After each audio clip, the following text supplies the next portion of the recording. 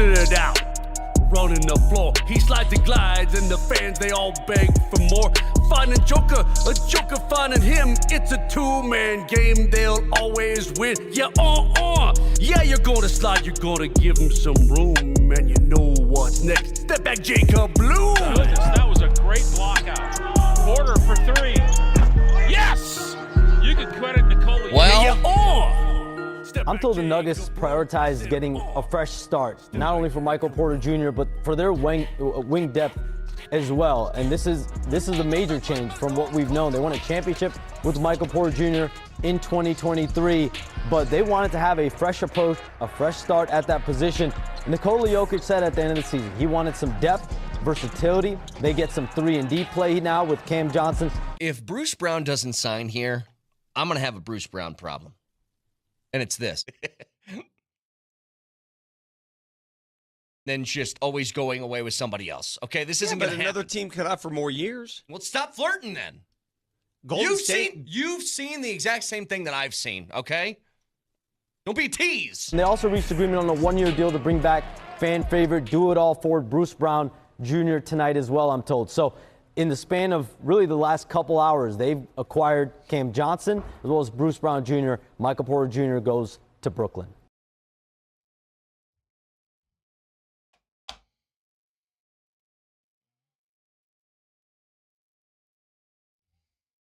Hey, Nelly, we bagged him. We got him. All that flirting, and guess what? We're back together. Had to be. Bagged on. You know what? We'll always have Step Back Jacob Bloom. We'll always have that song. It, to me, feels, I don't know if bittersweet's the right word or, one thing I don't want today to turn into like bagging on Michael Porter Jr. when Michael Porter Jr. was an incredibly important piece to the Nuggets' overall success for years, including a championship. But sometimes it just feels like you run the course, and that's what it was. Like, I give him so much credit. I don't know how many people on this roster would have played through the same sort of injury that he had last year, willing to make himself look bad for the sake of the team because they didn't have anybody else they trusted to play. One thing about Porter never made excuses for himself. Never. And I respected that most about him. Because in a league where it feels like it's really easy to finger point and blame people for your shortcomings, that guy never did. In fact, on more than a few occasions, Michael Porter Jr. took the blame when things didn't go well. He takes the blame when the Nuggets lose in the postseason and say, it's on me. I got to be better. He never once talked about his injury in the postseason this last year. He always said, I got to shoot better than the way I'm shooting. When I think we all kind of understand that he was going through something incredibly painful. He couldn't get the jersey off by himself. Like, I will always remember Michael Porter Jr. as a total team player with still, I believe, an incredibly high offensive ceiling and a guy who was just a warrior. He was somebody that would play through a ton of pain and difficulty. A lot of guys in the league wouldn't. And so I am not happy that Michael Porter Jr. is out the door, but I do feel like it was time. And so I hope that he goes to Brooklyn and he has, a stellar rest of his career. But for what you got in return, which was not only Cam Johnson, who's a very good sort of 3-and-D type of wing player. He's 6'8". He is still a very tall, lanky guy. He can get hands in shooters' faces and in passing lanes. He's a good shooter too, by the way. Shoots 39% in his career from three. It's a good player you got in return. On top of what I feel like is even more important, you got out of cap hell. And I still don't fully know how this works for, like, I thought salaries would have to match and blah, blah, blah. But I guess if you find a team with enough cap space to take on a contract like that, you don't have to. And so not only do you get Cam Johnson in return for Michael Porter Jr., you get Cam Johnson and the ability to be an actual basketball team in the offseason. Like, you can find, as of now, a $14 million player as opposed to a $5 million player in free agency. And Bruce Brown is back. That's why I very much enjoyed what Nelly played to start this. I said it yesterday before free agency started. If Bruce Brown didn't come back this year, then I would be done with Bruce Brown.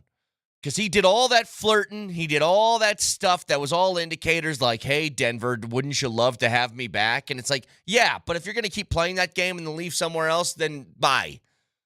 And you know what he did? I didn't know what the contract of Bruce Brown was going to be this offseason. It certainly wasn't going to be the number that he took when he first left the Nuggets because for whatever reason, 3 different teams have all said no to Bruce Brown over 2 years. He took a vet minimum to come here. That's how I know that wasn't all bluster in a way of them trying to set a bait trap for you to give him X amount of dollars to come here. Once they made, because this is what happened in succession. Once they made the deal for MPJ in the first round pick for Cam Johnson, that opened up cap space. And shortly afterwards, they signed Bruce Brown. They go, maybe they needed to use some of that cash first to sign Bruce Brown. And instead, Bruce was like, no, I'll play for a couple coupons. I liked it here. Well, also, the Indiana Pacers paid him more money than God, right? They gave him pretty much the entire profit of St. Elmo's Steakhouse to come there. So I guess he figures, I got my check. I want to go make another run at this thing. Maybe get another chip. And you're right. Do you know how rare it is to find guys that actually do this? That's true, yes. Actually, I mean, there's no doubt he left money on the table. Now, I don't know how much it would have been. I don't think it's a ton. But he could have made more than the minimum. Bottom line, he could have. And he chose to come back to the Nuggets instead. It's one of the rarities that the Nuggets find in a player that's willing to take a pay cut to come here. And I'll just put it this way. There was a lot of people that had a lot of reservations about this brand new front office, this combo sort of job between John Wallace and Ben Tenzer, or as Nelly would call them, Ben Wallace. Who told you that? More the same, bro. Hiring from within. They don't even have a real guy that's managing the team. It's Josh Kroenke on a power trip. Well, in the short amount of time that these two have been together, I think they've made a lot of Nuggets fans really happy. They did not, in fact, sit on their hands and say, well, what can we do? We're hamstrung by the CBA. They made a move. They made a couple large ones, and they aren't done. Now, I'm going to have a word of caution in about 5 minutes, so you can stay tuned for that. But there was a lot of people that I heard that are either going to be saying some I was wrongs, or should be saying I was wrong today. Because all I mentioned when it came to these hires, I said the actual titles of these two dudes is a little unorthodox and weird. But the idea of having a combo leadership group making decisions like this is not. The Avs have it. They just have somebody with the tag GM next to his name, and that's Chris McFarland, but Joe Sakic is very much involved in those. Don't tell me that Sean Payton and George Payton don't discuss basically every move that they make on that football team. It is a combo thing. But more than anything else, I just asked a simple question when these two were hired, which is, have they earned the right? I'm talking about the organization. Have they earned the right to have your trust first before your criticism? And my answer is yes. I think the Avs have done the same thing. I think the Broncos now are in that same place. The Rockies are not. But when you've been this good for this long, when you have a championship in an amount of years that you can count on one finger or one hand, when you have those in the last few years, I think those teams and those leadership groups have earned the benefit of the doubt. When they make a move, just say, hey, maybe let's wait and see. And then if things don't happen the way you want, then you can criticize. But instead, people went to criticizing, and now the people within the span of a week of starting the criticisms now have to go to, oh, God. Like, I am truly, Nelly, in disbelief. And it's not just that they found a trade partner for MPJ. I always thought MPJ could find a trade partner. He's somebody who's been pretty healthy for 3 straight years. He's someone that can shoot. And he's 6'10". Somebody would want that, even with the, quote, max contract that he has. It's not like it's $55 million. It's somewhere in the 30s. It's doable. And they did that. What I am blown away about is that they got out of the cap problem. There is no more proverbial handcuffs on this team as far as what they want to do. They have space now. More than most contending teams, actually. That's what's crazy to me. And that's where I think they deserve the credit. So when you ask why did it take Porter and a first-round pick, that's exactly why. It's you're paying the first-round pick for the flexibility. And at this point, the Nuggets are going into made-up years to find trade picks that they can give away. Yeah. They're like, oh, yeah, you want a 2057 first-round pick? That's all we got left. What is it? Is it a 2032? It doesn't even sound real. Yep. But I just, that's amazing. I know it's, like you said to start the show, no fault to MPJ. He was part of the Core 4 score contest. His jersey is hanging on the wall of our studio still. We haven't given it to Eli yet. As a core member of the starting 5 that brought Denver its only Nuggets championship. And so, I mean, regardless of how you think his time in Denver ended, you gotta admit that he was a big part of bringing Larry to Denver, and I wish him all the best in Brooklyn. There's one thing that should be said about Michael Porter Jr. this morning, and it's thank you and good luck. That's the only thing that anybody who is a Nuggets fan should say to Michael Porter Jr. Thank you and good luck. I mean, I want you to think about something. I know we're up against it here, Nelly, but this is going to take a minute, so just give me a second. Michael Porter Jr. was surrounded by bad decisions and turmoil within his own family for 2 straight years. He has his own problems that he deals with back issues, in drop foot, and now in the shoulder in the postseason, all of that. And there was no more of a professional on this basketball team than Michael Porter Jr. Showed up every day and did his job. Was there a consistency issue with productivity? Yes. But the dude was there every day. And again, if anybody is saying good riddance today, you don't understand this basketball team. You don't get it. For a team that had limited options for a couple of years now, limited options of who they would trust to put on the floor, one guy was there for 82 games. One guy would be dealing with issues and not talk about them because he knows nobody is willing to hear the excuses.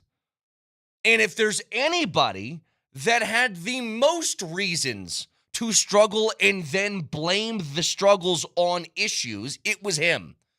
And I'm telling you, if your brother goes to prison for a long time, your other brother gets banned from basketball and wrapped up in a police indictment for gambling, you have something called drop foot that is a lifelong problem, and you've had 3 back surgeries by the time you're 24, and then injure your shoulder to the point you can't lift it above your head and continue to play in a postseason game. Do you think, and I want you to ask yourself this honestly, one time you would bring it up in a press conference setting or when a reporter's asking you a question, hey, your shot's kind of struggling. What's going on?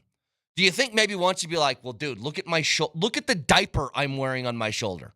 That might give you a clue. And not once did he say it. You know what he said? I got to be better. And I respect the hell out of MPJ for that, and I always will. The only thing that should be said about Michael Porter Jr. is thank you and good luck. Now, moving forward, obviously going to talk more about the new acquisitions and the reacquisition of Bruce Brown. I do have one point of caution that I would like to give to Nuggets fans that we'll get to in just a second. Stick around.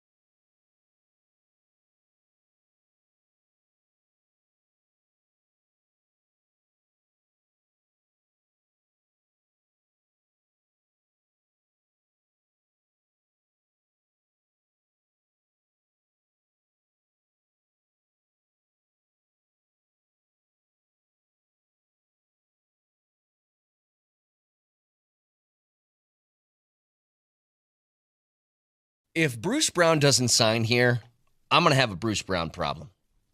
And it's this. You can't be the girl that's flirting with me all the time and then just always going away with somebody else. Okay, this isn't going to happen. Another team cut out for more years. Well, stop flirting then. You've seen the exact same thing that I've seen, okay? Don't be a tease.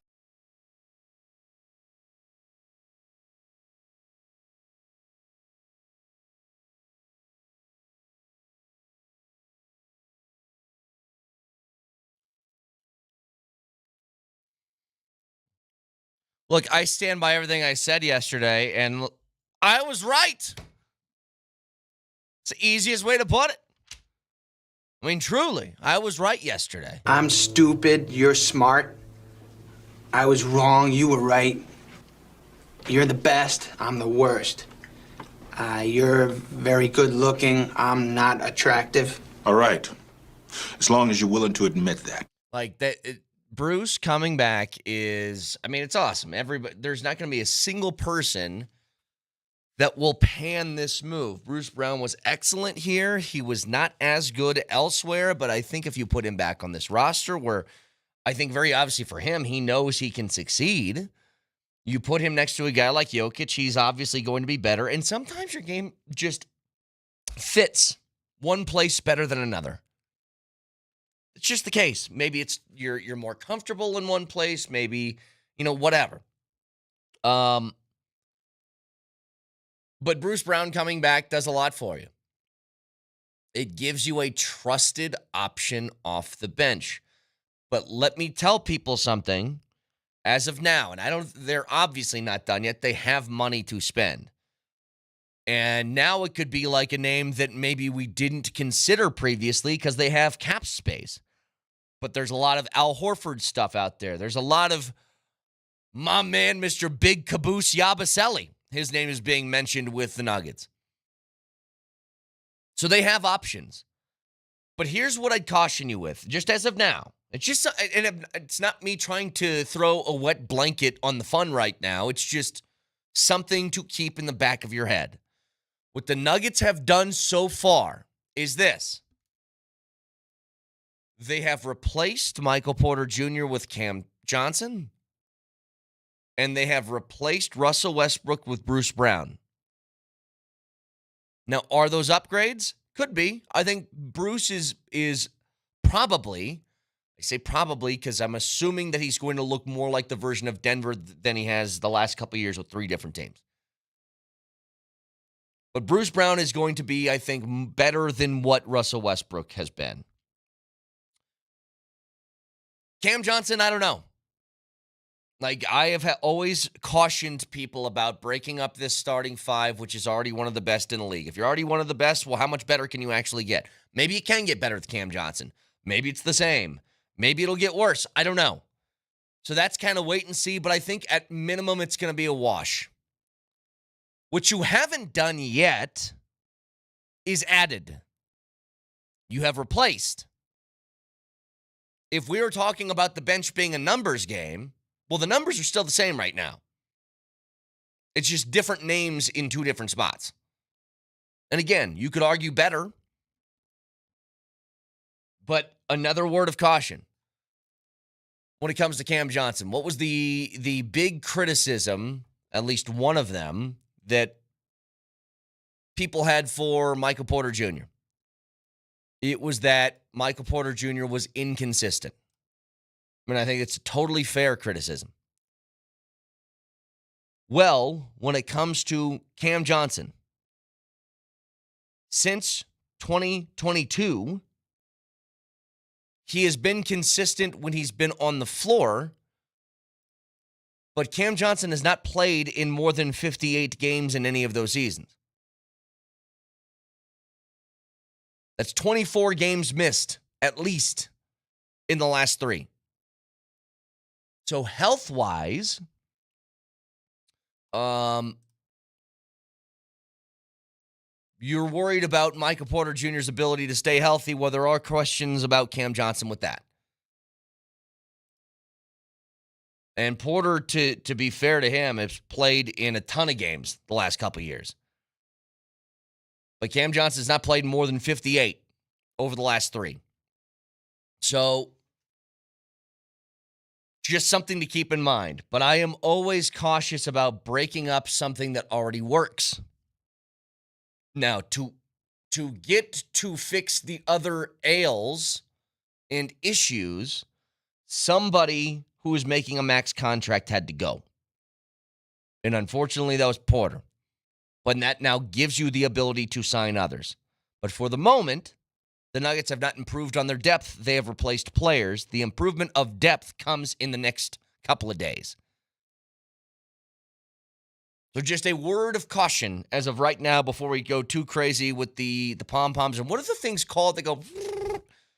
that they like roll out when you blow into them? They make that noise. What are those called? Oh, yeah, the things that they roll out and you almost look like an anteater and they go... Yeah. Yes, those things. What are they? Noise makers? I honestly have no idea. This is Texture, look it up for me. This is going to be one of those things where we have to pull a Vic and go, Google party thing that unrolls from your mouth, blow, sound. Yeah. I don't even know how to describe that, but let me get on this. Texture says, Brett, are you going to talk about the good? I have, and I will. Again, the good is I think you're better. I think you got better in a very key spot, which is a main role player coming off the bench. I think Bruce Brown fits that to a T, what the Nuggets want, and he's better than what Russell Westbrook brings to the table. I think Cam Johnson's a hell of a player. Like, truly good defender who is a great volume shooter from the outside. You just want to stack him up side by side. Like, I think a lot of people would look at Porter and say that he's a really good shooter, and then you look at the numbers, and Porter is. Like, every number backs it up.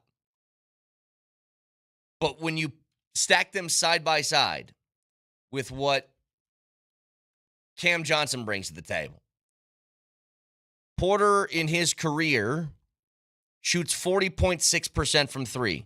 Cam Johnson shoots 39%.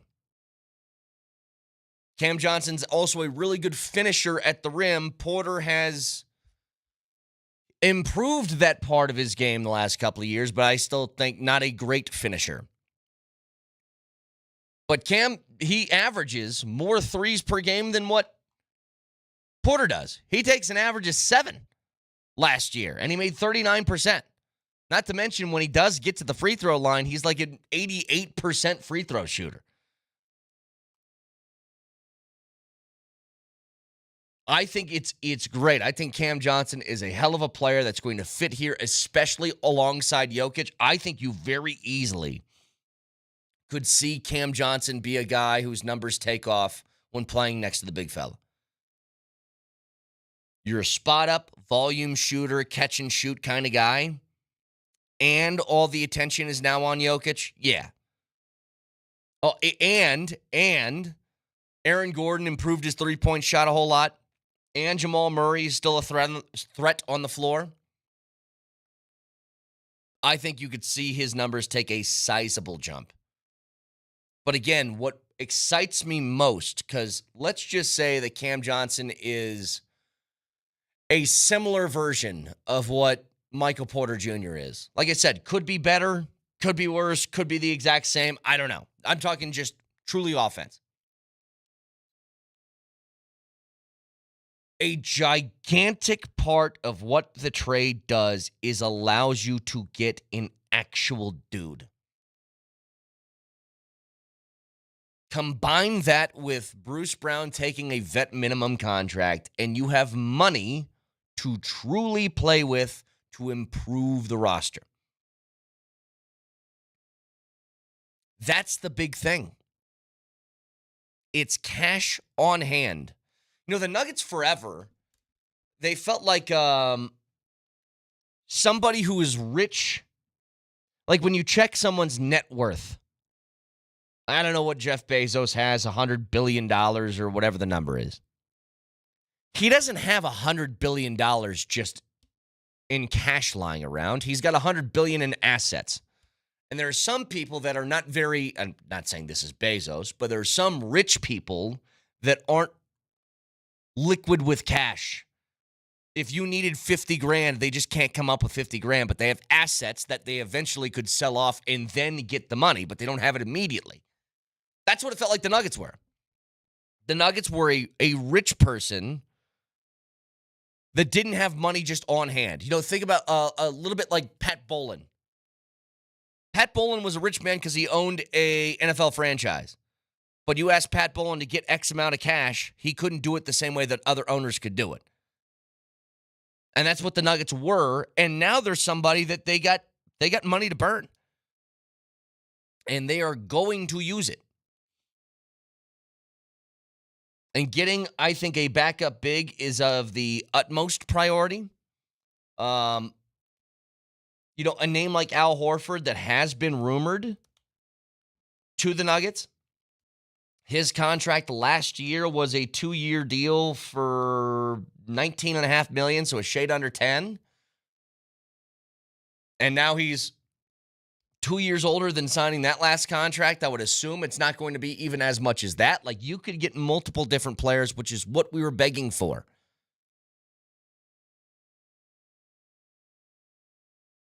That's it.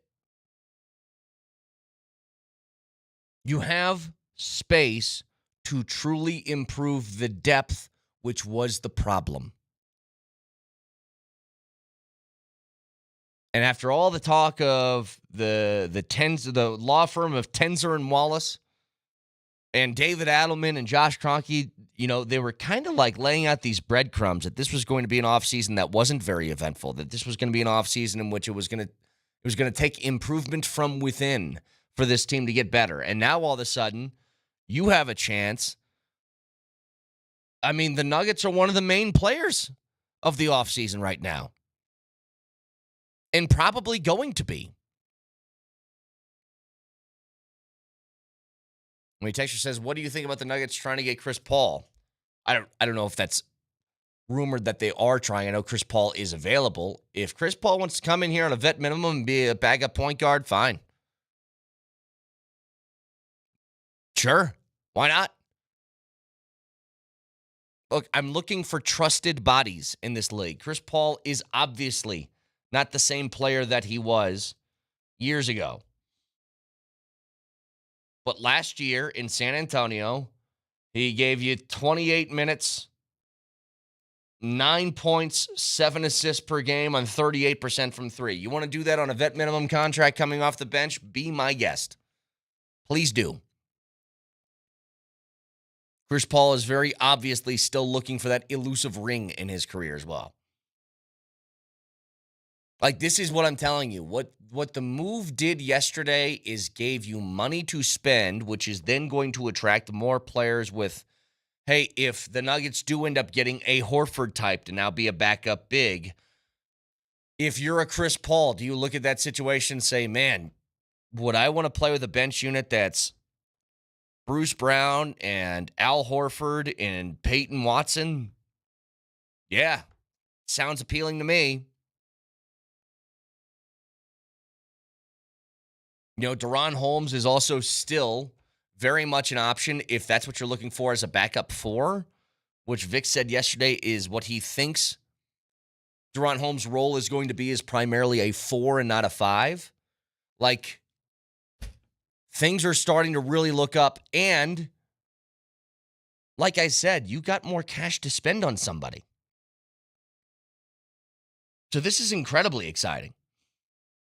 I have reservations about breaking up this starting five because the starting five won a championship 2 years ago, and they were still really good.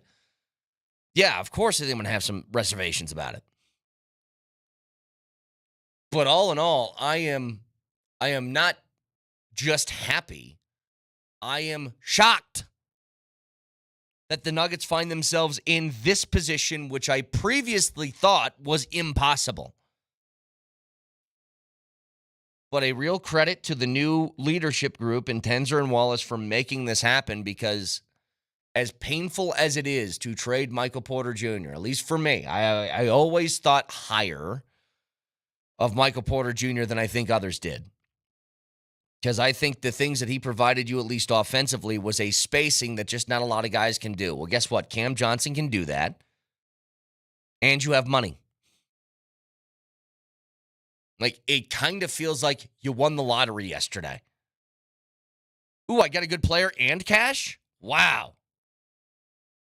And by the way, the question that you really wanted the answer to, those party things you were talking about, where you blow them and they unroll what and are make a those noise. called? To the best of my research, I found them called party blowers. Got to be careful which websites you look for them on. But, yeah, no kidding. But if you go to Amazon and you look for party blowers, you will find a wide selection of those. Okay. I had no idea.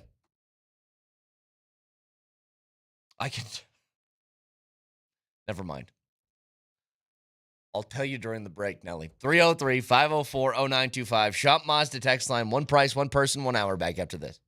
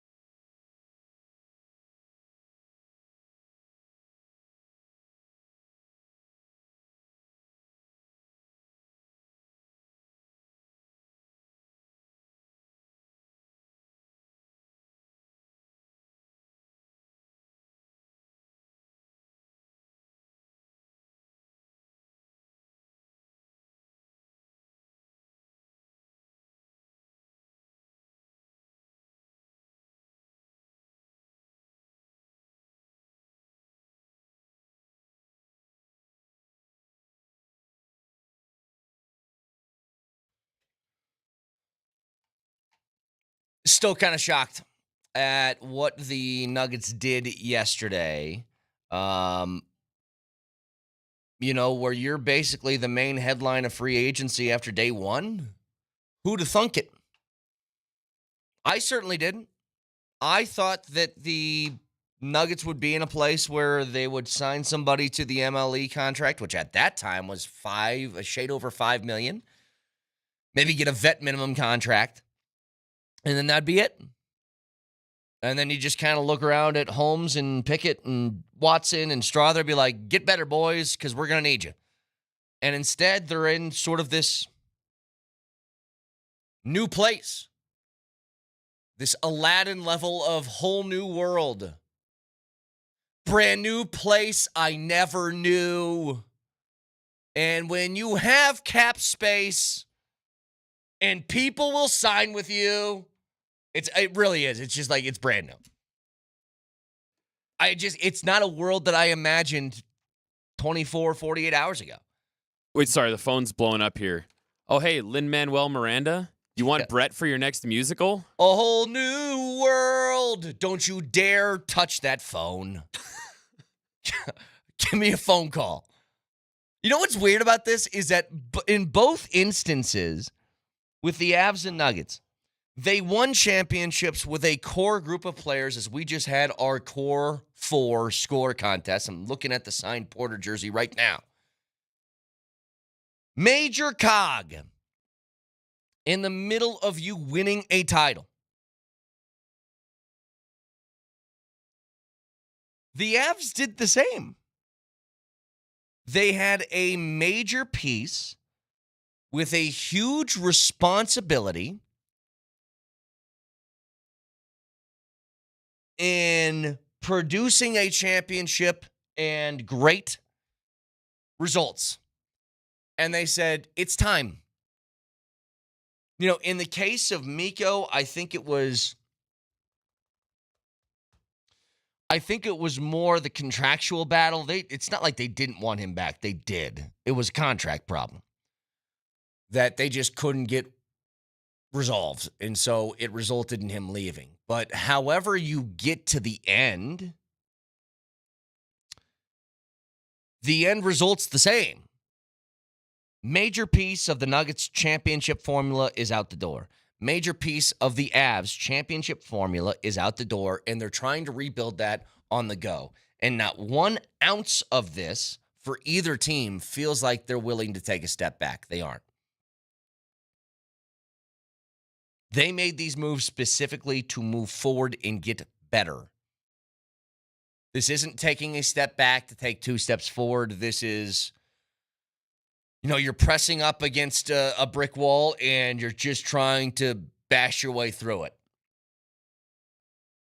And I really think that, a texter says this is the perfect way to put it. Brooklyn threw us a lifeline. Like, it's kind of what it felt like. Now, they didn't get it for free. They got it for a very talented player and a first-round pick. By the way, an unprotected first-round pick. Do I care that a 2032 is unprotected? No. But just so we're aware, 2032 could very easily be a year in which Jokic is no longer playing basketball, and maybe the Nuggets aren't that good, and that pick could be a good one. Just for the record. Texture says, MPJ was kind of a disappointment, even though I liked him. He was never what we hoped for, and he wasn't on the floor in clutch moments. I disagree.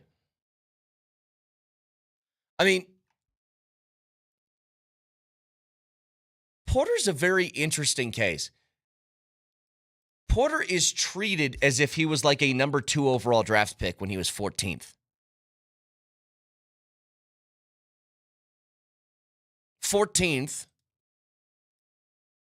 is, let me just go through. I'll just do a random NBA draft. Nelly, give me a year in the last 10 years. 2017. 2017 NBA draft. I'm going to tell you who the 14th pick was. Maybe I'll look stupid. Who knows? 14th pick in 2014 was Bam Adebayo. Has Bam been more successful than Michael Porter Jr. in his career? He's a good player. He's been an all-star. He's been an all-defensive guy. But I think that MPJ and Bam are like the same level of guy. I don't think anybody would say that Bam Adebayo is incredible. I think he's very good. But here's the thing. I'll tell you what Porter did that Cam Johnson, I think, is also going to do. He fit. And he was cool with his role. And for a guy who grew up, even though he was the 14th overall pick, I said that to say it felt higher than that because of the hype that he had leaving high school. That he was, the all-world can't-miss prospect who then had the back issues and barely played at Missouri. So it felt higher than maybe what his actual draft value was. You add a max contract on top of that, and everybody gives the Nuggets, I think, some grief for signing him to a max when the reality is they signed him to a max because somebody else was gonna.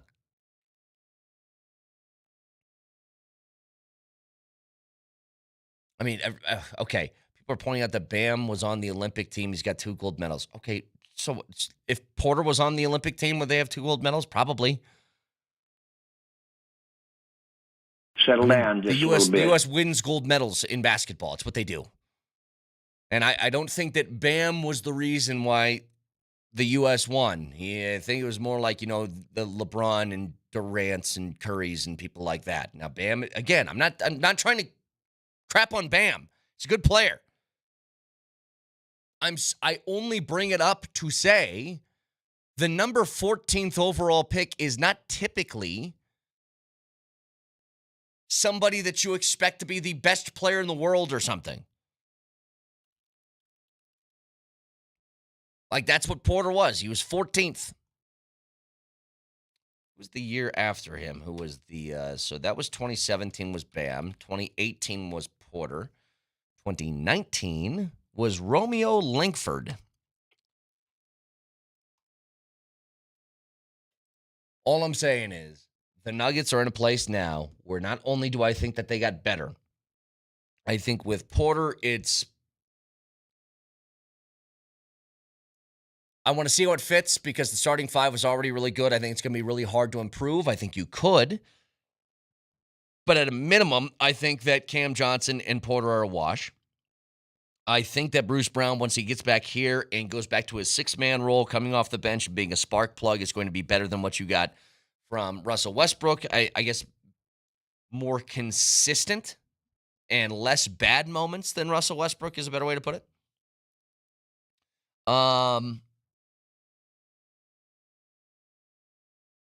And now you have money to go out and find others. And I've seen the rumors with Al Horford. I've seen him with Yabusele. I've seen him with a couple of different backup bigs. If they do that, then this is a home run. An absolute home run. If you find yourself in a place where you can get an Al Horford on this team along with the other moves you've already made, look the hell out. Then if that's the case, then this front office group will do something that I previously thought not possible, which is get actual value out of this offseason. Find guys whose styles fit the way that this team plays and do it in a cap-saving way, which is even more crazy. So, 303-504-0925. Reminder to you guys, we are giving away a Traeger grill on Wednesday. And how you win that, you jump on the Altitude Sports Radio app, you hit up Voice of the People, and you play the role of Big Voice Guy. That's what you do. You will do the rejoiners coming back from break for us. There is a script. You can text script to the text line, and you will have one. But you know what? Be creative. It's a Traeger grill we're giving away. I want some effort put into this. So all of those that you send go directly to Nelly. So keep those going all week this week because we are giving one of those away on Wednesday. Can always watch the show live on Twitch. Twitch.tv, search Altitude SR on the search bar, the Altitude TV simulcast, and that is the Safeway Twitch feed. Order online and Safeway does the rest. Get easy delivery or free pickup with the same great deals. Get started at Safeway.com or in the Safeway app. Safeway, fresh foods, local flavors. Oh, yeah. It's a good tune. Can't deny it. Good tune. Can also watch on YouTube. Subscribe to the Altitude Sports Radio channel on YouTube today and don't miss anything from Denver's #1 sports station, Altitude Sports Radio 92.5. The Nuggets are living in a whole new world. Yeah, go ahead, Aladdin. Take us out.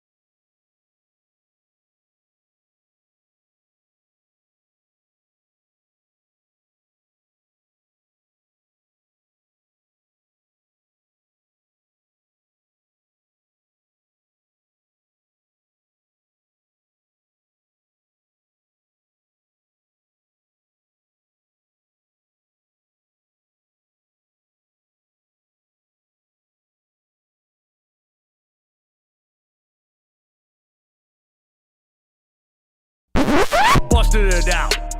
Rolling the floor, he slides and glides, and the fans they all beg for more. Finding Joker, a Joker finding him. It's a two-man game, they'll always win. Yeah, yeah, you're gonna slide, you're gonna give him some room, and you know what's next. Step back, Jacob Bloom. Goodness, that was a great block out. Porter for three. Yes! You can credit Nikola Jokic. Yeah. I'm told the Nuggets prioritize getting a fresh start, not only for Michael Porter Jr., but for their wing depth as well. And this is a major change from what we've known. They won a championship with Michael Porter Jr. in 2023, but they wanted to have a fresh approach, a fresh start at that position. Nikola Jokic said at the end of the season he wanted some depth, versatility. They get some 3-and-D play now with Cam Johnson. If Bruce Brown doesn't sign here, I'm going to have a Bruce Brown problem. And it's this. You can't be the girl that's flirting with me all the time and then just always going away with somebody else. Okay, this isn't going to happen. Another team cut out for more years. Well, stop flirting then. You've seen the exact same thing that I've seen, okay? Don't be a tease. And they also reached agreement on a 1-year deal to bring back fan favorite, do-it-all forward Bruce Brown Jr. tonight as well, I'm told. So in the span of really the last couple hours, they've acquired Cam Johnson as well as Bruce Brown Jr. Michael Porter Jr. goes to Brooklyn. I'm right back where I started again. It's just a waste of time. Turn it up, Nelly. Turn it up. Brucey, come back. You can play free and see. Hey. I said all that yesterday, and I got to tell you, I got the Riz. You know what I mean? I rizzed him up or whatever kids say. We got Bruce back. Boys? I am absolutely blown away at the events that unfolded yesterday. I am partly sad. I loved Porter. I loved him more than most other Nuggets fans did. But I think that the things that they did were not only necessary, above and beyond, I think, what was possible for them in the free agency period. Boys, I got the news yesterday. You know what I did yesterday, and I won't go into detail with everybody else. But I was coming to, and somebody in the room informed me of what happened. So I went straight to my phone. Did you think it was a joke like JJ I played on us? I thought I was still under. Remember when JJ played, your boy JJ played the joke on us last week? Yes, I do. It was that. Cam Johnson in the Nets. Yeah. You remember that, right? I do. So I'm coming to, dude. I'm still groggy. I read about it. I'm like, wait, what? And then everything started coming together. And I could tell you right now, the first instinct I had when I read that, the first thing that came to mind is, man, I'm going to miss Michael. He's a good. I liked him. Second thing that came to mind is, I didn't even know about Bruce Brown yet. Did not know about it. This team is better. This team is better. And I'll go into detail about why they're better. There's many reasons why they're better. If you're sitting out there today, and I know they still have pieces to fill. They still have roster spots to fill. And if you're wondering what this does to the Denver Nuggets, I'm telling you, before anything else is done, and more is to be happening, by the way, they are a better team today. And we'll go into full detail why. So just quickly, Moj, do you want to know my reaction? Yes. I said, holy. About which one? The trade initially? The trade initially. Okay. This is before I knew about Brucey B. Yeah. Holy Farkas soup bowls. Yeah. A Farkas. You're now becoming a thing on this show. I hope you like it. Enjoy your jerseys. Holy Farkas soup bowls. I couldn't believe it. I'm like, wait, listen, I'm going to miss Mike. For a lot of reasons. Number one, should we play the entire Step Back Jacob Bloom today we'll do at some point? Yeah, we'll do it at some point. Sure, okay, we have to sing along with it. Maybe we should have listeners sing along with it on our Voice of the People app. Is there anybody out there, in fact, I'm curious, because it's been over 4 years, right? Mm-hmm. Is there anybody out there who has not fully heard Step Back Jacob Bloom, our track? I'm sure there's a couple. To Michael Porter Jr. Maybe you're new to the program. In fact, text 8:30 this morning. We'll play it back. But text in. I'm curious. Ready? 303-504-0949. 0925. Have you not heard it? Because every time it gets leaked, and Vic put the video out yesterday, which has not been seen in 3.5 years, everybody rizzes you on your rhymes, Don't know dude. what to tell you. You're good. I mean, some guys got it. Some You're guys good. just got it. You know what's sad is I don't even remember my words. Okay, but I do. Let me get to. Just real quick. Okay. You were good. We were not good. You were good, and everybody's like, "Oh my God, I did not know Kane." Okay, great. Had You the were flow. legit. So, for those who have not heard it, stand by 8:30. 8:30. We'll play. 8:30 we'll play but it back. This is a really big deal because you get Cam Johnson, and I'm going to miss MPJ and everything about him: his shooting, his scoring, his rebounding. He's a much better rebounder than we give him credit for. So you're going to lack in that department a little bit. I'll talk about Michael in a second. I think, but Moj, here's the key to me. Here's what the Nuggets were. There are rich people that are not. They're not liquid. They have assets that make them rich. But if you say, "Can I have $50,000?" they don't have $50,000. Right. I heard you on the way in. You're correct about that. The Nuggets were that. They Right. were a rich person that just couldn't do anything with their money because it was tied up in assets. And somehow yesterday, they remained rich. They remained the same amount of money.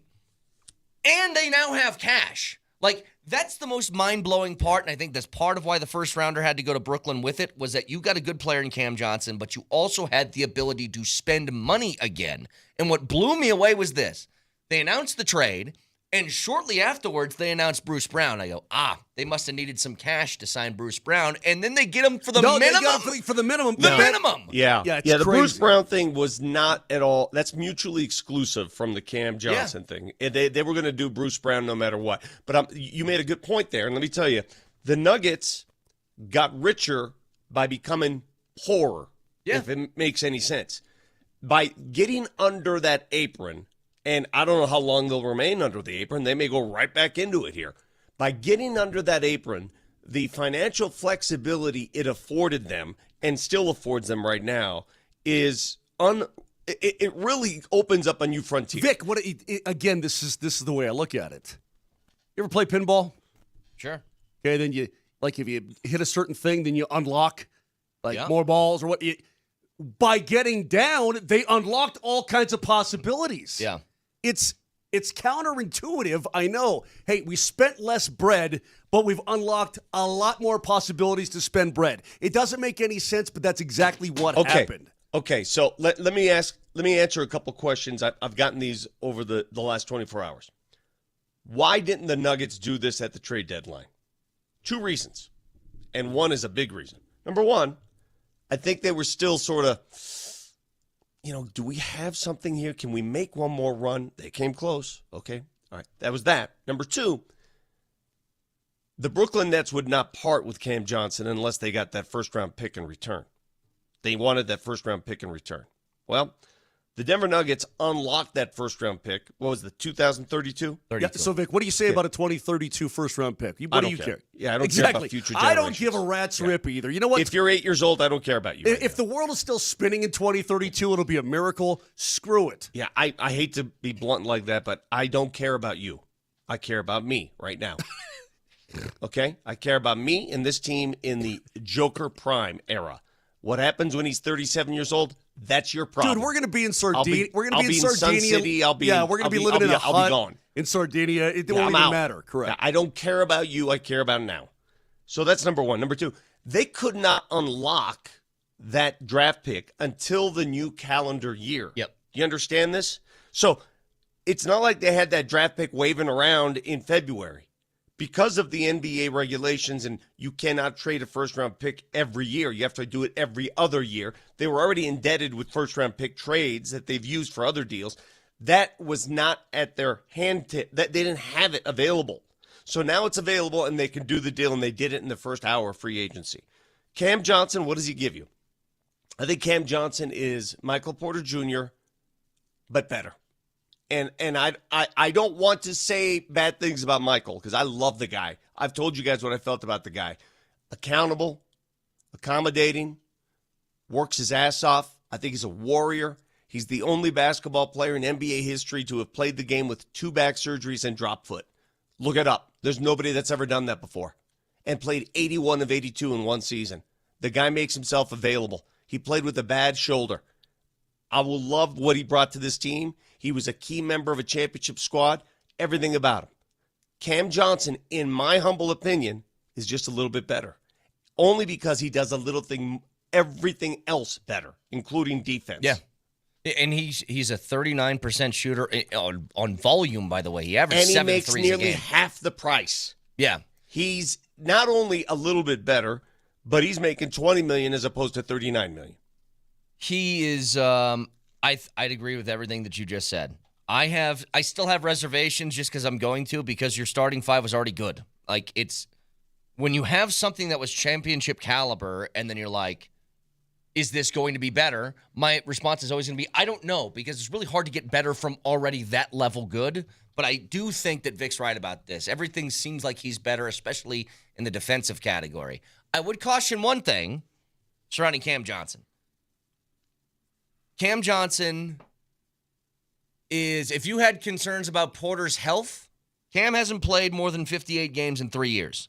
He has missed at least 24 games in each of the last 3 seasons. So there is some injury stuff that happens with him, just as a word of caution for people out there. But as far as game consistency, Vic, I think he's a gamer that brings the same sort of thing every night. That's the irony of this deal. The fear for the Nuggets going into any trade scenario with Michael Porter Jr. would be that they're unable to unload him given his trade history, his injury history, his health issues, his lower back, all that stuff.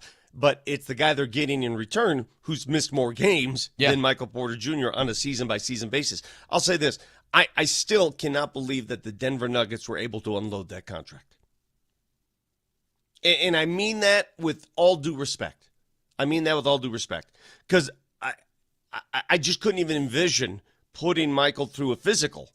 I don't know how many physicals he'll pass. Yeah. Well, you were doing your little video yesterday, which I thought was kind of funny, waiting for your daughter to get a dress. You said backs and shoulders and drop foots, and I'm like, oh, God. This guy's had a lot, talking about MPJ, that I guess I tend to forget about, or I try to forget about, because I'm begging him to stay healthy. But, since really the back surgeries, guys, he's fought through a lot and played through a lot of pain. And not just health. What people, I'm not forgetting it, and I'm sure you don't was his forget brother's situation? Yeah. The situation with this family, I think, has weighed so heavily on him. And the ability, guys, I don't know if we remember this accurately. The Denver Nuggets won an NBA championship in obviously the most challenging year mentally of Michael Porter Jr.'s young life. Doubt.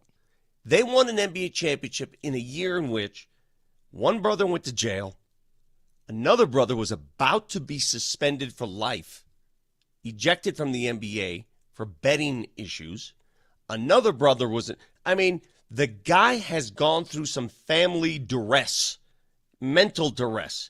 He overcame all that, still played basketball like a pro. And again, you will not get me to say anything bad about Michael Porter Jr. today. I love everything about the guy. I've had deep conversations with him about philosophy, about his back. He gave me a book about back issues, for crying out loud. He read this book and said it changed his life. Now, it didn't change mine, but it changed his. I'll just say one thing quickly on the Porter stuff, because I want to focus more on the here, the now, and what this team is going to look like moving forward. But just quickly, I'm glad you mentioned that, Vic, because I did the same thing earlier, but I'm going to say this again. The thing that I respect the most about Michael Porter Jr., and think what you want of him as a player or his game or whatever, Porter was somebody that, first of all, was the ultimate team guy. He had no problem at the end of a game if somebody said, hey, we need to put this guy in for defense in crunch time. He'd be like, you know what? If you feel like that's best, then go ahead and do it. Ultimate teammate. For all the stuff that he had in his life, whether that means the back, the drop foot, the shoulder last year in the postseason, the situation with both of his brothers, family stuff. You know what I never heard Michael Porter Jr. say? Yeah, this stuff's bothering me. You know what he said? Even when he's wearing a diaper on his shoulder, couldn't get his own jersey off. What he said in the postseason this last year and multiple times in the years before that, I got to be better. Never used anything as an excuse once, when very obviously he could, right? Hey, Mike, why aren't you shooting as well? I don't know. Have you seen this thing on my shoulder? Yeah. I don't know. My brother just went to prison for a while. I don't know. My other brother just got suspended. Kicked out of the Not league, yeah. once did he say anything other than, I got to do better. That's always what he said. Can I give you I'm going to do it. I'm going to give you a compare and contrast. Most athletes who are professional at that level, they're very, shall I say, full of themselves. You have to be. Confidence has to be essential. Otherwise, you're not in that league. If a player has a bad game, like Russell Westbrook went into an open mic and said, you get the good, you get the bad, you get the chaos. You're going to get me missing 3-pointers. He doesn't care. I mean, he cares, but he doesn't show that he cares. Yeah. He just washes right off. I've seen Michael Porter Jr. in a game, and I can't remember which game it was. He was like 1 for 12 shooting, and he's in the locker room just despondent. He's yelling at himself. He's apologizing to teammates. I remember Aaron Gordon going up to him and saying, dude, calm down. You're fine. You're still one of the best shooters in the world. Do you guys remember that game? Sure. It was during the playoffs. Yeah. I can't remember specifically which game it was, but he was really hard on himself, and he took accountability. I can't tell you how rare that is in the NBA. I don't know what it's like in the NHL locker room, but in the NBA, these dudes, they don't talk about their vulnerabilities. They don't do it. It's very rare. Michael was one of the few who did. Yeah. He wasn't afraid to go there. And I maybe it's wrong to say I appreciated it, but it really gave you another side. Like, yeah, they're human beings and they're emotional, and he showed his emotions. Yeah, and I thought it was refreshing. Now, the Nuggets just made other news, by the way. If you missed it, they just announced the hiring of 2 new assistant coaches.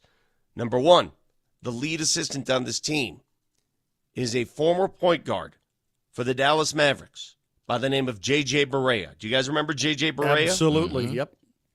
God, you know why I like J.J. Barea? Small men unite. I was gonna say, if there was a guy that you could have modeled your game after, it might have been J.J. It's Barea. J.J. Barea, for crying out loud. So he is going to be the chief assistant on this team. That's number 1. Another assistant that was just hired is Rodney Billups, younger brother of Chauncey. He was a scout for the Brooklyn Nets. He was headquartered here in Denver. He obviously traveled a lot, saw him at a lot of games. He was at the arena.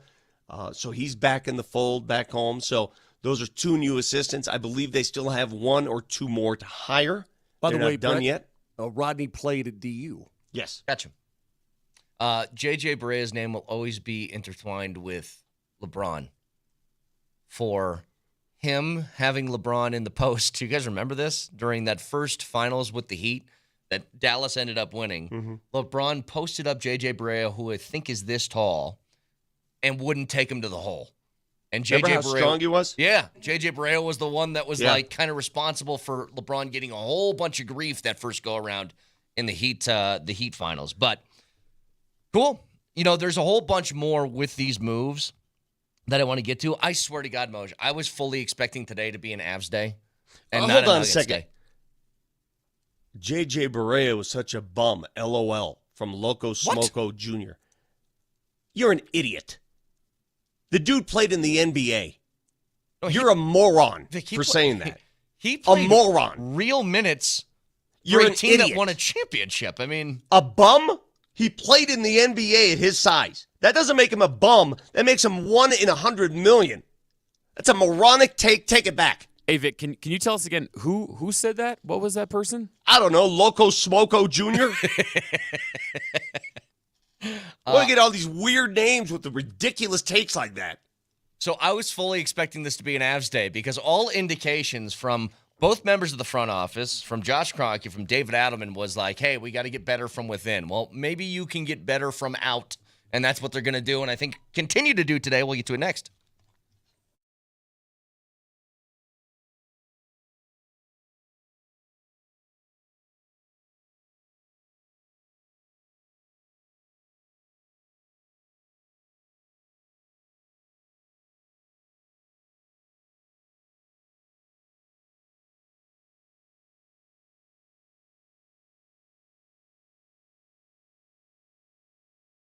Guys, I go to Rocky Mountain Men's Clinic, get my low testosterone taken care of, but they do it all, including taking care of you if you have erectile dysfunction. You got to think about what summer should be. Relaxed, romantic, probably unforgettable, right? But don't let ED quietly steal your confidence and connection. Don't keep it down and make the worst of it. Get help. Get fixed. Do yourself a favor and call the Rocky Mountain Men's Clinic today at 720-440-7900 because their treatments work when the pills or the herbals fail. Success rates well over 90%. You want that. Maybe you need that. Give them a call and find out. Schedule a consult. The initial visit's only $99, includes the medical consult with a Colorado licensed medical provider, T and PSA test. And if medically advised, going through your situation, a test dose there in the office. If it doesn't work, then your appointment's going to be totally free, but it's going to work, and you're probably going to be an awful lot happier than you are right now. Don't be embarrassed. Don't freak out. Don't do anything. Just get fixed. Take care of yourself. 5 locations in Colorado to serve you, from Fort Collins all the way down to Colorado Springs. So again, the number 720-440-7900 or go to RockyMountainMen'sClinic.com.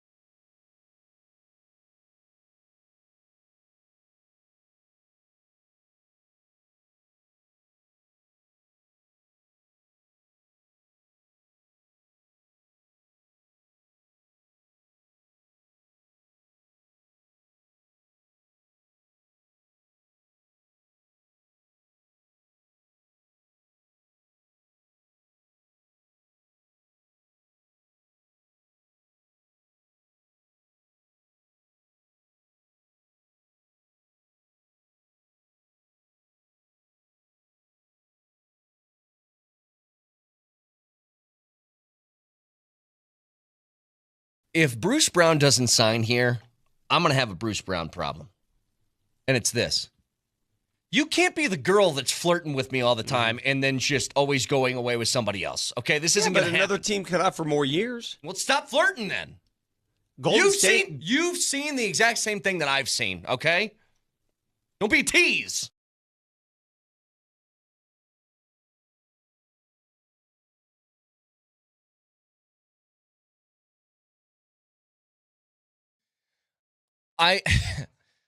I'm still shocked at that detail. Not that Bruce is back. I mean, the whole point to what we talked about yesterday in that clip was that he's very obviously flirting and wanting to come back. For months he's been doing that. I don't know what his worth is It's certainly not the contract that he got when he left the Nuggets the first time. 3 different teams have had him on the roster, and 3 different ones have said goodbye. I don't know what his cash would be, but he's worth more than a minimum. Yeah, but he I have a signed theory. here with a minimum. I have a theory on that. I think he signed a 1-year deal. As much as I hate to say it, because he was sort of injury prone the last 2 years and never got a chance to do anything, it's another prove it year. And I think he'll prove it and make more money next year. And I think it behooves him to do a 1-year deal. That's exactly right, Brett. It's to come back where he loved it. He was only here for a short time. Has anybody fallen in love with his city more than Bruce Brown did, or quicker? No, he truly loves it. Yeah. Comes back on a 1-year deal to get repaid. Okay. Came here on a short deal. Got $45 million in a 2-year. Then got paid. Got 45. Come here on a min. Yep. Then get repaid. See, there's original paid. Then there's repaid. Wait, so he's doing I'm the fired head coach of a Power 5 college football team. I take that advisory role job with Nick Saban for a year, and then that leads me to another. Then I get repaid at Ole Miss. And who knows what the conversations were with the Nuggets? Perhaps it's, hey, man, we're going to give you the minimum. We're going to load up. We're going to make another run this year. And then you're gonna make more money next year. You know, who knows what conversations are being had. This much I do know. Bruce Brown will join us as soon as the moratorium ends. So I texted with him yesterday. He is pumped. He's psyched. It's no surprise. His deal was going to happen.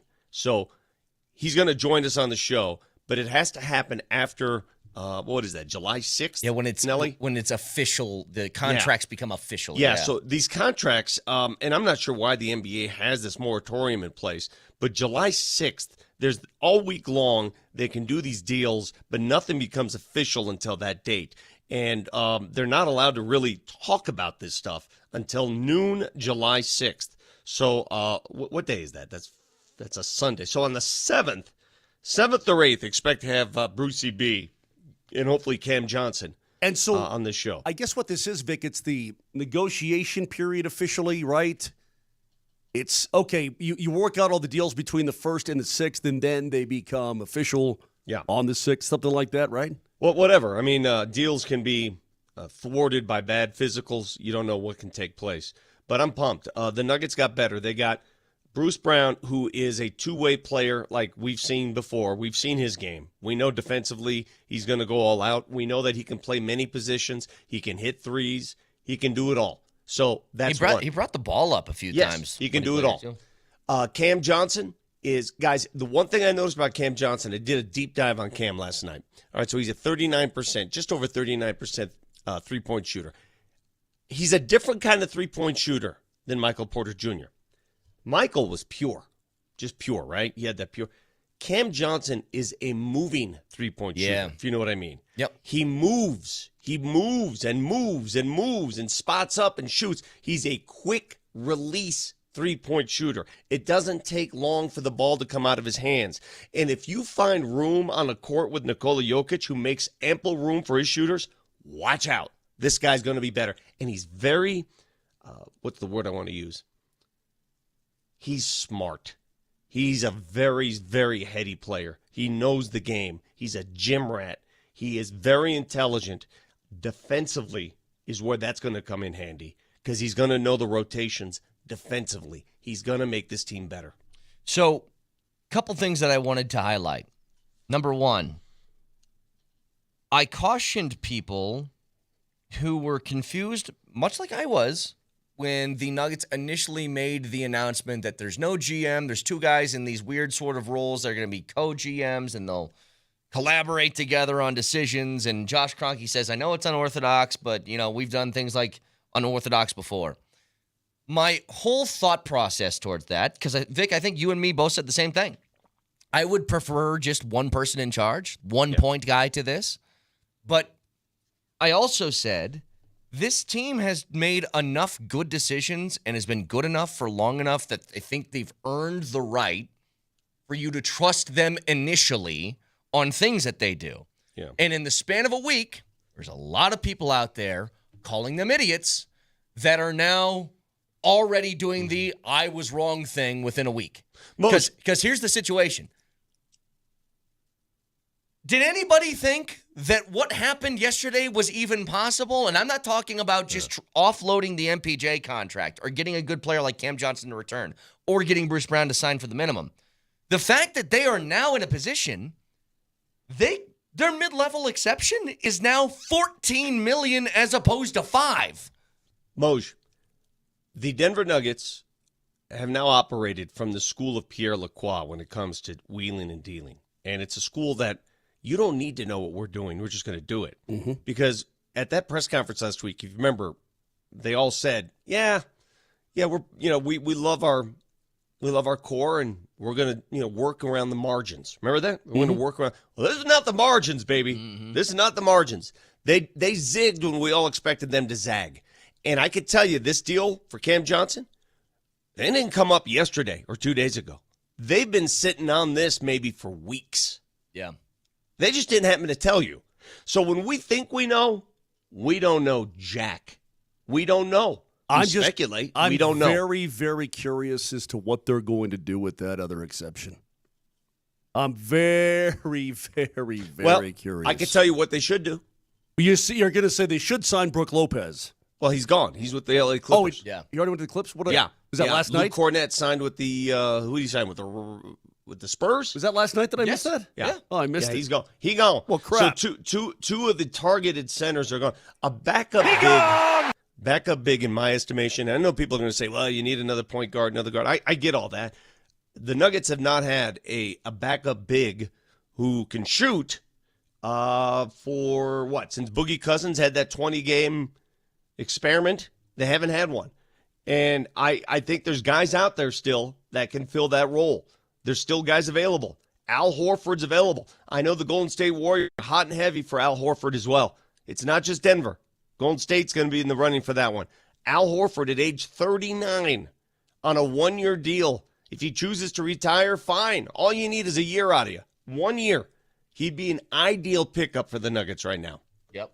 Well, who else besides Al Horford? Well, there are other guys. DeAndre Ayton's available. I'm not interested. That's me. Now, they might be. I'm just telling you, I'm not interested. I don't think it's a good fit. He's smaller, but he played the position last year. Yabusele is out there. I'm just telling you. I would be Yabusele's out very there. interested in Yabusele. He can shoot. I would be very interested in Yabusele. How long has he been in the NBA now? Well, he had one stint early in his career, then played overseas. Right, then and came back just to the Olympics, right. One season with the Philadelphia 76ers last year. One. You want to plant that big keister on this team, by all means, please do. You just like his butt. It's a big butt. It is a big butt. I also like, Moj, that he shoots 38% from three as a guy with a large butt. To be I was intrigued. You like with the fact Luka that he goes Garza to the drive-thru to get with coffee Boston. with a big butt. That's what you like. Yeah, I do. What's that, Vic? I'm sorry? Luka Garza intrigued me until he signed with Boston. I said Garza yesterday. You go, nah. You gave me that noise Yeah, you really yesterday. did. Well, because the primary guys I had are all off the board now. Now I'm going down this list. I'm looking at this list. Paul Reed's off. He signed with the Pistons. What about Clint Capella? He's still on the board, but I don't think he's the kind of center you need here. He's a lob center. They've had DeAndre. I mean, if you're going to just do lob center, bring back DeAndre Jordan. That's what he is. He can't shoot. Clint Capella's not a shooter. Okay, can I give you something and just get your reaction? Because I've thought about this, and first of all, I think it makes sense. Second of all, oh, by the way, he's signed with Houston. Clint Capella, he's gone. See, it's happening so fast. First of all, I think this would make sense, and second of all, the more I think about it, the more I like it. And I know these guys are old; they're veterans. But I just want people that I can trust to give me minutes off the bench, right? Horford is like my ideal backup big. He's somebody you can trust. You know exactly what you're getting with Horford. He's 39 now, I think, but still, you saw how he played last year. He can still do it. You get him for whatever that number's going to be. His previous contract was 2 years, $19.5 million. I have a hard time thinking he's going to make more than that as he's 2 years older since when he signed it. But hang on. If you can do that, and then, hear me out. Yeah. If somebody's really looking to win a ring and you want a backup guard that can just keep things stable, would you call Chris Paul and be like, are you interested on a minimum contract to try and win a championship? Yes, I would. I think the more I think about that, Yes, the more I like it. You know, there's more money that they can squeeze, by the way. They can deal. They can still wheel and deal here. The Dario Saric money still exists if they buy him out. It still exists. It's still available. Yeah. So it's amazing how the world opens up to you when you get under that apron. Why can't he just play? Because I don't think. Why can't he just friggin' play? Then you fix things. Well, you never know. He could. I mean, I'm not saying for sure that they're going to buy him out. He could play. But would the ideal situation be just play the guy you got and he plays well enough? My ideal situation my ideal moves for the Nuggets would be to sign a backup big. That's number one. And then a backup guard, whether it be a point guard or a two-way. I don't know, a backup guard. That would be my ideal maneuvering. Now, they have about $9.5 million until they hit that first apron again. All right? We told you what that means. They can go into the first apron, no problem. As long as you set your roster and you want to go into that apron away. I don't care. But to get there, but they've got all these maneuvers in front of them if they're under that apron. And if they're under that apron come trade deadline, remember, they can use a full MLE. They can do a lot more. They can buy out contracts. They can accept buyout contracts of more esteemed players. There's a lot more at the ready. So now you have to ask yourself, do they want to go into the apron as the season starts, or do they want to remain under the apron as the season starts? I don't know the answer to that. I don't know. I don't know if it's financially incentivized, roster incentivized to stay under that apron. They're $9.5 million away. It depends on what you can get, though. And like in the scenario I just laid out, here's what your second unit looks like. Let's say that they do a full line change, Moj. You're starting fives off the floor. Okay. In the scenario I just laid out, here's your backups. It would be Chris Paul, Bruce Brown, Peyton Watson, probably Deron Holmes as the backup four, assuming he's healthy. Okay. And Al Horford with still like your Strothers and guys that are behind them. And Pickett's and one problem I have with that. Okay. Shooting. I mean, Chris Paul can shoot. Horford can shoot. Shooting. Bruce Brown can shoot. Shooting. What do you mean? Shooting. Those guys, who doesn't shoot out of the three I mentioned? I'm just telling you one. That's the only, and they could prove me wrong and play a different brand of basketball, but I think you always have to have a shooter on the court, somebody who can light it up. And I don't know and in that Strother. group you just gave me. All right, you didn't have Strother in that group originally. Well, Strother is just another guy behind all of that. Okay? I mean, he could be potentially that guy. I'm just saying you can never have enough of those.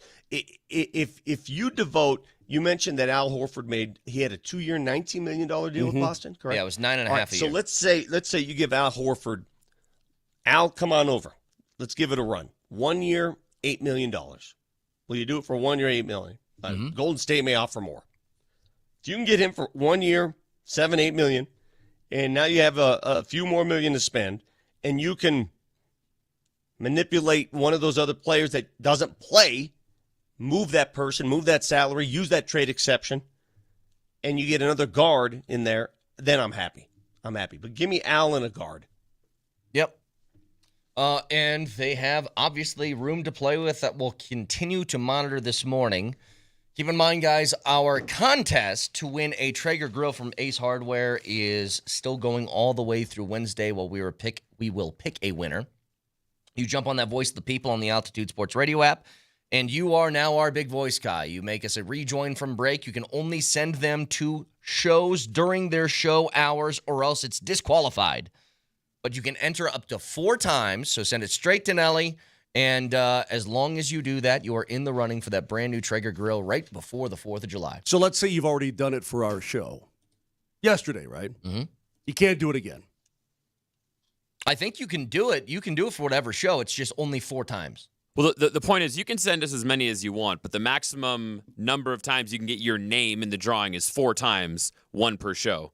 If you send us 30 different entries, that's fine, but you're only going to be in 4 times, not 30 times, if that makes sense. Yep. So get those into Nelly on the Altitude Sports Radio app. Hit that microphone at the bottom, the Voice of the People. Back after this.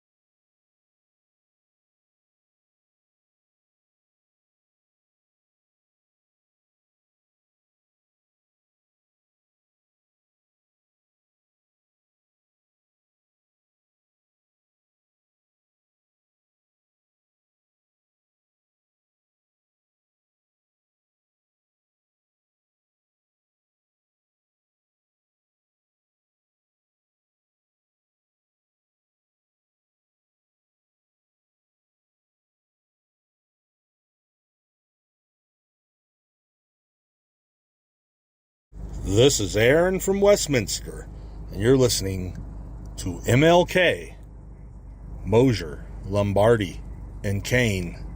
Never really thought about that before. MLK, you guys are stepping out on a limb with that one, huh?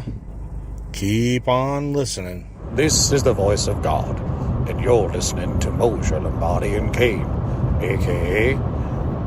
the Care Bear Stare, the 45-year-old Prime, and the Milkmaid of Omaha, on Altitude Radio 92.5. Good morning, Denver. Welcome back to 92.5. You're listening to Mark with a C. His parents obviously don't know how to spell. You're listening to Victorio and some random dude from Nebraska.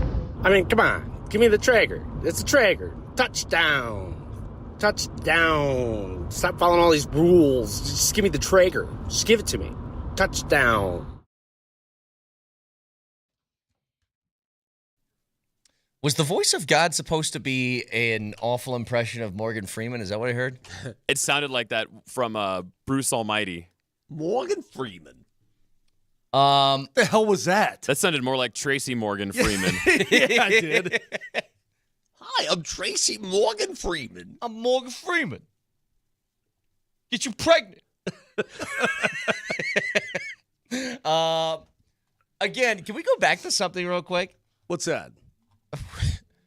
The law firm of Tenzer and Wallace just kind of like did some really cool stuff immediately after being signed, like right away. Yeah, but they're not stepping into the gig as like Brett Kane. Like, how do I make a trade? They know what they're doing. Okay, compare the performance in the first week to the reaction when they were first hired.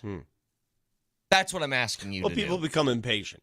And of course. Let me remind everybody who's just tuning in. The reason why the trade was consummated yesterday and not a week ago or 2 weeks ago.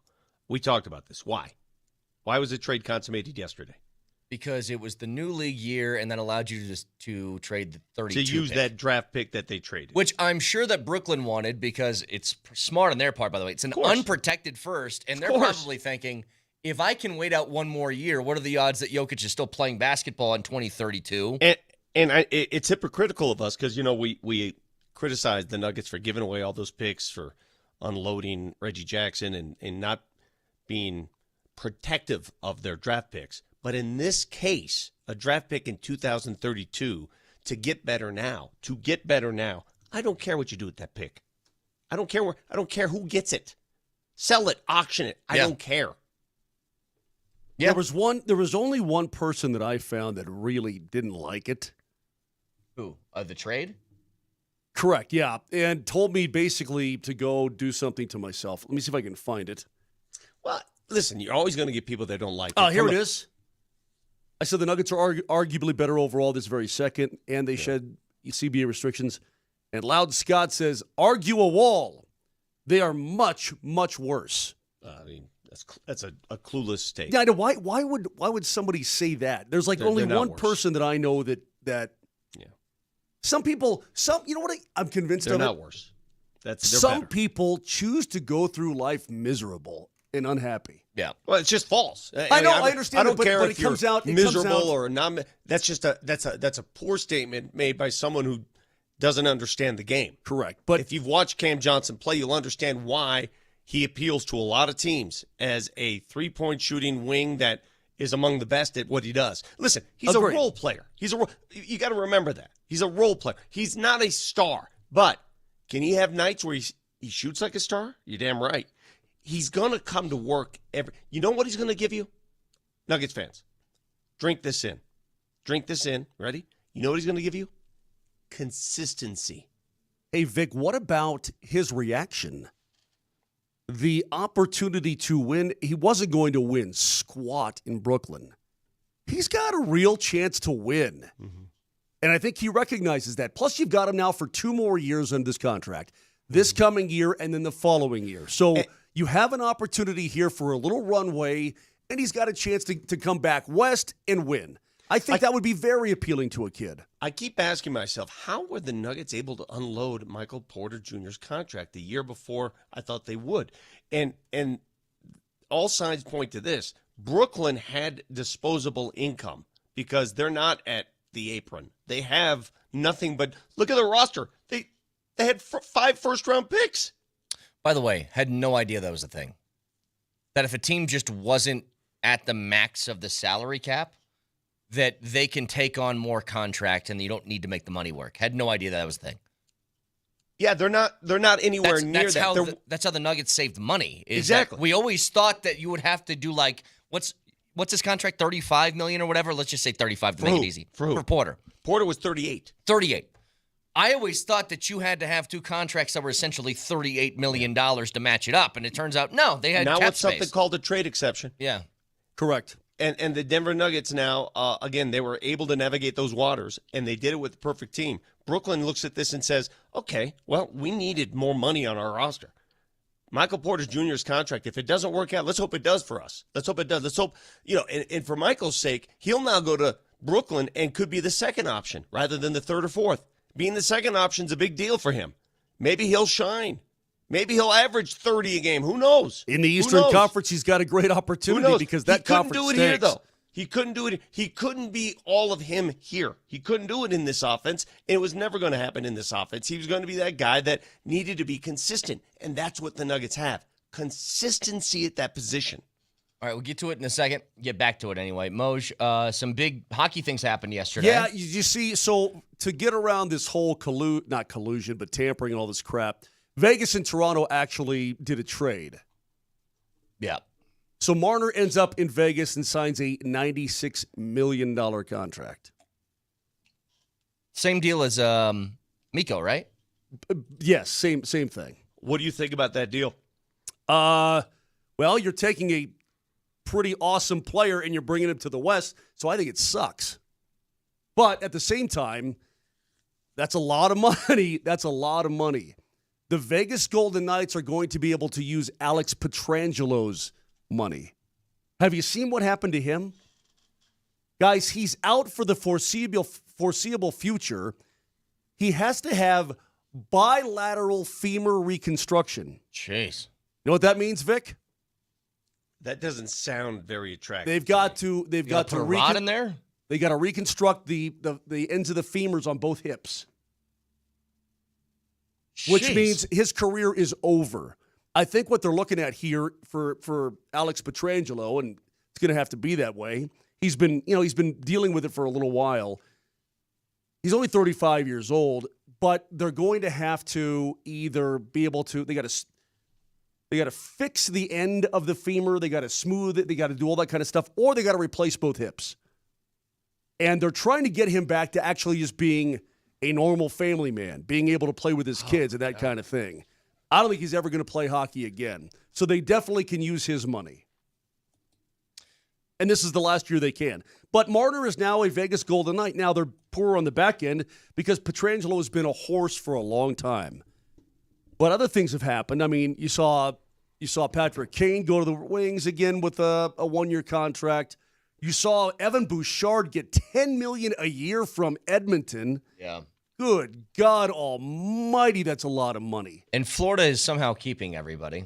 So that's cool for them. So are you ready? So I predicted they're going to lose at least one, maybe two of those guys.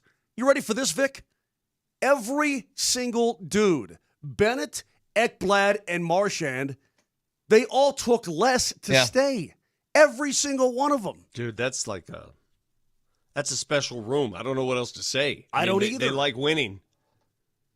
They all took they less than they could have gotten to stay. They somehow pulled off bringing all of them back, and I still don't know how they do it. You know, well, it helps when you don't have a state income They're over tax. right now. They're going to have to get rid of somebody.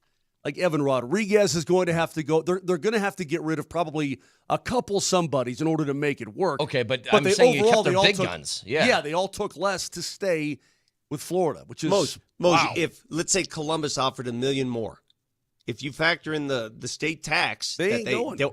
You know that's a factor. And I know Biz Nasty mentioned that he got laughed at, but that's a factor. On the Avs front, Moj, 1 year, 1.4 for Malinsky coming back. That feels about right, does it not? Yes. I mean, I think he proved that he can play, pretty decently. He's an RFA, so you're not worried about anything. You're not going to arbitration, which is always brain damage. If I could ever recommend anything to a player, Never go to arbitration. Yeah. Because you will not like being in that room. And then they brought back Trent Miner, who had a good year with the Eagles. He had a good year with the Eagles, yeah. Depth goalie in the organization. Still feel like they got something bigger down the line somewhere. I know you said they could keep some cash for trade stuff later in the year, but... By the way, I found out more about this permanent e-bug. So the e-bug guy is going to be like a bullpen catcher. He's going to travel with the team, be on the team plane at team practices, be there in the room with his gear just in case one guy gets hurt. So he's a vibe guy. He's got to have a good vibe to him. Vibe guy. Well, I mean, what would that guy? Obviously, it's not a goalie in your system because you want those guys to play. Like Trent Miner. DJ. What's that? He's the locker room DJ in charge of music. Yeah, could be that. They're not going to make hardly any money. God, I'd be a good e-bug unless I actually had to play. If I didn't have to play, I'd be such a great everything e-bug. Except the hockey, I'd be a great seriously, e-bug. I mean, I would be amazing. But that guy, so I'm just thinking of veteran goalies who have been around and around and around who, long in the tooth, but they can stay in some shape. And if you ever need them to step in, which is incredibly rare, they can do it. 303-504-0925. Shop Mazda text line. One price, one person, 1 hour. Back after this.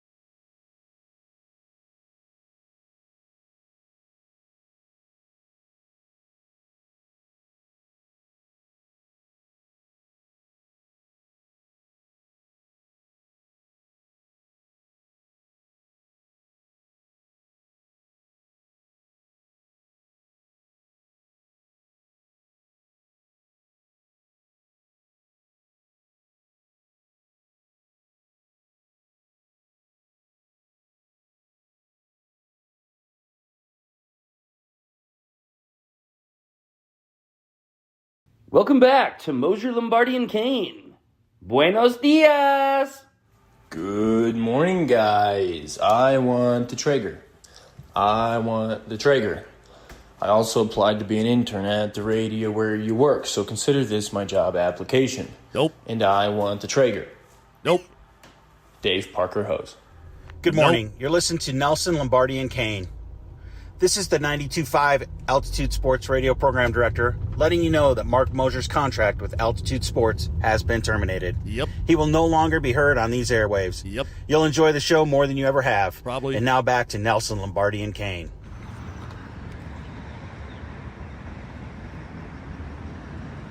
Oh, was this our monk? I'm a monk. Yeah. Welcome back to Moser, Lombardi, and Kane. I knew that was coming. Great development there. I love how some people are just like, yeah, I don't care about the game. I just give me the thing. Just I want the thing. All right, so listen. I'm going to put two things side by side here, and it's something that I think for almost everybody a year ago felt unfathomable.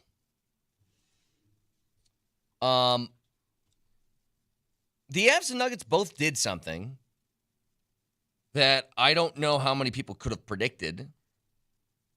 But when they won a championship, you had we just ran a contest about it. They had a core group of players that did so. Each team has traded away one piece of that core group since the championships have won. Thank goodness you got rid of those core 4 jerseys before this trade was announced. Yeah. He's always part of the core 4. I know, but I'm just saying it would have sort of altered the promotion. Weird. Would have been weird.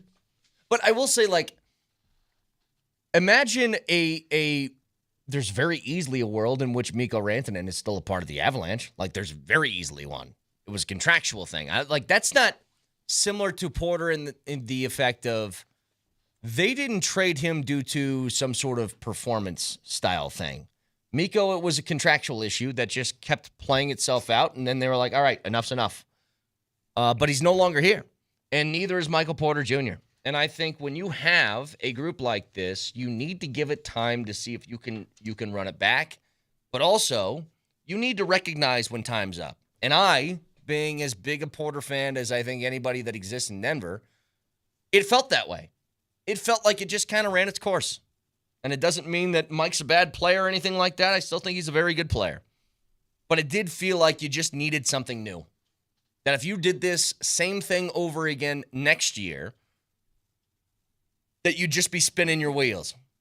And for the moment, I would remind people, the issue that you had over 2 straight years with the Nuggets, the thing that we have diagnosed as the problem, is still the problem.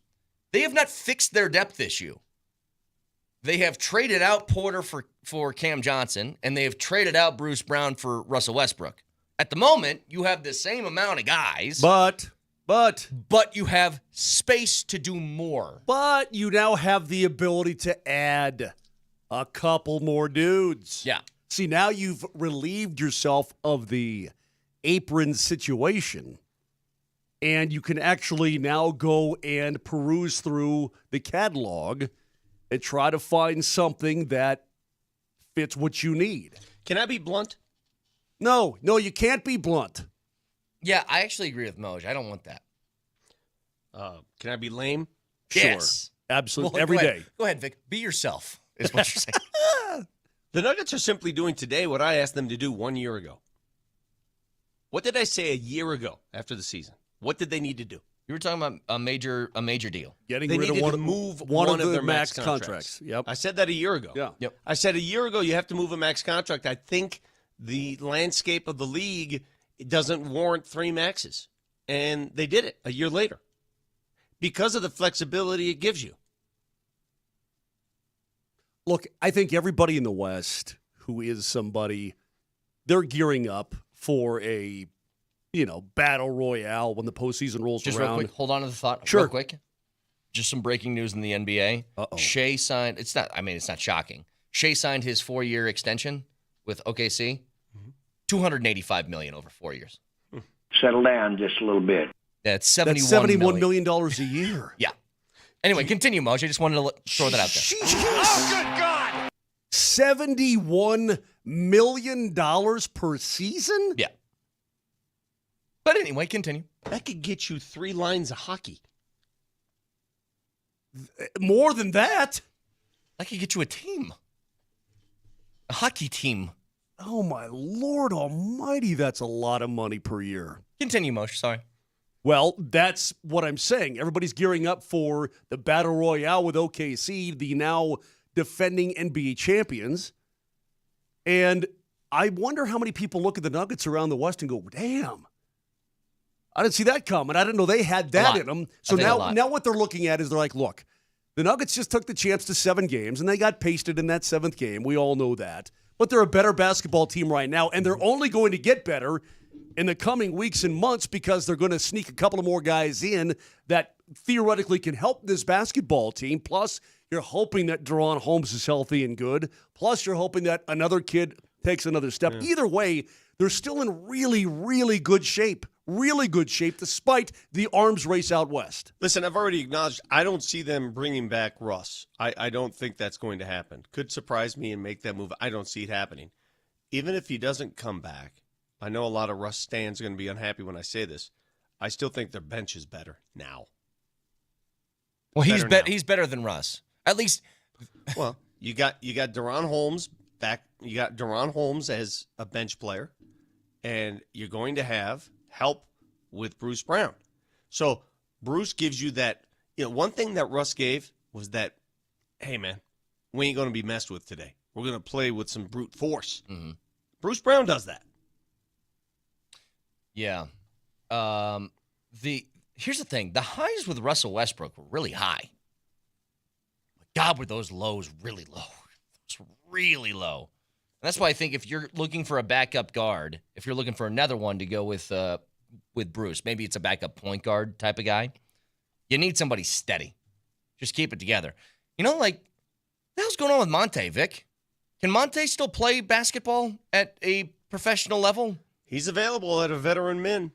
He's somebody that seems steady, knock down a couple of shots, don't turn the ball over, just shepherd the offense. I don't know, maybe.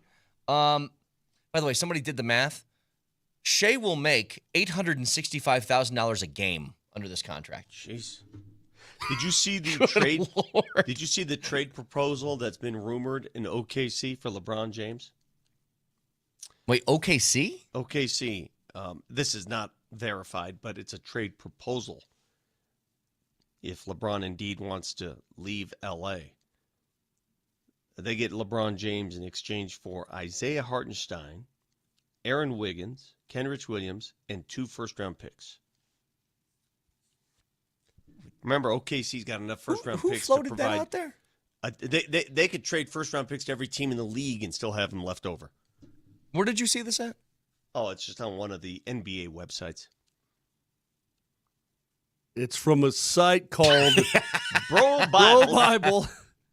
Dude named Slice Bread.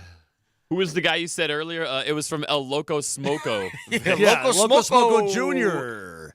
LeBron James will never, ever, ever play in Oklahoma City. Would he? Not a chance. No. I'm not saying he would. I'm just saying that's a trade proposal. And if I were LA, I'd laugh at that proposal. That's what I'm thinking. No. How about no? It comes from a site called Bro Bible by a guy named Slice Bread. I was going to say, how many times have championship teams done that? Then again, Golden State did add Kevin Durant to their already really good group, so I guess that's possible. But so I guess right now, with the Nuggets are a better basketball team as we speak. I think the top 3 teams in the West right now. Well, hold on, Vic. So now do we just wait it out? Just wait until they find the guys to give that remaining money to? Is that it? We just play the waiting game? Yeah. They still have money to give, and they still have roster spots to fill. They have 2 roster spots to fill. Well, that's the thing. I think they're better. I think they are better. I think Bruce Brown's an improvement over Russ. And again, I'm always hesitant when your starting 5 was already as good as they were just to say that they're better than what they were, but I think they are. I think so. I think Cam Johnson's better than what Porter is. But the problem that ailed you is still unsolved as of now. They have room to fix things, which is the first time in years that we've said, oh, the Nuggets have room to fix their problems. How about that? So they still can do it, but at the moment, if we're talking about just having bodies that you trust, they have the same amount of bodies as they did last year right now. They have 2 spots to fill, and I haven't even talked about the consideration. What do they do with Dario Saric?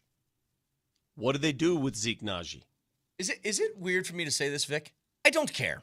I You know, do with care. With I those do guys care. now, like, I don't care anymore. Like, if you can get 2 more guys here that are like a Horford and another veteran type that you trust, whatever. Yeah, but sit on the bench, buy him out. Let me tell you why they whatever. care. Let me tell you why they care. Because that's $16 million that could help to what we just talked about. Sure. Flexibility to make maneuvers. That's $16 million that sits on the bench. That's $16 million. It just It's does not about nothing. just spending the money. It's about, this is handcuffing me from doing what we need to do to build a roster. I don't know how handcuffed you are anymore. It certainly helps. It gives you more space. Yes, I understand. But look at what you had to do to remove those handcuffs. Yeah. Yeah. Because right now, Vic, they fit under that $14 million MLE, right? Because they're under the apron. Yes. So they get that full They get MLE the to full find MLE a good player. right now. Yeah. And they could still get it if they found a way to unload those. And I don't know how you do that. What did Earl Bruce say about his players at CSU back in the day? Because that's what Saric and Zeke basically have become at a combined total of $16 million a year. Earl Bruce, legendary football coach. He says we got steak eaters and bus riders. That's all these guys are doing. They're eating steaks and riding buses to the rink, and they're not playing. Well, you know what? That's six. Vic, you're so right, though. The more you've said this on multiple occasions, but you can't have that kind of money doing nothing. You can't have that kind of money not working for you. I mean, I've seen it firsthand. You can't do it. You can't do it. With Moser's contract, with excessive money not doing anything, we know what that's like. Right. Texture makes a good point, by the way. There might be more of an emphasis on what you're talking about, Vic, than even we realize because, again, to remind people, Cam Johnson, player-wise, can do more than what Porter did. Johnson... He's more versatile. But Cam Johnson has missed at least 24 games the last 3 seasons. So you need depth.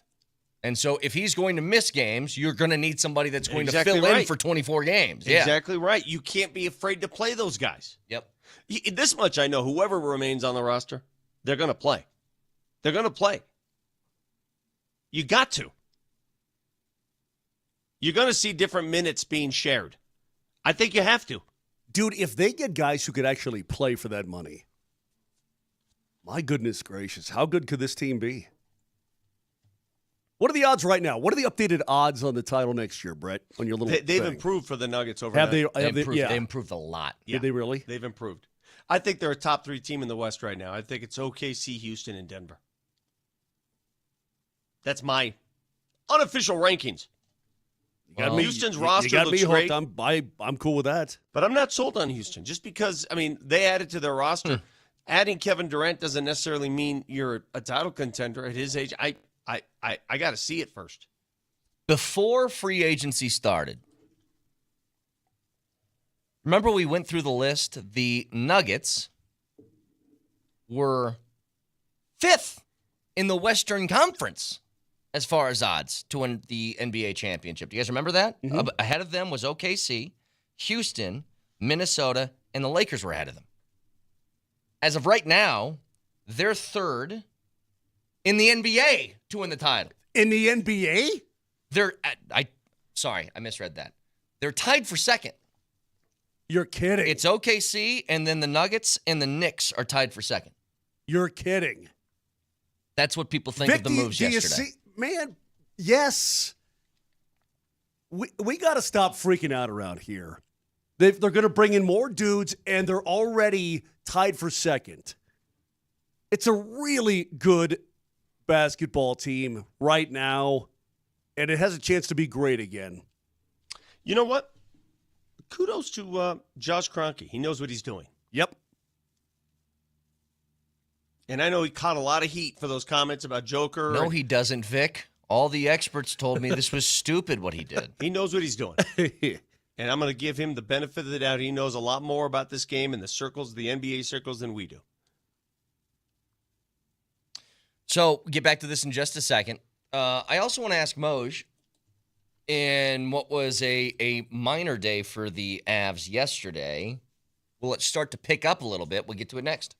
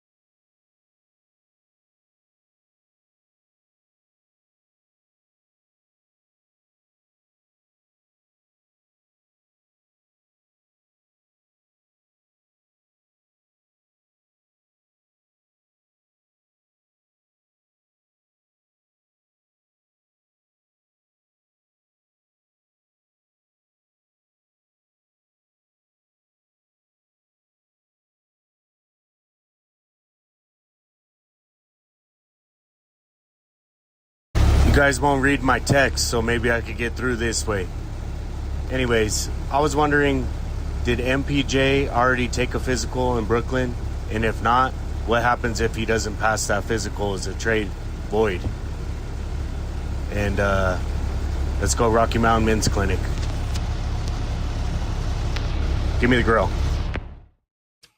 Okay. A stream of consciousness there.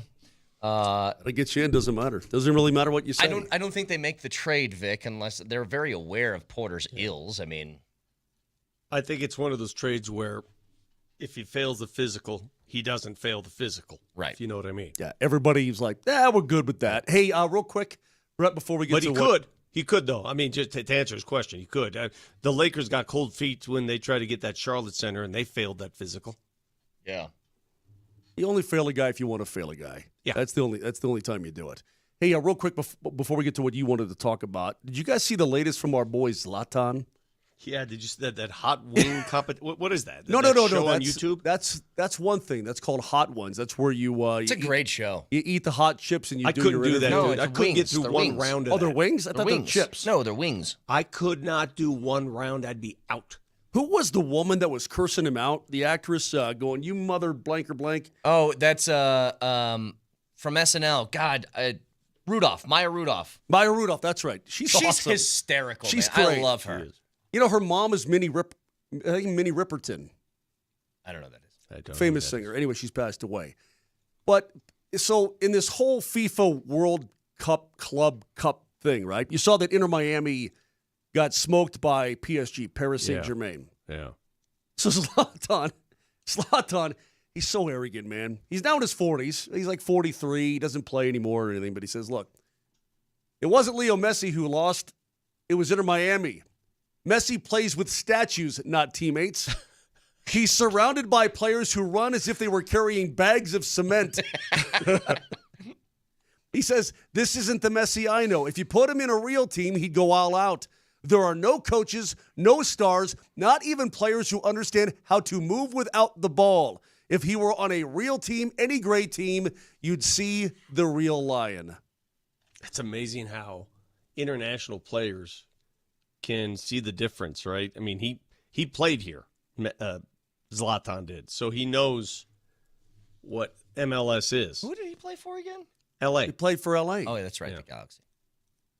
Vic, if you let's say you have this club thing. I think that's going a little too far. Well, hold on a second. Let's say you put I actually think that's toned down for Zlatan. Yeah, not far enough. Let's say you put the Colorado Avalanche in a tournament and you're playing an AHL team, right? Or a team from I don't know, Finland, a Finnish team or something like that. Mm-hmm. I mean, how would the Avalanche look against a Swiss team? How about just one of the good Swiss teams out of the Swiss league? They'd kill them. That's essentially what it is when PSG plays Inter Miami. Sure. Because MLS is essentially to the greater leagues around the world. Yeah. MLS is a step down in competition. We all know that. Remember, the man we're discussing said, if I wasn't married, I could make the World Cup, or I could make the U.S. a World Cup contender by spreading investments around America, is what he said. You know what? It's to the by point now. By impregnating women, his genetics would be good enough to make the U.S. a cup contender. All right, listen. So I'm trying to think of my age and how much longer I have and how the kids got to grow up. And I'm almost willing at this point, because USA Soccer has just stunk. So I'm almost willing to take him up on it. I mean, is his wife? That's the he's not married. He's got a long-term partner, right? He's got 2 kids with her. But I'm almost ready to say, you know what, dude, just do it. If I confidently said to you guys. You can take, whatever you feel is going to be the ultimate soccer player for each position. Go ahead. Imagine me saying this out loud and meaning it. God, I'll tell you guys what. If it weren't for my wife and baby Jamal Kale, in about 22 years, or unmarried, the Rockies would have this unbelievable roster that you guys could not imagine. Whoa. Starting in left field, Mike Kane. Yeah. In center Just field, a team full Jeff of Canes. Kane. All right, let me ask you guys this, though. I mean, that On the comment bump is made, tonight, I'm just curious. Alan Kane. I'm curious to how you watch soccer. When you watch an MLS game, an American soccer game, versus a World Cup game, what's the difference you notice? I'm just curious. I want to hear from you. The speed. Speed and skill. I don't think it's speed. I do. No. What is it? No, there's some fast players. I had nothing to do with speed. I think the overall speed of the game. That's what it is for me. I mean, it's kind of everything. I mean, it's their ability to get the right touchdown, the ability to handle the ball in between traffic, to get a good shot off. Like it's all of it. I think it's touches. I think it's when you watch a World Cup game, the ball moves all the time. It moves in triangles. It moves down the field. It goes back. It goes forwards. It goes That's what I'm getting at. And when you're watching a lot of American soccer, a guy will try to beat two guys by himself. He'll try. It's a different brand. No, the touches. Yeah, bang, bang, bang. Spring a guy, shot. Sure. But that's what it is, Vic. It's just it's quick passing, quick movement with the ball all over the field.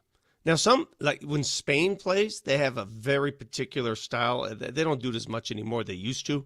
That was almost like enough already with the possession. Move.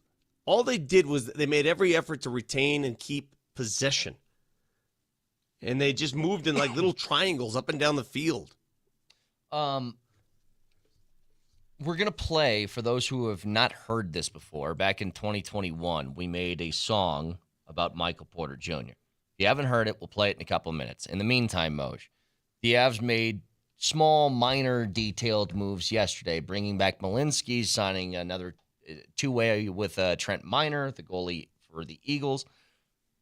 What do you think their plan is moving forward now? Well, they've got with Malinsky off, so now they've gone down to about $7.5 million. Is about what they have. A little over, I think, 7.5. Yeah.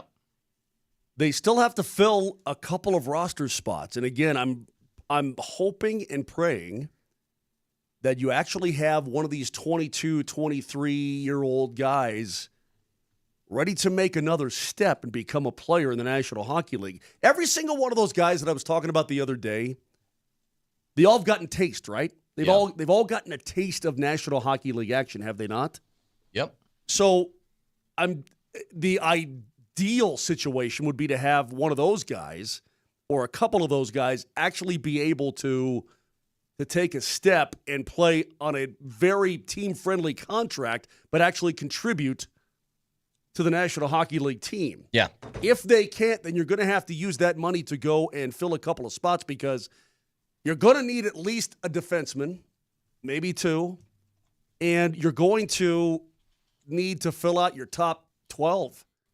I mean, right now you've got 10 forwards under contract, essentially, NHL forwards.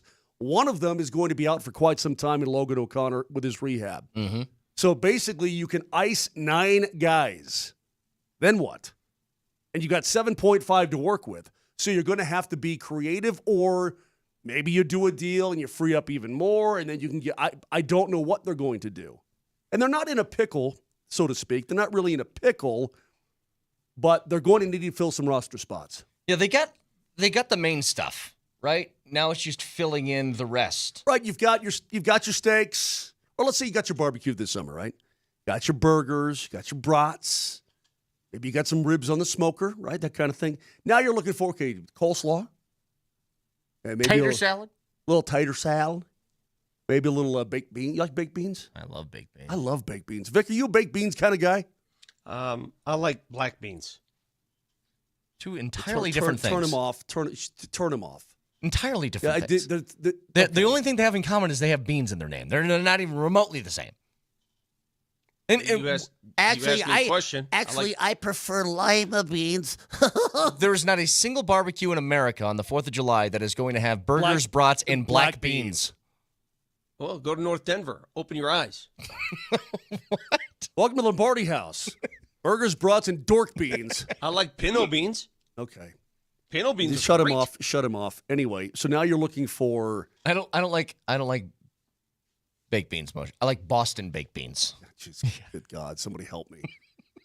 But do you and you like a bowl of chips? Maybe like a bowl of Lay's chips. Yeah. You like that, right? That's what they need. That's what they need. Exactly. Now you got to get some chips. You got to get some stuff around the outside and all that sort of thing. So we'll see. It starts today at 10 a.m. and deals are already going down. As you can see, things have already happened as teams try to secure guys before they get to free agency and so on. Okay.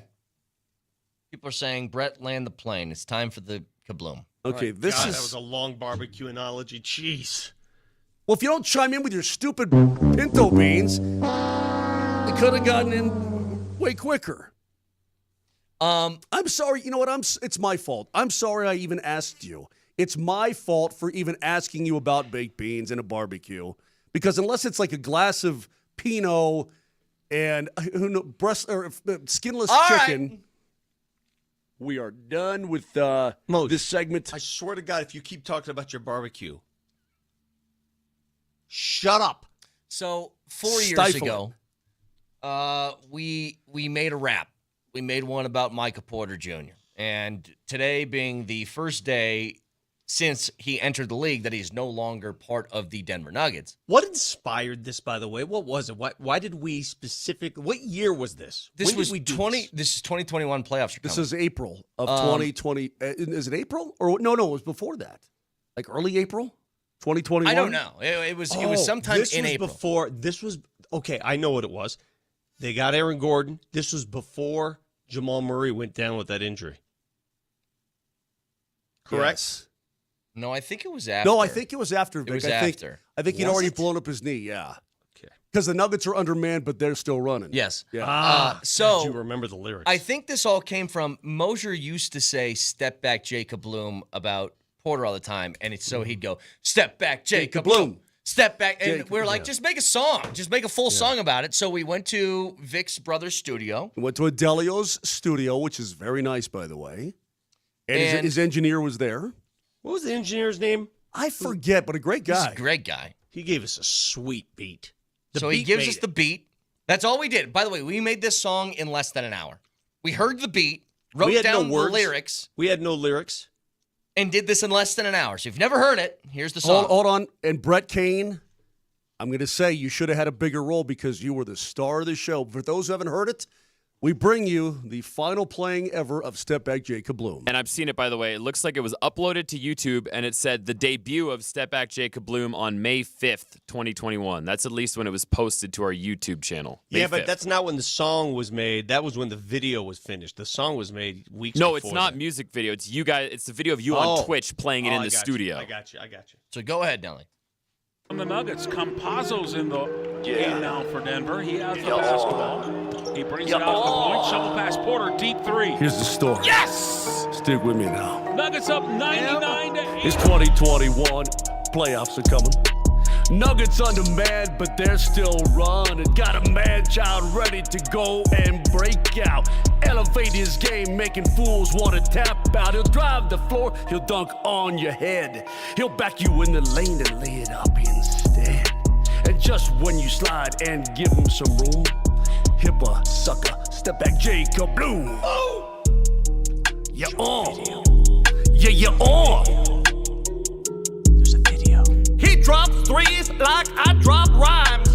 Joker smiling, handing dimes. Swatting fools in the nick of time. My daughter says, ooh, he be fine. Stripped out of his hands and a block by Jokic. Loose ball Dozier. And Nikola Jokic is going to save this game for Denver with a block shot at the rim. Catch and shoot, dribble, drive, ball arena, come alive. MPJ, score all day. His defense is just okay. Who gives a damn? Give the man the rock. 6'10" and he can't be blocked. If there's one man to beat man to man, y'all Nuggets fans saying because MPJ can. Here comes Michael Porter Jr. Tough three. Knocked it home. Split-legged with a guy hanging all over.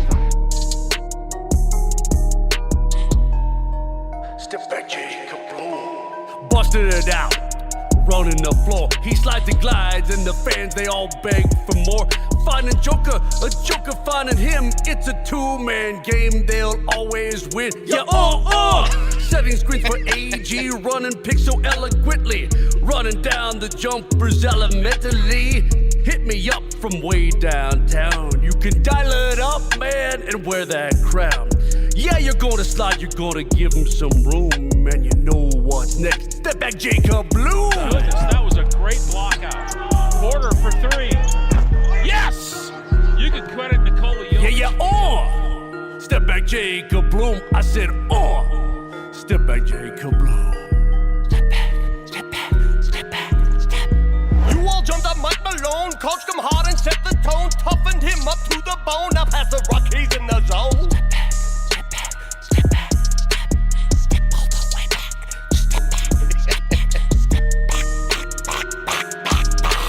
Don't forget about the MVP and holy hell will you stop with Embiid. Not Chris Paul, make everyone happy because the real MVP is fat and sassy.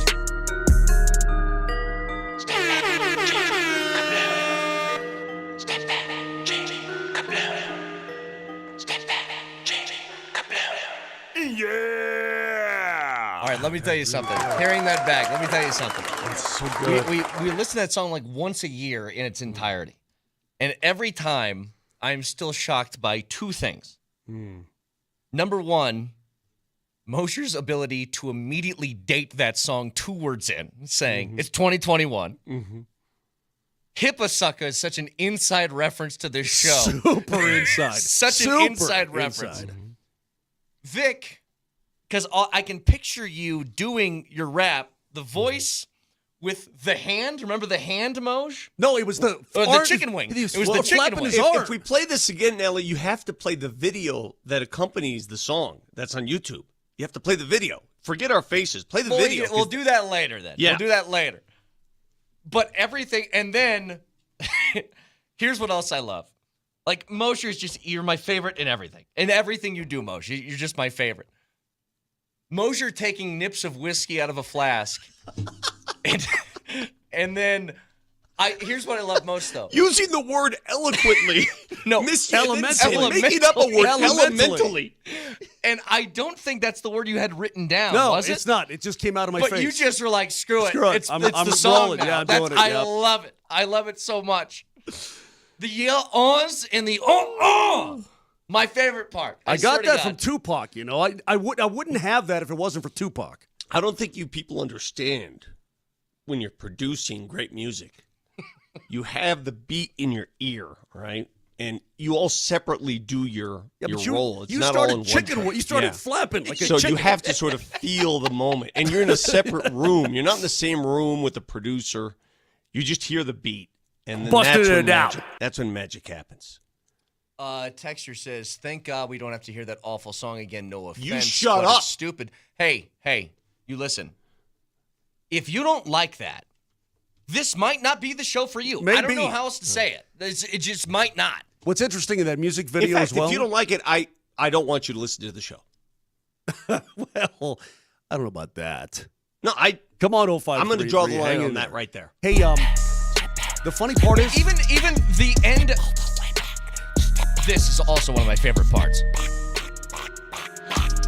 I the do very have to end say, of the song, we hit the fat and sassy line, which is also a very real MVP is fat and sassy. It's also such an inside dope. Thing it's inside dope to the show. Yeah. What people don't recall, because I was there when it happened, doing the pregame show, we convinced the Ball Arena folks to play this song pregame. That's right. Okay, Yeah, we they convinced played it. them. They played it pregame. Yes. So they're playing this song when Michael's on the court. And, they're always listening, paying attention. And I could see it in his head because he had not heard it. I could see him go. He's like looking around like, what the hell is this? Like, what is going on right now? Oh, it's so That great. music video was also the first debut, I think, of the Bear, right? Step back, Jacob Bloom.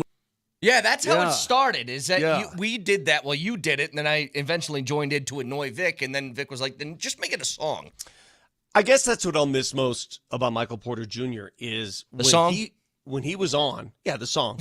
But when he was on, I mean, it's a new definition of on. The shot was so pure and so electric. beautiful. Yeah, it was beautiful. But again, those that want to know the difference between a Cam Johnson and Michael Porter Jr., you will not find a prettier jump shot than Michael Porter Jr.'s. I don't think it exists.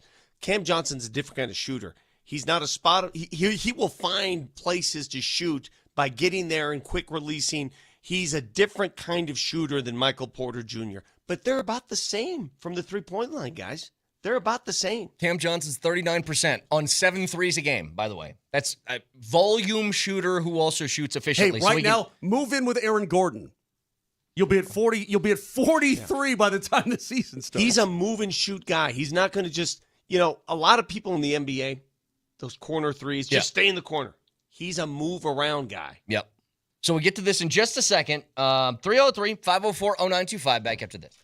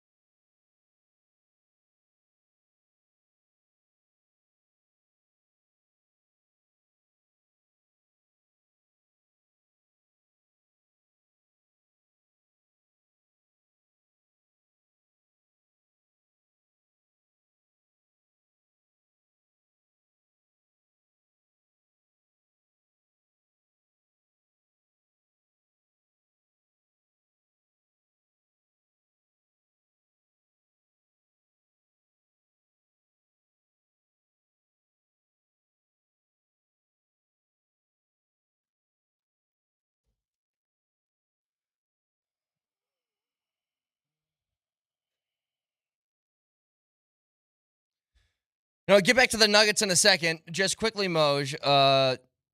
Nathan Rudolph of the DNVR boys makes a good point here. Florida is now over the cap of the 19-man roster, and Vegas is about $7 million over the cap. Perhaps you, as the Avs, could wait and pounce on some guys that would be cap casualty people from two pretty good teams around the league. But when you look at both of those teams, they're obviously very good. Like you said, they got to shed some salary in Florida because they got their big guys back, but maybe that means like an Erod hits the market again, which I was a big fan of Evan Rodriguez. That's exactly right, because and I think he only made what, like $775,000 for Florida? Oh, I think he made more than that. I'll look it up. I thought it was more than that. But I will say that like the Avs, they're going to be shopping for some of these chips and coleslaws and baked beans and that sort of thing. Okay? Yeah, I was way off. Sorry. I must have misread that somewhere. He's at $3 million a year. There you go. But you look around, I've heard rumors out of Vegas about William Karlsson, Wild Bill. They say, no, he's not going to be moved. I've heard rumors about Hurdle going east.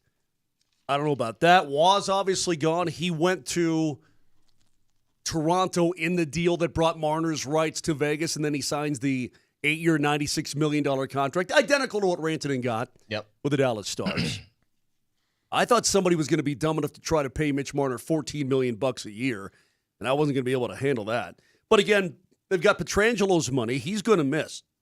Petrangelo may not play anymore. I don't think he's ever going to play hockey again. You think he's just done? I think he's going to be done. At the age of 35, and you got to have the bilateral femur. I mean, that sounds crazy. What did I call it? Bilateral femur reconstruction? Yeah.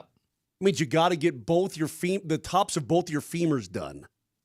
How do you come back from that and be a hockey player? I have no idea.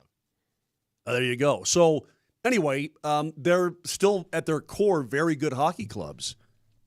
And so you're going to have to, if you're Vegas or Florida, shed some salary for sure, but go to the bargain bin a little bit and hope that it's enough to get you back. Now, if you're Florida, Vic, and you've won 2 Stanley Cups in a row, and you're going for a 3-peat in a dynasty. Playing with house money right now. Yeah, you really are, man. And you got those 3 guys, those 3 dudes to take less.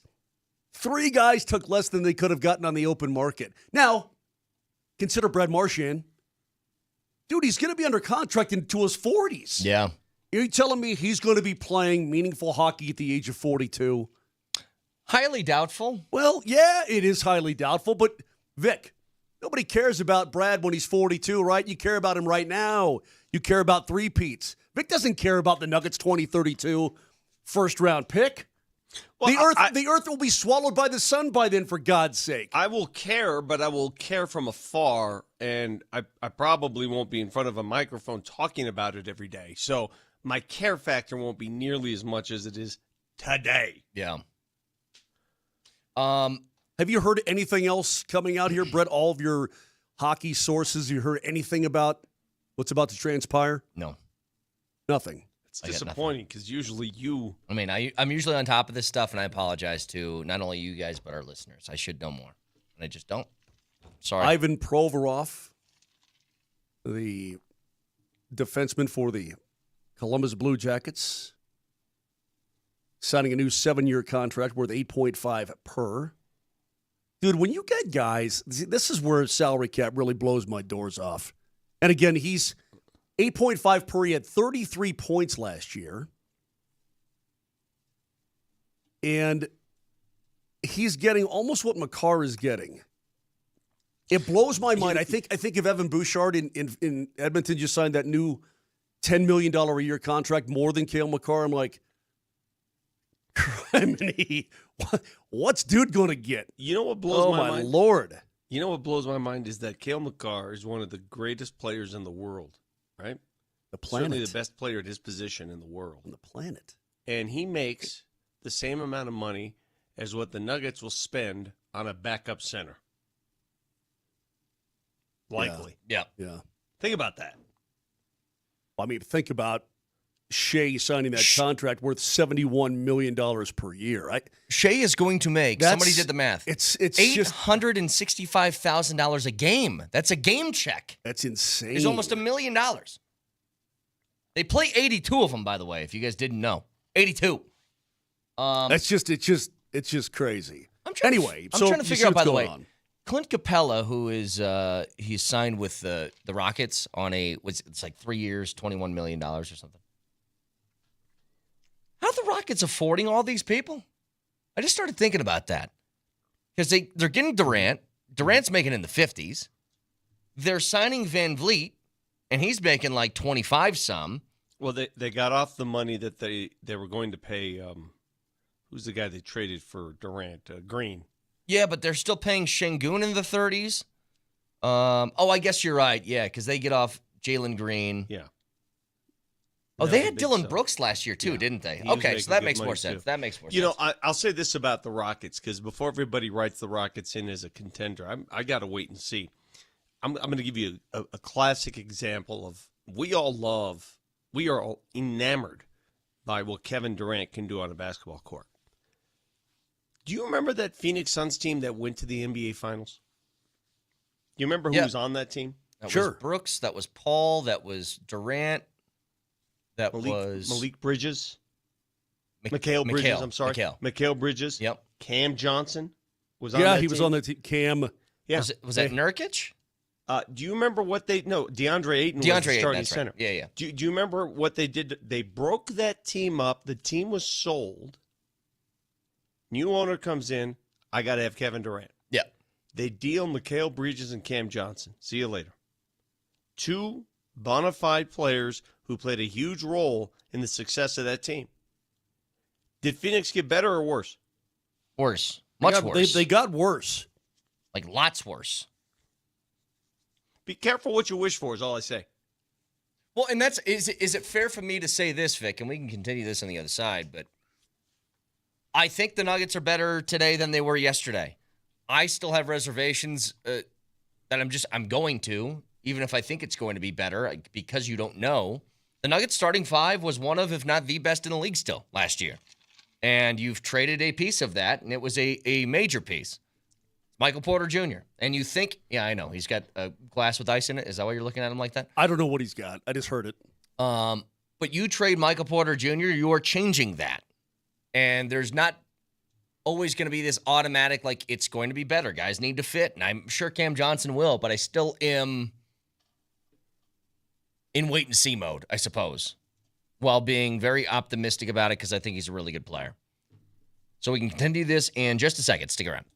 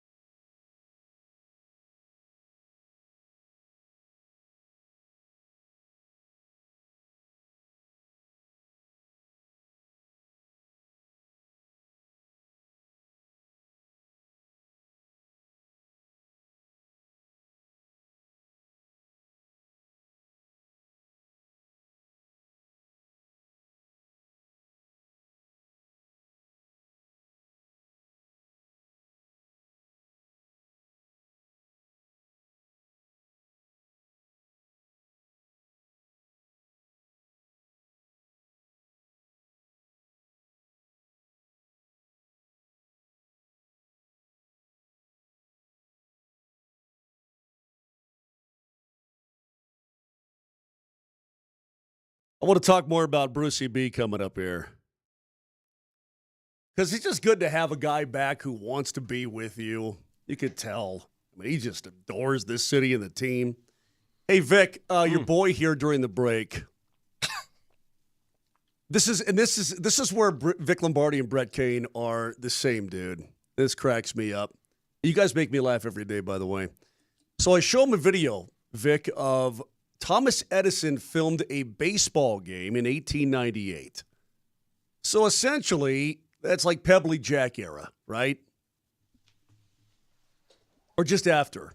Yeah. And he goes, so I go, this looks like the earliest known footage of a baseball game. It was filmed by Thomas Edison in 1898. And his first reaction was, I would have been pro. I would have been the Babe Ruth of that era easy. He goes, with my ability, I would have raked in 1898. Absolutely raked. If you would have put Brett Kane on a baseball diamond in that era, he'd be the best player in the game. Good for you, bud. First of all, I'd be a gargantuan, okay? Yes. I'd be like the biggest thing they've ever seen on the baseball diamond. 100%. Dude, big back then was 5'7". Yeah. So, Vic, 150. If I put a basketball in your hand in 1941, are you one of the best guards in the entire world? Like, if I was at my athletic prime? Yeah. And you transfer me back to let's go to Johnny Swish days, the real good Johnny Swish days. I would be very competitive with that era of basketball players. I have no chance after 1955. I do not overestimate my athletic abilities. 21-year-old Brett Kane would have Babe Ruth that entire league in the late 1800s. Okay? Dude, go back and look at some of the. It cracks me up, man. You know, there was some really. It was a different game too, right? It was different.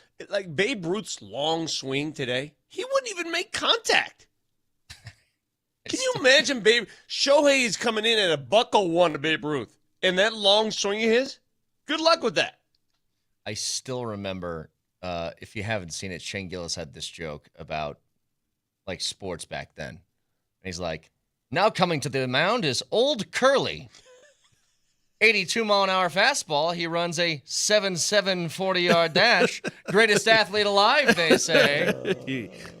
It's funny. Oh, fellas, bad news. What's that? Don't tell me Ubasele. Yabusele signed. No! With the New York Knicks. No! 2 years, $12 million. Gosh darn it. They don't deserve that keister. They don't deserve it. Man, that's a number that the Nuggets could have played with there. 2 years, $12 million, $6 a year. That's a oh, man. You know what I think? I don't think they... Yeah. I don't think that they appreciate the badonkadonk in New York. I don't think that... No. I don't think they appreciate the badonkadonk in New York like we appreciate it here in Denver. Nope. I don't think so. Not one bit. That sucks. I think he wanted to stay on the East Coast. Yeah, maybe. Yeah, I know. No, I think it was a big deal for him. You know, he's from France.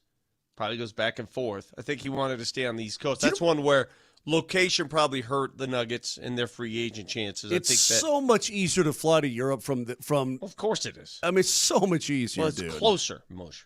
Well, I understand that, bro, but you can get to London fast. You can get to Paris fast. By the way, did you see what happened in Naples today? We're going to be there in a couple of weeks. What happened? 4.9 earthquake. Oh, no. Vesuvius is getting pissed. Biggest earthquake in like 40 years. Oh, no. Vesuvius. Did Yabusele sit down? He may have taken us. I think that was the Yabusele signing. Oh, yes. Oh, man. All right, let me stretch. Wait. Kardashian's in Italy right now, isn't she? I don't know. For the Bezos wedding? I'm going to scratch Yabusele up the list. So right now I got two left that are on my preference list. Horford and Boucher, who's not a center, but he's a big.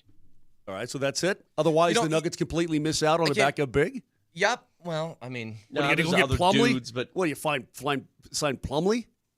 Plumlee signed. Charlotte, gone. Oh, jeez. Keep in mind, guys, they can trade now. Yeah. You know what I mean? They can do that. They can trade. Yeah. Here's the other thing. You know, I mentioned this. I'll give you my dream scenario again. This is what I think. The more I think about it, the ideally what I would like to see. I want the Nuggets to get about two more guys. from the outside. Trustworthy guys. Both of these guys, veterans. Their best years are behind them. If they're hunting to win another championship, the Nuggets can be that location for them. If one is Horford, I think Horford would just be a perfect backup big to Jokic. Play 15 minutes a night, knock down a couple of shots, provide a little defense around the rim. We're all good. The second one's this, and I know people don't like him. I don't care.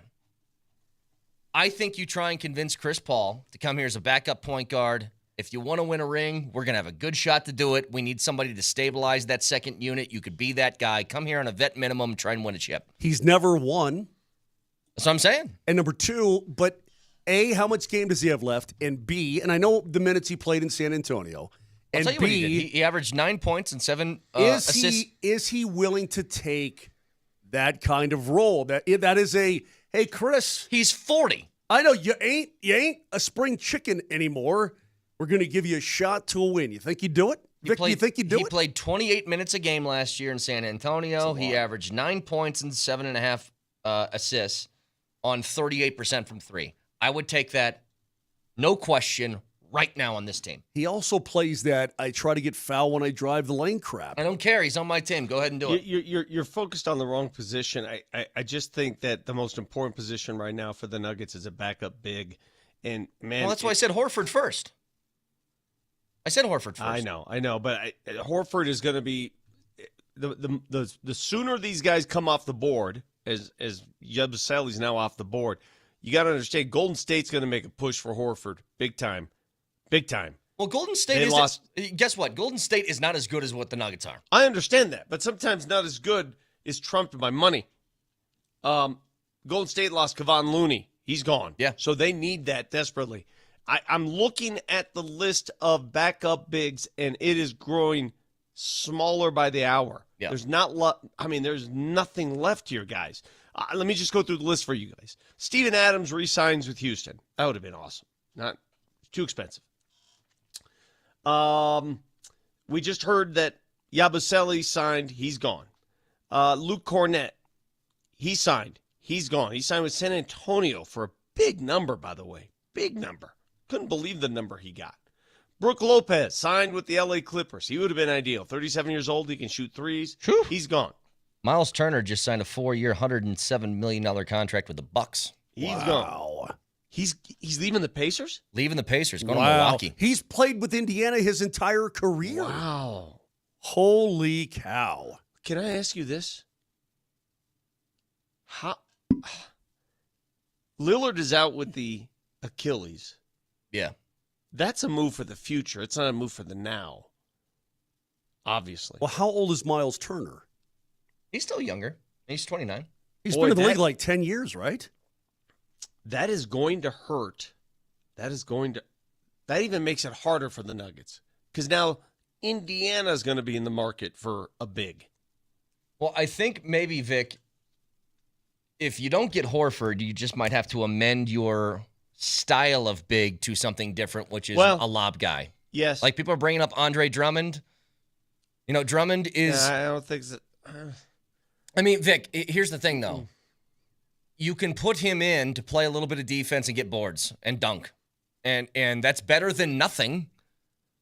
Like, you don't really have an alternative right now. Sandro Mamukelashvili. I can't pronounce this. Mamukelashvili. Sandro Mamukelashvili. San Antonio guy. Because I think he's not going to resign with San Antonio. They got all kinds of bigs. Yeah. Larry Nance Jr. is still out there. How about Thomas Bryant? Thomas Bryant's out there. He's already had his run through. Mo Wagner is out there. Who? Wagner's different. Mo Wagner. He's coming off the ACL though. Like the composer, like Wagner, like the composer Wagner. He's the brother of Franz, who is really Franz good. is a player. Yeah, Franz can play. Franz is a player. Jock Landale. He's under contract. Is he? Yeah, that would have to be I thought they let him go sign in and Houston. trade. He's under contract, I believe. He's not a Lance free Cocktail's free, didn't he? They let him. my list. No, they let him go, didn't they? No, I think Vic's right. I guess he is. Yeah, for the moment, he's still under contract. Huh.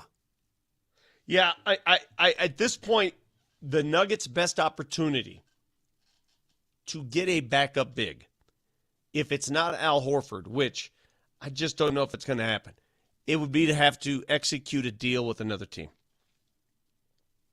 Find a team that has a obviously rich backup bodies on their roster, somebody that has too many to deal with, and see if you can work a deal.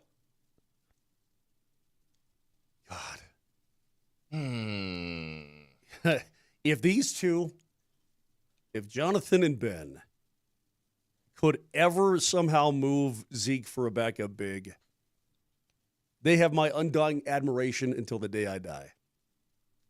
I am actually really surprised by this, and maybe it's just like you don't like the guy. Can you make a basketball argument? Because a lot of people said no to my idea of trying to convince Chris Paul to come over here.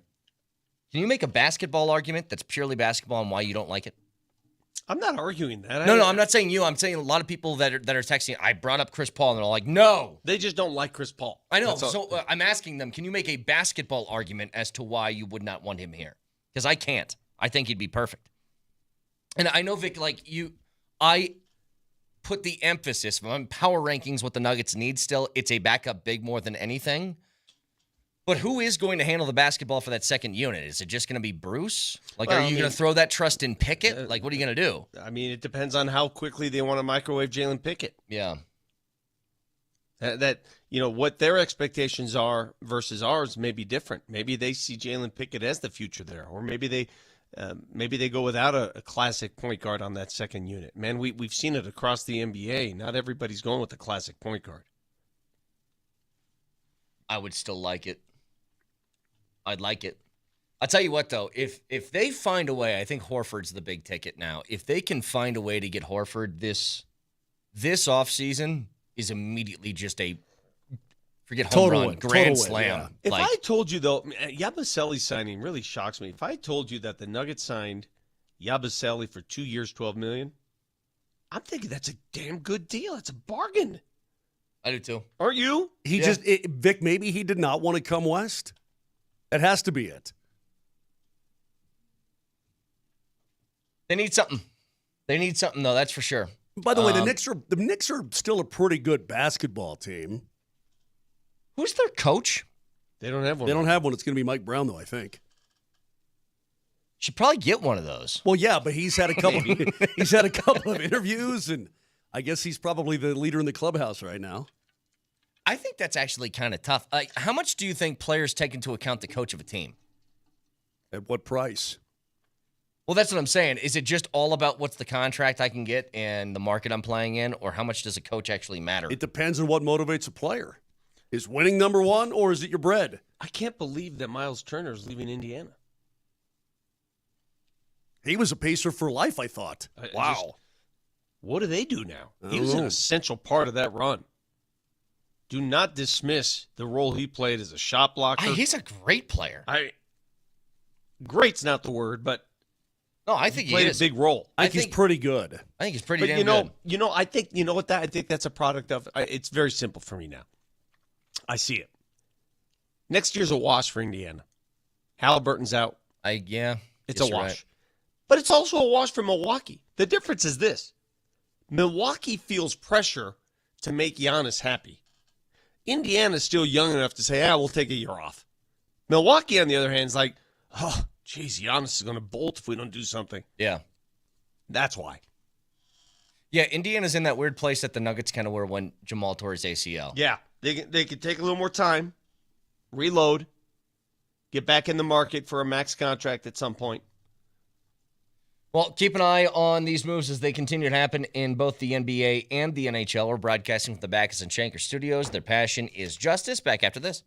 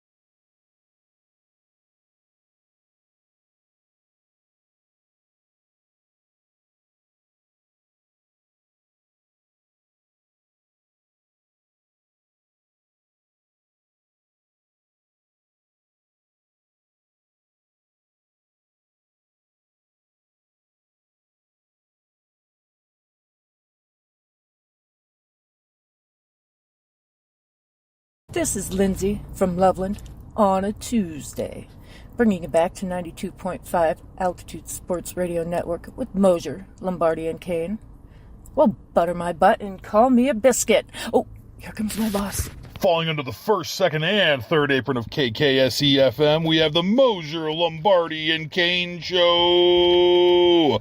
Guided only by our finest producer / commissioner, Nelly. Keep it here on Altitude 92.5 FM. Well, Max, the morning show did their worst. Again. Especially that narcissist Vic. They scared the bejesus out of that audience of theirs this morning. Be scarred for life if they're lucky. Morning show, I love you. Yes, no, yes. Get on with it already. You see, I got a lot on my plate here. But that's the problem. I ain't got a lot on my plate.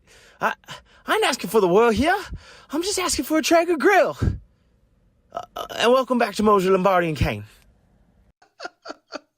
Dude. I like that one. Okay, hang on. Nelly, can you play the last one again at the beginning? And I'll tell you to stop, but play it again. You see, I got a lot on my plate here. But that's the problem. I ain't got a lot on my plate. I thought that sounded like Chris Tucker or something. I did too at first, yeah. That's good. Anyway, I'm just asking for a Traeger grill. It's our contest that's going on all week, all shows. So you guys get on the Voice of the People on the Altitude Sports Radio app, and you become our big voice guy, which means you do a rejoin from break, and you have to send them, if you're doing it for a show, you have to do it during show hours. That's how you get entered. But go on the Altitude Sports Radio app and give us your best.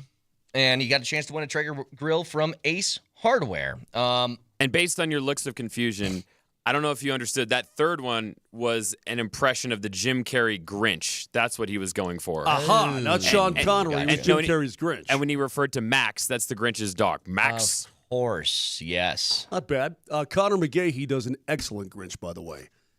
I'm looking through Vic, Brett. Nice. I'm looking. What happened? It's such a crazy day in the NBA. Another story, another move. What? Okay, we'll let's backtrack real quick. During the course of the show, a couple things with the Nuggets happened. There's reports and new signings of assistant coaches. Rodney Billups is going to join David Adelman's staff, and J.J. Barea, former Dallas Maverick point guard, is also going to join the staff. My goodness, yeah. All right, then we hear Miles Turner is signing with Milwaukee. Mm-hmm.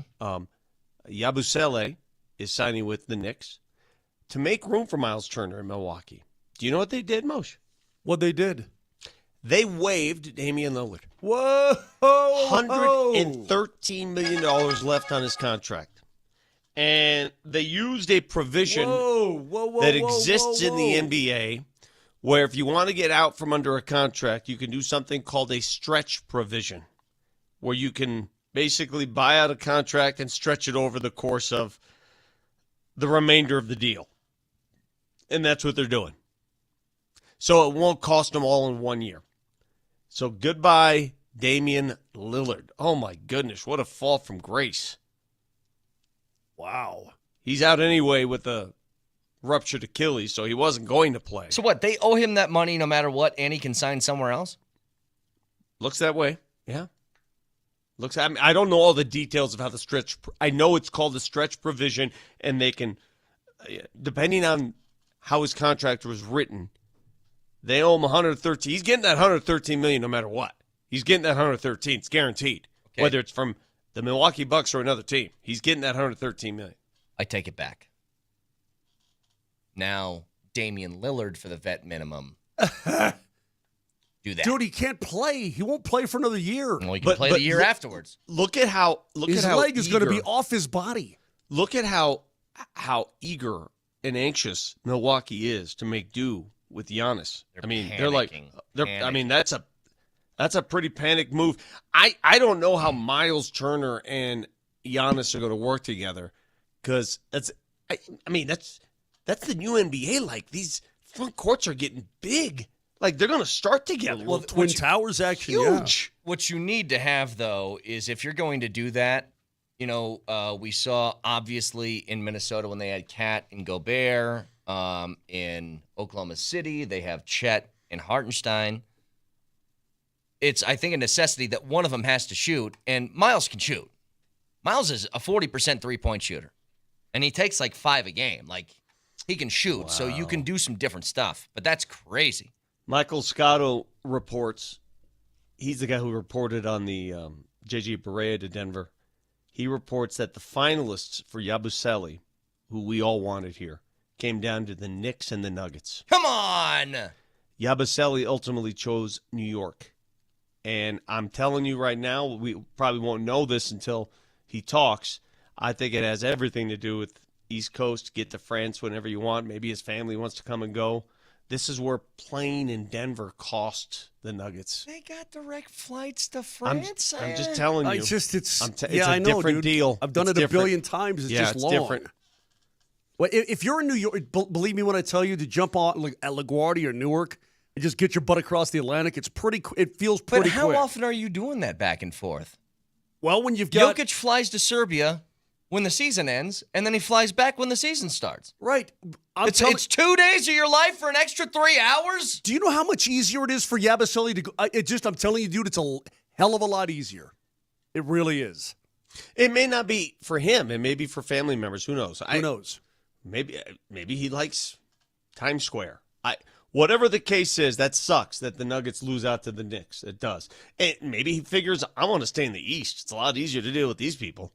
I don't want to deal with the monsters out West. There's another trade, by the way, this one smaller in comparison to what we just heard. About We never have this kind of breaking news on our show, so this is rare. This is crazy. Well, this one's smaller, but it is kind of interesting. The Dolphins have made another trade. The Dolphins are trading a conditional 6th-round pick to the Giants for who? Recently retired Darren Waller, who was coming back to the league. Yes. The rapper. Wait. Waller is going to unretire? He's coming out of retirement. He will play in Miami. Kelsey Plum's ex? Yes.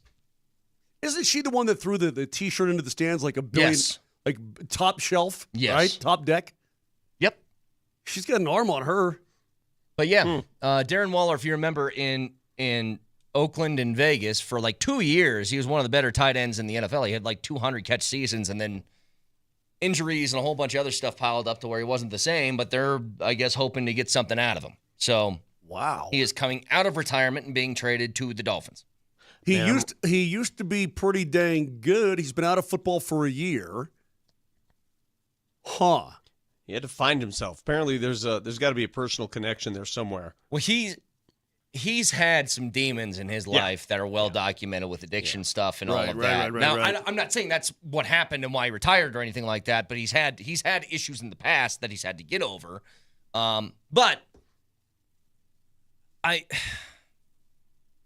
there is a stench of desperation in Milwaukee that is whoa. Bro, I'm looking the next 5 years in dead cap hits. They're going to have to pay. They owe Damian Lillard. They've stretched it over 5 years.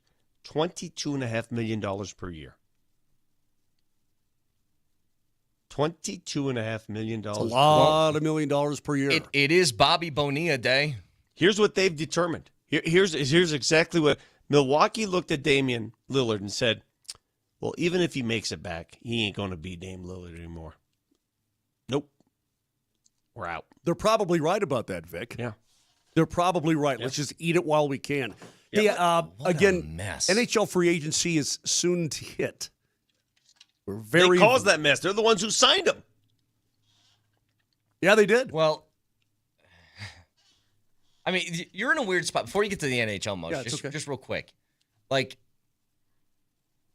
I don't know if Giannis is difficult or not. Now, Giannis has said out loud that he wants to make sure that his team is contending if he's going to stay in Milwaukee. Like, he's kind of made that known. But everything that Milwaukee's done has felt like a panic. And God bless Nikola Jokic, because I don't think that the Nuggets would ever feel like they're in a place where they have to make panic moves to keep him happy. You know, Giannis seemed like happy-go-lucky guy, right? Like, Until he wasn't. Until he's like, I don't know if I want to stick around here because I don't know if we're doing enough. Now, this is all Giannis, dude. You could say what you want, but he's obviously applying his pressure. And, you know, part of being a fan is it's the right thing to do. It's the same pressures that are faced here in Denver with Nikola Jokic. You got to take advantage and pounce when Nikola's in his prime. It's nothing different. To go back to where we started today, which is a massive trade. I mean, you have gotten rid of somebody who was part of a championship core in Michael Porter Jr. You've acquired Cam Johnson and then added Bruce Brown back, who was another piece of that championship core, ironically. But, Vic, overall thoughts, MPJ out, Cam Johnson in. I think it's a net positive for the Nuggets. I've told you, we started the show by thanking and acknowledging what Michael Porter Jr. has meant to this franchise. He's a champion. He'll always be regarded as a champion, and I think he'll be beloved. I will never have anything bad to say about Michael. I got along with him great. He was an outstanding, accountable player and teammate, and he played hurt. He played through 2 devastating back surgeries and drop foot. That's all that needs to be said. The guy was a player. He was always available, played in 81 of 82 games last season. But the Nuggets needed to make a change, and I think it's a change better for him. I think maybe he'll find himself in Brooklyn. I think the Nuggets got a more versatile player in Cam Johnson. They add Bruce Brown. We know what he brings to the lineup. They got better. I thought today the final cherry on top would have been Gershon Yabusele, but he chooses New York over Denver. So now the Nuggets are still in the market for a backup big, and I think that's the final piece that's necessary. Got to find one. They may have to go trade market again. See, problem with the trade market, guys, they gave up that first-round pick, right? They gave up that first-round pick in 32. It ain't got any. I mean, it's not like they have an assortment of second-round picks. Yeah. Wasted a bunch of those last year. Yep. And if you're going player for player, if you want somebody who's actually good, you're probably going to have to give up somebody who's actually good, and then it becomes a canceling out process of guys you have at your stable. But, Moj, what did you think when you saw the Porter news? Hold on. I'd rather move our junk, compile our junk to get a guy.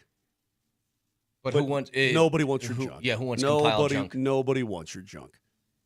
Looking at the free agents that are going to be out there today. No, hang on, but your thoughts on the trade. Oh, on the trade. I'm sorry. I apologize. I thought you wanted me to get to my story. I think it's terrific. I think they're a better basketball team as we sit right now. And again, for those who weren't listening earlier, I know it sounds counterintuitive to be you're spending less money right now.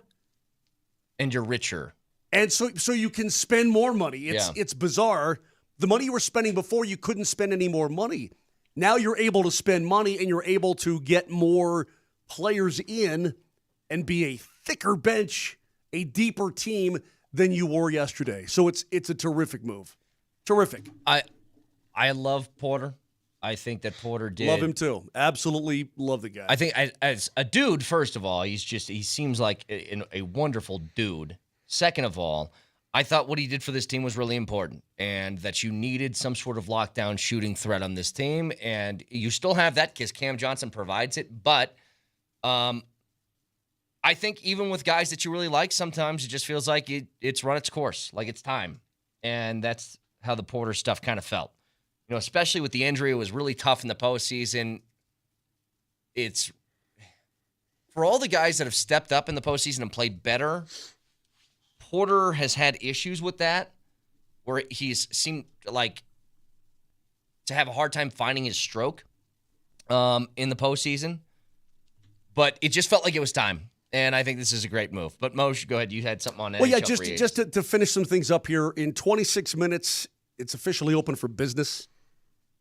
And when you look at the guys who are available, nothing is really standing out to me as guys that you certainly want to overpay for anything else if you're the Colorado Avalanche because you need to fill some spots. If they do anything, my guess is they'll probably trade or they'll dip the toe in minor free agents, not big-time guys.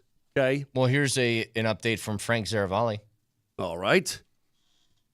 Avs had been engaged on keeping defenseman Ryan Lindgren since clearing out cap space via Charlie Coyle, but sounds like Lindgren will hit the open market. I'm sure he wants to see what he can get. He was making $4.5 last year, and in New York, he was paired with Adam Fox, and apparently Emily Kaplan saying that Gavrikov the outstanding defenseman for the Los Angeles Kings, is going to go sign with the New York Rangers, and he's going to be Adam Fox's new partner there.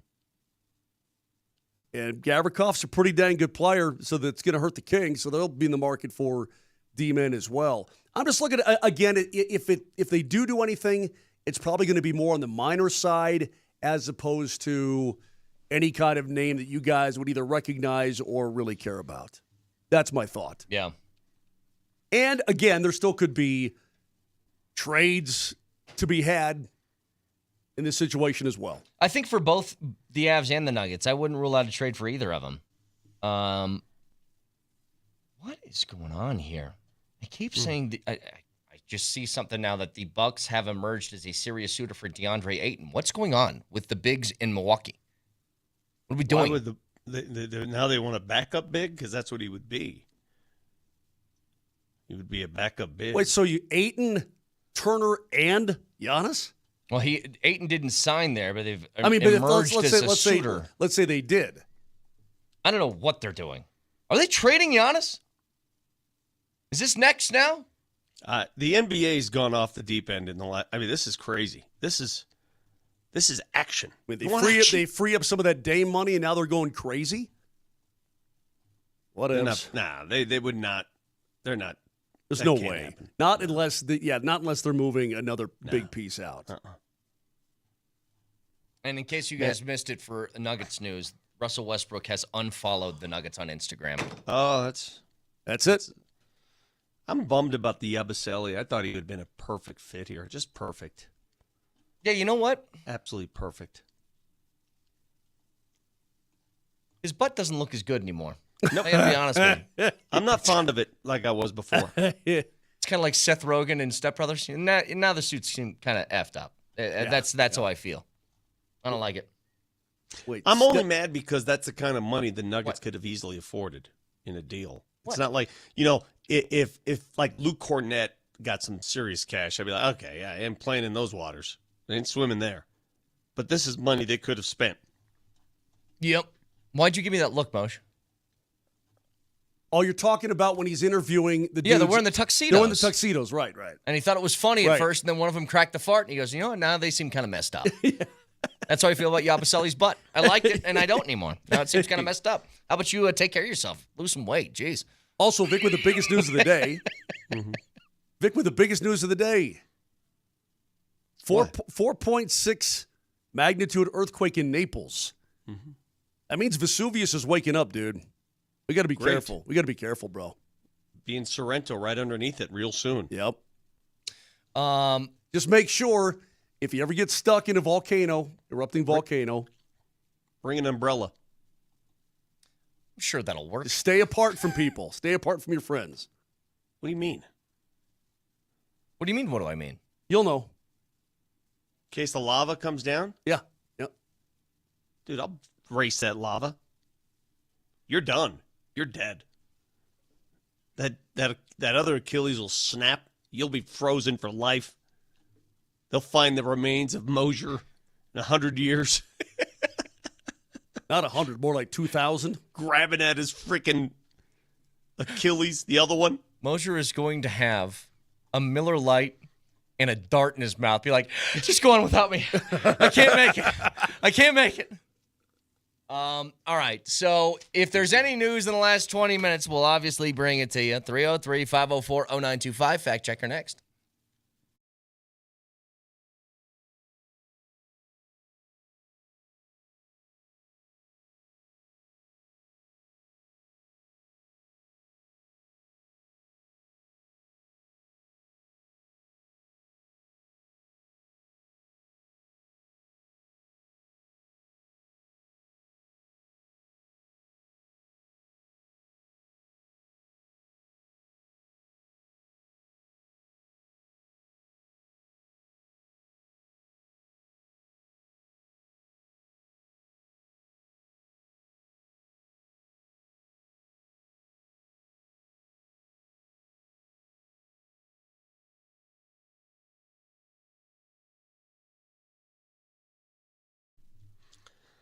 How much is cool air worth to you? I mean, the summer months are here now, and it is going to get hot and really hot. So right now, AAA Services has a deal, $49. $49 for an AC tune-up, and I know you need one. I just got mine tuned up because it wasn't working properly. $49, they'll come there, take care of that. For $79, they'll also throw in a water heater flush. And if you want more, you want all of it, $99 gets you the AC tune-up, the heater flush, and an electrical safety inspection. That's pro-level stuff, and it's only provided by AAA Services. Heating, plumbing, electric. Call them today. Schedule an appointment at AAAtoday.com or call 303-313-3333.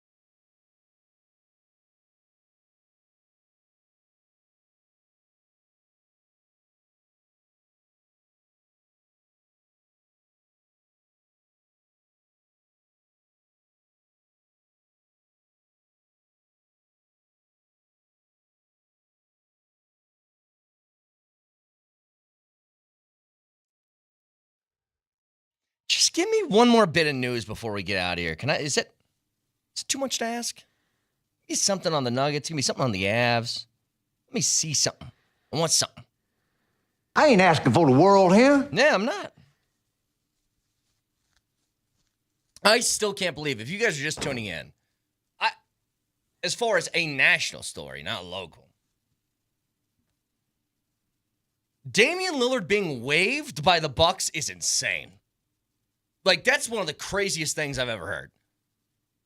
They make the blockbuster deal to try and give Giannis another weapon for a championship, and that fast, this thing ended. Well, he blew his leg up. It feels... His leg is blown. Maybe this is payback for all the people in Milwaukee that were probably laughing at the Jets when that happened to Aaron Rodgers. Mm-hmm. Maybe that's their payback, is they got this. Because that's wild. Wild. And that they're going to spread it out over, was it 5 years? And just crazy to me. I don't even know what happens with Dame after this. So does Dame just not have a team, you think, all year and then tries to get one next year? Does somebody sign him with the intent of playing him after he rehabs or what? It depends what the offers are. They want to see what he can do after rehab. Maybe a team says, screw that. We know what you can do. We'll sign you now. I don't know. I know this. He ain't playing for Milwaukee anymore. I mean, Kyrie just had a season-ending injury, and they signed a contract extension with him in the middle of that. I mean, that's what Dallas did. Did you hear what Nico Harrison said, by the way? The balls in this guy. He said, I think everybody in town is starting to see our vision now. And I'm like, so hang on a second. So I have this straight. You know what? This guy. Just so I have this straight. The vision was to trade a generational player in his prime for not a lot in return. And then to luck your way with a 1.8% chance in the draft lottery to the number one pick to take Cooper Flagg. That was your vision all along? Because if that was your vision, I am going to say that the NBA is rigged because there's no way you could know that. If Adam Silver shared your vision, then maybe. Yeah. Okay. Was it a joint vision with you and the commissioner? Because then maybe. How do you fall bass backwards into the number one pick in the draft? It's statistically impossible. I mean, almost statistically impossible. How does it happen? Example of that? That somebody just makes all of the wrong decisions and somehow gets rewarded for it. Tommy Corman beating Jack what's-his-face in Honeymoon in Vegas with 4 aces over the straight flush. Hey, poker, yeah, poker's one of them. According to Chris Haynes, NBA reporter, he reports that Giannis is, quote, not pleased with the Bucks waiving Damian Lillard. You know, I'm sort of tired of hearing from Giannis. Well, I mean, look, he brought him there to win a championship. I mean, he likes him, I'm sure. Okay, fine. But Lillard's going to miss an entire year. He's out with a blown Achilles. Well, this is kind of what I'm thinking. Like, he might be upset, but they didn't waive him and then do nothing. They waived him to acquire another player that's going to play this year. Like, that's going to help you. They're basically relaying to you, we aren't not going for it still. I'm making a lot of noise. Giannis, they went out and got Dame for you. Didn't work out. Even when he was healthy, it didn't work out. So I don't want to hear, well, yeah, but Dame got hurt. Even when Dame was healthy, you saw what Milwaukee did last year. They were not right. They didn't look right. No, they weren't. They didn't look like contenders anyway, that's for sure. Texture said what I said earlier. Give Dame one of those Russell Wilson Steelers deals. That's what I'm saying. Like, go out, throw the minimum at him, be like, hey, just jump on the roster just in case you do get healthy. We'd use a playoff run of you. Go ahead. Hey, Dame, talk to me when you play your entire career at a place and you don't have a fellow all-star on the roster. Why are you getting mad at Dame now? That's not his fault. I'm not getting mad at Dame. I'm just, this isn't for Dame. I mean, other players play basketball. Yeah, but he played, understood. But he also stayed in Portland when he didn't have to. Yeah, he stayed in Portland a long time. Oh, I'm not talking about Dame. I'm sorry. I meant Giannis. Oh, okay. Well, then be more specific. Yeah, that's my bad. It's like, why is Dame catching I was strays? going to say strays all over the place. That's poor. Yeah, I mean, Giannis. Yeah, whatever. I really can't believe that they're waiving Dame, though. That's one of the most insane things I've ever heard. Hey, are we going to talk about 4th of July tomorrow at all? What do you mean? Well, it's coming up. What do you want me to do? Friday. Yeah. Fireworks and Want whatnot. me to hold your hand when the fireworks are lit? What Sure, that'd be be cool. No, but you know, I mean, I like the 4th. Well, I don't buy fireworks anymore. When you say, are we going to talk about the 4th of July, what does that mean? The fireworks have already begun. What do you think the show's been all day with these moves? These are our fireworks. I'm asking you what you want me to I say. don't know. It's 4th of July. Question. I mean, it is. Wait, are we going to talk about the there's a holiday? And boom goes the dynamite. Yeah, I'm all into fireworks, but I mean, you've seen one. I mean, what?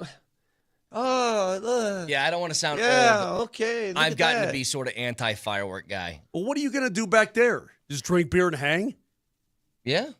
Well, I'm sure. Yeah. Look, you'll talk to your brother for like 20 minutes. Yeah, that's enough of Nolan. You'll be done with that. What else?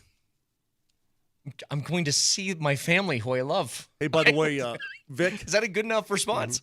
What I should be doing is I should be going too. Troy, T. Willie, invited me to go to Omaha my father. this weekend and hang with the Canes and play golf on Monday.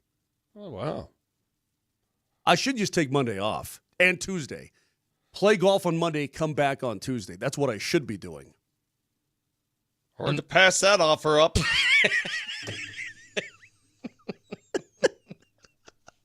God, I hope Troy's listening right now.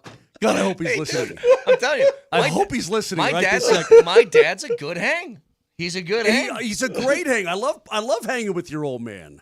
I do. In fact, I would sit in the garage with him. I would, and have a Coors Light, okay? Mm-hmm. I wouldn't hammer a dart with him, but I'd hang while he did. And I'd take one of my cigars from Smoker Friendly and puff one of those with him. Oh, this is perfect. This is so perfect. Marcello on the text line. Brett, I don't get how you can't see Nico Harrison's vision. It's like Wile E. Coyote's scheme, using a scheme that actually works. It's exactly it's like he actually catches the Roadrunner once. And he's like, whoa, the anvil dropping from the cliff actually worked? Crazy. Anyway. I did get tired of that Roadrunner. I was getting tired of his look. I mean, he was like, all right, let's go ahead and hammer this A little guy. too arrogant. A little too arrogant for me, Let's take him out. Break his legs. It's get hit by a bus. I'm serious. I mean, the Coyote's taking all this. Flattened. The Coyote's getting his ass kicked every single day for our pleasure, our entertainment. Roadrunner's running around, boink, boink. Yeah, screw that. I thought you didn't do cartoons. Yeah, at that time I did. It's not boink, boink. It's meep, meep, by the way. Whatever. Did you boink, say boink, boink? That was him in the bedroom. Boink, boink is something else that happened. Okay. All right. Anyway, 4th of July is coming up, and it's going to be awesome. I got to tell you, you know what? The more you think about it, the more Wile E. Coyote's just an idiot. Like, go chase something else. Find another There's got to be bird. like a Doing slow here. rabbit Yeah. out there or something you can nail. That one ain't your mark. If it's very obvious, you aren't getting that one. Move on. So, huge day today discussing Michael Porter Jr. being traded to Brooklyn. The Nuggets get Cam Johnson. They have Bruce Brown. Didn't just get Bruce Brown. Got Bruce Brown on a minimum deal. Minimum. On top of some of the other wild stuff, Miles Turner is now no longer a Pacer. It's funny. Miles Turner has been in trade rumors every year of his career. Yeah, pretty much. Until this year. And then he actually says peace leaves. out. Yeah, then he's like, it's deuces. crazy. Deuces. So he goes to Milwaukee, in turn, makes Damian Lillard. He gets waived by Milwaukee to make cap space for Miles crazy. Turner. The Nuggets also introduced, they haven't introduced him, but the reports are they've hired 2 assistant coaches, J.J. Barea and Rodney Yeah, Billups. you don't need to do any introducing to the media. That's fine. I mean, they're assistant coaches. They don't need to do a sit down or anything like that. But good. That sounds great. And you know what, Vic, I like about it the most? I like that David Adelman's getting his fingerprints all over this stuff, right? That, hey, look, it's my staff. Mm-hmm. I'm going to get my guys in He here. has no choice. Well, understood, but I think it's great. I mean, it's, his guys are coming in. If anything, when I look at all these moves, when you get to training camp this year, and there's more to come, right? But when you get to training camp, isn't there going to be a certain level of anticipation and excitement, even amongst the players themselves, right? And Some new faces, some old faces, new coaches, new stuff. I mean, there's going to be an era of freshness about everything that I think is going to be potentially galvanizing for this club. When you get a new car, no matter what kind of car it is, it's that same deal. I mean, it's like redoing the interior of your car a little bit. And the Nuggets went through that yesterday. Not quite done yet, though, man. Got to get it back up big somehow. Well, they were just about to do it. Reports are Yabusele was down to two teams, the Knicks and the Nuggets, and chose New York. I'd love to know why. It couldn't be money. The Nuggets would have offered $6 million a year. I would think so. Maybe it's that second year. Maybe that second year turned them off. Maybe the Knicks guaranteed the second year, and then maybe the Nuggets didn't want to. And maybe this guy said, screw it then. I'll stay in New York. Stay on the East Coast. So I'm sure a lot more information, a lot more news to break throughout the course of the day. So keep it tuned right here, Altitude Sports Radio 92.5. Fact checker, please, Nelly.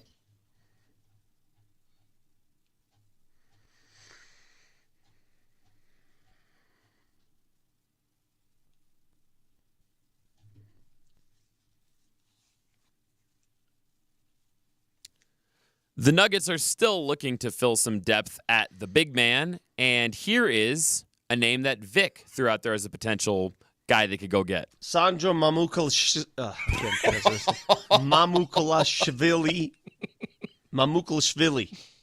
Sandro Mamukelashvili. Well, here is that guy pronouncing his name when he was still in college, when he was at Seton Hall. My name is Alexander Mamukelashvili. Mamukelashvili. I got to say, Vic did better than I could do, but that first one, it was more of your face. Halfway through. Because you went like this. Sandro Mamukelashvili. The tongue just stopped. It just hit the eject button. We're done. My tongue just shut off, man. Done. All right, keep it tuned right here, Altitude Sports Radio 92.5 for all the news that will break in the NBA and NHL. Find the podcast, iTunes, Spotify. Just search Moser, Lombardi, and Kane. NHL free agency begins officially in 3 minutes. So stay tuned right here, Altitude Sports Radio 92.5 all day. We'll talk to you tomorrow. Love you. Bye. Sandro Mamukelashvili.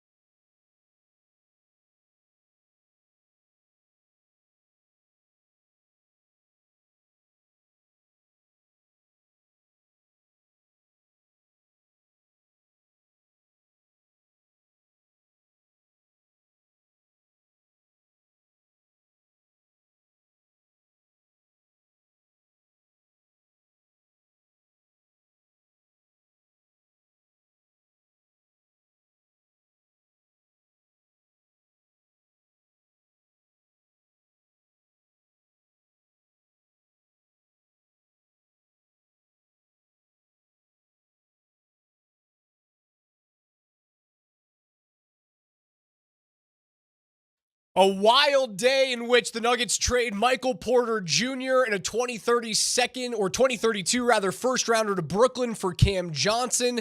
They get back Bruce Brown on a 1-year veteran minimum deal. We have NBA free agency going off right now. NHL free agency started 5 minutes and 15 seconds ago. But before we get into all of that, there's a reason why Vic Lombardi is back on your screens right now to join in the morning sprint with myself and the coach, Mike Sanford. That's because the Nuggets, at long last, have finally found a way to get a backup big behind Nikola Jokic. The trade is 1-for-1, according to Shams Charania.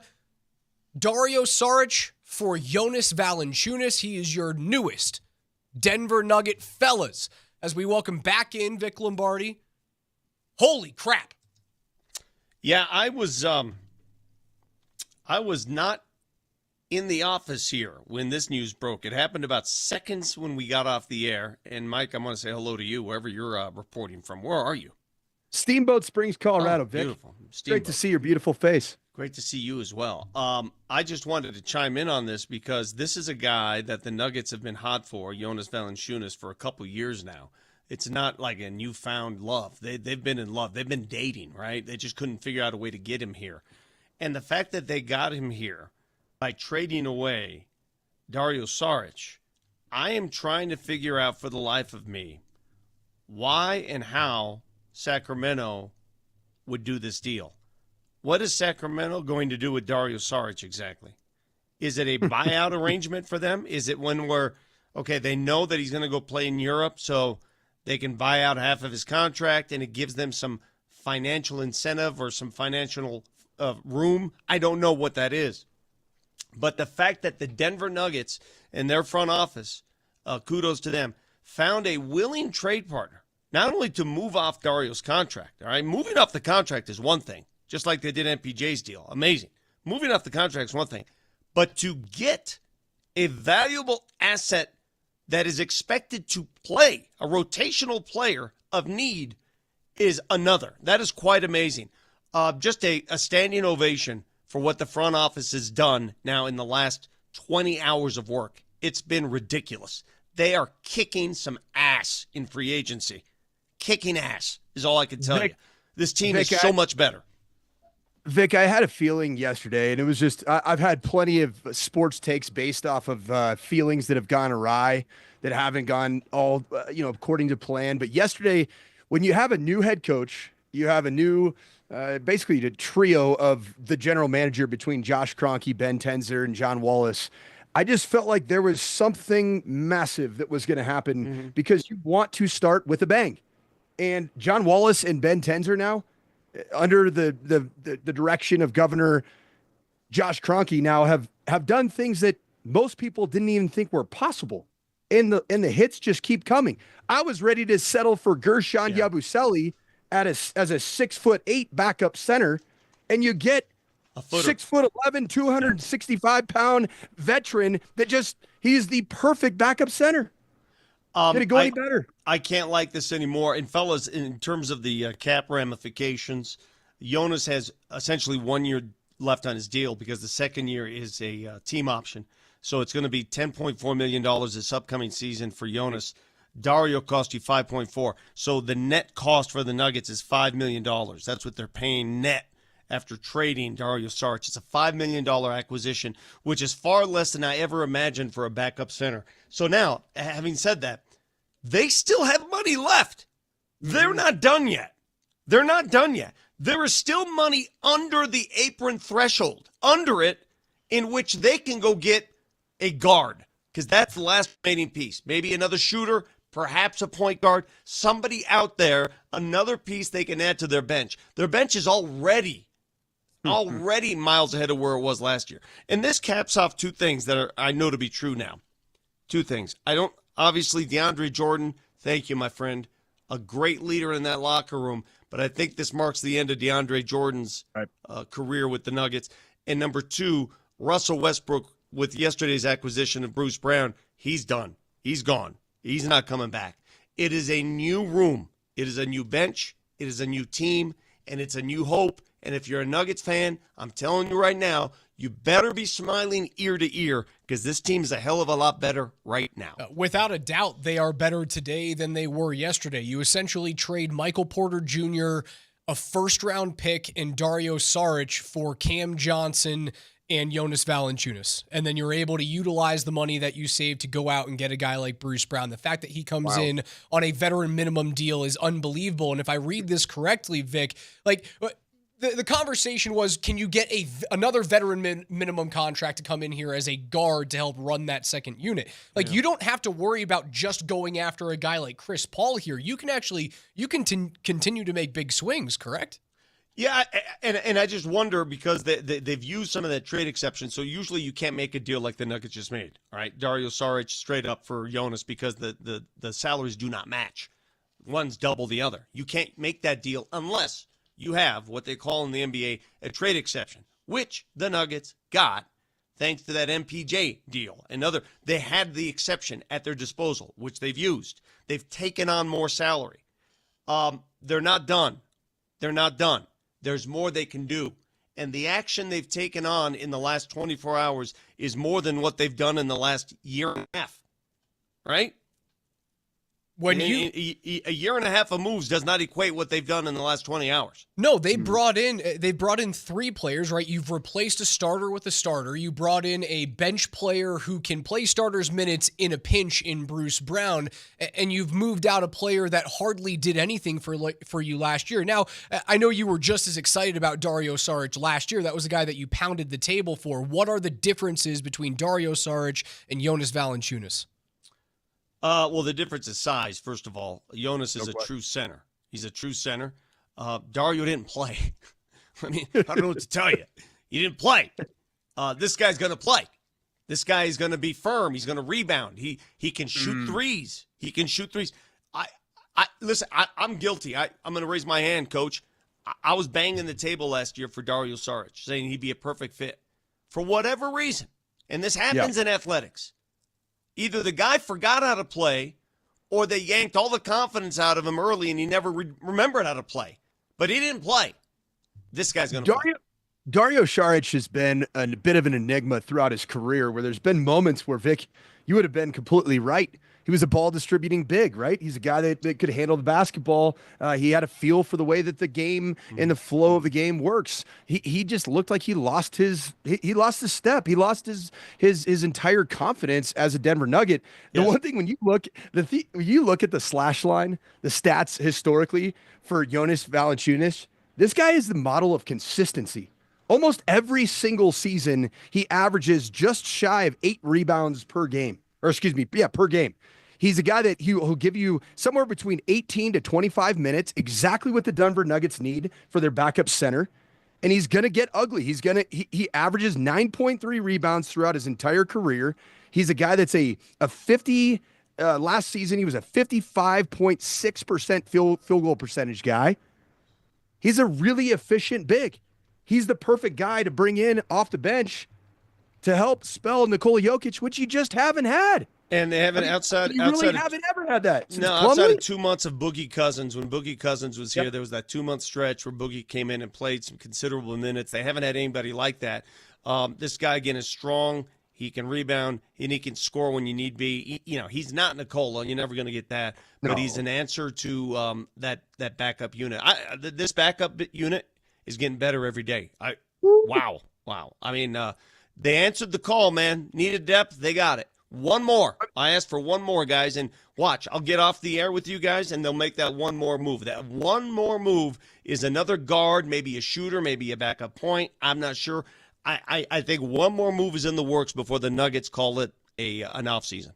Vic and Raj, yesterday when you started your show yesterday morning, and even us on the morning sprint, would you guys have been happy if the Nuggets had just simply added Bruce Brown, and that was it?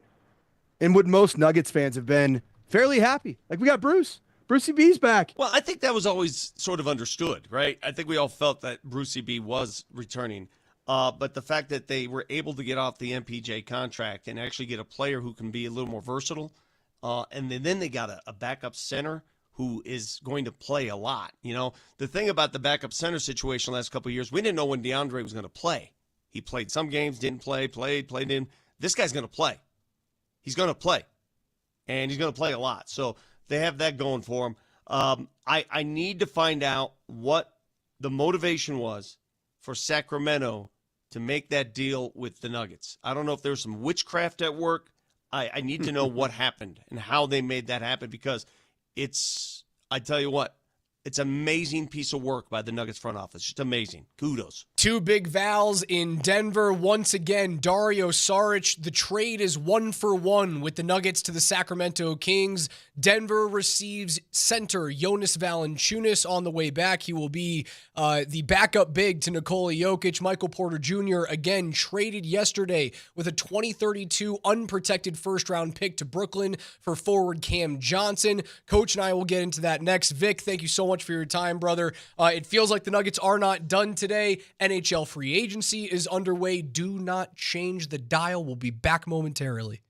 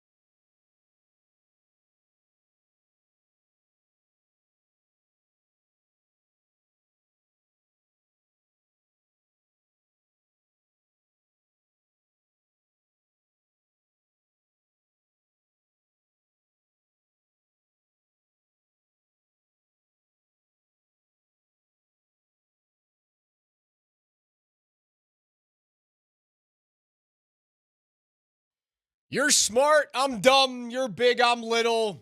You're right, I'm wrong. Nothing I can do about it, Coach. I get it. Welcome to the Morning Sprint. Alex Ryan-Emmy alongside the coach, Mike Sanford. He's out in Steamboat Springs. KJ Granderson is behind the glass today. Again, if you have not heard just yet, the Denver Nuggets trade Dario Saric in a 1-for-1 deal to the Sacramento Kings. They receive center Jonas Valanciunas on the way back. He will be the backup big to Nikola Jokic this year. So that supplements the massive trade from yesterday as Michael Porter Jr. and an unprotected 2032 first-round pick go to Brooklyn in exchange for forward Cam Johnson. They end up saving a bunch of money. And it wasn't about just getting cheaper for the Nuggets. It was about finding a way to get more cap compliant so that you could go out and make these types of trades. Bring in the type of depth that affords you Bruce Brown and Jonas Valanciunas and affords you the ability now to continue to go out and go get another three-point shooter or a backup guard for this team. The Nuggets are now better than they were yesterday. Before we get back into all of that and into what's happening in NHL free agency, as a reminder, you guys can utilize the Altitude Sports Radio mobile app. Just download it onto your phone, hit the microphone button on there, and part of our Star Stripes and Big Pipes contest, all you have to do is record a liner for our show between 10 a.m. and noon, and you'll automatically be qualified to win a Traeger grill from our friends at Ace Hardware. You can get that grill before July 4th, so if you need something to grill and smoke out for your friends and family on Independence Day, make sure you guys go in there, leave us a voice memo and a rejoiner for the morning sprint. If you need some inspiration, text the word script to 303-504-0925. Coach Shams tried to tell us yesterday, big time trade. I didn't think it could happen. You did, and the Nuggets are better for it. They're way better for it. It's interesting. Vic Lombardi's biggest surprise, or his reaction to this bombshell news of being able to shed Dario Saric's $5 million cap hit for a player that just didn't play. And you go out and get Jonas Valanciunas, a guy that's been a model of consistency. He's had a good postseason history as well in Toronto. He had a nice stretch there as a Raptor in the postseason. He's a guy that's been a starting center in the NBA, but over the course of the last 4, 5, 6 years of his career, he's played himself into being the perfect guy to come off the bench for Nikola Jokic. And Vic was trying to figure out what's the motivation for Sacramento to take on Dario Saric. He wanted to get to the bottom of it. I got the same question about the Brooklyn Nets. What was their motivation to take on Michael Porter Jr.? And I do want to take a second. I think it's very easy to find what the thought process is from Brooklyn. I think Sacramento, I'm lost on that, but Brooklyn's very easy. Talk to me. The unprotected 2032 first round pick. God, that's a long time from now. That's the reason why it's so enticing. What happens in 7 years from now, man? How old is Nikola Jokic? You know how many head coaches and general managers will be hired and fired by 2030 potentially in Brooklyn? Like that's the stuff to me. It's like you're making some of these decisions as a general manager. Like, am I even going to be the head coach or the general manager or head coach anymore? Yeah, but guess what? Ownership probably has their finger on the pulse there. What happens in 7 years? How old is Nikola Jokic in 7 years? Is Nikola Jokic even 40. Living? Is he? He's 37 in 7 years. Is he even living in the United States at that point? The answer is likely no. And if Nikola Jokic is not living in Denver in 2032, the Nuggets might suck real bad. That's the reason why that's an enticing trade for them. It's unprotected. Like, there's a chance that thing could be like a top 5 pick. Sacramento, on the other hand, I don't know why they do that. What's over my left shoulder? Sarge for Valanciunas straight up is nuts. With Michael Porter Jr. now gone, departed as a Denver Nugget, he's a player that you are going to lose some high-end streaky three-point shooting that you do not currently have on your roster. Would you agree with that? Wait, from Porter to Johnson? Yeah, just as a pure three-point shooter. Cam Johnson's a much more versatile. He's a 3-and-D player. He's a much better defender. He doesn't have drop foot. He doesn't have major back issues, but he is not necessarily the fill up the rim 3-point volume shooter that you had in Michael Porter Jr. Am I right? It is a slight step back in shooting. It's really not that drastic. Now, what you get out of Cam is hopefully more consistent play. However, Cam Johnson hasn't been able to stay healthy as of late. And Michael Porter Jr., yes, with the drop foot and the back injuries, somehow plays 81 of 82 over the last couple of years. That's something that you do have to factor into that. Maybe Brooklyn looks at Cam Johnson in the same way that a lot of Nuggets fans and maybe the entire NBA looked at Michael Porter Jr. early on in his career as well. Can this guy stay on the court? That's another reason. You do lose the defensive rebounding ability of Michael Porter Jr., which got better and better year over year. Yeah. Cam Johnson's not going to give you as much of that, but he will be a better on-ball defender without a doubt. Yeah. Michael Porter Jr. was a good Nugget. And sure was. As much as everybody wants to be excited to say goodbye to Michael Porter Jr., I have a lot of respect for what Michael Porter Jr. was able to do. And I know he got a max contract. He was paid handsomely to do what you're supposed to do as an NBA player. What I appreciate about Michael Porter Jr. is even with the drop foot, even with the issues, the back of things, the guy did everything in his power to be available to play, to compete for this basketball team, to play through whatever ailed him, and to be a guy that adapted his game, even if he wasn't filling up the basketball, the hoop with 3-point shooting, and became a really good defensive rebounder. And so I want to take this quick second just to honor the legacy of Michael Porter Jr. as a Nugget. You were a really, really, really good Nugget, but I am so excited about what's to come with Cam Johnson. I am so excited, man. Yeah, it's a good trade. It felt like, are they just shedding salary to get cheaper? Right when it happened. And then you kind of realized after all of you have to have a PhD to understand what the NBA CBA is all about. When you realized what they opened up additionally, right? It wasn't just about saving $40 million by moving MPJ out the door. It was opening up the entire mid-level exception up to $14 million. It was opening up a $16.8 million trade exception so that you could find a way to do these types of things with Valanciunas. And yeah, the question, well, why didn't they make this trade last year during the deadline? You didn't have that 2032 first-round pick available to you until the new league year started, right? Until the moratorium period started. It ends up being a great trade for them. Some news around the NHL, and we will get into hockey in a moment, but the big stuff is happening with the Nuggets right now. The Avs re-sign winger/center Parker Kelly to a 4-year deal at $1.7 million on average annual value basis. So you continue to get some more depth in that bottom six. Parker Kelly played really well with Logan O'Connor and Jack Drury in the playoffs. So you have those guys signed for at least next season. Jack Drury's going to have, I think he has one more year left on his contract. That's the only thing that's happened with the Avs thus far. But the big news, again, Dario Saric, 1-for-1 trade to the Sacramento Kings for Jonas Valanciunas. You finally have a guy that feels like when you take Nikola Jokic off the floor, the world isn't going to end.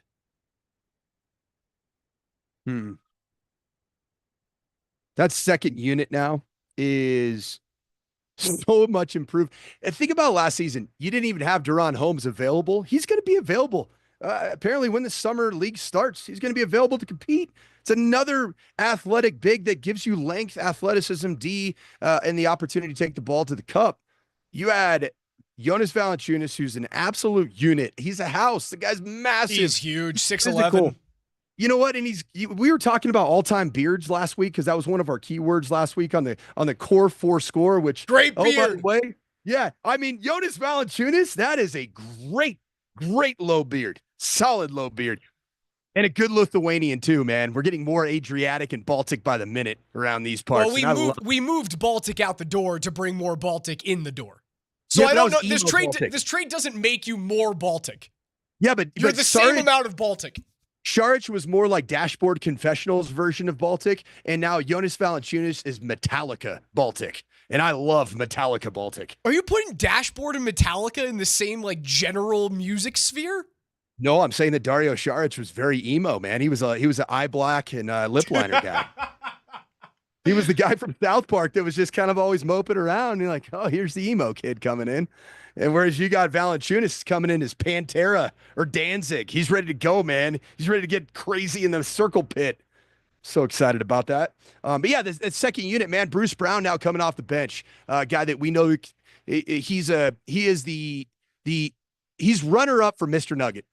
And he almost was Mr. Nugget the year that the Nuggets win the championship. But him and Aaron Gordon back on the team together is a beautiful thing. They'll have a guy that can play great defense. Bruce Brown, what he was able to do, because mind you, KCP was such an important part of this team because of what he could do on the defensive side and shutting down a big time guard, a big time scorer. But you could give KCP minutes of rest in order to defend because Bruce Brown was going to go do this exact same thing. And he was going to strap whatever big time offensive threat was coming from the other team. Maybe when you had to give your starters a rest. And I love the fact that potentially you got Julian Strother, Peyton Watson, guys that I want to see more minutes of. You're not necessarily stunning their growth with any of these moves to at least the way I see it at this point. Jalen Pickett's still a part of this thing. You got a deep bench, man. And that's what, if we learned anything from the NBA Finals this year, looking at both Indianapolis and Oklahoma City, is those two teams, while they did have some superstars in Tyrese Halliburton and Shai Gilgeous-Alexander respectively, what made them so unique, it was the depth. That they could go 9, 10, 11 deep, and that's where the Nuggets are headed right now. Your starting five looks this way: Jamal Murray, Christian Brown, Cam Johnson, Aaron Gordon, Nikola Jokic. Your reserves: Jalen Pickett, Bruce Brown, Julian Strother as your guards. Likely one more guard coming in via free agency. Who knows what they're going to do? They're currently at $191 million in projected salary. That is $4.8 million shy of the first apron. They are north of the tax threshold. The team doesn't care about that. It's when you get into those aprons, certainly the second apron that they wanted to get out of. Their current free agents: Vlatko Čančar, DeAndre Jordan, Russell Westbrook, Trey Alexander, PJ Hall. All of those guys are either already gone or expected to be gone off of this roster. Other reserves on the team for your forwards and center depth: Peyton Watson, Hunter Tyson, Deron Holmes II, Zeke Naji, and the newest member of the Denver Nuggets, Jonas Valanciunas. The trade is 1-for-1. Dario Saric for Valanciunas, to and from the Sacramento Kings. They still have the ability to shore up their future. Christian Brown is available for an extension, as is Cam Johnson. Joker, as we learned last week, Coach, likely not going to sign his extension. It feels like the organization isn't even going to put it on the table in front of Joker, because it makes more sense both for Nikola and for the organization to wait the extra year. He gets to make more money. They get the fifth-year option as well. They still have a $5.7 million exception and a veteran minimum contract available to add to this roster. The Nuggets are not done yet. Again, with the Avalanche, as NHL free agency opened up 33 minutes ago, they have not done anything big, but they do re-sign Parker Kelly to a 4-year, $1.7 million extension. Bottom six player for the Avs. And Coach, as we transition from the hardwood to the ice here, I was very excited yesterday about what the hockey free agency market was going to afford for the Avs. And then everybody re-signed in their own home. And now the free agent market is bone dry. So I go from saying the Avs have $7.5 million in cap space, this is so exciting, to looking at what is left on the market. I'm terrified about some of the contracts that are about to be given out today and tomorrow. You were mortified last night. It was wild following your emotional shift from, hey, it's NHL free agency time, we got money to play with, to this is going to be one of the worst years in terms of overpaying players on the free market. So are there good contracts out there to be had for the Colorado Avalanche? Who knows? Who knows? Because it does seem like there's a lot of re-signing that is happening. Parker Kelly, I think, a good deal for the Avs. Yeah. Bottom six player, like you said. I'm just excited that Connor McGahee's going to be able to hit his Selly Parker Kelly call for Parker Kelly when he gets the goal every 8. Again, Parker Kelly, $1.7 million, 4 years is his extension. Yeah, there's some scary contracts out there, and Florida's able to bring back all three of their guys. They bring back Marchand and Bennett and Aaron Ekblad, and Mitch Marner gets traded from Toronto to Vegas. He signs an 8-year, $12 million extension. Again, average annual value for those extensions. I've been in love with the guy, Vlad Gavrikov, 6'3", 200 pounds, mean as hell, really good defender.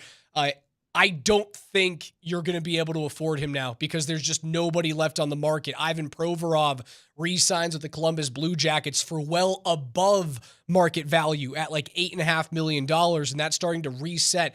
I think the teams that that ended up keeping their players more often than not got good deals on those players. The Provorov deal scares me because then it skyrockets the deal for current free agents. We saw a report coming out a couple of hours ago about Ryan Lindgren, free agent from the Avs that they acquired from the New York Rangers in the middle of the season.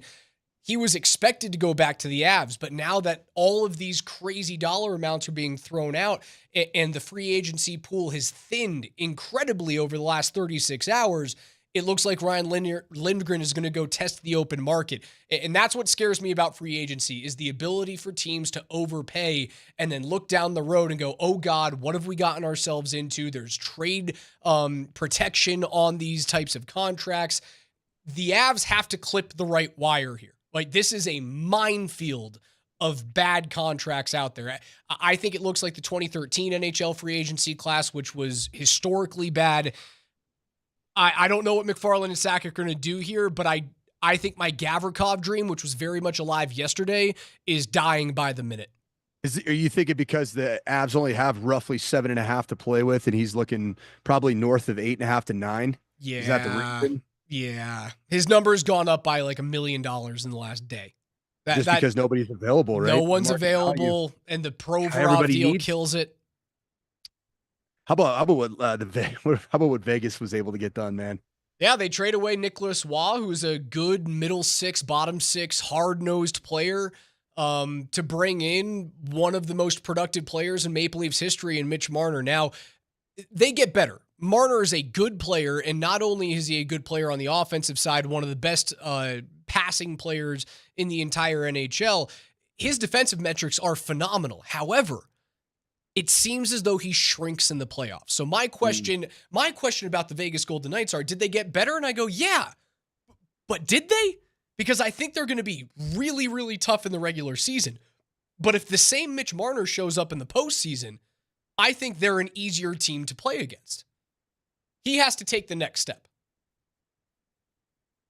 What are some other names, Raj, of physical, big, possible third overall D-man that you could sign? Because if you're losing Lindgren, I can't guarantee that they're going to lose Lindgren. He might end up pricing himself out of Colorado. Nate Schmidt, who just won a cup with the Florida Panthers, would be a really good option. 6 foot, over 200 pounds, physical player. He's in his early to mid 30s. If you can get him on a 2-year deal, somewhere around $3 million, you could look at him. I wouldn't hate Nate Schmidt on the left-hand side. Another one is Brian Dumoulin, who's in his I think he's 33 years old. He's coming off of a bad season with the New Jersey Devils, but New Jersey didn't defend anyone very well. Dumoulin's 6'4". He's not as physical as a guy like Nate Schmidt or Lindgren or Gavrikov, but he is long. And that's the thing that I looked at the Florida Panthers. Yeah, you can look at their forwards. Their forwards are super physical. Their defensemen are big, not overly physical, but they are long and rangy. Dumoulin gives you long and rangy. I don't love his severe aggression, but if you pair a guy like Brian Dumoulin on a $2.5 million, $3 million contract on your third pairing, I would welcome him to Denver with open arms. So those are a few names of like bargain bin defensemen if the market allows for it.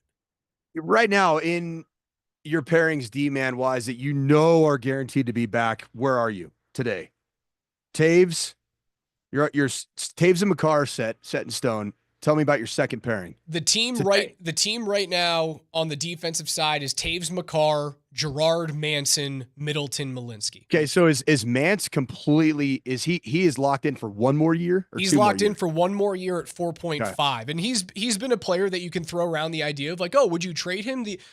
I wouldn't trade Josh Manson. He was terrible during the regular season, but you saw what he can do in the postseason. The Avs aren't a team that you should really care about what happens during the regular season. So I'm willing to bet on give me playoff version of Josh Manson, and I'll deal with the heinous turnovers in the middle of January, and just I'll have to get over it that night on Between the Pipes.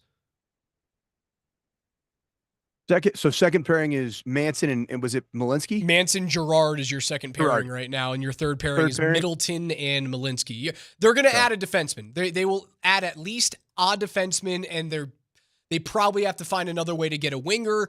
There's some other options that you could do here. You could try and poach some forwards from teams like Florida or Vegas, who are currently over the cap limit right now and don't have enough roster space, or rather cap space, to even fill out a full roster. So look for McFarland and Saric to be active in the veteran trade market as well. We got to take a quick time out here. Coach Mike Sanford is out at Steamboat Springs. I'm Alex Ryan. You guys are listening to Denver's #1 for sports talk. It's Altitude Sports Radio 92.5.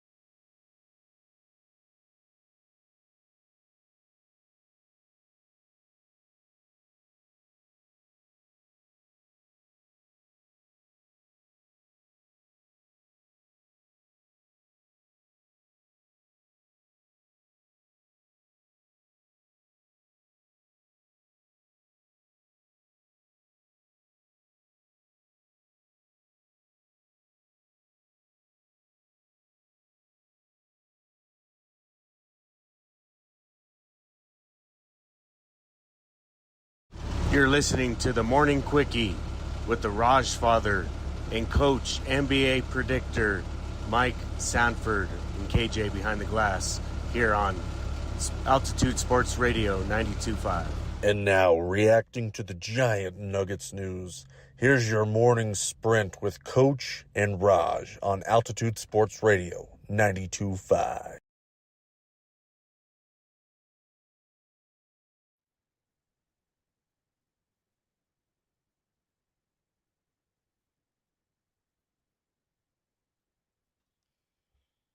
Join us today, 303-504-0925 on the Champ Mazda text line. We will be joined in studio by Altitude Television's Chris Dempsey momentarily to continue talking about the MPJ trade, Cam Johnson, what he brings to the Nuggets, as well as the newest trade. Jonas Valanciunas will be your backup center here in Denver. Former Sacramento King comes over in a 1-for-1 trade for Dario Saric. Don't know how the heck. Hold on, Coach. You have you've given the two-headed GM a new nickname. What is it? Well, I originally went John Benet, but I thought that was probably a little insensitive. It's been like 30 years. I know. I thought the statute of limitations ran out, and I got called out last. So, hey, screw it. I went with John Benet Walzer. I love it. Combining John Wallace hilarious. And Ten Benzer instead of Ben Tenzer. I'll tell you what, these two have been absolutely cooking. And I think it's a little bit of Ben Tenzer, he's been a part of this franchise for some time, so he can't say that it's brand new blood. But he's obviously allowed to do more as the guy that's now in charge.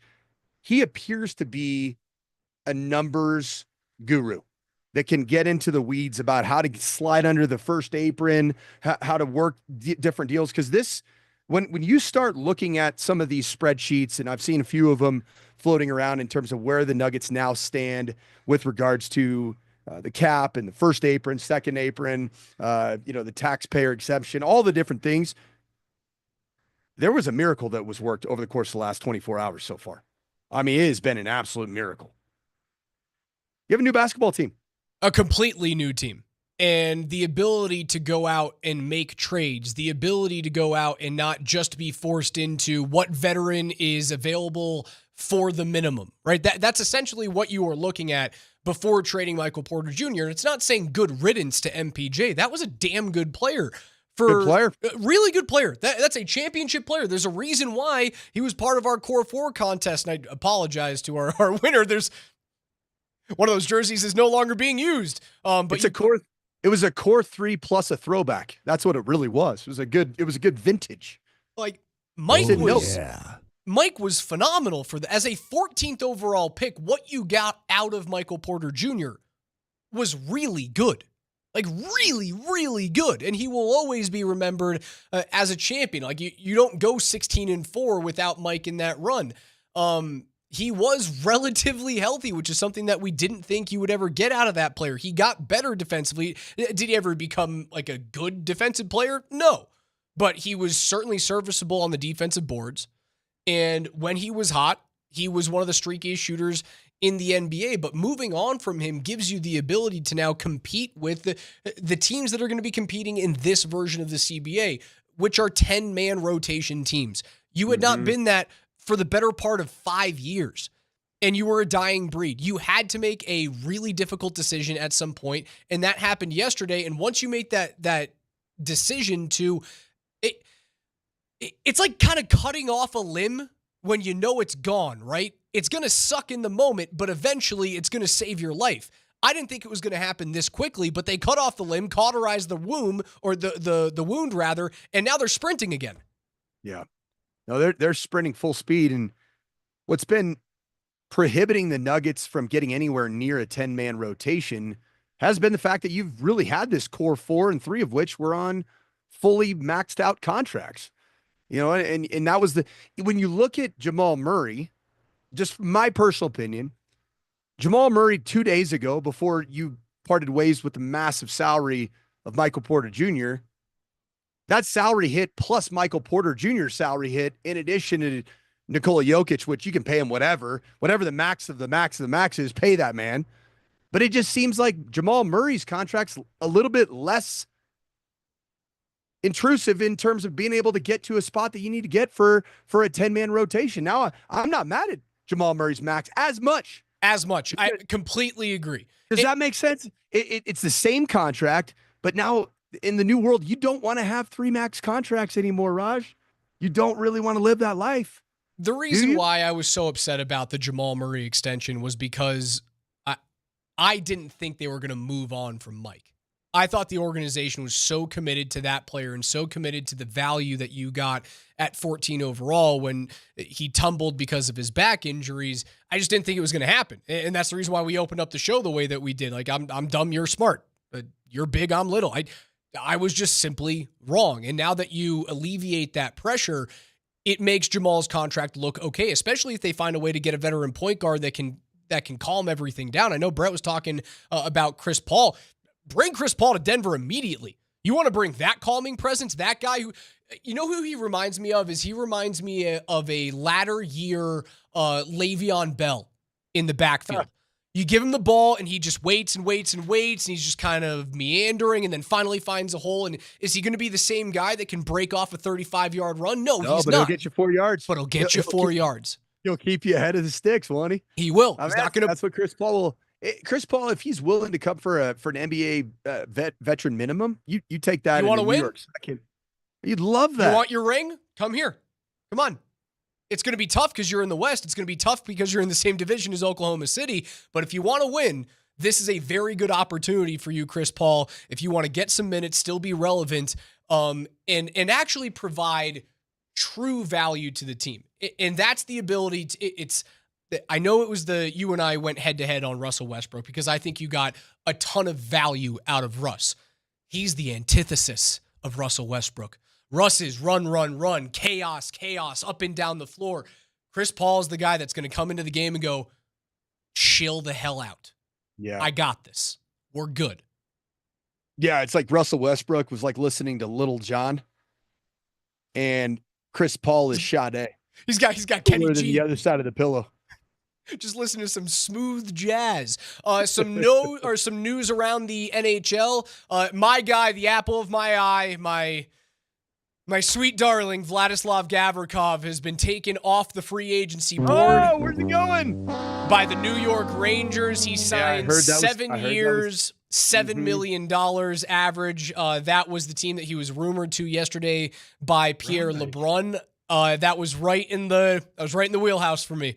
Right. I know. I thought he was going to cost that more. Deal done. You could have gotten that done. You would have. Would you have taken him for 7.25 AAV? I would have taken him, but the thing is, if the Avs were to have made that signing, you would have guaranteed that they moved on from Colton, Manson, or Gerard. Who knows if they've had the ability to do that? If I was running the show, yes, I sign him to that deal, and then I try and do what Florida and Vegas are doing right now, which is just trade those guys at a later time. Now, when teams know they've got you bent over a barrel, you're not going to get the same value back on those players, right? So, as I mentioned, there's a couple of forwards that I think that the Avs can poach from those two teams, one of which being former Av Evan Rodriguez. The Panthers aren't going to get the same value on Evan Rodriguez because teams know that they have to shed that contract. So that's a little disappointing. Gavrikov to the Rangers at 7.7. Another physical guy that I thought could have been on the table for the Avs would have been Corey Perry. He's signing a 1-year deal with the LA Kings, so can he get back to the Stanley Cup final? I don't know. So. I don't think he's getting back with LA. Out with the Kings. I don't know, man. It's just a weird free agency period. Again, it feels like 2013. Back in 2013, there were these crazy signings because the market was so thin that year that guys got overpaid. Nathan Horton went to Columbus, and David Clarkson went to the Toronto Maple Leafs, and Ryan Clough, I think, did he go to San Jose that year or something like that? Just these wild contracts that teams were regretting very, very soon after that. And I just have a feeling that some of these teams are going to be overpaying for players, especially on the defensive end. I just hope that the Avs don't step on those landmines, Coach. All right, let's play a quick game. What's up? Let's play a quick game, Rush. A name of a free agent that you would be excited about the Avs signing, and a name of a free agent that you would be like, why did we do that one? Okay. Wait, are you giving me the names or am I giving you the names? No, I want to know, like, they're just so we can watch this and listen to this the day as it progresses, because the Avs are ultimately going to do something. They're going to sign some free agent or free agents, plural. Am I right in saying that, Raj? Yeah, I saw Dater came out with a tweet that said the Avs are in on Nikolai Ehlers. If Ehlers comes and takes a discount to play in Colorado, I'm very happy with it. But if Ehlers, so that's a thumbs up player. It's all dependent on the term. It's got to be on a sweetheart discount. 100%. Ehlers would be a guy that I think fits in very well here. He's fast. I would be terrified if they sign Brock Besser, but it looks as though he's re-signing in Vancouver at 7 years and $7.25 million. But Besser would scare the crap out of me. I would be.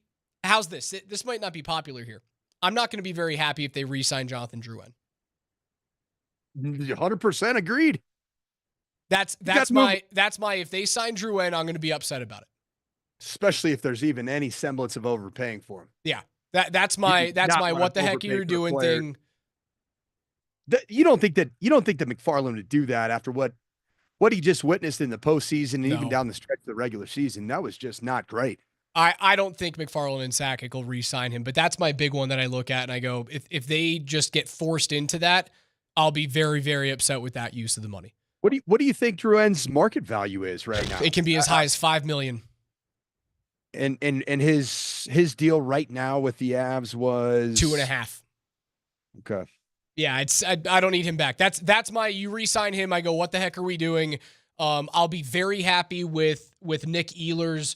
Ehlers, according to AFP Analytics, which is my like nerd stat sheet that I look up, Ehlers can be anywhere between. His value on the market is $8.1 million right now. I would not pay 8.1. Not only do you not have 8.1, I wouldn't pay it for him. I'd pay $6 million over 6 years for Nick Ehlers. That's my cap. So we'll have to see. Chris Dempsey's going to join us just momentarily to continue talking about the Nuggets and their big trade. Jonas Valanciunas coming over to be the backup big behind Nikola Jokic. The trade is 1-for-1. Dario Saric for Jonas Valanciunas. The two-headed GMs continue to strike.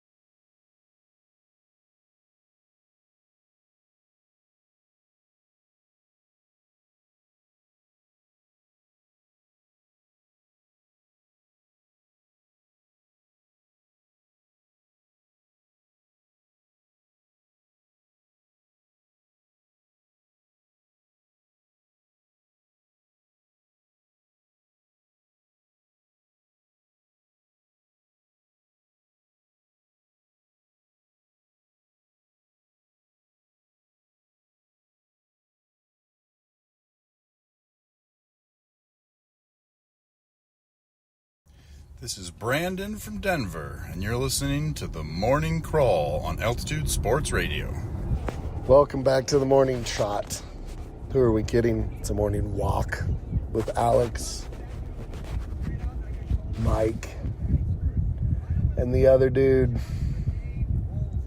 in the glass. Altitude Radio 92.5. Hi, this is Christina from Johnstown, and you are listening to The Morning Sprint on Altitude Sports Radio 92.5. Oh, you're tuned in to The Morning Sprint with Coach and Raj and KJ Granderson, 92.5.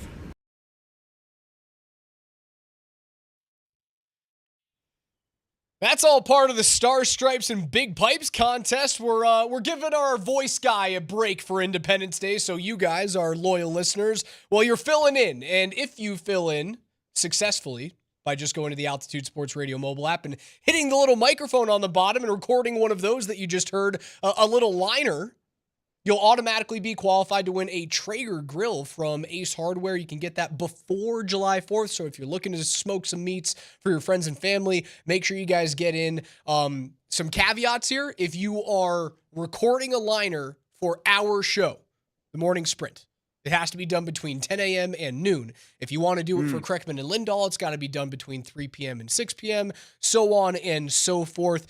Keep it creative, keep it fun, keep it short. If you need a little bit of inspiration, just text the word script to 303-504-0925. That is script to 303-504-0925. Star Stripes and Big Pipes presented by Ace Hardware and Traeger Grills. Been talking a whole bunch today, Coach, about free agency, the frenzy that's happening in the NHL, obviously the big moves that the Denver Nuggets have made in trading Michael Porter Jr. and a 2032 unprotected first to the Brooklyn Nets in exchange for Cam Johnson. They shore up their backup center spot with Jonas Valanciunas. They get rid of one of the worst contracts in the NBA in Dario Saric, and then find a way to bring back Bruce Brown on a one-year veteran minimum deal. This has been an absolute masterclass from the Denver Nuggets, and when I didn't think the Nuggets could do anything in terms of meandering the offseason in free agency and trades 24 hours ago, I feel very similar about what's happening with the Avs when I thought they had all this cap space, and I went, they can do anything. They're going shopping today. And now I look at what's happening in the NHL, and I'm going, Chris, Joe, cool the Jets. Just stay pat. Don't make any stupid overpay decisions, right? Because that's what you're dealing with. And masterclass, yes, this has been a masterclass from Ben Tenzer, John Wallace, Josh Kroenke, and the decision makers. The question remains, while they're cooking like they are, why not stay hot? Let's see if you can deal that Zeke Naji contract as well while you're at it. So you brought up the conversation about the Jamal Murray contract going. Now that you've moved on from another max contract and you've been able to supplement the roster with a legit backup center, a legit backup guard, and now some space that you can go out and trade for players, and you get a little bit more versatile, especially on the defensive side with Cam Johnson. Sure, you give up a little bit of shooting and certainly some rebounding, but that is a more tenacious defender there. I kind of feel the same way about the Zeke contract. Now that you have Deron Holmes coming in and is healthy, and you have a true number 5, right? It felt like for so many years, the Nuggets were trying to stretch thin fours into 5s to play behind Nikola Jokic. I don't feel so bad about the Zeke contract as long as he gets a little bit of playing time to truly feel or truly figure out what he is as a player. Is this what Calvin Booth envisioned all along? Maybe. Finally being able to get a backup 5. And just like he said, when there was some public discord between Michael Malone and Calvin Booth was interviewed and said, well, you can see what he looks like now that he's playing his rightful position. Before. Well, yeah, it makes sense. Now you got Jonas Valanciunas playing the 5 at 6'11", 265 plus pounds. You can potentially see more of Zeke Naji as if you are in a 10, 11 man rotation. Yeah, maybe Zeke Naji as a 4 isn't the worst thing possible. I mean, that does make sense. You think about who your bench players are now. You got Brucey B, Julian Strother, Jalen Pickett, Peyton Watson as guards, Valanciunas, Najee, Deron Holmes as bigs. Like you're running pretty dang deep now. And then you just let it play out. See who the guys are that are going to give you the best minutes. Who are going to be the most productive shooters? Who are going to be the best? I saw a really interesting piece. We're talking about adding another piece to the puzzle here. Jonas Valanciunas is not a open it up and run the court type of player. He is a half court defender. He is a guy that can possess the basketball. He can play great defense, but he's going to be a featured piece in your second unit. You don't want to play with a frenzied, chaotic player like Russell Westbrook. And I know he's not going to be a part of this. Chris Paul would be the ideal point guard for the pace required of your featured piece of your backup unit, your second unit in Jonas Valanciunas. That's the perfect vet minimum contract in terms of style of play and pace. He's not going to stretch the floor from a full court perspective, but in the offensive half court, Valanciunas isn't just a dude that's sitting below the basket. That's a guy who can shoot the three. And you will have to have a point guard running that second unit who's cool with taking some air out of the ball. Now, could that be a couple of your younger guys? Could that be a Pickett or a Strother being your primary ball handlers? I guess, Strother doesn't project as that type of player. But I still would like to see another veteran added to this team. And I do love the idea of old guy chasing a ring. I know that's a hockey thing, but I also want it to be part of the Nuggets cultures. Old guy chasing a ring. Let's go do it for that dude. And Chris Paul kind of feels like that player. Other news around the NBA, Coach. The Bucks waive Damian Lillard. Wild. Which is nuts. And the reason why they do that is they stretch it into a 2+1. So they're going to have to capture that salary for a number of years after this season. So they waive Damian Lillard, who's going to miss the majority, if not all, of the season with his Achilles pop. They acquire Miles Turner from the Indiana Pacers, which is insane to me. Maybe that's Miles Turner's just trying to find a way to cash in on a run to the NBA Finals. Shai Gilgeous-Alexander agrees to a 4-year extension at $285 million. That is now the highest average salary per year in NBA history. 4 years, $285 million. Dennis Schroeder, who you talked about briefly yesterday, has signed a 3-year, $45 million deal with the Kings. The Bucks trade Pat Connaughton to the Hornets, and your dude. And this, what's really nice is that we were about to have, it was a come to Jesus, cry in my shoulder, I got you, coach, don't worry, a wellness check on you. Your guy, Gershon Yabusele, the Kabusele, is not going to be a Nugget. And honestly, who cares now? I know. Who does care? You don't really need him now. I was excited about Yabusele just because of who I watched him play. Me and Krecker were at a Nuggets Sixers game and watching Gershon, just his physical attributes. It's like this would be the perfect player for the Nuggets to have. He's a dog. He's got an unbelievable backside. He just parks it down there and just gets physical with it. But it ended up looking like that it came down for the services of Gershon Yabusele, came down to the New York Knicks and the Denver Nuggets. But it must have been an interesting, morning, because it seemed like Yabusele and Valanciunas, both those deals were probably getting close to happening around the same time.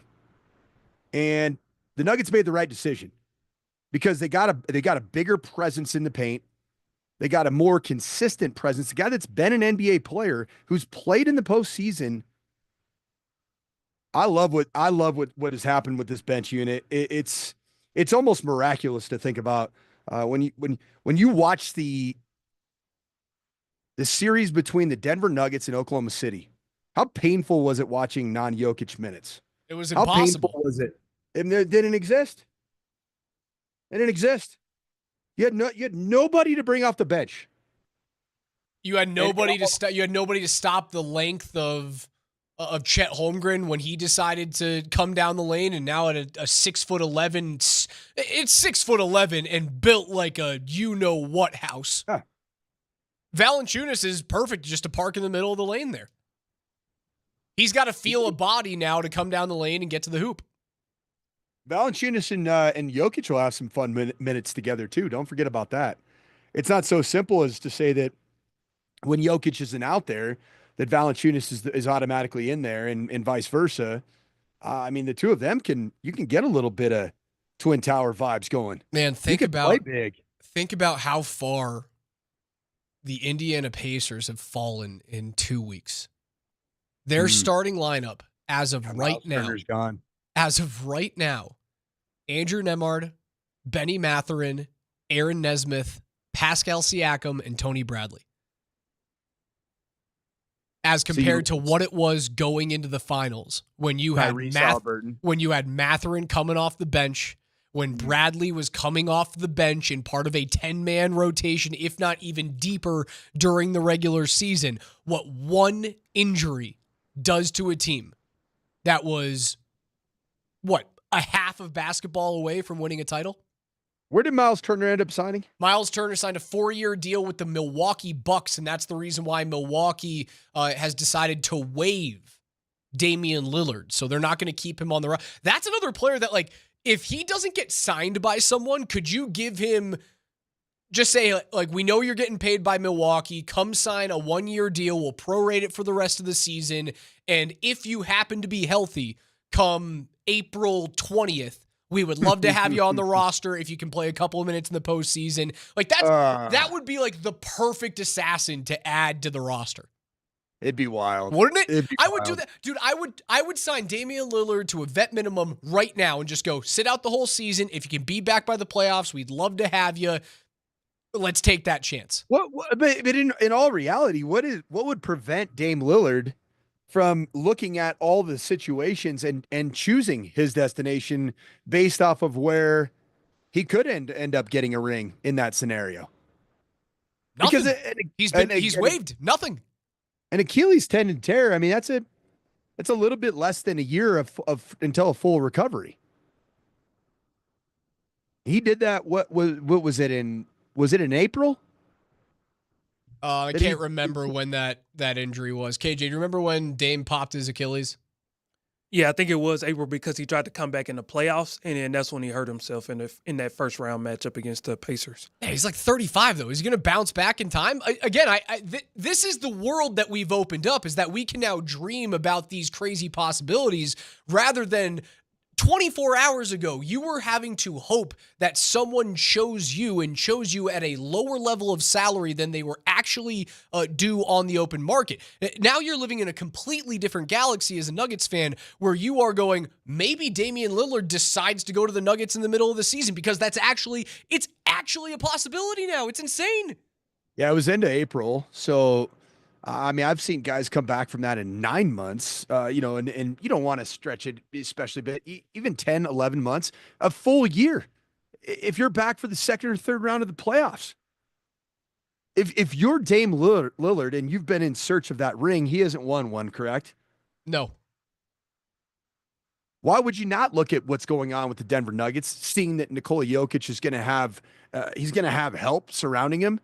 Why wouldn't you just choose this as a place that you could get your rehab and come back on it and be the piece, the assassin off the bench that can fill up the basket and score, 8-10 points.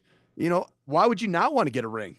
We will continue breaking down the rest of the Nuggets offseason, their free agency period. On the other side, Altitude TV's Chris Dempsey joins us in studio. Don't go anywhere. That's Mike Sanford. I'm Alex Ryanemi. You are listening to Denver's #1 for sports talk. It's Altitude Sports Radio 92.5.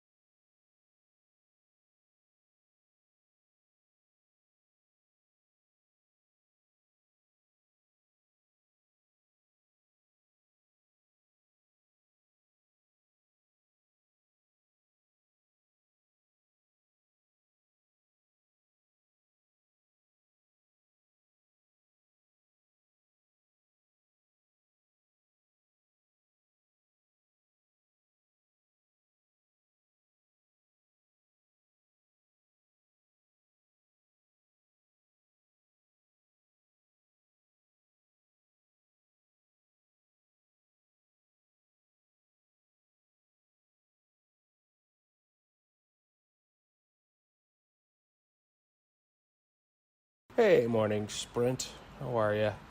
Give me that trigger. 92.5. This is Mark from Fort Collins, and you are listening to the Morning Sprint with Raj. And even though he coached for the dreaded CU Buffs, we love the coach up in Fort Collins. Go Rammies, 92.5. You're listening to Coach Stradamus, Raj, and KJ. Way to predict it, Coach, on 92.5 altitude.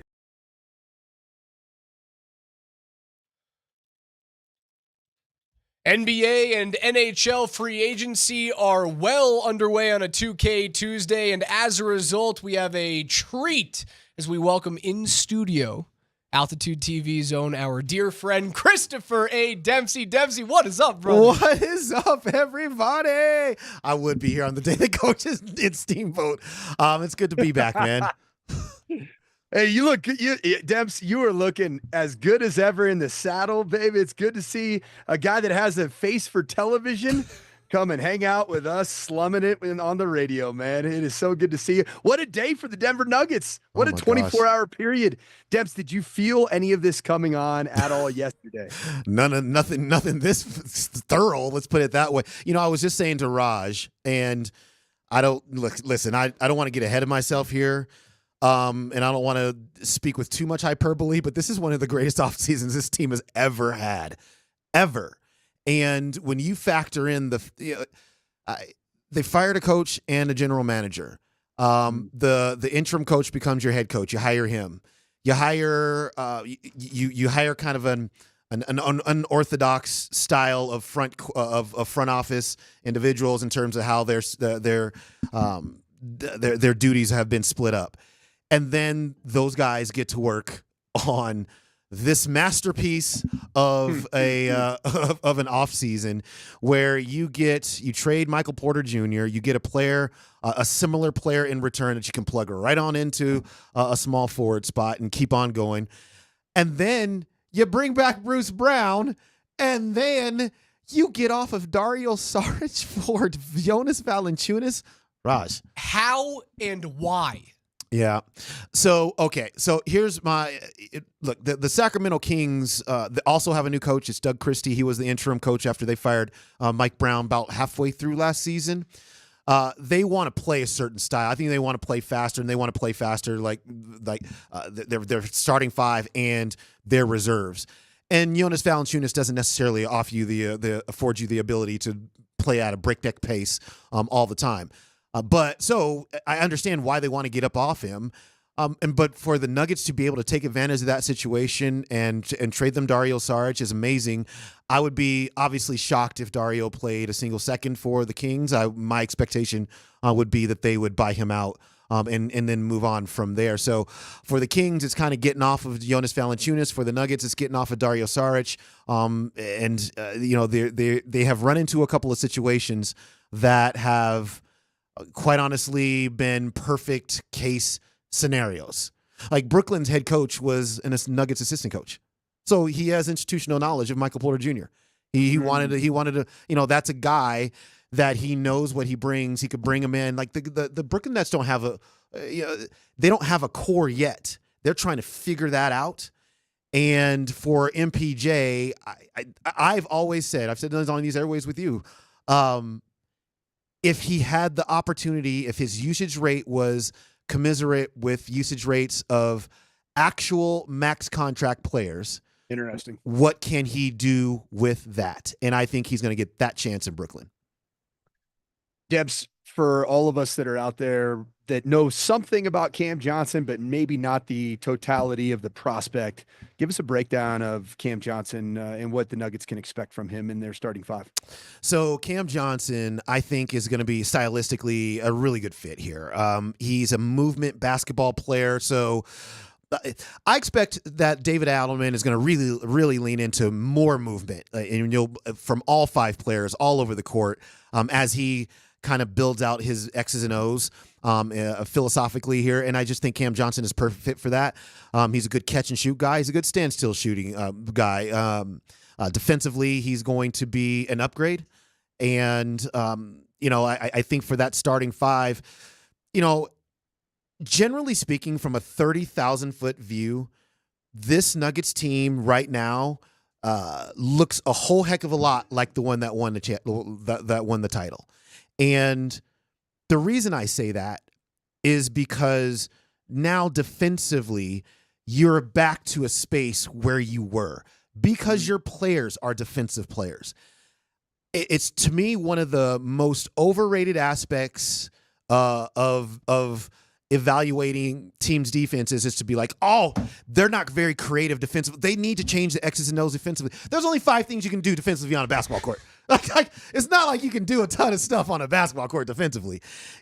Are your players able to carry it out? And when in the past, when you had KCP and Bruce Brown and Christian Brown was coming off your bench, in addition to Aaron Gordon, you were able to do that. Now you get back to that. Cam Johnson comes in. Now you have Bruce Brown coming off your bench. Right. Jonas Valanciunas is going to be able to lean on some people defensively. Now your defensive coming off the bench. Correct. Yeah, and Christian Brown's in your he's in your starting lineup. Coach, think about your starting lineup, and you have 3 players in your starting lineup that are top flight defensive players: Brown and Aaron Gordon and Cam. So it's really, really been well done by the Nuggets. Give us a breakdown of Jonas Valanciunas. The player he is. Yeah, very. So, okay. So here's beyond the players. So we'll break down the names here, but beyond the players, the Nuggets improved in 2 skill sets. One, I expect them to now, especially with Jonas Valanciunas, this applies to him. I expect them to be one of the top 3 or 4 rebounding teams in the NBA, period, full stop. And then defensively, I expect them to be a top 10, 12 defensive team in the league. They have the players to be able to do that, and I expect that they will. And what David Adelman showed us is that he'll play any kind of scheme he needs to play to get you stopped on any particular night. Jonas Valanciunas, big guy, can run the court a little bit. Very physical player, attacks the offensive glass, attacks the defensive glass. But certainly, I think he gives them the chance to. I think we'll see more instances this season where the Nuggets have replaced all 5 starters and you have all 5 reserves on the court. A hockey line change. Yeah, correct. Yeah. And Jonas Valanciunas, you can run a little bit of offense through him. You can throw the ball to him on the post and expect that you're going to get some good things. He can screen and get downhill in a roll situation. He can pop a little bit, but that's not really necessarily his game. But he gives you some toughness, gives you more rebounding. I expect the Nuggets to continue to be one of the better offensive rebounding teams in the league. What we've heard certainly from Vic this morning, and he jumped on in our first segment to immediately react to Valanciunas because they got off the air, and I think it was 45 seconds after they got off the air, this crazy trade goes through. So Vic hopped back on. He went. I don't think they're done. If they're not, you think they're done. Yeah. There's not a veteran that comes in. There's been a really in vogue name. Could Chris Paul be a type of veteran nugget that they might want? Well, I guess that wouldn't surprise me if they felt that their backup point guard situation still needs addressing. I guess that wouldn't be a surprise to me necessarily, but I also don't think they need to. I mean, I think Bruce Brown can handle the ball. Jalen Pickett showed you that he can handle the ball a little bit. And I think just those 2 guys alone give you the coverage that you need. I mean, how many times did we see Bruce Brown be the point guard? Like Jamal would miss a game, and it's like, Bruce Brown's in the starting lineup. Oh, he's the point guard? Oh, he is? So he can do that thing. I think he'll do it for the second team, and so I don't think that there should be any pressure on them to address the backup point guard. So if they're not going – oh, sorry, Coach. If they're not going to add anything else, and Coach and I talked about this just a few minutes ago, what does this all mean for Zeke Naji? Here's man, I feel so bad for the guy. So here's why I feel bad for him. So there was reporting around the time that they fired Michael Malone and Calvin Booth that one of the things that in the midst of the power struggle between those 2 guys was Zeke Naji kind of was in the middle of it. And the question was, where did he play best on the court? Now, every metric said that he was much better at power forward. And yet, according to the reporting, Michael Malone would play him at the 5, knowing that he was vastly ineffective there. And he just got caught in the crossfire. And unfortunately for him, there's not minutes for him, not many anymore on this basketball team. And I would really love to see him get an opportunity somewhere else to play the 4 and to be an impact player at the 4, a good role player. I think that's his future. I think he can be a high-level reserve player for you at that. But his career got kind of tossed into somebody else's fight. And for him, that has now meant that he's quite honestly been passed up on the roster. It's you bring in a Valanciunas, he'll play the 5. Drouin Holmes is probably going to play a bunch of 4. That's what I was considering. I was wondering, with Valanciunas being here, you've been lacking a true backup 5 right, in Denver, a real bona fide center. Yeah. I was wondering if that would open up some opportunities for Zeke to actually play the 4, but now you bring up a great point. A healthy Drouin Holmes should be a huge upgrade over Zeke Naji. Am I right? Well, yeah. I mean, he's at the very least, Coach, he's going to be a comparable player at a easier salary, and in the NBA, you're always looking for that. And especially in today's NBA now, where you just can't have a top heavy financial roster. Like you can't fill things out. The Nuggets have been living that out until today and yesterday, where they've finally gotten that sorted out in a real way. So, yeah, I mean, Drouin Holmes, I'm very, very excited about him. I think that he has the opportunity to. So let's put it this way: when Aaron Gordon says his final goodbye to the Nuggets, whenever that is, and obviously his new contract isn't even kicking in yet. Don't say that. Don't say that. But when he does, I think Drouin Holmes has the opportunity, has the chance to be able to be plopped right in as your new starting 4, whenever that is. We're talking about 4 or 5 years down the road at least. So that's how much I think of him, and I'm very interested to see what he does in Summer League and how he looks. But yeah, for Zeke, it's too bad. But and I don't know if they can move him or not. But if they can't, he'll just have to try to fight for minutes, on this current roster. Some other big news around the NBA: Miles Turner leaves Indiana and goes wild. to Milwaukee because they do something that even feels more wild than that. They waive Damian Lillard and stretch it into what is like a 3-year process. Like on Bobby Bonilla Day of all days, they're like, "Yeah, we're going to pay you when you're 38." Bonilla Day, Raj. Thanks, guys. Thank you. As a New York Jets fan, there's nothing better. What is it? $1.37 million until 2035? Yeah, the greatest contract ever. What a guy. How old will he be at the end of that? Bobby Bonilla? Will he be like 60? I was estimating like. He's got. I mean, he's not been playing for years. Bobby Bonilla is 62. He'll be 72 when those payments stop coming. It's every July 1st. Stop it. Unreal. Every single July 1st since 2011, Bonilla is unbelievable. $193 million from the Mets, and he'll be 72 in this contract. Wow. Bobby Bonilla hasn't played baseball since 2001, and he was barely playing for St. Louis at that time. That's unbelievable, man. I was so far off of that too. 72, man. Unreal, man. He has not won a Silver Slugger Award since 1991. And still getting paid all that money. You were? KJ wasn't even born. No, he's I wasn't even born in 91. For me to laugh about all that is, what's the other craziest deal that you've seen so far in the NBA? Oh, wow. Miles Turner took me by complete and total surprise because the narrative during the entire finals was like Indiana's going to do whatever it takes to re-sign him and blah, blah, blah. And he just immediately is gone. So that one certainly is at near the top of my list. What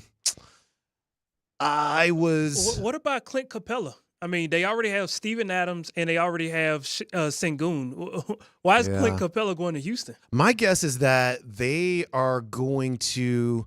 I wonder if Sengun is going to end up being a 4. I really wonder if that's in his future, because that's a lot of bigs, man. It's a lot of bigs, and if Steven Adams is going to play significant minutes, I don't know where you get him for Clint Capella, but unless you're just changing the equation a little bit like that. So it'll be interesting to see. And the Rockets are trying to they did two things. And I think, you had to take them and put them on the short list to get to the NBA Finals. I mean, that team is stacked. It's stacked. So you get Kevin Durant. The Rockets finished second in the Western Conference last year. They got ushered out of the first round immediately. They couldn't score the ball, period. That was it. Ime Udoka, as a coach, really, really good coach, really not great X's and O's wise. So he needs to have a star that can go out and get points for him. He had that in Boston with Jason Tatum and Jaylen Brown. Now he's got that again with Kevin Durant because he's not schematically going to make his offense effective from that angle. He's got to have guys who are real dudes. And so he goes out and has them. Defensively, they're still going to be one of the premier defensive teams in the league. Amen Thompson, Jayshawn Tate, all these guys that Tari Eason, the Terry twins, all those things. So the Houston Rockets are it was a heck of an offseason for them as well. And then I think you got to put the Nuggets in for the work that they have done as a collective. I think the Michael Porter Jr. trade shocked a lot of people around the NBA world. I mean, even if you thought that might be a thing.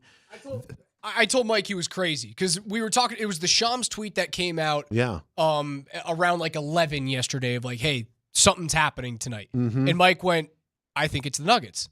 And I looked at Mike and I said, you're a psychopath. Like, there's no way that's actually going to be the Nuggets because I didn't think they could move on from those two contracts. And when I looked at the unprotected 2032 pick, I was, that's a little bit of an overpay. At this point, it's not. Like, your starting five is Jamal, Christian Brown, Cam Johnson, Aaron Gordon, Nikola Jokic, and then your depth is Pickett, Strother, Bruce, Peyton Watson, and Jonas Valanciunas. And I didn't even mention Deron Holmes as a first-round draft pick last year. Yeah, it's amazing. Now it's not an overpay. Yeah, it's not. And I think one of the things that's really, really cool about what they were able to do is they were able to do everything that they have done and financially be, I think, in a slightly better place than what they were before. So Michael Porter's Jr.'s, the reason why Brooklyn was able to assume all of that is because they had actual cap space. And so, that's a $17 million difference between what Michael Porter Jr. is making and what Cam Johnson is making. So he's $21 million. If the team is capped out, can't assume that contract. But the Brooklyn Nets had all the cap space in the world, had somewhere between like 30 and 60 million of cap space. So they could assume that contract. And it's works within the rules of the NBA. And so the Nuggets were able to get a player that they need. They were able to financially give themselves a little bit of breathing room. But you signed Bruce Brown to a minimum. Shut the front door. Come. What? Yeah, Coach and Raj, one of the things I was saying to somebody prior to this free agency even starting was, I wonder how the Bruce Brown free agency experience is going to go. Because on one hand, he's going to have some suitors, right? Like, he's a good player that does a lot of things on a basketball court. On the other hand, he's just made $45 million in the last 2 years, and he loves it here in Denver. He's making less money next year than he made when they won the title. Less money. It's one of the but guys, this is reason why free agency in any sport is fun. Because what we do is we ask the question, what if this player, we were asking this about Bruce Brown the first time around, which was like, he really does like it here. When we were doing the shows, he's like, he really does like it here. Would he be willing to take less money to stay here? At that time, no, because he hadn't made big money yet. Yeah, he needed to go out and capitalize in that moment, and he did. He played for 3 teams since then. Didn't really ever find a home. Yeah, but he made that 45 million racks. Right. And right now, Ryan Lindgren, he's getting his money. Oh, break some news, Coach. Ryan Lindgren has signed a 4-year, $4.5 million average annual value contract with the Seattle Kraken. We'll get into that on the other side. That's the coach, Mike Sanford. A special thank you to our Very homie, our buddy, our friend in studio for a crazy Nuggets day. Also, I heard you one day. I was driving around, and you said, "Hey, I was listening to the new Lil Wayne album," and you go, "Do I get any? Do I get a cookie? Do I get a?" And I said, you know what, man? I'm giving you a cookie. I didn't love the album, but like I don't love it. Like, yeah. But I enjoy every song, but the song with Jelly Roll. Yeah. That's the only song that That's sucks on the album. Everything else is great. Like the one with Big X the Plug, fantastic. Even the one with Andrea Bocelli, I'm in on. Give it to me, That's a baby. good one. That's a good one. That's Chris Just went Dempsey. from Big X the Plug to Andrea Bocelli's Little Wayne. I think it's time for a break, boys. See you guys. That's Chris Dempsey. We'll be back momentarily.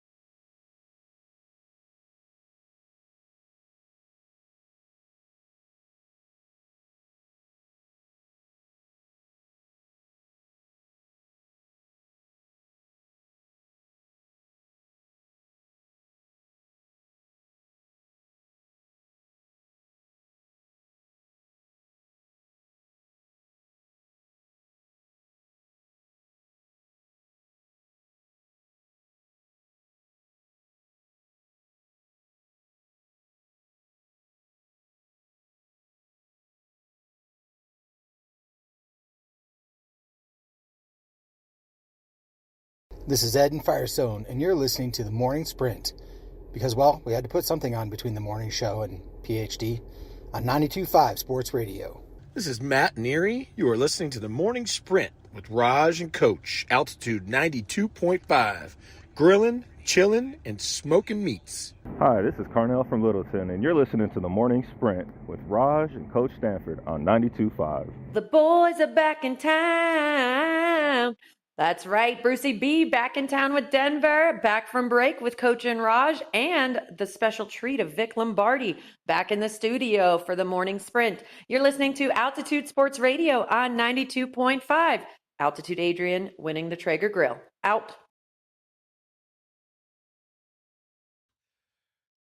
2K Tuesday rolls along on Free Agent Frenzy Tuesday. The Nuggets make big-time moves. They trade Dario Saric to the Kings for Jonas Valanciunas after trading Michael Porter Jr. and a 2032 first-round pick to Brooklyn for Cam Johnson. They sign Bruce Brown to a veteran minimum deal at 1 year. The Avalanche have not made moves. They do extend Parker Kelly 4 years at $1.7 million, but that's just an extension that kicks in after next season. So they continue to shore up the bottom six, maybe a little bit of an overpay in terms of years for a bottom six guy, but I like 1.7. There's no trade exceptions on that whatsoever. It's just 4 years, and we can move on from you if someone wants to take you, but solid piece when you moved him on to the wing. But Coach did just mention it, Ryan Lindgren, who the Avs acquired during the season from the New York Rangers, has signed a 4-year, $4.5 million deal with the Seattle Kraken. So the Avs will not retain the services of defenseman Ryan Lindgren. My prize of the defensive free agency ball, Vladislav Gavrikov, signs a 7-year, $7 million deal on an average annual basis with the New York Rangers. So two of the more physical defensemen have been taken off the board. Gavrikov comes in on the number that I would have liked to have seen him have been an Av. Oh, good number for the Avs. Would have been a great number. Would have been a good number. There's a lot of trade protection on that for Gavrikov. So I don't know if I would. Maybe that's probably what separated New York from Colorado, was they gave him a full no movement clause for the first 5 years. And if that contract doesn't go the way you want it, then it becomes an ankle weight. So maybe that's the thing that separated the Rangers from the Avs. Now we look at, what are the Avs going to do? Are you going to look at Brent Burns, longtime defenseman with the San Jose Sharks and Carolina Hurricanes, who looks like he might not be back in Carolina because they just traded for Keandre Miller from the Rangers? Could you look at that type of player? He's getting long in the tooth, though, man. Yeah, getting long in the tooth, but if you can sign him to a 1 or a 2 year deal, dude, he's still very, very effective. He's not effective at $8 million, but still a very effective defenseman. And they could basically sign me, a 6'4", 230-pound 40-year-old. I mean, that's what people are screaming for. 6'4", 230. Burns is physical. He can bounce the net front. If you can find him, beard as well. Yeah, talk about great beards. Brent Burns, great beard. Valanciunas, Brent Burns, all coming in. Hey, Raj, what's up? A little bit more about idiots. I'd love an idiots guy to Avs free agency, and starting with, what are the decisions that Chris McFarland and Joe Sakic have to make with regards to re-signing players? Parker Kelly's the one that's already been, it's been done, and he's a 26-year-old. Yeah, maybe a little bit of an overpay with regards to years, but as an undrafted player, you've had great return on this player, and possibly you see him emerging out of the top of the bottom six and becoming, maybe he develops into as a 29-year-old. Is he potentially a second line guy? I don't know. I don't think Parker Kelly's moving up past the top six. He's a fourth line, third line in a pinch type of player. I don't have a problem with that at all. Where should we be looking at with regards to some of the most important decisions regarding re-signing Avs players that are on the free agent? Like, who is the group of players, and what do you say? Do you say yes or no? The group of players for the Avs that are free agents as of right now are Jimmy Vesey, Joel Kiviranta, Jonathan Drouin, Eric Johnson, and then Tucker Poolman, technically, but I think he's basically got like a career-ending injury that they took him on for LTIR purposes from Winnipeg. Jimmy Vesey, yes or no? No, don't need him. Didn't really even play much, right? Nope. Got him in the Lindgren deal from New York. Was in and out as a fourth liner. Yeah, Right. he's not the type of guy that I need. I don't think there's value left on that player, unfortunately. Coming out of Harvard, he was hopefully like a guy who was going to be in a middle six, but just never came to fruition. Joel Kiviranta, he's due a little bit of an overpay, and seeing how thin the market is, I'm not willing to pay the prices. Like the Lindgren going 4 years, $4.5 million. I'm okay with saying goodbye to that. For me, he's not worth $4.5 million per year. Kiviranta is going to be a similar type of guy. Like, is he going to make 1.3 to 1.5? Maybe, and I'm not willing to pay that. Will I pay the veteran minimum for him? Sure, but not when you're a team that needs every dollar to maximize at the trade deadline. I'm cool with Kiviranta going. Eric Johnson, I could entertain coming back on a 1-year veteran minimum deal if he knows he's going to be a healthy scratch. A lot of times, if he just wants to be in the room, I invite that type of personality into the room any day of the week. But those are your free agents. You can extend. Oh yeah, Drouin. No, because I think Drouin's going to get like $5 million from someone. Yeah, you move on from Drouin. You've maximized the value on Drouin. You can extend Natchez and Drury, but you don't have to right now. As of today, those two guys are. Should you? I would extend Drury today. Same. Natchez, it depends what he wants. Natchez was he had a big to do with the Carolina Hurricanes about wanting a lot of money, and I'm seeing all of these players that are taking hometown discounts. Unless you are willing to take a discount to play here in Colorado, Marty Natchez, I don't know if I can pay you $9 million. I can't do that. Look at what Florida's putting together. Look at the $8 million.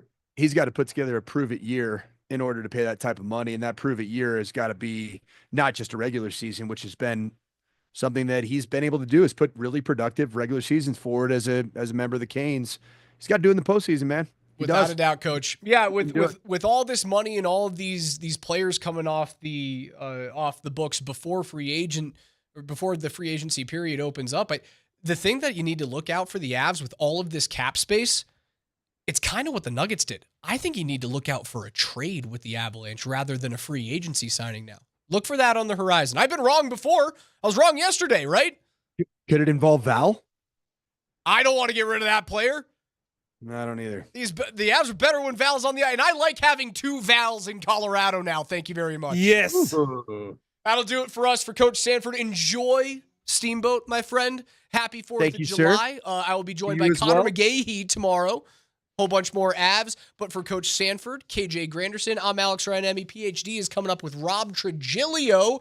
Again, the big news. Nuggets trade Dario Saric for Jonas Valanciunas. Free agency is well underway. We'll talk to you tomorrow morning at 10 a.m. Love you. See ya. Get out of here. Hey, guys. Corey from Frederick, Colorado. Get that show out of here, because PhD's up next on Altitude 92.5.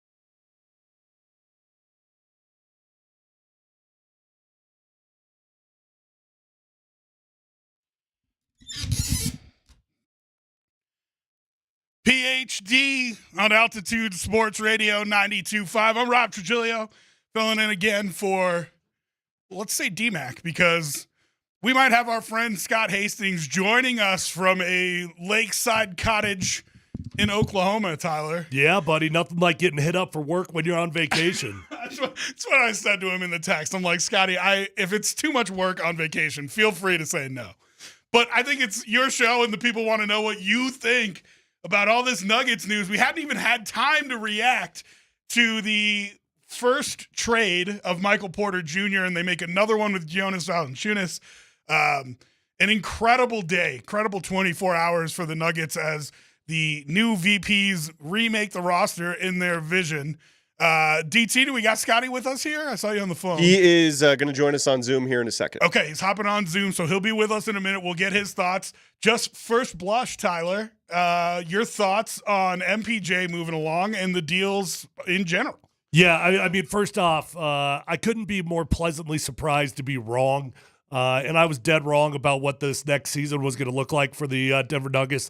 I really thought they were running that sucker back. Yeah. And based off everything that Josh Kroenke had said, based off everything that the new EVPs had said, it just felt like they were leading us towards running this thing back. And I could not be more impressed with what they've accomplished in the last 24 hours.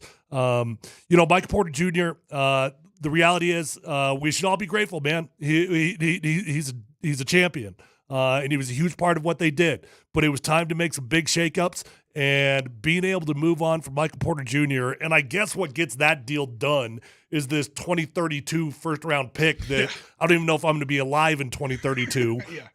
So I just couldn't be any more impressed. All right, so he joins us from the lakeside in Oklahoma. Hate to make you do work on vacation, Scotty, but I think people want to hear what you got to say about these trades that are going down. So thanks for taking a little bit of time away from the tanning outside. You know what I mean? Yeah, now, how soon before we hear they signed Damian Lillard? I know, right? That was, Demps was just on with Coach and Raj, and they talked about the same thing. Do you let the guy kind of heal up in your with a vet minimum contract and just hope maybe you get him back for the playoffs? I mean, it's not totally crazy. No, that'd be interesting to see. Yeah, I mean, I guarantee you probably some people are talking about it. I'm sure there's other people talking about it too, obviously. But let's just go with what they have done. The deal done today is not done if the Michael Porter Jr. deal is not done. Right. Right, because that got you below the apron and got you below the cap and allowed you to have more money to free up. And I'm with Tyler. The caveat for Brooklyn, I was reading yesterday, they're trying to stockpile picks. They figure they can give Porter's got 2 years of his deal. They'll pay him this year, and then if not, it'll be a expiring contract next year, which will be easier to move. So they're going to, 1 year to give him a chance to see if he can stick in Brooklyn. I think that was a home run trade. You got a guy who's 2 years older. He's basically the same guy, I think, offensively, except I think he's a better passer. I think he'll move more, and I'm not this into diss on Michael, but I don't know if it's the health things or what. But I don't know how much he can really move. But this guy will move without the basketball, which will make him even more dangerous. And he can shoot off the dribble, right? And he's a better defender. Well, he had to get more off the dribble in Brooklyn. Before, he was kind of a spot-up guy, brought him on off the bench and do this. He kind of came into his own, really, last 2 years in Brooklyn, where I think he shot like 43 and 40% from three. He's always been a good shooter. I just think it's a win. And I mean, look at all the money you saved, right? I mean, you saved $40 million basically in 2 years from the salary cap. And that's essentially why they included that first round pick, why it was worth making the deal. The players are really close to similar. They bring you a couple of variants in terms of different things, but like their shooting slash lines are close. MPJ arguably a better rebounder.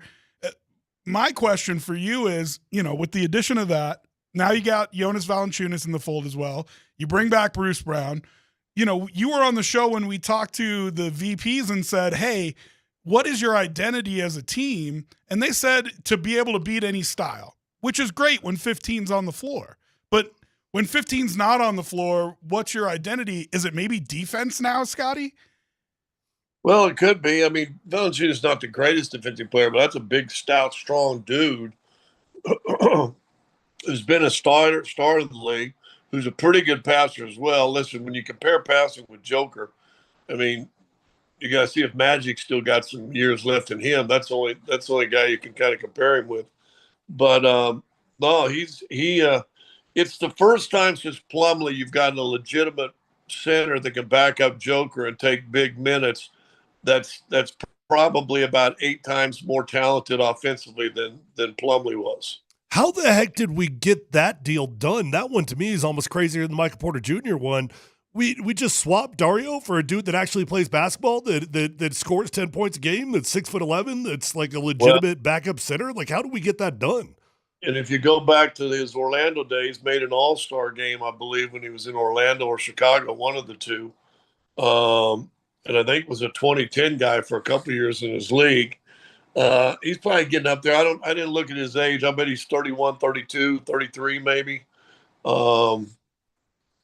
But no, he's a player. You add $5 more million to your salary cap, but again, you're able to do that because you traded Porter. But next year, his contract at $10 million isn't even guaranteed.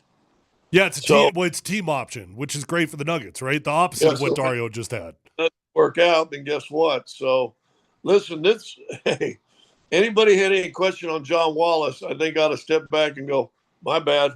Yeah. My bad. I want to ask you about that because now listen, to give Calvin Booth his credit, when he first came in, he made moves like this that did win them a championship.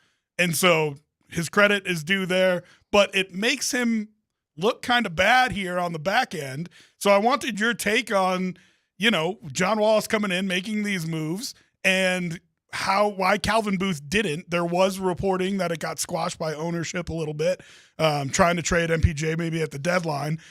Your thoughts on, everybody kind of felt like we were hogtied because the Nuggets never did anything. And then, the first 24 hours when they can make deals, all of a sudden they've reshaped this team. Well, and going back to what you said, Calvin did the same thing. And I thought, and I don't know, maybe that's after you're here for a handful of years, you kind of get stuck in your ways and just say, hey, let's just trust, as Tyler was talking about last week, just rolling it back. And I'm not sure, had Calvin not taken over from Tim Conley, they wouldn't have tried to roll it back that year.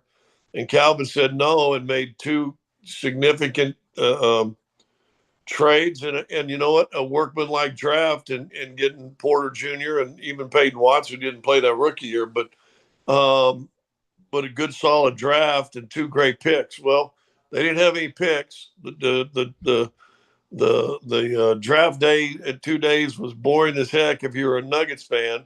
There wasn't a whole lot of news involving. I've been checking my phone, clicking on Denver, and it's, Western Conference stories this, Western Conference stories that, blah, blah, blah. And then all of a sudden, just out of the blue, my phone's blowing up, and I'm like, oh, okay. Listen, I think this good, and I was Tyler, this going to college football or even going to pro football with the AD or the general manager, and you hire one of them guys new, doesn't he want to put a stamp on the program right away? Yep. Well, John Wallace put a stamp on the program right away. Pretty amazing. I definitely did not see this coming, and what's so amazing about it is just it was one move. Getting rid of Michael Porter Jr. freed up about $40 million that they were able to play with, and now they had all this flexibility that it feels like, wow, what's amazing about all this is that I still don't even think they're done. They still have got the ability to make another move if they would like to. Scott, one move that we haven't even mentioned though, they do bring back Bruce Brown. That felt like something that was inevitable almost over the last couple months because Bruce had been hyping it up so much. Do you think that his role looks the same as it did during the championship year? Well, listen, and I said this last night on Andy and I's podcast, and I think we can look back in hindsight. And Russell Westbrook did a lot of great things here. You know, he helped you win a bunch of games. He was very good, but I'm not sure that was a stamp of approval to start the season from Jamal Murray. I think part of Jamal Murray's reticence going into the year might have been the fact that Russell was signed. I don't know. He can't let stuff like that bother him if that were the case, but I've heard rumors to that. Now you bring in Bruce. He may not be the offensive rebounder, but he's going to play just as fast, just as hard, better three-point shooter. And the biggest thing, guess what? When Russ came in the locker room last year, he had to reintroduce himself or introduce himself to everybody in there. I mean, everybody knows him by reputation, but you got to figure out what kind of guy he is. Bruce Brown's going to come in there, and guess what? They're going to say, dude, what'd you do over the weekend? We ain't seen you all weekend. It's going to be like he was just gone for a little bit. Now all of a sudden he's back. He'll fit. In fact, I'll be shocked if Bruce Brown ain't in town within the next 2 or 3 days. You know, getting ready to get a place to live, hanging out, going down to Coors Field, watching the Rockies play, and all the stuff Bruce does.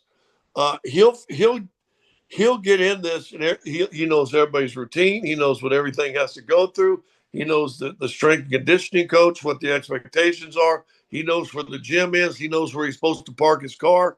Listen, he'll come in. They just got to take a new picture for his badge, and he's back in.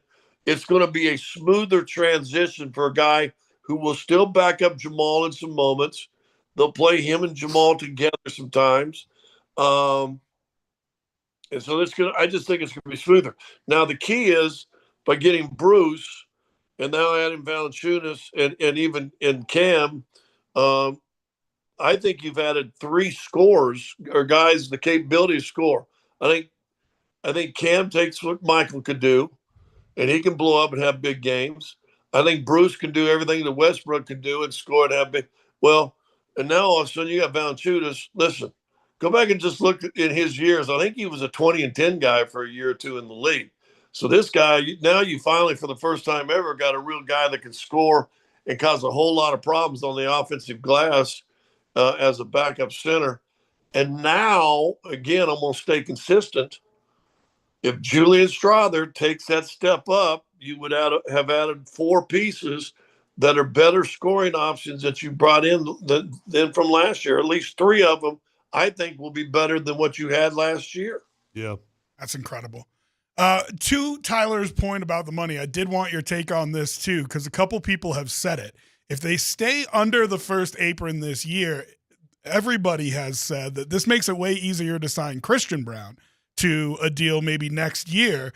I'm interested what you think about that, that giving him a contract, all that.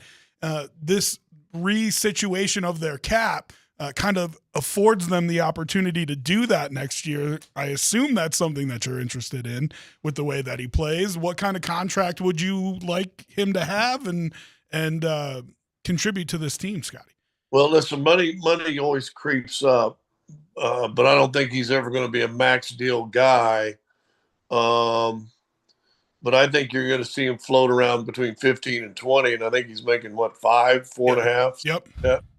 He'll probably be in that, depending on how much the escalation can be, 12, 15, 18, somewhere in there. But, no, I think they'll look at that. I think it's a big year for him. He's got to keep improving. That's the guy we don't even talk about.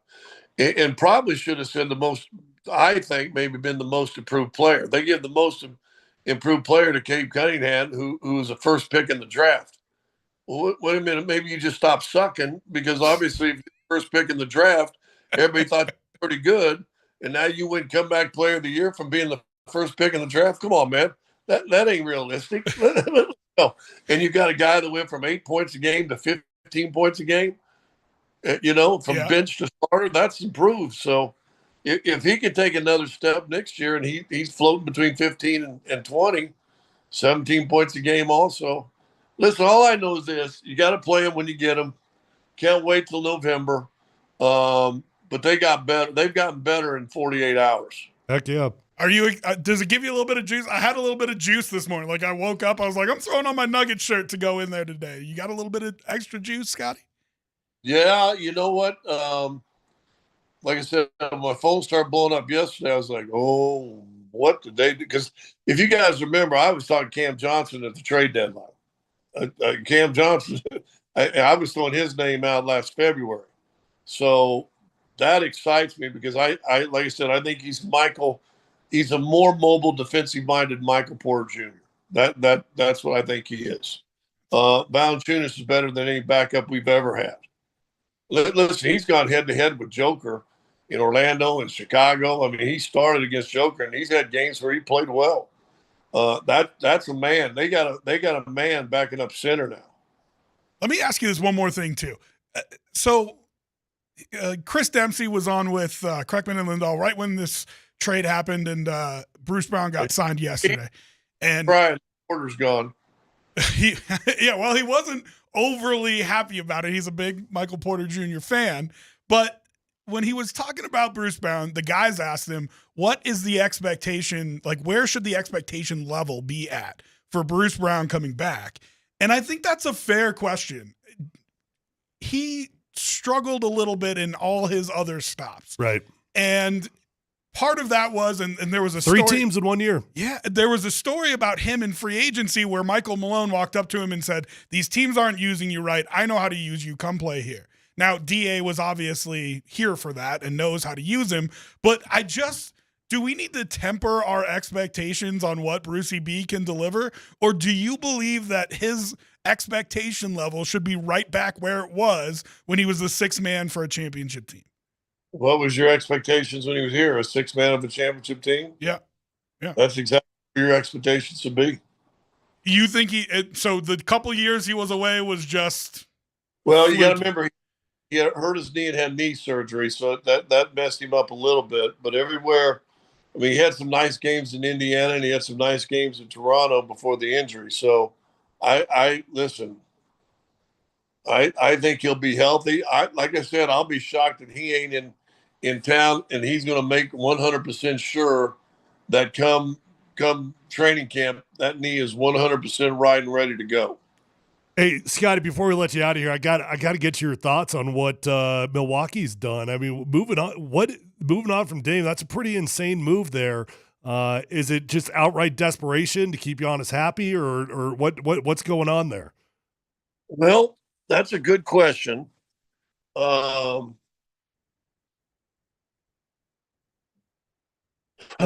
think Dame needs to be the lead dog, and I think Giannis needs to be the lead dog. Now, Giannis sounded on X that he wasn't real happy that they let Dame go. Yeah, that doesn't mean anything. Dame's probably not going to come back,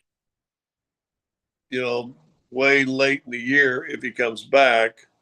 I don't know. To me, it seemed like a team that was up there in that tax, and they didn't want to keep paying that tax, so let's drop everything around. Covington got traded also, I believe, or was going to be. Let's get below the thing and then offer Giannis. The key is Giannis owns all the sway, and let's see if Giannis decides that I ain't staying. Give me a. I mean, what are your thoughts on Miles Turner, who they're at? Basically, they swapped Dame Lillard for Miles Turner in that situation. Well, they did money-wise, but they also lost Brooks Lopez, who really needs to be a backup center at his age and where he's going. He wasn't the same guy he was when they won the championship. So you needed a big. I'm not a fan of Miles Turner myself. I thought that was overpaying, in my opinion. All right. Well, I got to appreciate you taking some time away from, what are you doing right now? From a cold one, or are you doing some remodeling? I don't drink anymore. That's right. I stopped, fixing to do some remodeling. I got to replumb an entire bathroom. So I'm fixing to grab my brother here. Say hello to my brother. That's my brother, Chris. Hi, hello, Chris. I'm making him a star in Denver. I gotta get my brother out of his nap, and then I gotta plumb a bathroom. All right. Well, I hesitate to say show us your plumbing when you're done, but careful. We appreciate you taking 20 minutes out of your vacation to hang with us, Scotty. All right, boys, we'll have fun. Hey, exciting day. And meanwhile, the Avs are getting rid of people. Nuggets people, and the Avs are getting rid of people. But we've said it. We were more comfortable with the Avs staying pat than the Nuggets staying pat, and we got our wish. So I'll take a couple good Nuggets trades over a couple good Avs trades right now. Well, they just let Lindgren walk, didn't they? Well, he left, but a lot of people didn't want him back, Scotty. I don't know. Hey, Dan, let's go small defensively again. Let's get some more small guys in there. Let's go, Gerard. Woo-hoo. We're gonna clone him for you, Scotty. Yeah, we'll bring back Bowen Byram, who is, I know, your favorite, right? He's fine. All right, Scotty. Thank you so much. We appreciate you, brother. Always be good. All right, see you. That's Scott Hastings live from his vacation. Appreciate him hopping on for a couple minutes to tell us his thoughts on the Nuggets trades that they've made. Of course, we will talk more about that coming up. Don't forget, we're doing our stars, stripes, and big pipes. We're giving our voice guy a break, so we're asking you, the listeners, to do our rejoins. One listener will win a Traeger grill from Ace Hardware. All you got to do to enter is go to the Voice of the People on the Altitude Sports Radio app. Send us your best rejoin for our show. So if you're going to do it during this thing, during our show, it needs to be for PhD. So you can enter up to 4 times. Make sure you do that rejoin. Be short, but be fun. Be creative. Have a good time with it. If you do that rejoin, you'll be entered to win the Traeger grill, and we will play some of them when we come back. So make sure you get your entry in for stars, stripes, and big pipes on Altitude Sports Radio.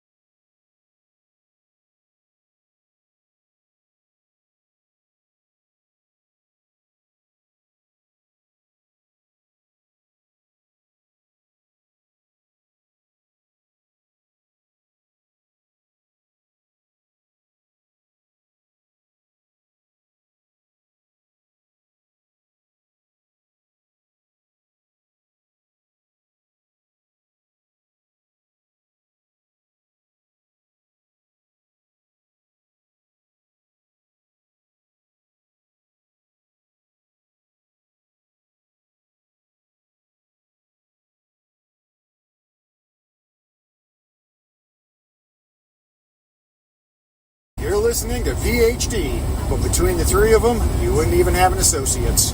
Middays, 92.5.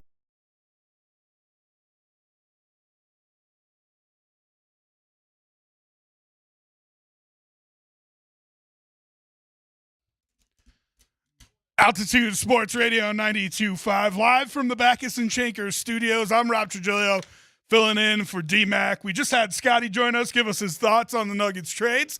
And, of course, Tyler Polumbus joining me here. A little under the weather today, big guy. You feeling all right? I am under the weather. I don't know what's going on here, man. I thought it was allergies. Maybe I'm actually sick. I don't know. Well, maybe you've had allergies for so long that you're starting to get that could easily sick, be it. You know what I mean? But I mean, I'm on all the drugs. I took the Benadryl last night. I got the Sudafed today. You know, Benadryl at night, Sudafed during the day. Do you at least get a little sleep then if you were all drugged up? Or? I did sleep, but you know, you wake up, you still feel like crap. Yeah, 100%. I didn't want to leave you hanging though, and because I'm a warrior, I'm like, you know what? I'm gonna fight through this 3 hours of radio that most people would have tapped out from. I did not tap out. You're a dog. I might tap out tomorrow. You're a dog. You're a team player. We believe in you. We appreciate it. Yeah. I didn't tap out today. I can't make any promises about tomorrow. Well, if you don't show up tomorrow, we will have the Fox Sports sad sounder music ready for you. Okay. So we can announce that you're injured and out. But we appreciate you sticking it out today. How do you not have a little bit of extra energy after everything the Nuggets have done in the last 24 you know what? hours? I did feel it, and I legitimately did not think this was going to happen. Yeah. I was so wrong, and that's cool, man. I'm down to be wrong. I'm happy to be wrong. This team needed a shot of life in it in a desperate way, and they could not continue to just try to repeat the exact same thing. It's literally the definition of insanity.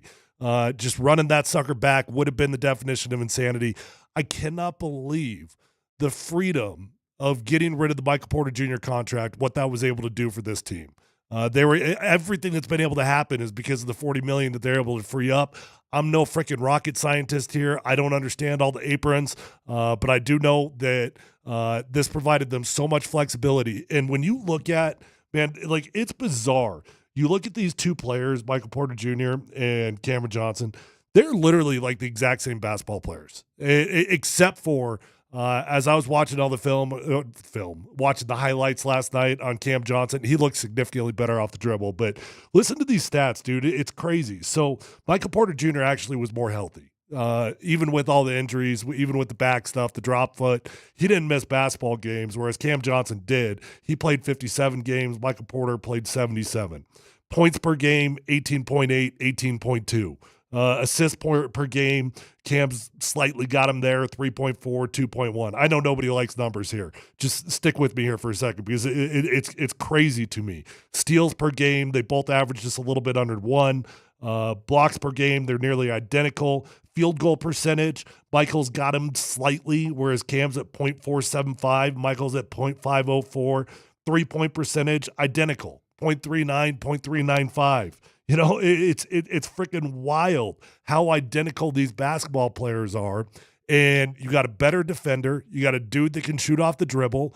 And you saved all this money that is able to free you up on the other moves. From everybody's report, too, a more active guy without the ball. A cutter, kind of like Bruce Brown is, moving around without the basketball, which, you know, with Jokic, that makes for good offense. He's going to find these guys when they make cuts. I agree with you, and you up your defensive profile a little bit. You know, Christian Brown was probably him and Aaron Gordon are your two best defenders. Now you can run Cam Johnson out there, and you've got a real strong defensive lineup. Listen, Yoke is Yoke. He's going to make good defensive plays. He's going to get you some steals. He's not necessarily going to be a rim protector. Murray isn't going to get necessarily hunted, I don't think, in like pick and rolls and switches and stuff like that. I don't think he's going to get hunted.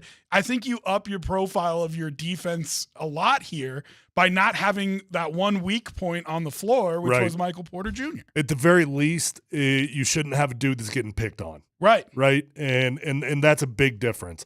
Michael might actually be slightly better rebounder, But in terms of a defender, Cameron Johnson seems to be a significant upgrade. So let's talk about the one point that you did start off with there. That was the number of games played. Yeah. How concerned are you about the most he's played in his career is 66?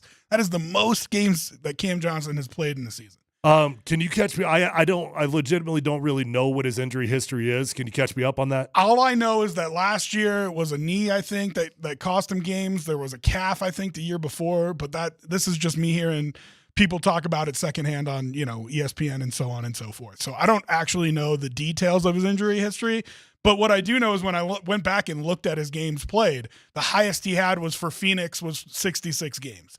And, you can say what you want about Michael Porter Jr., especially with the injury concerns at the beginning of his career.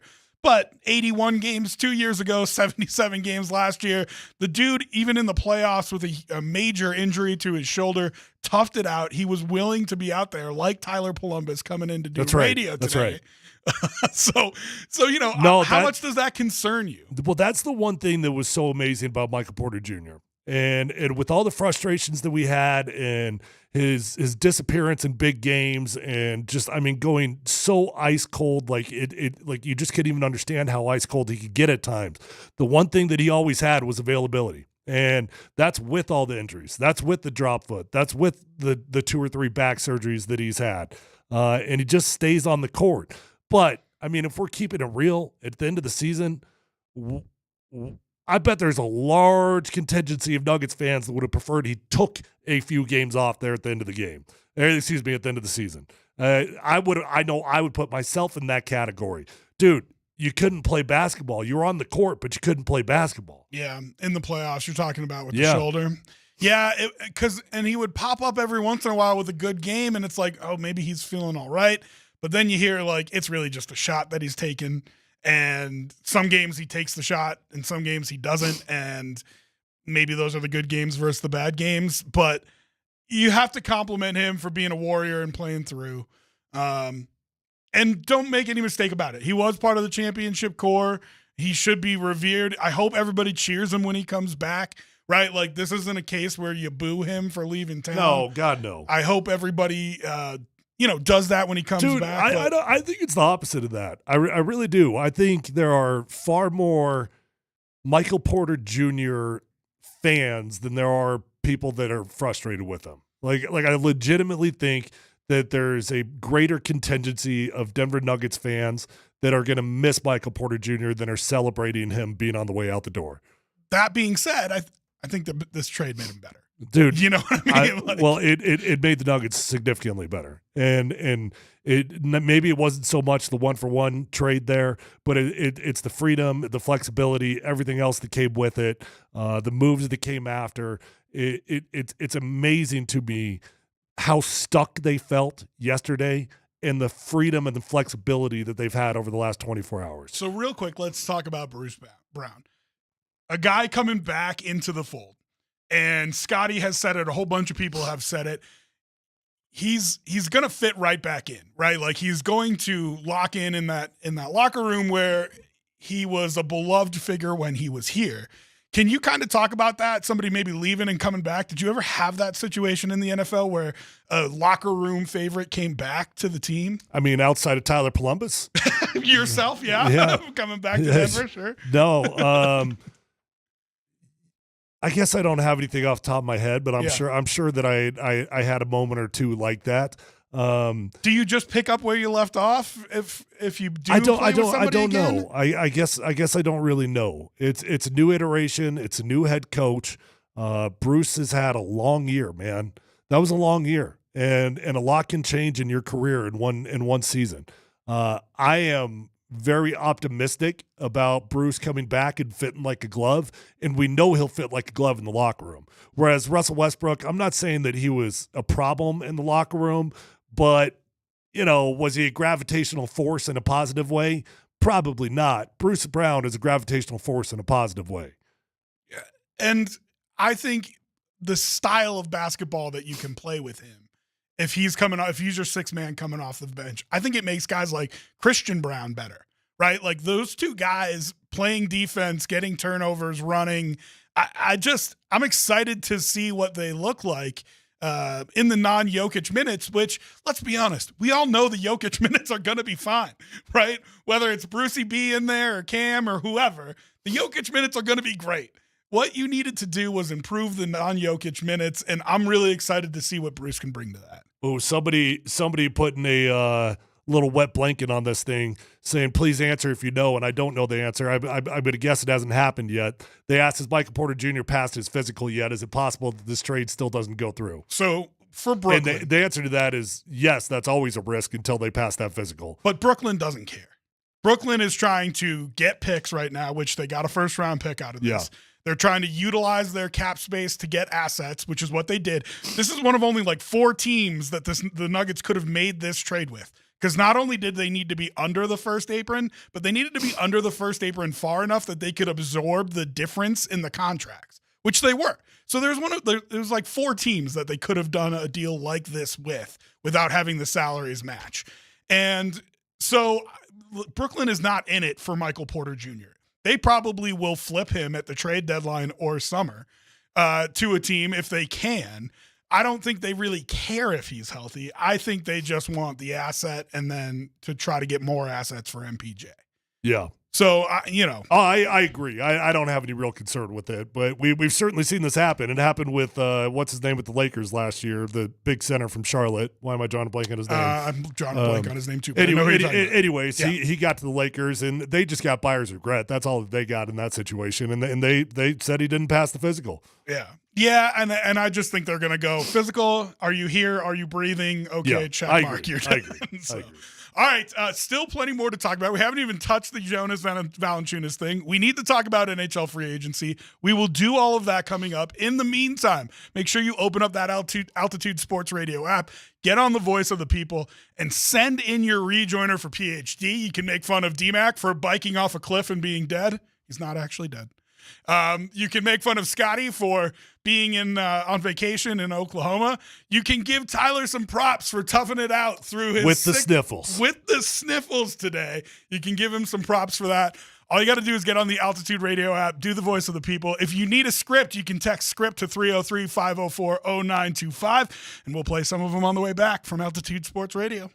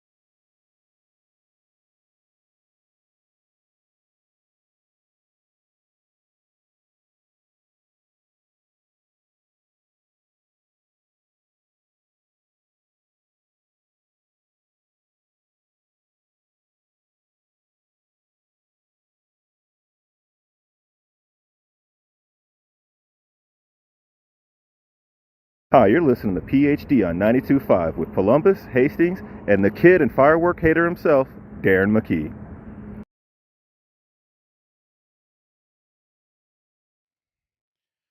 Altitude Sports Radio 92.5. There's one of your entries for Stars, Stripes, and Big Pipes. Ace Hardware giving away a Traeger grill. And so all you got to do is record a rejoin on our app, on the voice of the people. Does DMac really hate fireworks? Is that something that I've missed as part of the conversation here, TV? DMac's a snitch. That's what DMac is. Oh. DMac's he's the king of the neighborhood watch. DMac's, what's that? He's the king of the neighborhood watch, you said? Yeah, king of the neighborhood watch, king of calling the police on on people that like to enjoy fireworks. Multiple time police caller on the same neighbor. Wow. Yeah. Wow. Yeah. Okay, and I assume that's not something that you would do ever, or God, no. Are you kidding me? I don't go buy the mortars and stuff because they're expensive, and you got to drive up to Wyoming or whatever, right? Yeah. But I definitely am hanging out with the neighbors that are launching the mortars. Sure. Yeah. Okay, that's. I mean, that's my 4th of July is one of my favorite. It's one of my favorite holidays of all time because every other holiday you are spending strictly with your family, right? And 4th of July is like the one holiday of the year that you might be with your family, and that's cool if you want to go with your family. But it's like socially acceptable to just do like a neighborhood watch deal, right? See, I feel that way about Thanksgiving too. But no, Thanksgiving's like ultimate family one. Really? I disagree. What? Yeah. Maybe that's totally just because you haven't been living around. Are you living around family? No, I mean most of my family. So we moved out here with my family when we were young, but all our extended family was on the East Coast. So, but then when I moved back here, like my parents don't live here anymore. My dad's down south. My mom's on the East Coast. So you do the Friendsgiving. Yeah, you know, and it's just booze and food and football. It's great. You know what I mean? Yeah. So. No, but I do love the 4th of July. Yeah. Here's my question for you, because this is what I experience. I will say that I have never called the cops, but we have people in my neighborhood who light off fireworks at like 2 a.m. That is annoying. It is. I feel like there should be a time limit on it. Like if you want to fire some stuff off, but can we be done by like 11:30, 11 o'clock? You know what I mean? Maybe. Yeah. Last year, this dude literally right across the street was launching off mortars, and they were legitimately like landing on my house, and I could have been that dude. Landing on your house? Oh yeah, for sure. I mean, landing on multiple homes. I could have been that dude that was like, hey, I'm going to call the police on you, but you know what I did? I went out there and I watched the show, and then I was like, hey, if my house burns down, the dude's going to pay for it no matter what. So are you a late night guy or are you a morning guy? No, I'm not. I'm not a late night guy. Okay, so you would have been in bed presumably. No, I mean not on 4th of July. 4th of July is different. Okay, yeah. All right. I mean, there's exceptions to every rule. Okay, all right. So, but that's what I'm saying. Like the people who do it at like 2 o'clock in the morning, the only thing that bothers me. Otherwise, it's fine. I don't care what. Yeah, I can feel you on the 2 a.m. All right, so let's run down a little bit of NHL free agency here. There's not a ton to talk about, especially as it pertains to the Avs, except for the fact that the guys that they we have a transaction. The New York Islanders have signed Jonathan Drouin to a 2-year contract. So Drouin goes to the Island. Not a guy I felt like the Avs needed to keep necessarily. But, you know, his relationship with McKinnon is what brought him here in the first place. Cap-wise, I just think it was probably $4 million per, by the way, for Drouin. $4 million. Yeah, that's I don't want to pay that. That's a lot. Yeah, I don't want to pay that. So I'm okay with that. I don't know. The defensive guys that we had looked at, because the refrain is always, and you heard Scotty say it when he joined us earlier in the show. I know you guys have talked about it a bunch, Tyler. We got to get bigger. We got to get tougher. We got to get grittier. Andy was freaking out about it yesterday on the show. I understand that's how everybody feels, but the numbers that are going out to these D-men in these contracts are huge. I mean, it is crazy. And to be fair, like a lot of these guys re-signed with their old teams. Provorov stayed in Columbus. Ekblad stayed in Florida. Romanov went to the Islanders. Bouchard in Edmonton, right? Like a lot of these D-men went back to where they started. And so I know, you know, Raj wanted Gavrikov. He signs with the Rangers. There's just not a lot out there in the way of finding a big D-man to fill that spot of like tough guy. So my question to you is, they took a tough team in the Stars all the way to 7 games. Are you comfortable with them running it back with a similar lineup that they had last year? I think so, yeah. I definitely excuse me. I definitely was not comfortable with that with the Denver Nuggets.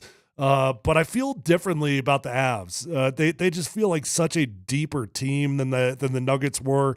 They had already made some significant moves in the middle of the season. Obviously, what they did with goaltender was incredible. And you signed some guys that you made trades for, and you decided we're going to commit to them. I feel like this team with the Avalanche right now, I don't have the same concern about depth like I did with the Denver Nuggets. I also think that, like, what do they got? They got like about $9 million in space. Is that right? Well, so they've signed Parker Kelly. That was like 1.7. They signed Malinsky. That was like 1.7. So now they're now it's down to 5 or 6. Down to like, high sixes. I think it is maybe 6.5, something like that, okay, that they have left in terms of cap space. The West in the NBA is different than the West in the NHL. The Avs, no doubt, are in the best division, but I think Edmonton got a little bit worse. I think Vegas got a little bit better, but we'll see what happens with Pietrangelo. I think the Stars are going to get a little bit worse. And so I don't think that the Jets are going to be able to repeat what they did last year. Maybe Hellebuck has another MVP type season, but I just find that hard to believe. And so I don't think they're going to run away with the division. I just don't think the West in the NHL is as tough as the West in the NBA. So if the Nuggets stood pat with where they were, I felt like they were going to tumble in the standings a little bit.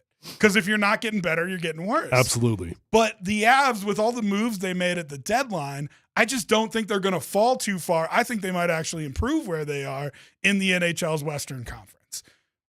So it feels like 2C has been of concern for this team for a long time. Not anymore. Right. We took care of that, and we passed out a new contract to Brock.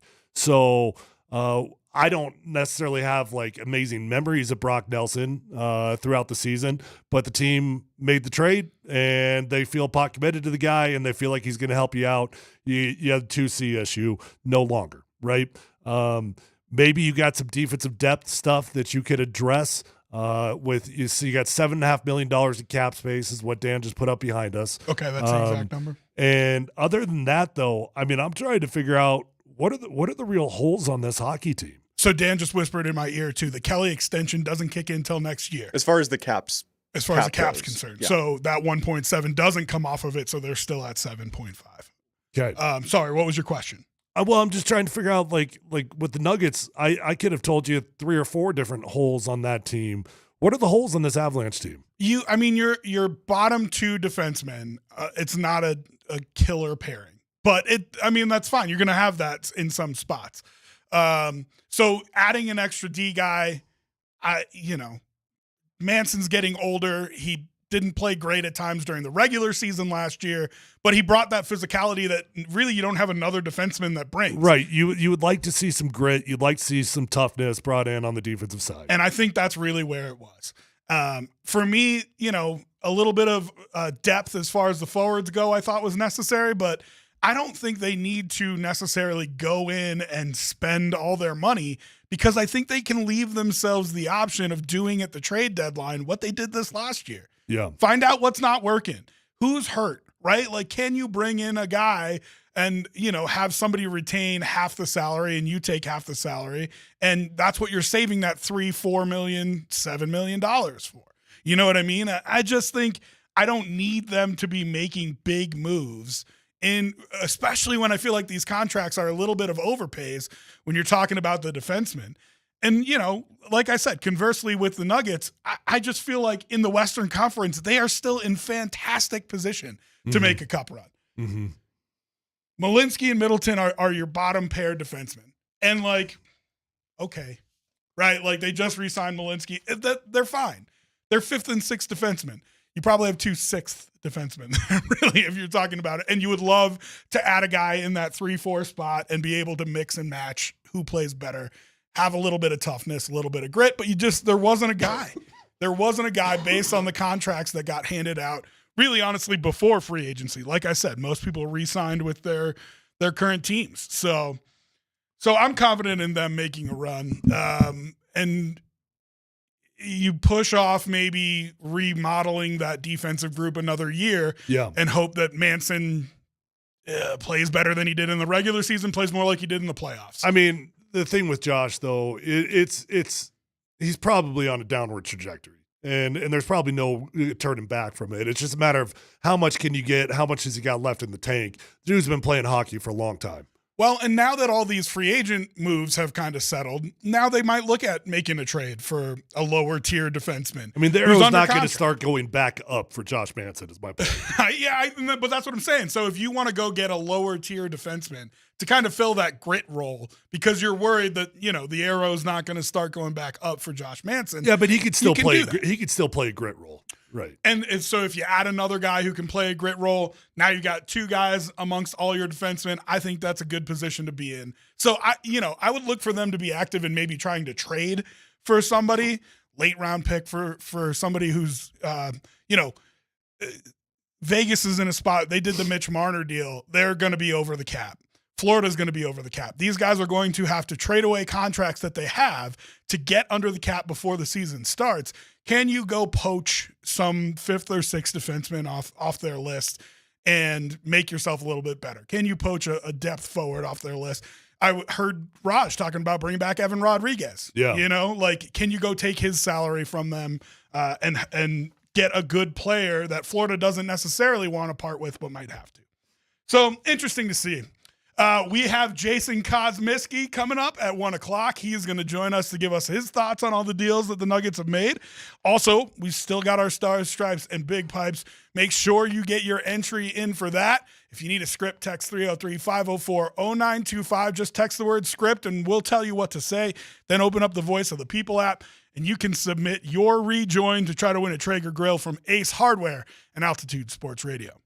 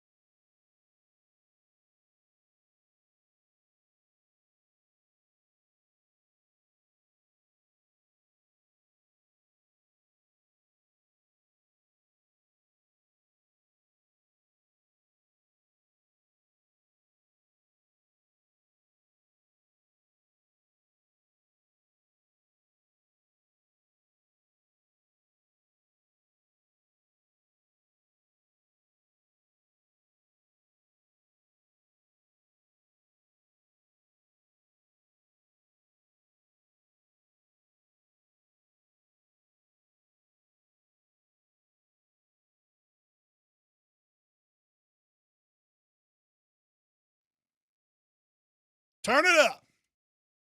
It's Altitude Sports Radio 92.5 on a good day for the Denver Nuggets. At least it feels like that to me. Had a little bit of extra energy coming into the office today, no doubt. It's trade day. And so we're joined by one of the voices of the Denver Nuggets, Jason Kosmiski. Kos, it's Rob Trujillo filling in for DMac. I got Tyler Polumbus here. Scott Hastings also on vacation. But we appreciate you taking a couple minutes to join us here and talk about all these Nuggets trades. Oh, I thought I was on to break down the Rockies. Yeah. Well, you want to talk Warren Schaefer a little bit? We can do that too. Houston tonight in a big game. No, I'm kidding. Yeah, let's talk about it a little bit. Your thoughts on MPJ and his tenure here, and then the trade that they make for Cam Johnson, and your thoughts on him. Yeah, I mean, the MPJ trade, I mean, it's for me, it's hard letting go of a 7-footer that over the last 2 years is 18 points, 7 rebounds, 2 assists, and shooting 50% from the floor. And then on top of that, he's only missed 5 games in the last 2 years. But I think that the big winner out of that one was you save all that money, and that becomes huge because, you don't need me on the radio to tell you that the Denver Nuggets needed to get more depth. And that money freed up an opportunity to build your bench. And listen, I'm a huge Cam Johnson fan. I love everything about him. The numbers are fairly similar. You lose a little bit of rebounding. I guess the one concern I've had, and I know he's had a little tough go, but he's only averaged playing 48 games per year throughout his career. But if he can get past that, I think that's a huge stamp of approval on the Michael Porter Jr. trade, just because you gave yourself opportunity to do other things. Kos, if you're being honest, did you feel like the Nuggets were going to be this active over the last 24 hours or so? Hell no, man. Yeah, me neither. Me neither. I mean, you didn't. These dudes just got there. You know what I mean? And I'm no disrespect, but they were handcuffed. They didn't. They're making something out of nothing, really. I mean, what they were left with, this was not easy. So, my hat's off to John and Ben, and especially with John. I mean, he's been under Tim Conley, and he's seen how he's operated, for all these years, for a decade now. So, yeah, man, I was surprised. I figured we'd backdoor our way into the season and just try and hope for the best. So, tip of the hat to those two boys. All right, so let's talk about the non-Jokic minutes. Everybody knows that's been the problem. It's the same thing as saying the problem's been the depth. But I think now you have the opportunity to run a multitude of different lineups out there, one of them being really strongly defensively oriented. If you go Brown, P-Watt, and then either Cam Johnson or Aaron Gordon and Valanciunas for some rebounding, I think you've got a chance to put a real strong defensive lineup out there as a backup kind of non-Jokic minutes. Your thoughts on how much better they've gotten in the non-Jokic minutes with these moves? Oh, it's huge, and you're right, Tyler. They can do a lot of different things. If you just want to break down 5 through 10, your backup 5 now is, if we're just sitting here talking in July, Bruce Brown, Julian Strawther, a combination at the forward of Peyton Watson and Deron Holmes with Valanciunas in the middle. And it's interesting because I go back to, you remember, I don't know how long ago, was it 3 or 4 years ago, the San Antonio Spurs, their starting 5 did not play like their backup 5. It was like playing 2 different completely teams. And I think the Nuggets have an opportunity to kind of do that. But I'll tell you what, at the end of the day, it's just nice to have options. And I don't ever want to say the word non-Jokic minutes again in my life, man. I was getting tired of that. So, at least now they have options, and they can go an all-defensive team. They can go a wing-heavy team. They can go a passing and cutting team. So they finally have options now, which is a huge luxury for David Adelman, the head coach.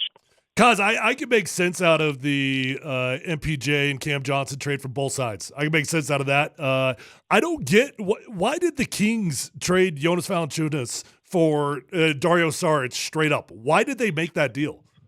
Because Saric has an expiring contract, so they can either buy him out or, sit him on the end of the bench or whatever. But, it's to free up cash, So Saric is done this year and Valanciunas is not. So that's the main reason why they did that. It was a cash play to make more room for salary. How much was the difference? 4 or 5 million, something like that? I think it's I looked at it, I can't remember. I think Valanciunas, and don't quote me on this, is like 12 million. And Saric is 5.8 million. Okay. So the Nuggets are paying more, but now they have a legitimate backup center, and the reason why they could do that is because of the Michael Porter Jr. trade. So that's why it's all working out. Yeah, and I've seen a couple people say that getting under that first apron, also if they stay there, will help them to re-sign Christian Braun in the future, which I imagine is part of their plans here, Cos. Yeah, absolutely. And those are going to be decisions they got to make down the road. And as we all know, the salary cap goes up every year. And I honestly, no one's ever told me this verbatim, but I don't feel they have a problem with the first apron, but that second apron is a hard cap. That's the one you kind of really don't want to mess with. And once again, by trading Mike, this freed up a lot. When you free up $17 million in the NBA, that's a huge deal, brother. All right, so Bruce Brown's back, and obviously he's a fan favorite. A lot of fans are excited about that. It was a whirlwind of a year for him. What happened with those three teams, and do you expect the fit to be the same with the Nuggets as it was during the championship year? You know what I think it is? We had a conversation, and I'm like, dude, why haven't, when we won the championship when he got here, I'm like, not a lot of people know about you in the NBA. Why is that? And he's like, Kaz, he goes, I've never had a head coach that understood how to use me. Nobody knew how to play me because he's a tweener. He's a forward that can play point guard. And there's a lot of times where on paper, if you play Bruce Brown, it doesn't make sense because you're playing him out of position. But that's kind of where he strived at when he was in Denver. And then, like a lot of people have done, you play with Jokic, and the next year you get paid. I mean, I can go right down the list from Gary Harris to KCP, probably Westbrook now. And so he got a lot of money. And then, unfortunately for him, he got hurt. And he just never found the right fit. And I think nobody understands that more than he does. So does David Adelman understand it then? Yeah, he understands. Trust you me. Yeah, he knows exactly what to do. Yeah, so that's and it's a perfect fit for everybody all the way around. It's a good fit for the Nuggets, a good fit for Bruce Brown, good fit for Adelman, it's a good fit for Jokic. So that's a win-win-win all the way around. Well, and Kaz, I think part of the magic of that championship run was Brown and Brown playing together, the law firm. Yeah. Because they both play similar styles. They'll eat you up on defense. Hopefully you can get some turnovers, some transition points, that kind of thing. I'm really excited for what this might mean for Christian Braun playing maybe even better than he was already. Well, yeah, and this goes back to your point earlier, Tyler. All I did was break down 1 through 10, but you can mix and match. I mean, I can't wait to find out what kind of a player Deron Holmes is. Sure. But you're right. Like if you have Brown and Brown on the perimeter and Peyton Watson with Valanciunas in the back, you can go all defense, and you can really, really bother a lot of teams. Kind of reminds me of, when Minnesota played the Nuggets in the playoffs with Nikhil Walker and Alexander, and they would put an all defensive lineup out there with Gobert playing center field. You can kind of do the same thing here in Denver. So, but again, my thing is, you're not just crossing your fingers when the starting five comes out. You have a lot of different ways you can do this thing now, and that's the luxury of it. And so part of that is making sure that you have guys who are open to that.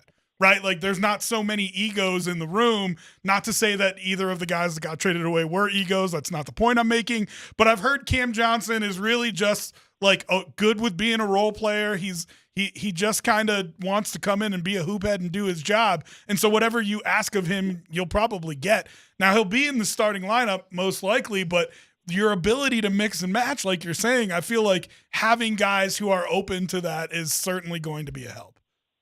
No, for sure. And if you if you come to play with Nikola Jokic, you better fall in line. And you can ask Bones Highland that. You know what I mean? So if you don't fall in line, you won't be here. And there is such a thing as playing the Nuggets way and playing Nuggets basketball. And either you're part of the process or you're part of a problem. So that's the least of my concerns. There's a great YouTube interview on Cam Johnson talking about Joker's 30, 20, and 20 game.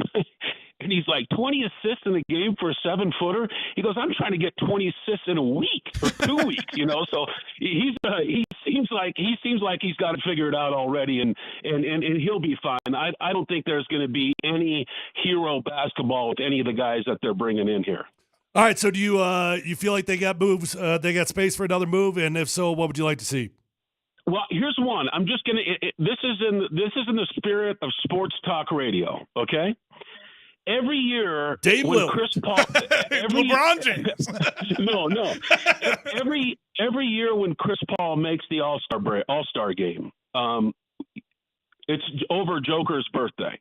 Okay, and every year Chris Paul would buy Nikola Jokic a birthday gift. So they have a relationship, and if you're talking about somebody that you kind of want at the end of your bench, and I think the end of the bench is important. I think Mike Miller was important. I think Scott Hastings was important. I think the end of the bench is important. It was crucial when the Nuggets won their championship. And if for some way you could get him to hang out as man number 11 or 12, a top 3 point guard of all time, I'd be Chris totally Paul, down with that. right. Yeah. CP3. Yeah. Listen, I'll tell you what. I know it's the holiday week. Stay by your phone when they sign Chris Paul. We'll call you right back, all right? And the only other one I'll give you is Doug McDermott is still out there. And Denver can use a little bit more shooting, but I don't want to be greedy. Oh, no, be greedy. Because I do like that name. Yeah, I'd take that in a heartbeat. Yeah, be greedy. I love that. All right, Cos. Well, thanks for taking a couple minutes to join us here, run down what the Nuggets have been doing. A little extra energy for me today, so I'm sure there is for you, too. Hope you have a good holiday weekend, all right? All right, boys. Call me anytime, man. Have fun. Thanks, Cos. That's Jason Kosmiski, one of the voices of your Denver Nuggets. Don't forget, we still have our Stars, Stripes, and Big Pipes. So if you want to get in on that, make sure you open up the Altitude Sports Radio app and record your rejoiner. When we come back, I want to talk to you. We haven't talked any football yet. I do want to talk to you a little bit about football because I'm concerned about the Broncos' second-round pick and the fact that, well, we still don't have deals done for a whole lot of second-round picks around the league. We'll do that next on Altitude Sports Radio 92.5.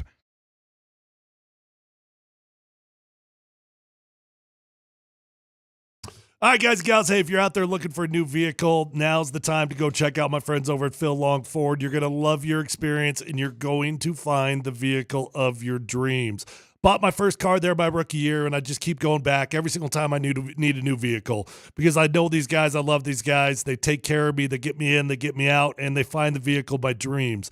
With over 1,000 cars, trucks, vans, SUVs, electric vehicles, even commercial fleet vehicles on their lot right this minute. Whether you're looking for a new vehicle or a pre-owned vehicle, you're going to find the vehicle of your dreams. And guys, you're going to get the best price. It's really just simple as that. You're not going to have to haggle for it. You're not going to have to negotiate. You're just going to get the best price at Phil Long Ford. They've got an award-winning service department. So remember, once you buy that vehicle, keep it serviced over at Phil Long Ford. You're going to have a beautiful ride for a very long time. Let them know that your friend Tyler sent you on over, and feel free to shop at phillongford.com.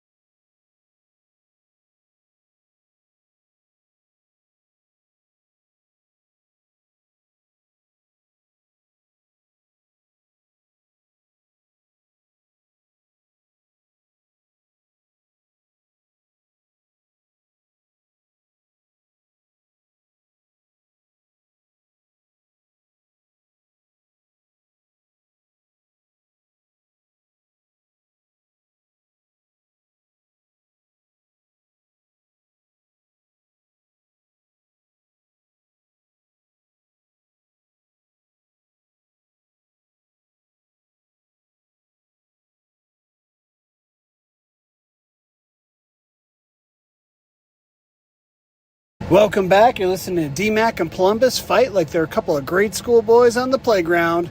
And don't forget, he's rubber, you're glue. Whatever you say is going to bounce off him and stick to you. It is Scott Hastings on PhD. Fort Collins loves 92.5. Ooh, little Fort Collins love. Though I did like what he said about you and DMac, TP. Fighting like schoolboys a little bit. Hey, nothing new there.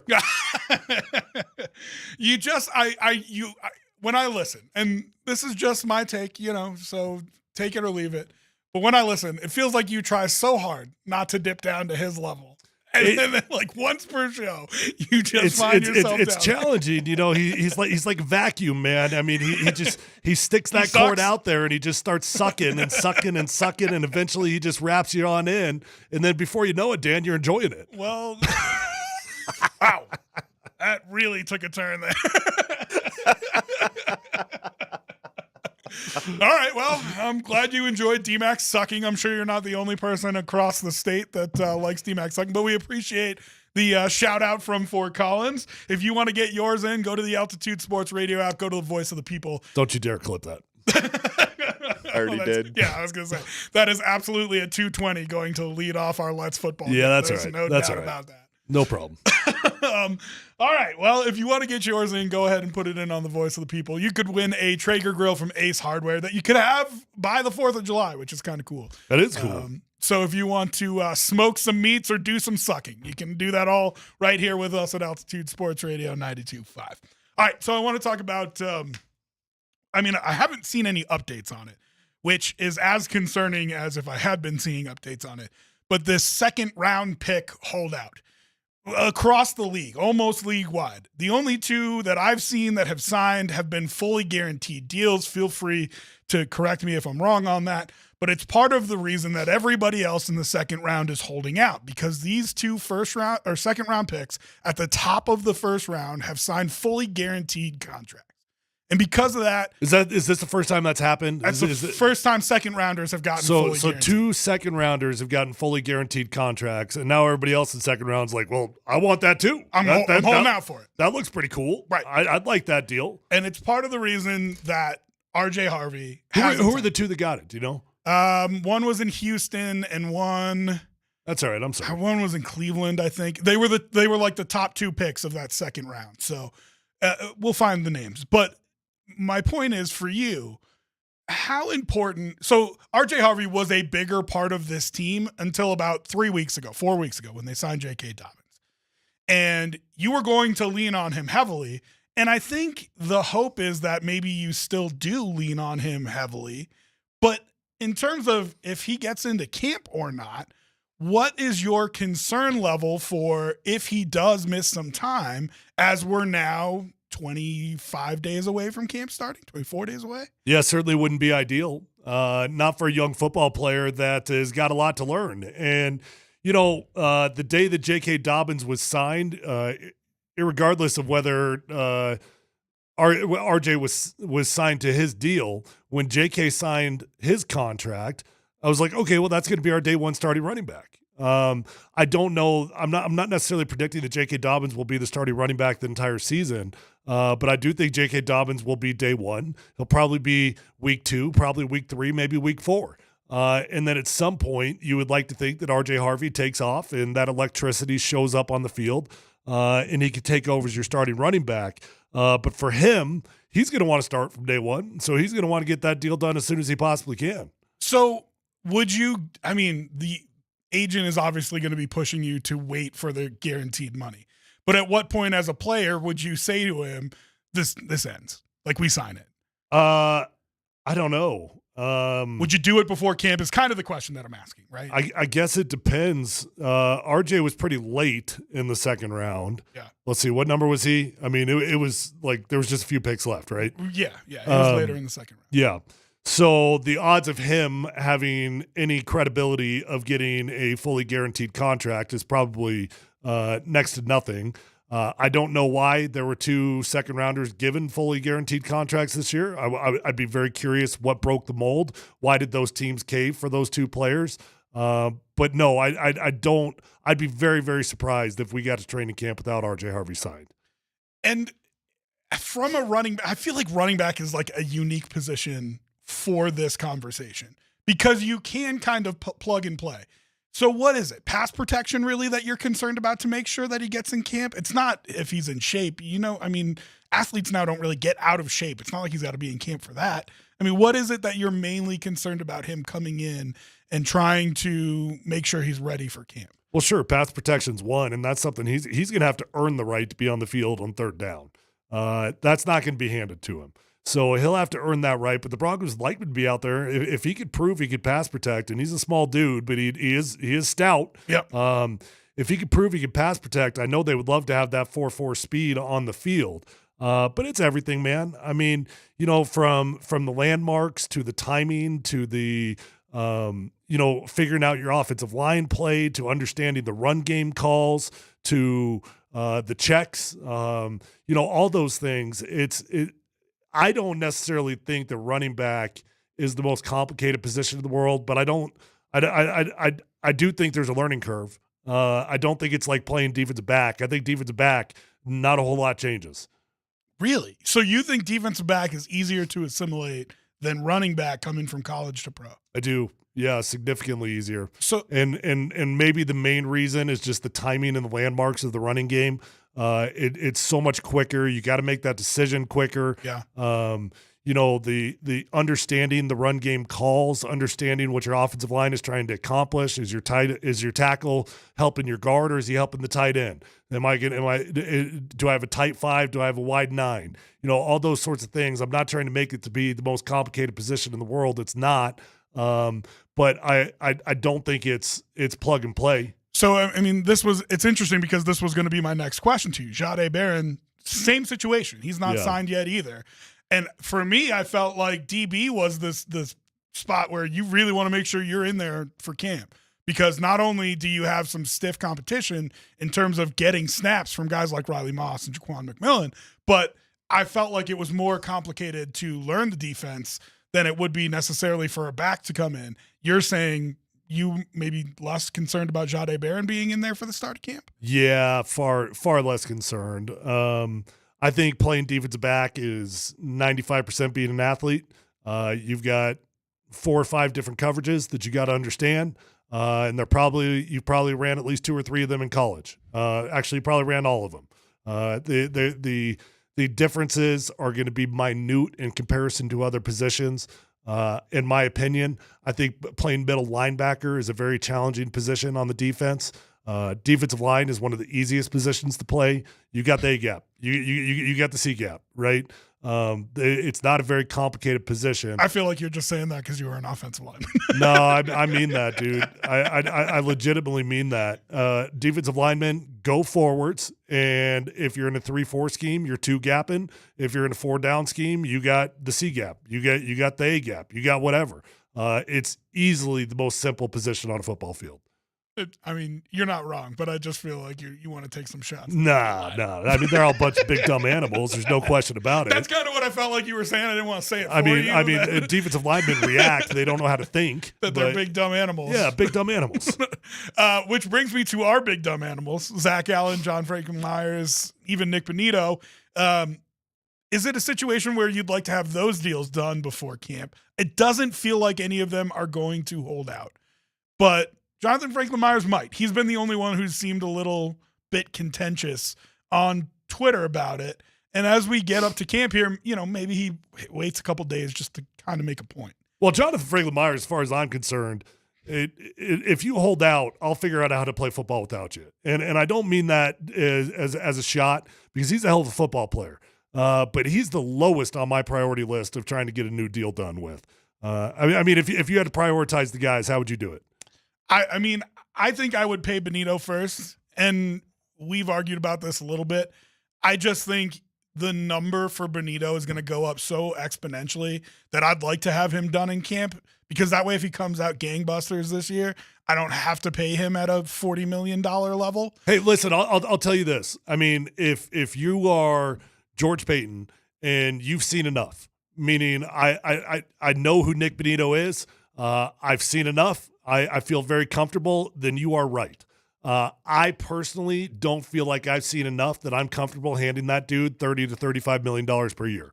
That feels insane to me for a guy that's really got 1 year of really strong production. Yeah. But if you've seen enough, you're not wrong. Get ahead of it as soon as you possibly can. When we talked about this last, it was Zach Allen. Is it still Zach Allen for you that you think would be the first deal you'd want done?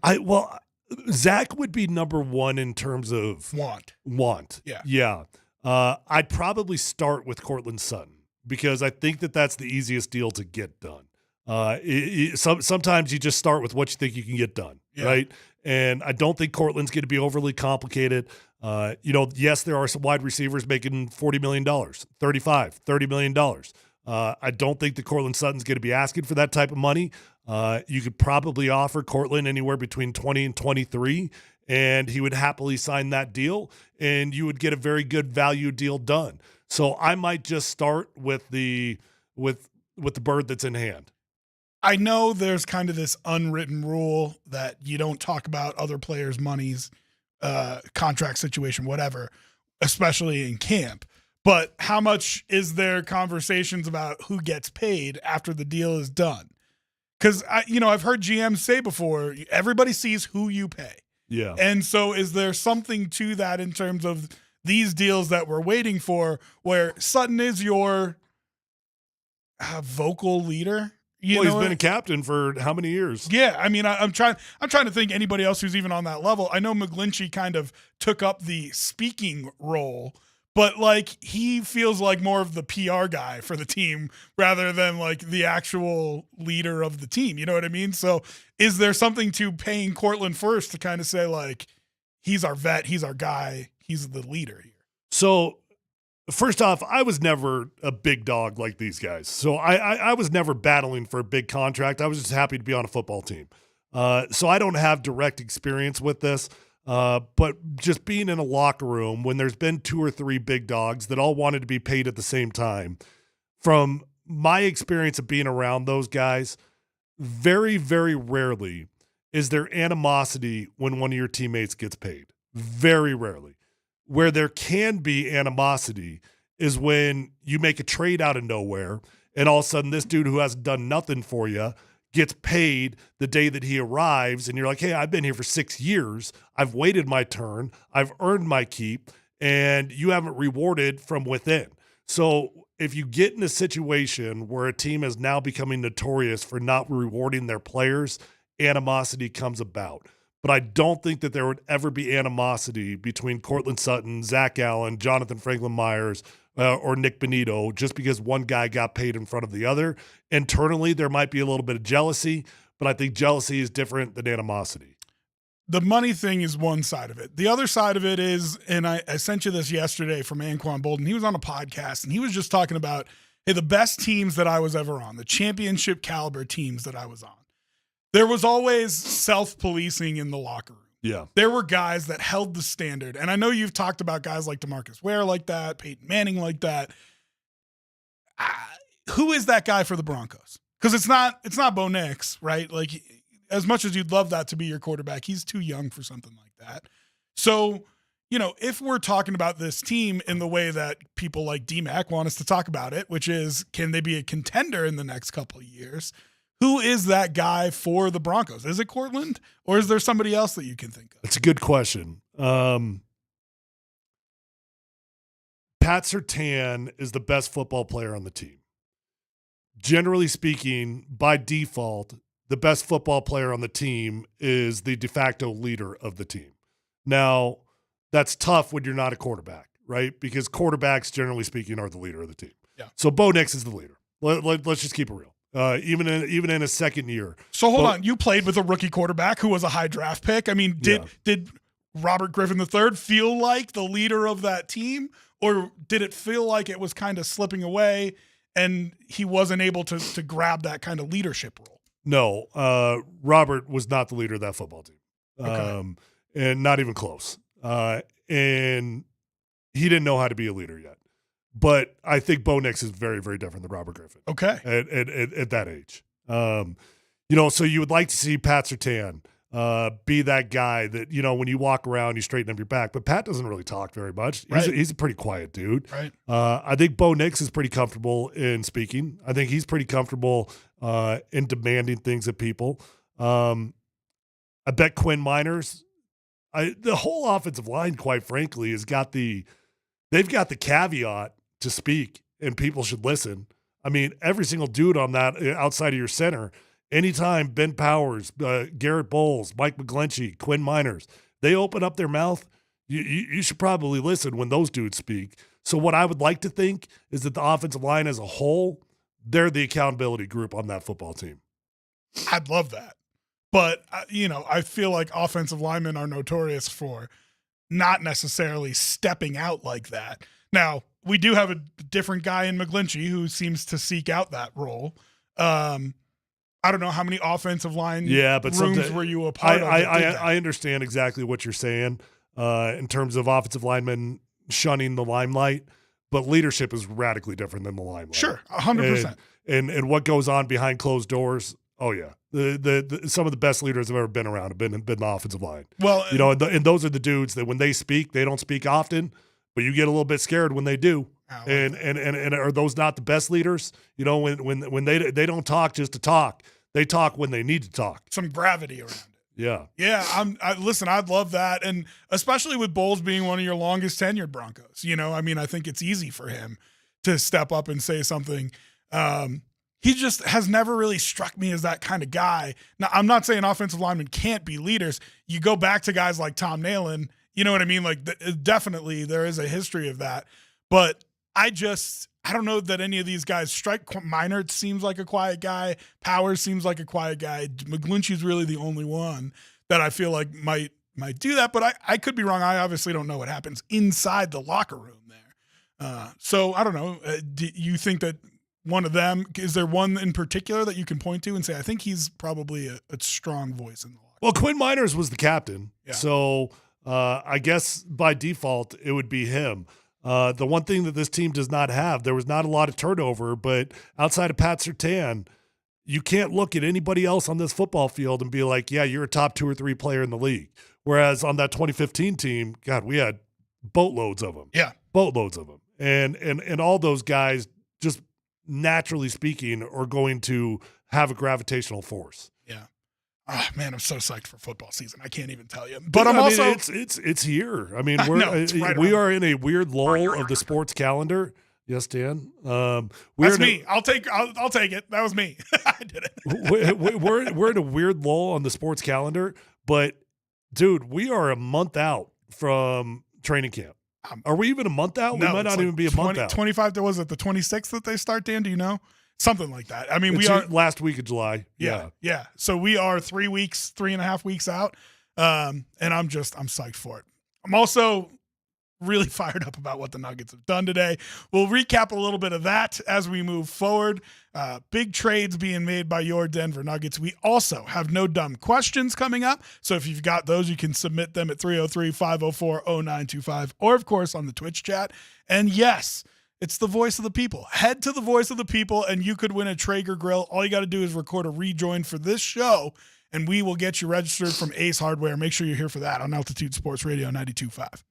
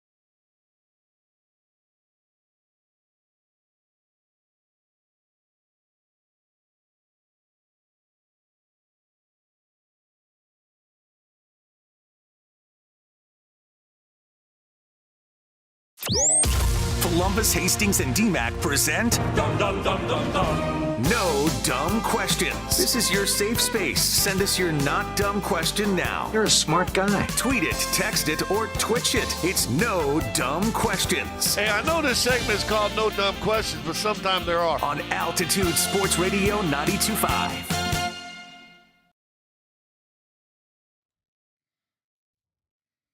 Welcome back. I'm Rob Trujillo, filling in for DMac on Polumbus, Hastings, and DMac, and we are into No Dumb Questions. I got one. Start us off here. There's a whole couple of them. I appreciate you guys sending them in. You can keep sending them in on the text line, 303-504-0925, the Shop Mazda text line. Go ahead, Tyler. Yeah, What we'll get to them. Keep sending them in, whether you're on Twitch or the text line, wherever you want to send it in. We'll see it.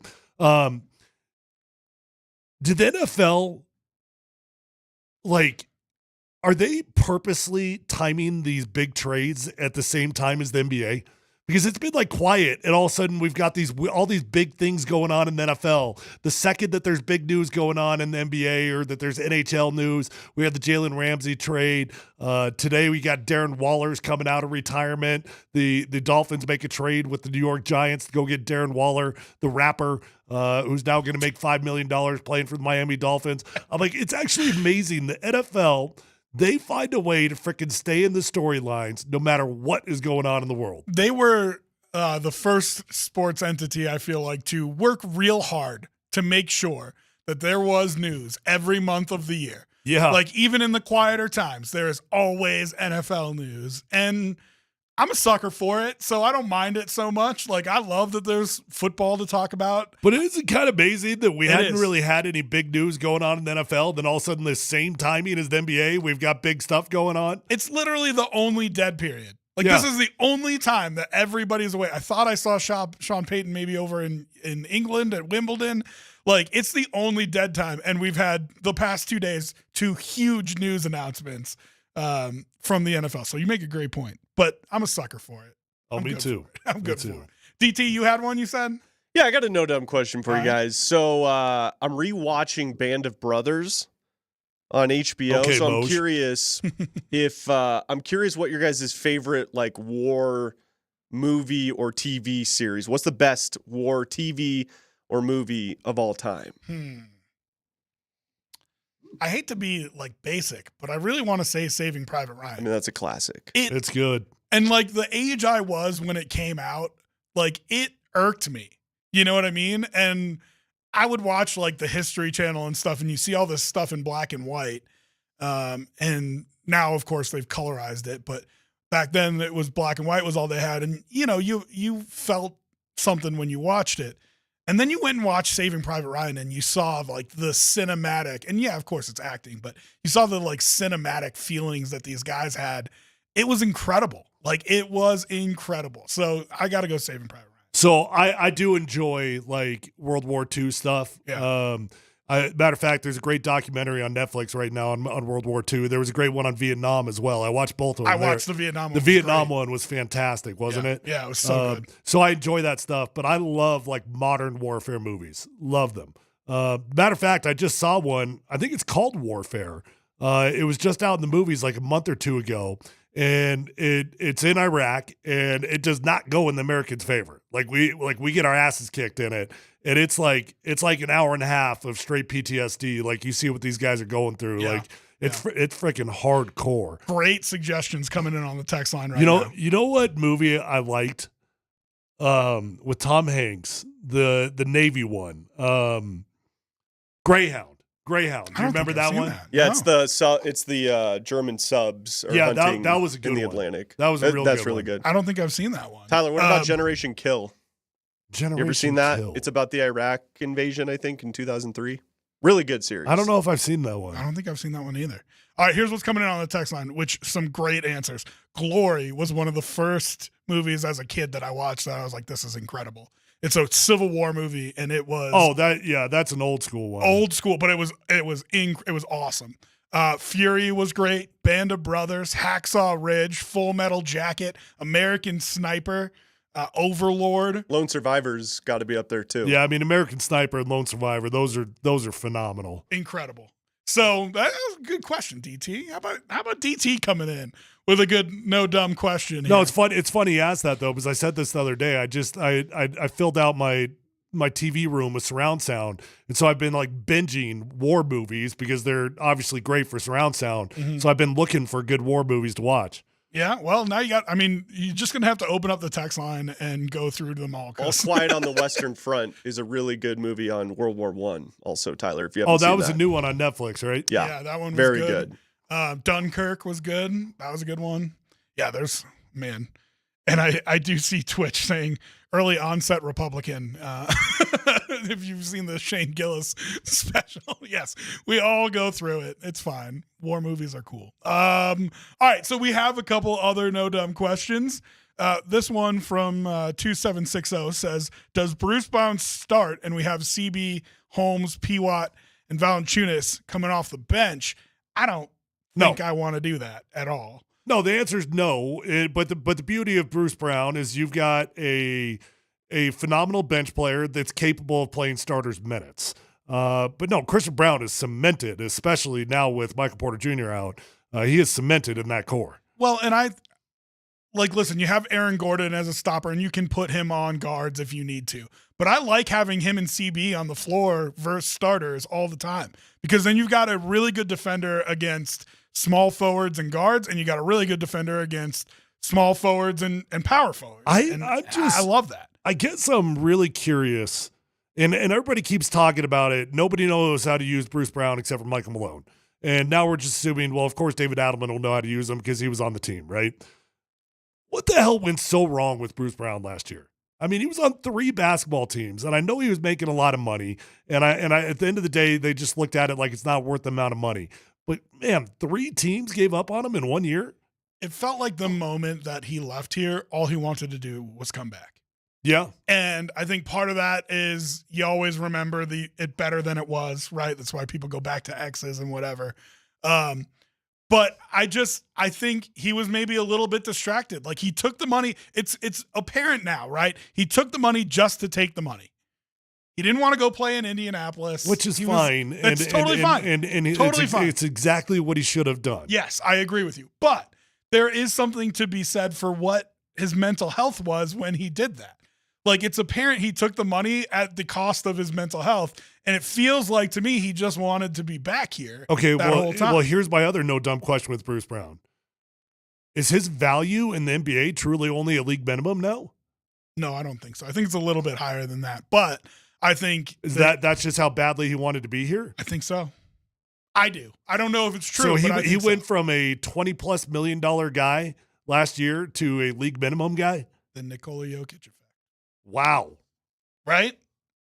I mean, that's what the league is telling us. Now, listen, I think he probably could have gone out in there and gotten like a mid-level exception between like $5 and $14 million, depending on the team that gives it to you. Like, I think he could have gone out there and gotten that contract. What's the league minimum? I don't know. Dan, do you know what the league minimum, league minimum is? He's going to look it up. Yeah, I don't know what the league minimum is, but I think he could have gotten like a step above that, but then you're going to play for the Charlotte Hornets. You know what I mean? You're going to play for the Toronto Raptors. Is that what you want to do? I don't know. For an extra $5 or $6 million, I probably would. Yeah. I mean, okay. I wouldn't begrudge him if that was his decision, but it was clear he wanted to come back here. So he signed a 1 year, $3.63 million contract. 3.6. So, you know what I mean? He probably could have gotten a mid-level from somebody and gotten to 7 or something like that. Don't you think? Even with the injuries and everything? I don't know. I'm not sure if he could have. You don't think he even was worth that? Dude. You think he would have signed vet minimum anywhere? I know he wants to be here, but $5 million, $4 million, that's still $4 or $5 million. People don't turn that kind of money down. That's true. What do you got, DT? So for 8 years, which I believe Bruce Brown is 8 years of service in the NBA, the vet minimum is right around $3.2 million. Okay. So he signed for just a tad more than the vet minimum here. I don't think he would have gotten minimum somewhere else. I think he took minimum to play here. That's what I think, is what I'm saying. Yeah. And hey, man, I think that says a lot about your room and your stars, that people want to be around him, that they get along. He knows where Aaron Gordon's warehouse house is. You know what I mean? Like, I think it says a lot about like going back to be with your friends. I don't know. How'd you feel when you went back to the Broncos? Well, it was great. But yeah, I mean, I wasn't in a situation where I was making money like that, but Sure. I was just happy to have a job, and it happened to work out that it was back here in Denver. Yeah. Yeah, I just feel like coming home, it's going to be like coming home for him. For you, it was literally coming home. But for him, I know this isn't actually where he's from. Do you know what really happened to me that year? So that year, it was the last year I ever played football, and I started that season in Atlanta. I got cut in week 3 or week 4 maybe. And one time in your career, if you're a vested veteran, meaning you played over 4 years in the NFL, if you're on the opening day active roster and you get cut after that, you can collect your full salary. So only one time in your career can you do that. Well, I'd never been cut after being on the opening roster, so it was the first time in my career that happened. So I knew I was going to collect my full salary that year. And I'm sitting there talking it over with my family, and you know, the kids are getting older. They were going to have to move 2 cities a year. When I leave the kids in one city, when I go somewhere else, Right. It's like, you know what? It's been a good run. I think I'm going to retire. So I was in Atlanta, and I knew I was going to collect my full salary that year. So my plan was actually to just retire because I knew I was going to get paid.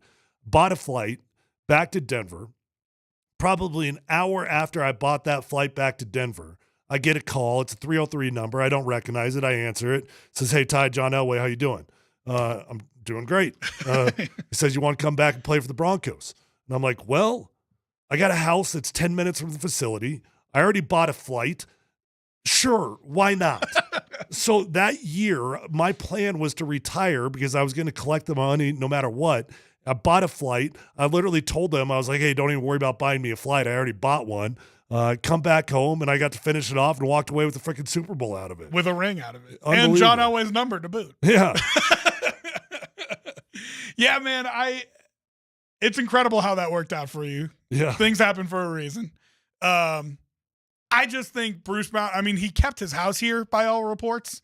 You know what I mean? I felt like this was always just kind of home for him. So you got to actually come back home. But I feel like this is him kind of coming back home, and whatever the Nuggets were going to pay him, he was going to take and see if he can go do what you did and get another ring. You know what I mean? I don't know. A good no dumb question also came across. You know, how much money do you think he can make in sponsorships and endorsements? Because he is so loved by the fan base for a one-year guy. Not that much. But something, right? Like I don't think it's nothing. I mean, I think there is sponsorship. I'm not saying it's nothing. It's not going to be millions and millions of dollars. Sure. But I think it's something. And you know, if you're a contender that's in the mid-level, that offers the mid-level exception, could be as low as $5 or $6 million. So maybe he can make up a portion of that with endorsements. You know, the difference, the $1.5 million difference that is between what he signed for and what an MLE might be. Yeah. So interesting conversation. We do have more to talk about with the Nuggets coming up. Of course, they made 2 big trades, one yesterday and one today, and we will recap it all coming up. We also get in there for the voice of the people. Do the rejoiner. We'll play some of those coming up, and you could win a Traeger grill from Ace Hardware if you record one and send it to us from Altitude Sports Radio.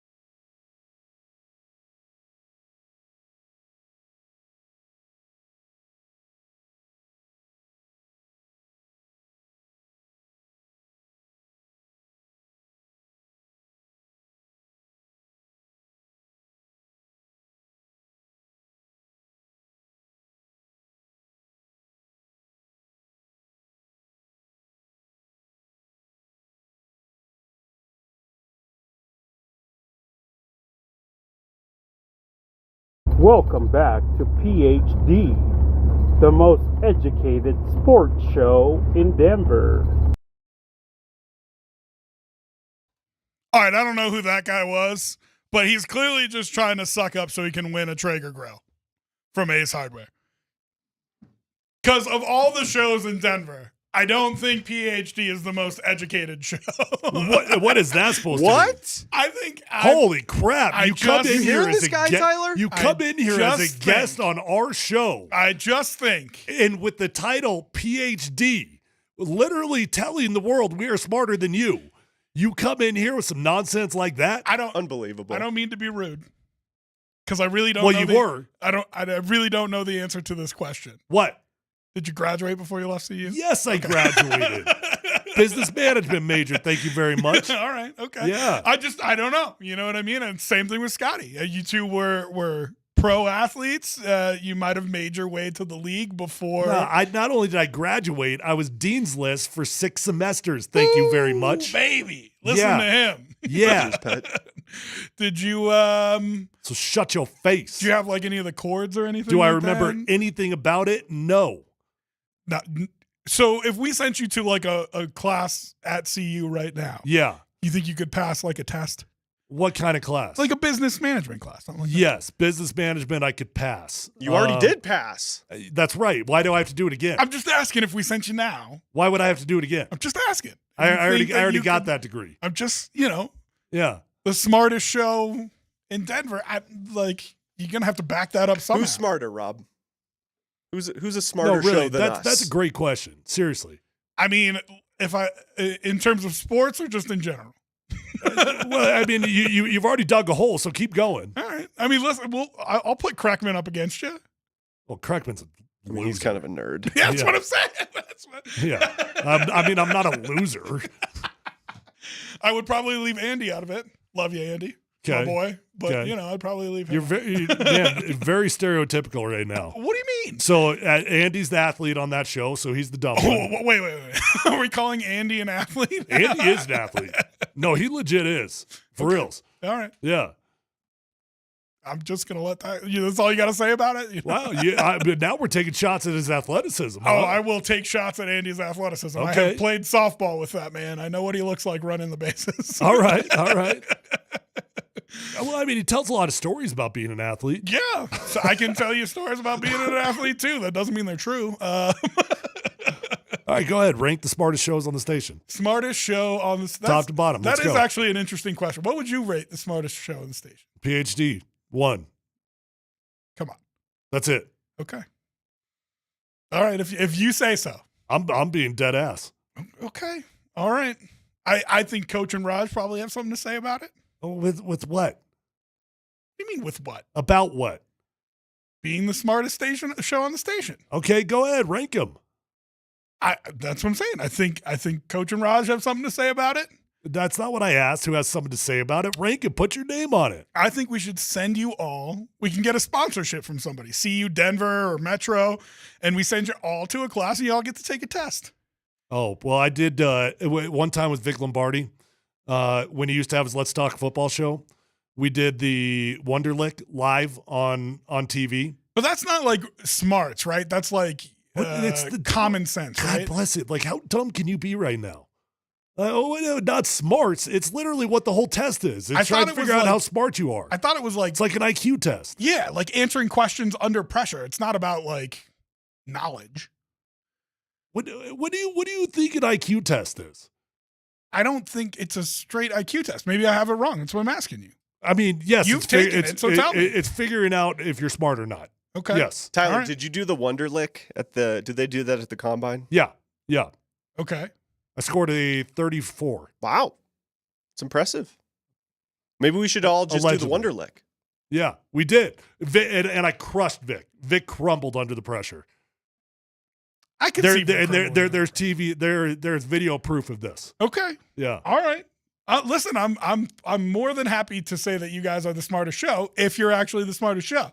But the fact that you don't want to do anything to prove it. You still haven't ranked him. You're getting nervous. The fact that you don't want to do anything to prove it says to me. I mean, you want to do Wonderlic? I'll do a Wonderlic. Let's go. All right. Yeah.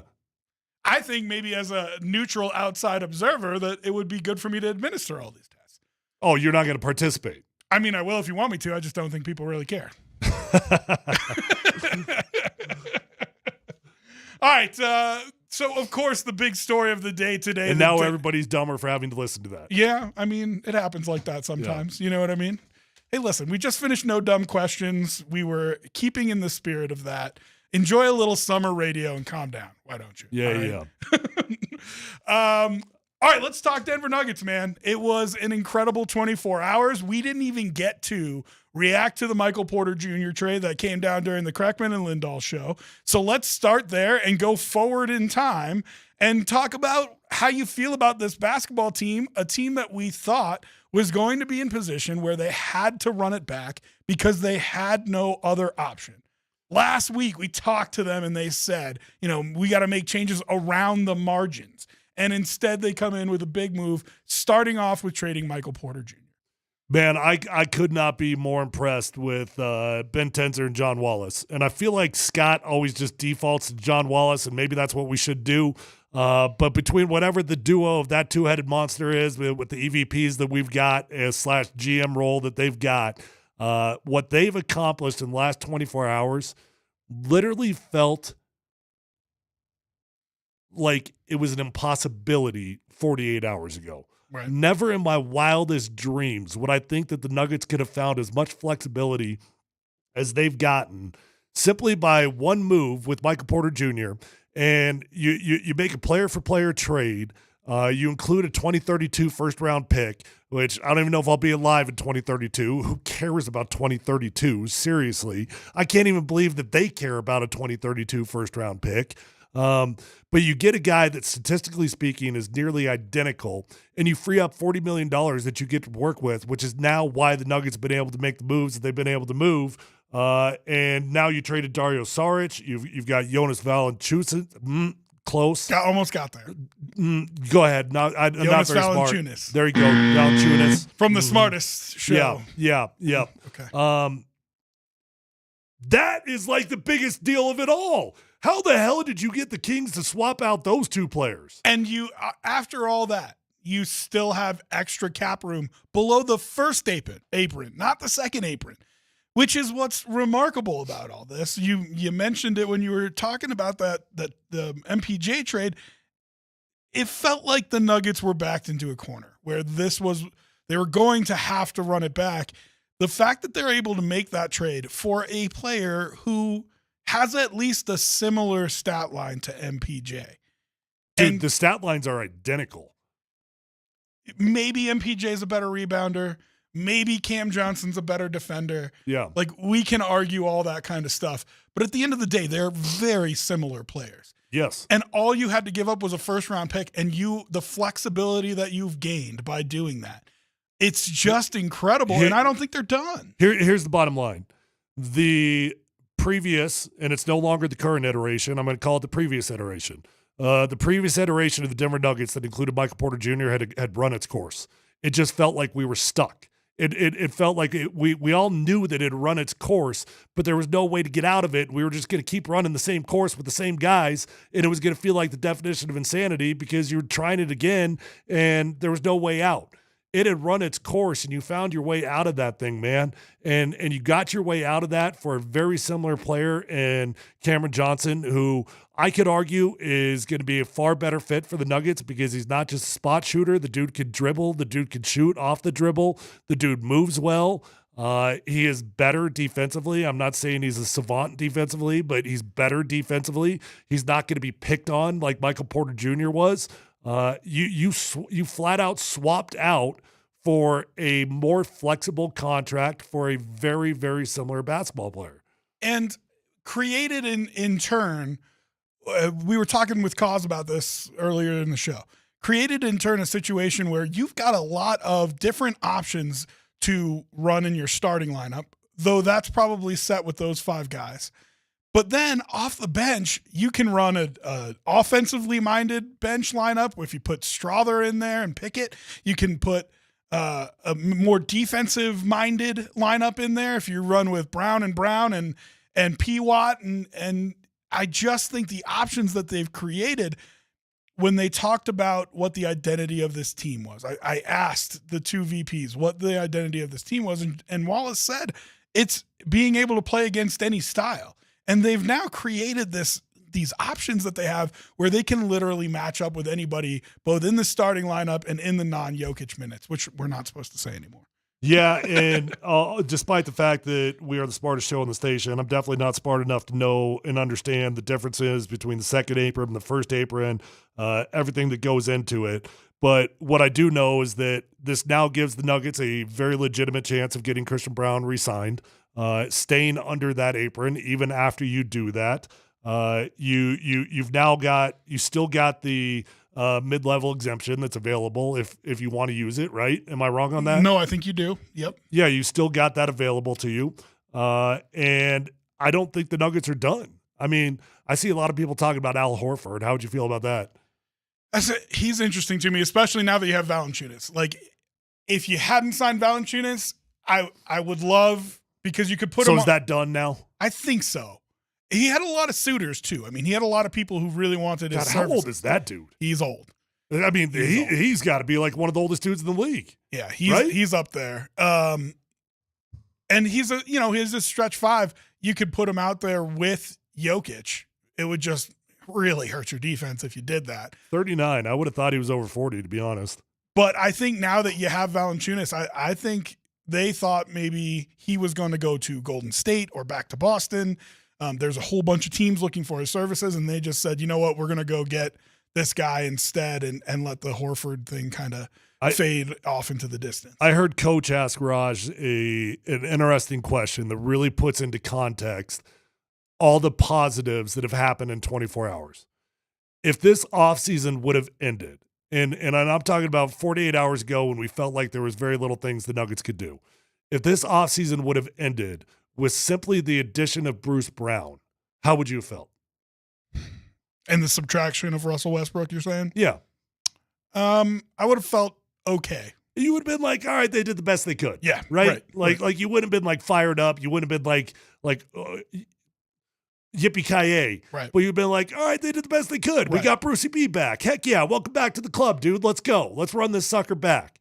Well, you got that done as well on top of everything else. So listen, a lot of things are going to shift over the next week as things can't be made official until the 6th of July, I believe it is. But just from 1,000-foot view right now, where do you put them in the Western Conference? The Nuggets. Man, I mean, right back on top. Yeah. I mean, it's them and OKC. And I know everything Houston has done and, KD going there, and they've made a bunch of signings too.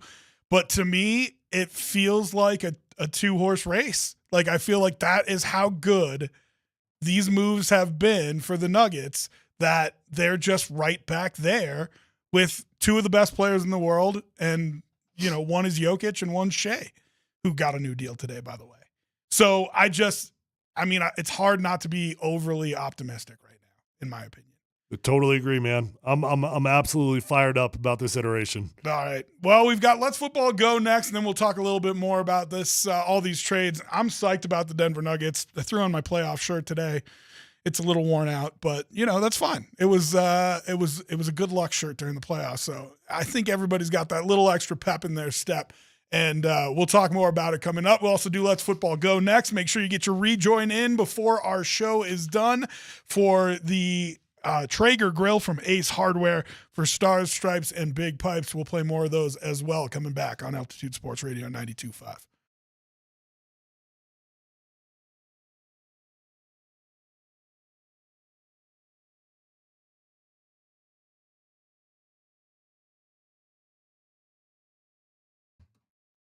Okay, guys and gals. Hey, if you're out there struggling with hair loss, maybe you got a bald spot, receding hairline, or thinning hair, do yourself a favor. Call my friends at Advanced Hair Restoration at 720-459-HAIR. When you call Advanced Hair, ask about their Advanced FUE. You're going to learn that nobody can offer anything like the Advanced FUE found at Advanced Hair. They've changed tens of thousands of lives. You deserve to be the next one. When you go to Advanced Hair Restoration, you're going to be in a calm, relaxed environment. Excuse me, losing my voice. In a calm, relaxed environment with the best of the best working on you. You'll love Dr. Tanya Pauls. You'll love the entire staff at Advanced Hair Restoration. They're fantastic at what they do. And what I love about Advanced Hair is that they believe in what they do so much, they're going to guarantee your hair is going to grow for life. Lifetime guarantee with your own natural hair starting to regrow the very next day. Call 720-459-HAIR. You're going to get 250 free hair grafts and $250 off, but that is a limited time offer. Or check out those before and after photos at advancedhair.com.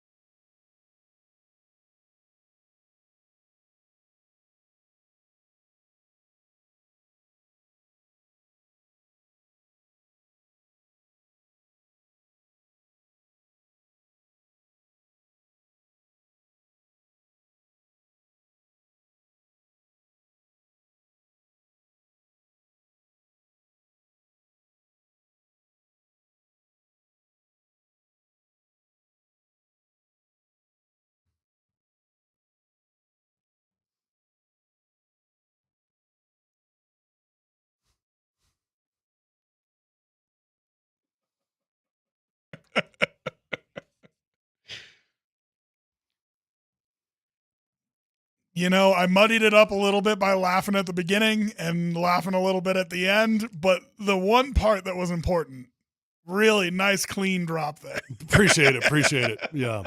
Excellent work, DT. As we start Let's Football Go here, brought to you by Mountain High Appliance. DT, what do you got for us?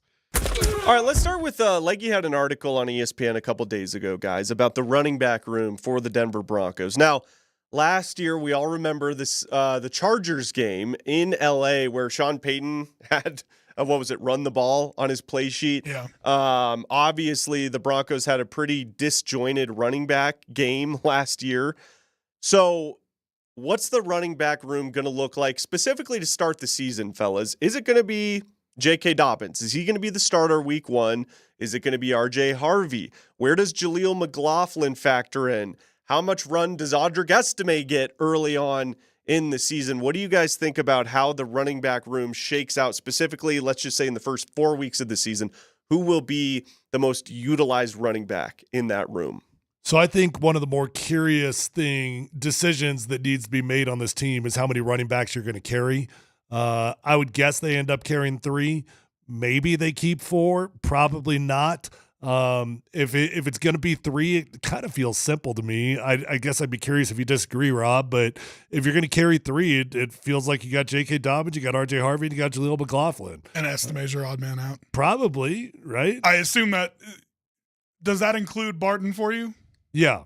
So he would be an extra one on top of that? He would be number 4, excuse me. Okay. Yeah. So if they run with 3, he would be 4. If they run with 4, he would be 5. Correct. Is what you're saying? Okay. Correct. Yeah, I do think they'll keep the fullback.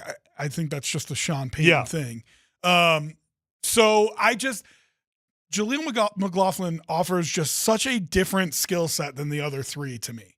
Well, in theory, and I agree, in theory, R.J. Harvey runs a 4.4. And so in theory, that dude should be as electric as Jaleel McLaughlin is. Now, I was out there for all the practices that we were able to be out there for. It wasn't a lot. I'm not going to try to turn it into something more than what it is. But I can tell you this, when Jaleel touched the football, he still looked like he had an electricity that these other guys do not have. Yeah. And I've always felt that way about him even in the season and preseason last year. So I just feel like he's safe. Because even if R.J. Harvey can be him, I don't think necessarily you get rid of him and put that on R.J. Harvey to start. Yeah. He's going to have a spot no matter what. And then Dobbins is going to have a spot no matter what. That's what you paid him for. Yep. And so there you go, right? Like, unless you're keeping 4 and then also keeping Estime, which I don't think they do, I agree with you. I think Estime is the odd man out here. Yeah, so I never really answered Dan's question, though, and the question was who's starting out the gates. That's going to be J.K. Dobbins. J.K. Dobbins will be your starting running back out the gates. I would be very surprised if it was not. He's just got experience. He's the veteran. R.J. Harvey's got a lot to learn, man. And he'll get his time, and he will become the starter, hopefully, as long as he doesn't pull an Audric Estime and fumble in those first 2 games. At some point this season, he'll probably take over as a starting running back, but I bet it's not until week 5 or 6. I'm not even sure that I believe that will happen. I don't know why I have this. Meaning like JK starts the whole season? Yes. Yeah. I can see that. I think he's going to go for the veteran guy who's a tough runner who I don't know. I mean, dude, J.K. Dobbins is a good running back. Yeah. Like R.J. Harvey hasn't done anything. And I am concerned about what we talked about earlier in the show of, like, does he get into camp on time? And if he doesn't, does the old school Bill Parcells portion of Sean Payton kick in where he says he's behind? Yeah, he's behind with everything. If he's some sort of camp holdout, shut up and play, Rook. Right. Like seriously, if he's holding out because there's 2 second rounders that got guaranteed contracts, shut up and get to work. You're not going to get a guaranteed contract. And isn't Sean Payton the kind of coach that would punish him for something like that? I don't know if he'd punish him, but I think it just happens. Like you're not trying to punish the guy, but you just fall behind. Right. He's saying he's behind, right? Yeah. Like, that's kind of that old school mentality. Like, he's behind what everybody else is doing. Yeah. And so to answer Dan's question, I think I think J.K. Dobbins to start the year and maybe for the whole season, depending on how it works out. Let's go next. What you got? All right, fellas. Darren Waller, you remember him, tight end for the Raiders and the New York Giants. He is officially unretired, and he'll be joining the Miami Dolphins as their newest tight end. Now, what makes this kind of interesting, fellas, is news surfaced yesterday that the Dolphins could be interested in acquiring Michael Mayer, the tight end of the Las Vegas Raiders. So obviously that looks like it's not going to happen now. But as far as the Broncos tight end room goes, they obviously signed Evan Ingram in the offseason. Is Michael Mayer a guy that you would be interested in the Broncos kicking the tires on? And do you think they're good where they're at as far as the tight end room goes? I think they're okay where they are. I don't think he wants to run a lot of big sets. But he's got guys that can fill that role if he needs to. You've got Ingram as your pass catching option. I don't think they'll do anything there. Am I off base on that, Tyler? No, you got your guy. Yeah. You made the move that you wanted to make. You got Evan Ingram. He was arguably your first priority of the free agents you were really going after. He was one of the first guys that was in the building. And you've got some well-rounded dudes. My respect for Adam Troutman couldn't be any higher. He's just a dude that grinds. He's a dude that plays multiple different positions. And I really respect the way he plays. Now, is he a weapon in the passing game? No, he's far from it. But you should have your weapon in Evan Ingram. You should have a very well-rounded Adam Troutman tight end. And then you've got Lucas Kroll, Nate Atkins, and homeboy that played basketball from Utah fighting it out for those other spots. The 7th rounder. Caleb Lohner. Yeah. Can we talk about the Darren Waller thing, though? Yeah. It is really weird to me. It was weird when he retired. It was weird that he's coming back. Like, I saw him on a podcast earlier this season saying that he was playing in a game against the Buffalo Bills. They had him run like an H-back spot where he was a lead blocker on a running play. And he's like, I almost walked off the field. Like, what am I doing here? Why am I here? And he's like, of course I played out the season. I had a captaincy on my chest, but like I was done. And now all of a sudden, I don't know, talk to me about the mindset of a pro athlete leaving and then coming back. Yeah, I don't know. That's one of the least surprising things. Whenever you see a guy step away from the game early, a guy that is still capable of making a lot of money, all of a sudden he steps away from the game, spends a little bit of money. He looks at it. He's like, oh, wait, I can go make another $5 or $6 million. All I got to do is play another year of football. I'm not surprised at all that he's back. Do you think a little bit surprised? Maybe the different question is, are you surprised that Miami has interest in him? And maybe that's a different question. Do you think Mike McDaniel selling him that like, hey, listen, we're going to use you as a pass catcher down here? Oh yeah, is part of that too. Like I think the landing spot is important for that part of the conversation. Yeah, he's going to be very, very similar to Evan Ingram. Those two are very similar tight ends. And Jonnu, who just left there, what'd you say yesterday? 88 catches. Yeah, he had like 900 yards or something. Yeah, So, if you can fill part of that gap with Darren Waller, I mean, he's certainly capable. I don't know what kind of shape he's stayed in, but he's certainly capable of being a guy that can get some catches there and fill some gaps. All right, DT, what's next? Lastly, fellas, CBS Sports has their hot seat rankings for NFL head coaches. Here are the 5 coaches, according to CBS, that have the hottest seats for the upcoming season. Starting at number 5, Rob, your guy, Sean McDermott, they have listed as being on the hot seat for the upcoming season. Shane Steichen, the head coach of the Colts. Zach Taylor with the Bengals. Mike McDaniel with the Miami Dolphins. We got into that a little bit yesterday. And then number 1, they have Giants head coach Brian Daboll on the hot seat. Who do you guys think has the hottest of seats for NFL head coaches for the upcoming season? I agree with everybody on the list. It's pretty amazing that Sean McDermott's on the list, but he is. And he deserves to be. I mean, look, man, at some point, if you can't capitalize, you can't capitalize. You got to try something else. You put someone else in there. But you're talking about some very good football teams that have got coaches on the hot seats in Cincinnati and Buffalo. And then, quite frankly, Miami's been a pretty good football team as well. Yeah. But Mike McDaniel definitely needs to win a playoff game. Yeah. And they need to look good doing it too, I think. It's interesting. It's a really interesting conversation to me. Here's how I want to ask the question. which of those coaches do you think gets another head coaching job immediately if fired? The quickest? Yeah. Sean McDermott. You think, and that's what I think too. And that says something because he's a defensive-minded guy. I think Mike McDaniel would get a job again also.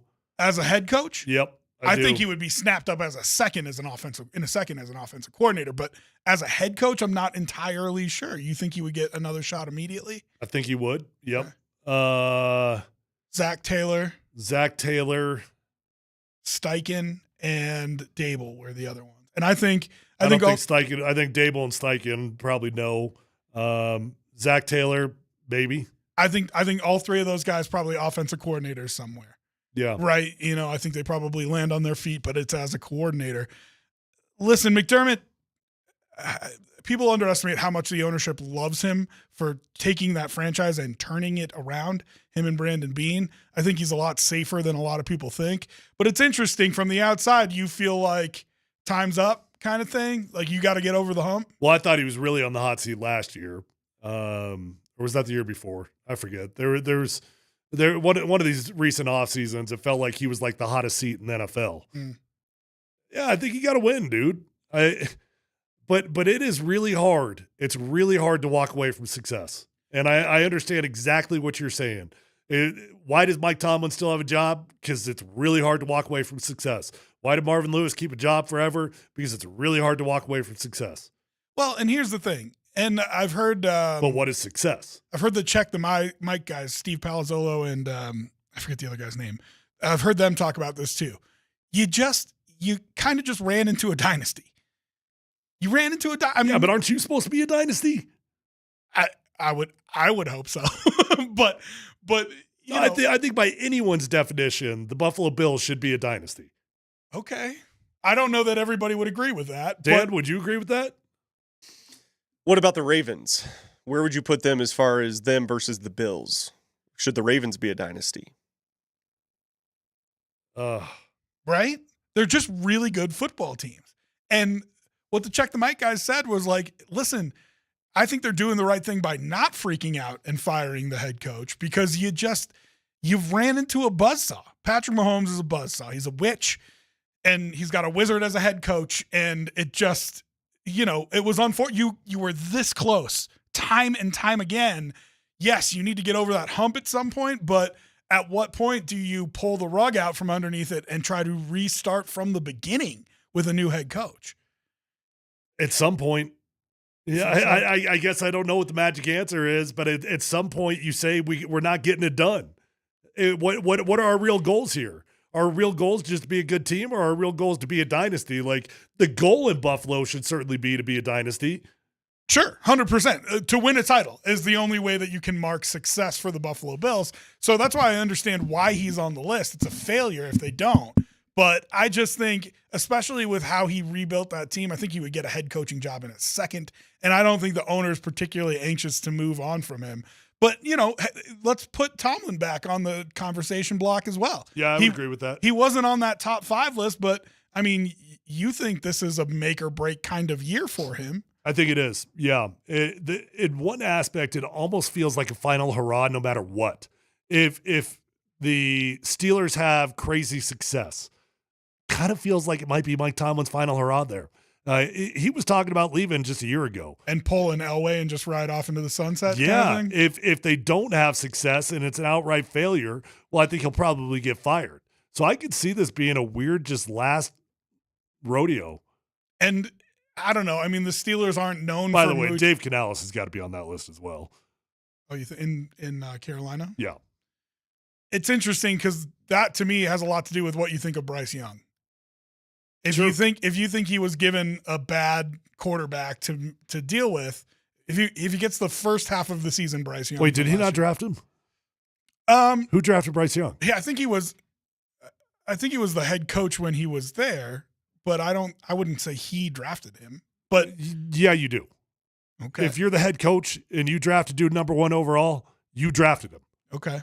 All right. That's on you, buddy. Okay. Dable got to move on from Daniel Jones. You don't think he would get that opportunity? Not with that ownership. By the way, Frank Reich was the That's right, coach when the Panthers drafted Bryce Young. Okay. Well, that might change things. So if Canales gets first half of the season Bryce Young from last year, then he probably is like, oh, this guy's a dud.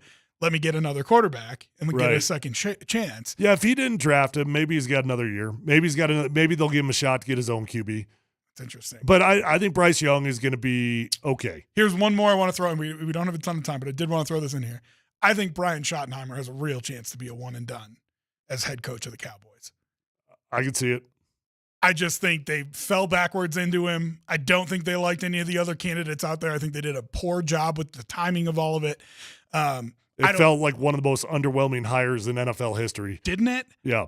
And so if he goes out there and I don't even think he has to be I don't even think he has to be like Hackett level terrible. I just think if he has a down year where they don't make the playoffs, it might be a one and done for him. You could be right. Yep. So I would put him on that top 5 list in place of Sean McDermott probably, because I don't think he's particularly on a hot seat. I just think he's got a lot of pressure to deal with.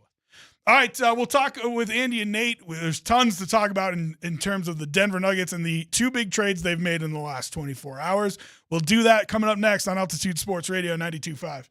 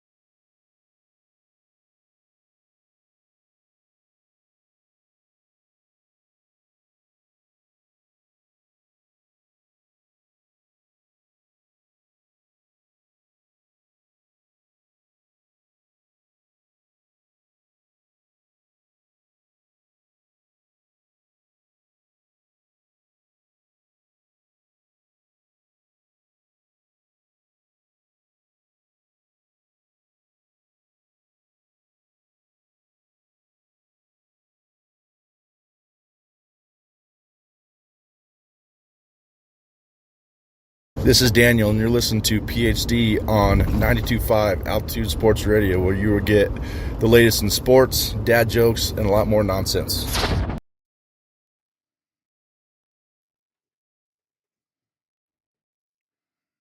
Altitude Sports Radio 92.5. Yes, your home of dad jokes and nonsense. I like that. I think that's pretty accurate. Yeah. Smartest radio show in Denver. Maybe Scotty's not, definitely the king of the dad jokes. but definitely nonsense and dad jokes, I think, is 100% right. Some breaking news here in the last, 4 or 5 minutes. Shams reports Tim Hardaway Jr. has agreed to a 1-year deal with the Denver Nuggets, sources tell ESPN. It's then a bunch of fluff from Priority Sports, his agency, about how he had a strong year last year. Listen, solid bench guy. I just looked it up, 33 years old. He's 6'5", 205, shooting guard. Last year, averaged 11 points, 2 rebounds, 1.5 assists per game. I mean, okay. We spent so much time talking about the depth of the 2 teams that were in the finals and even the teams that made the Final Four and how the Nuggets just didn't have it. Here they go again, adding some depth. I haven't seen a number on the contract yet, but I'm going to bet it's close to a vet minimum, maybe the mid-level exception, but I'd be surprised if it was that much. But we will let you know as soon as we get a tweet from somebody about what the amount actually was.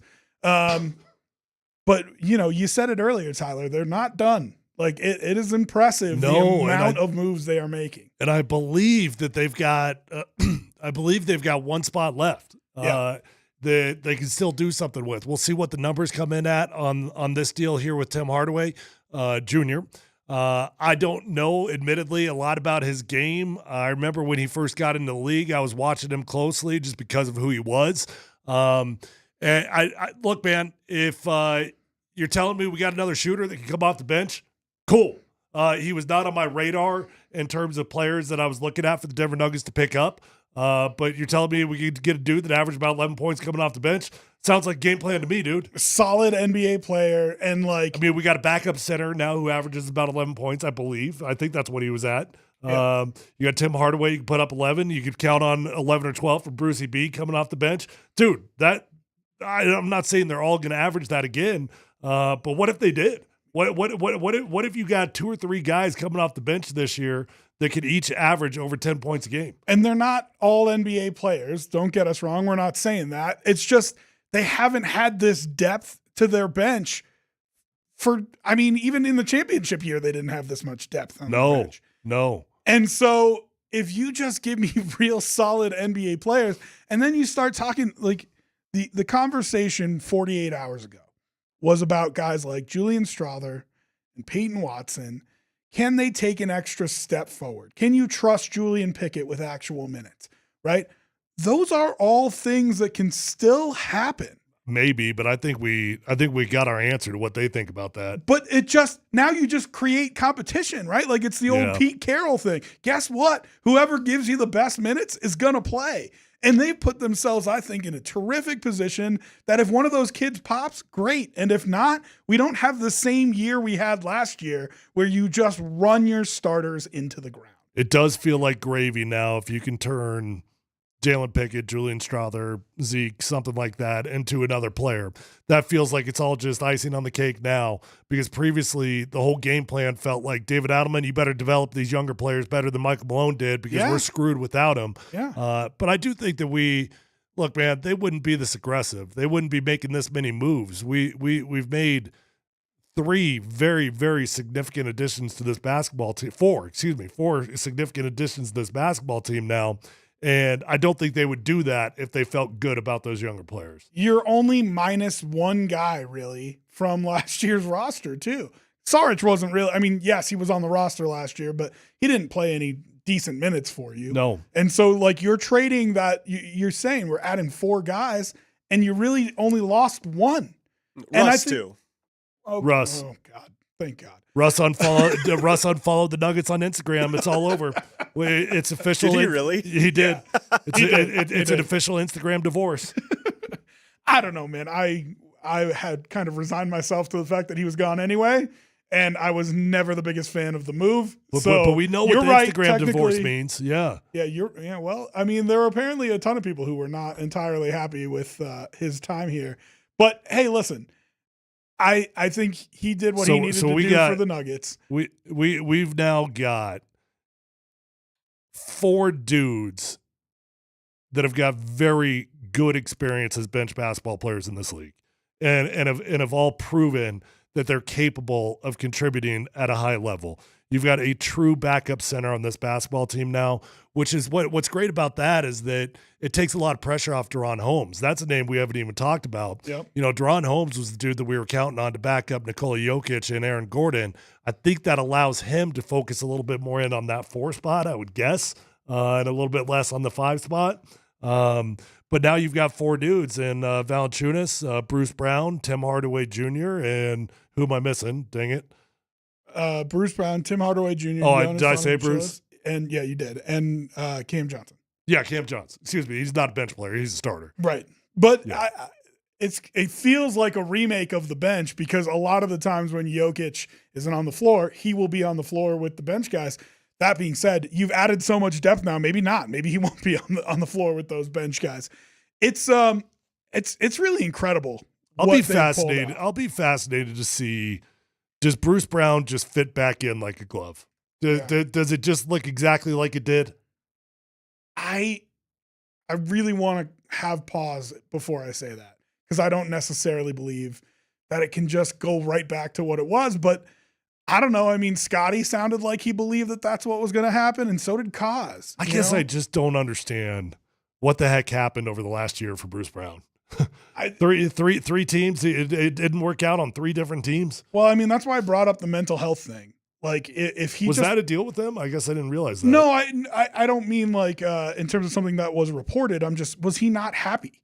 Okay. Playing in those places. You know what I mean? We know that he loves the Nuggets. Matter of fact, he loves the Nuggets so much that he kept a 2-minute long highlight reel of every basket that he made during the championship season that he would watch before every game. 2 minutes. I think it was way longer than 2 minutes. But yeah, we know that he's been desperate to come back here.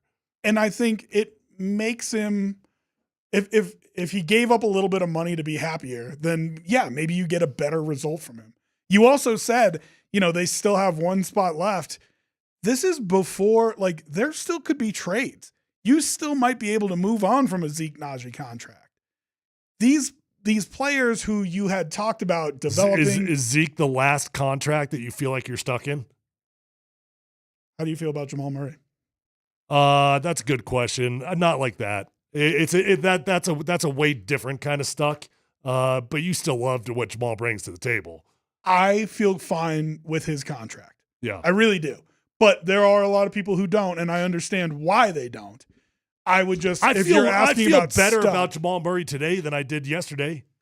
That's interesting. Tell me why. Just based off of it doesn't feel like there's as much pressure on him anymore. In general. Yeah. Okay. I can see where you're coming from with that. I think the difference that you get is we've talked ad nauseum about 3 max contracts.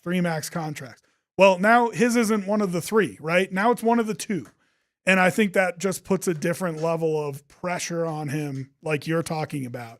Yeah, man, I don't know. I feel really good about where this is. I do think they can still afford. Dan, do you expect me to be able to read this Excel spreadsheet that's in front of me? It is not an Excel. Wait, what am I supposed to get out of this? Smartest show in Denver, Andy. Smartest show in Denver. That's right. They have a PhD. Hey, did you hear me defending your athleticism today? He did. He called you an athlete. Yeah, he was mocking you, and I defended you. I appreciate it. I just want you to know that. I appreciate it. He said apologize because I probably shouldn't come to work today, but I'm going to Lysol the heck out of this thing before I leave. Now, hold on. What do you got? I don't know. I thought it was allergies, but I don't think it's allergies anymore. That's great to hear when we're supposed to do something tomorrow. I know. Maybe we should do that virtually. Yeah, we're going to have to rethink that. Yeah. Yes. We'll be rethinking. I mean, it's getting progressively worse by the day. Well, I'm glad you're breathing right at me, too. Yeah, and into the microphone. Yeah. You're about I'm to going to speak. Lysol. I don't know. I might be sitting here. So did you see the breaking news from Shams? Tim Hardaway Jr. signs a 1-year deal with the Nuggets, 33 years old, played for the Pistons last year, averaged 11 points, couple assists, a rebound.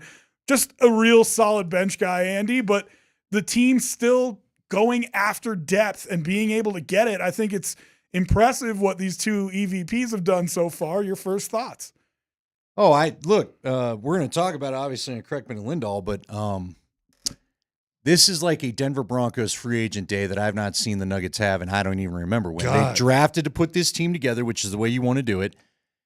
You were just talking about Jamal Murray. I'll answer that question.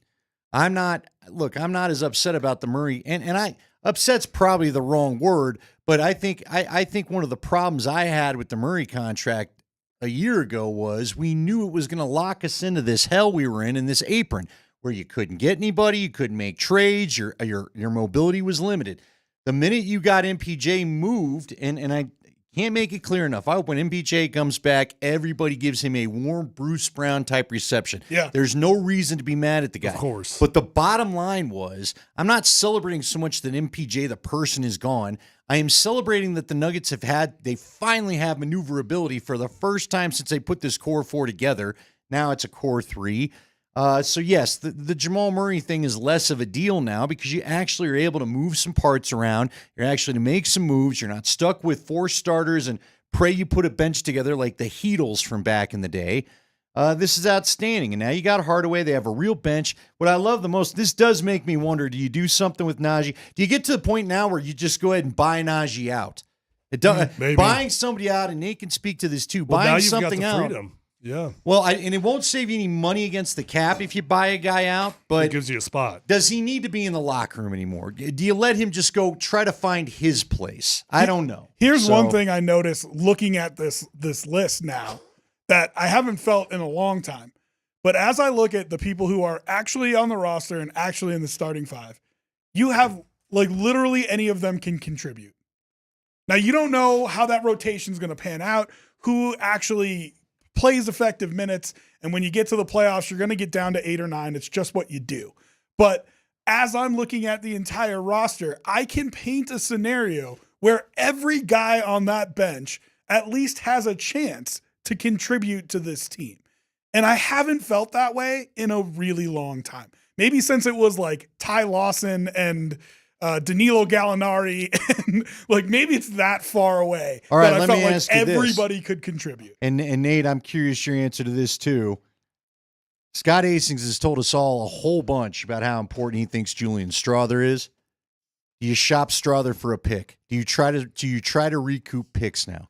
Because you can make some trades now that you're out of this, whatever this apron thing was. And I mentioned that to Tyler. Any of these guys who were, possible, do they pop candidates, right? Like, are they going to make a difference on your team? They're all now. If anybody likes any of them, you can maybe What about make Watson? I like a Peyton Watson. Nate, with the additions today, is there anybody from the old guard with all the players you've added to create a real NBA bench? You and I talked about it yesterday. Give me a bench that you're comfortable playing.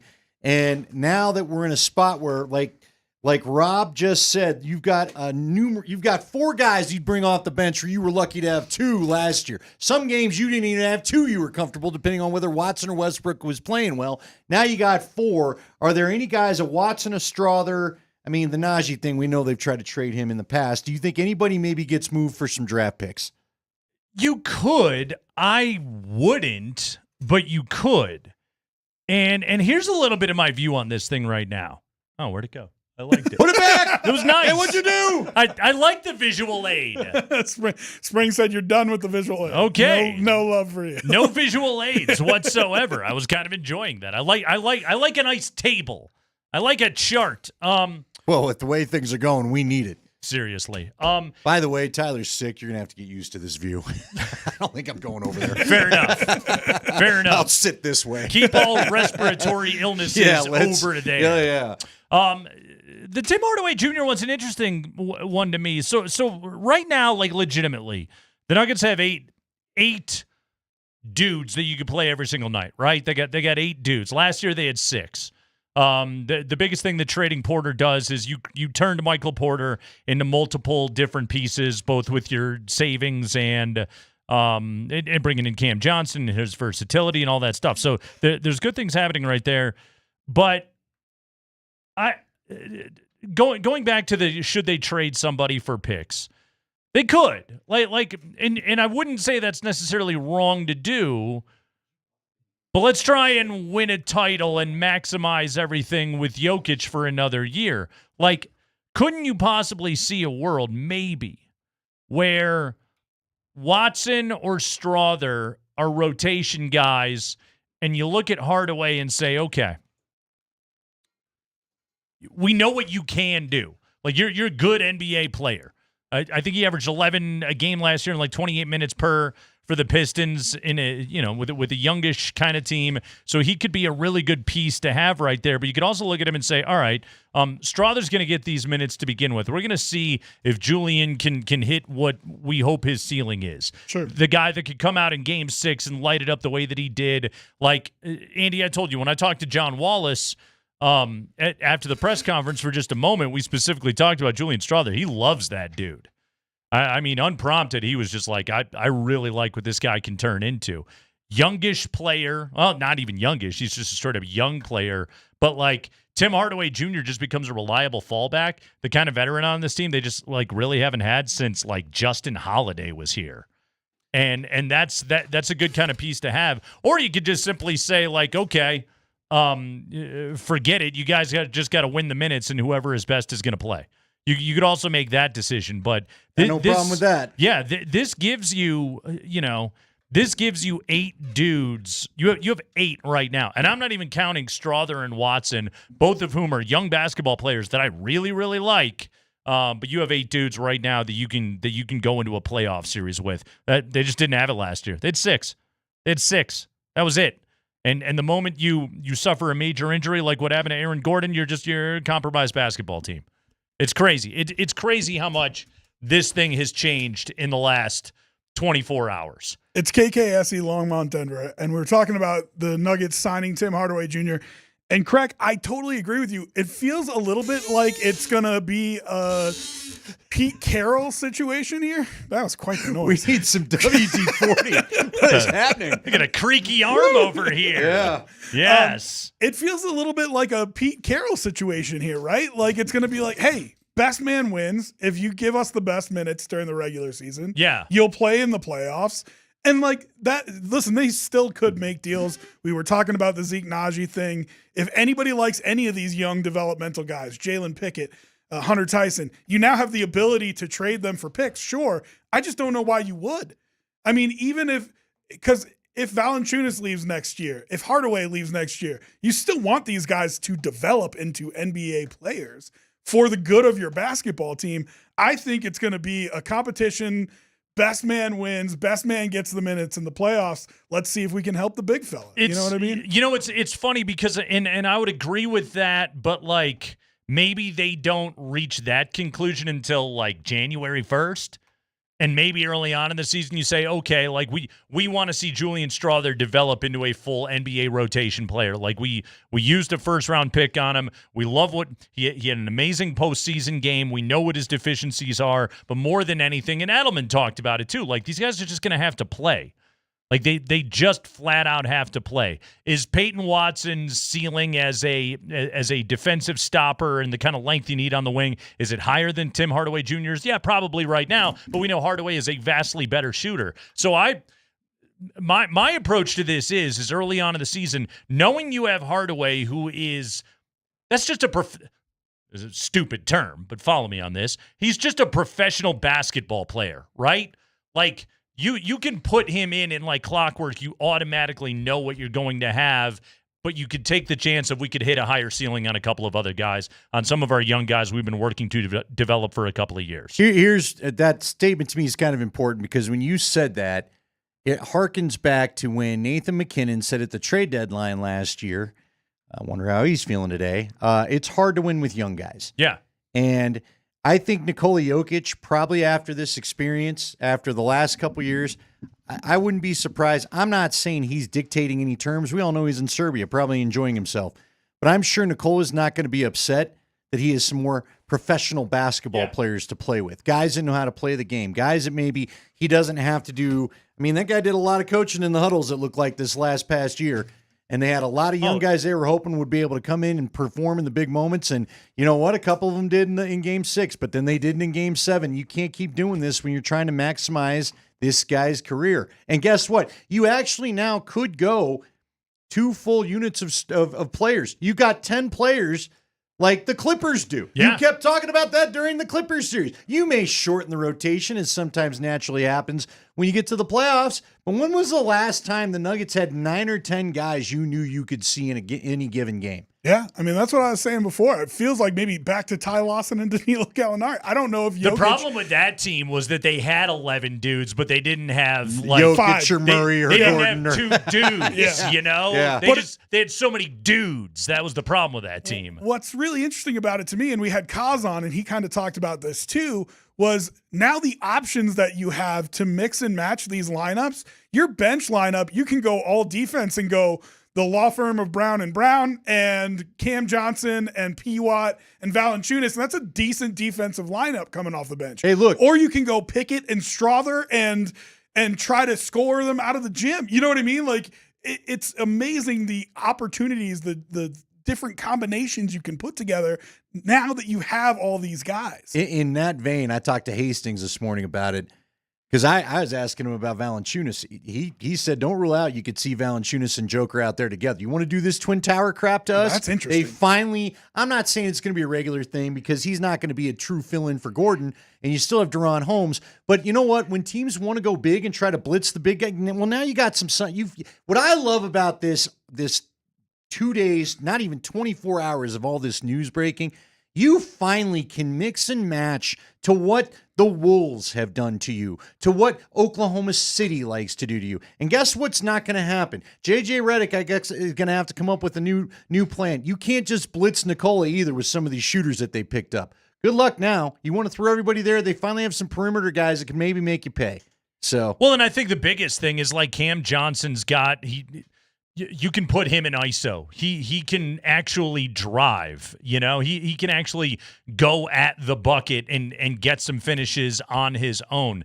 Again, like is he Allen Iverson? Is he SGA? Is he an unbelievable creator on his own? No, not really, but like he has that in his bag more so than other dudes. And so it's like this doesn't require the gravity of Nikola Jokic. Like Michael Porter, God bless him, like he always needed Jokic to do something to create that shot for him, to create that look for him. If he had to put the ball on the floor, it was a nightmare. It was probably going to be a turnover. Like Cam Johnson is a functional basketball player in that way. Can Cam Johnson be KCP? Let's be honest. It's all you.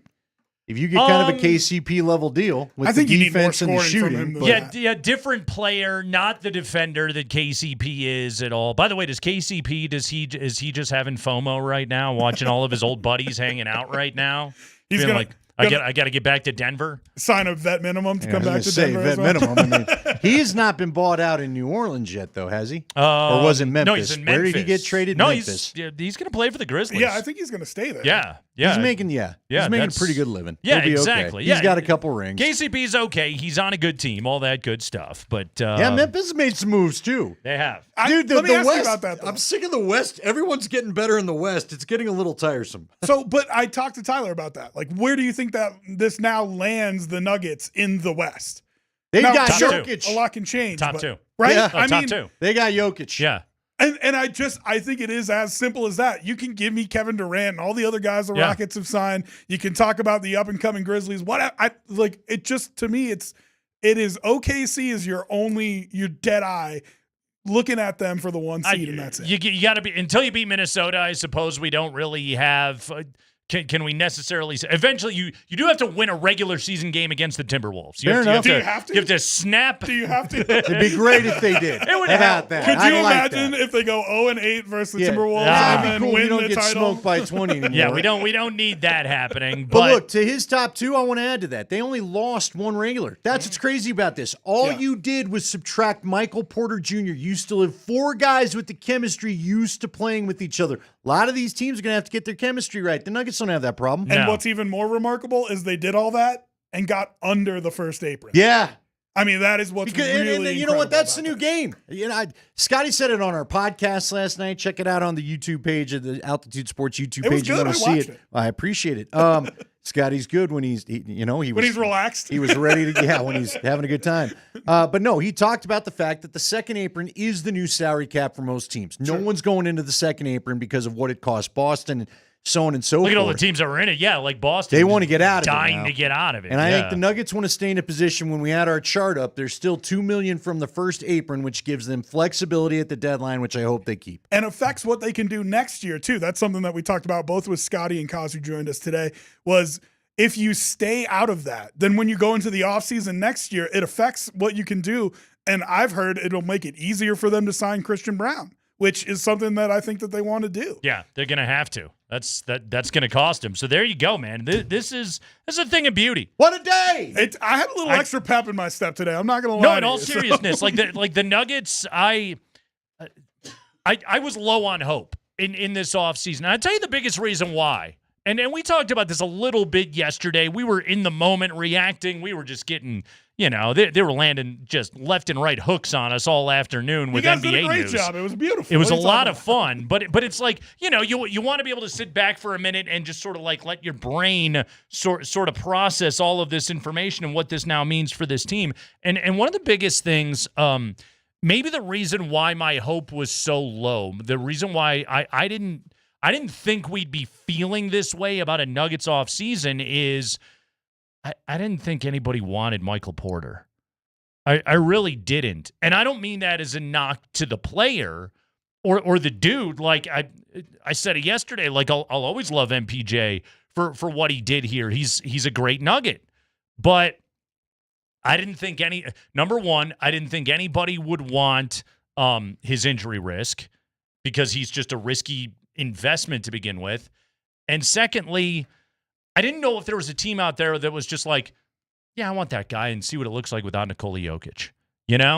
Like I want to see what I can do with that guy without the best player in the world, just eating up all the gravity around him and creating looks for him and opening things up for him.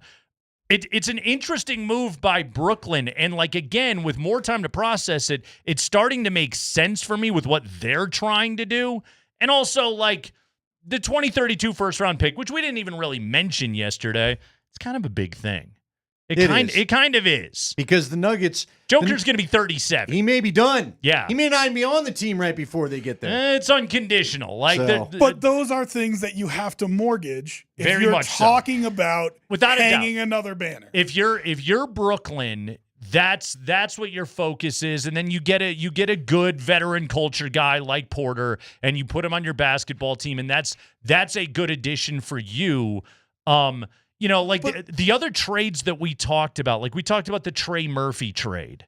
We talked about a Zach LaVine deal. We talked about we had the hypothetical of LeBron James or Kevin Durant or all the most massive names that you can think of in the NBA, right? We've had all of those conversations, and it's like, yeah, but who is going to say yes?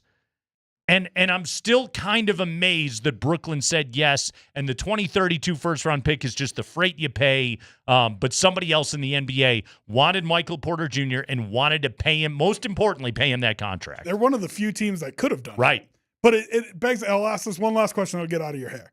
But it begs the question to me. He's not going to finish his contract with Brooklyn.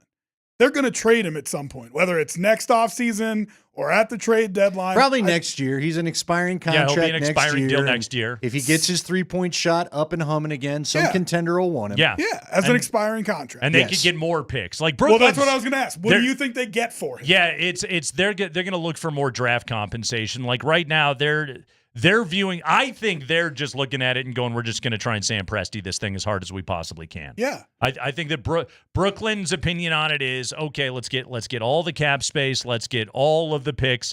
We suck now. That's okay. We can be ignored. The Knicks can suck up all the energy in this market. There's no pressure on us whatsoever.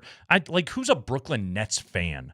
I'm sure they exist. I don't know any of them. Oh, they keep, they were the New Jersey Nets, and it was the same thing. Who was really a New Jersey Nets fan? Were you a big Derek Coleman guy back in the day? It's like LA Chargers fans. I'm just who the hell are these people? It's different. Brooklyn has pride. There is pride in that borough. It's not their team, though. I disagree. It's New Jersey's team. I think a lot of Brooklyn people have bought in since they've been back. Okay. That they are not Manhattan. They are Brooklyn, and it is a different team. I think they bought in when they had Harden and Durant and Paul Pierce. Right. I'm not sure they're real interested now.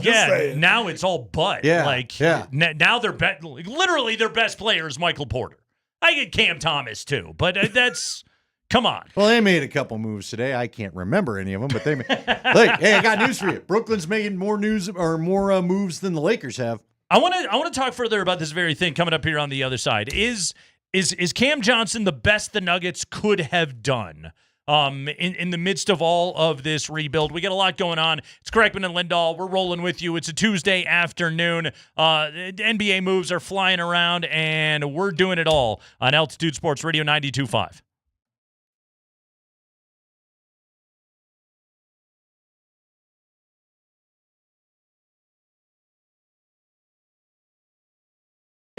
Guys, fellas.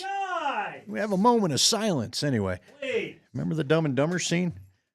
All right, let's talk about the Rocky Mountain Men's Clinic. Summer's here. Vacations, barbecues, beach days, long nights with people you love. Probably some projects in the backyard if you have one of those. Stuff you want to get done. You want your energy up. You want to maximize the days, and you want to get as much done as you can this time of year. But if you have a low testosterone, that may not be what's happened for you. You may not be having fun at the beach or hitting the gym or firing up the grills or spending days in the sun, riding your bike or whatever. Low testosterone can rob you of the motivation to do that. It can also hurt the sex drive. If you have any of these problems right now, this could be a sign of low T. Go and talk to the Rocky Mountain Men's Clinic, and they'll try to get you back on the right track. They'll get you wanting to take that bike ride. They'll get you wanting to lift, wanting to grill, and maybe wanting to have a little love at night. How do you know that you may have low T? Well, they got a quiz for you if you'd like to take it. Simple 10-question quiz, yes or no answers. Then you can set up an appointment at the Rocky Mountain Men's Clinic. First visit is real easy. They'll draw your blood. It's $99. They'll give you a T and PSA test. If you sign up for testosterone, though, the day of your appointment, that visit cost is waived. The appointment will be free, Nate. That's what they like to say. Anyway, you want the higher energy back and all that comes along with it, go and talk to the Rocky Mountain Men's Clinic. They've got 5 locations to serve you up north in Fort Collins. And in the Springs, Nate appreciates that. I used to say down south in the Springs. It's not down, it's up. It's just south. 720-440-7900 or visit RockyMountainMen'sClinic.com.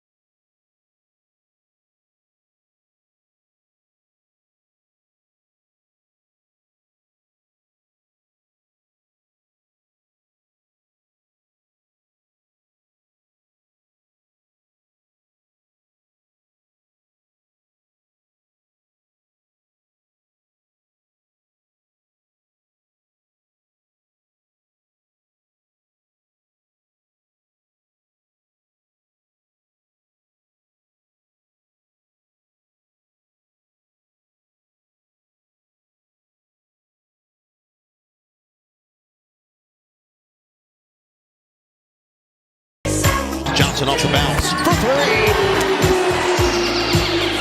Especially if you're a great rebounder. D'Angelo Russell has the softest misses as Cam Johnson attacks with cruel intention.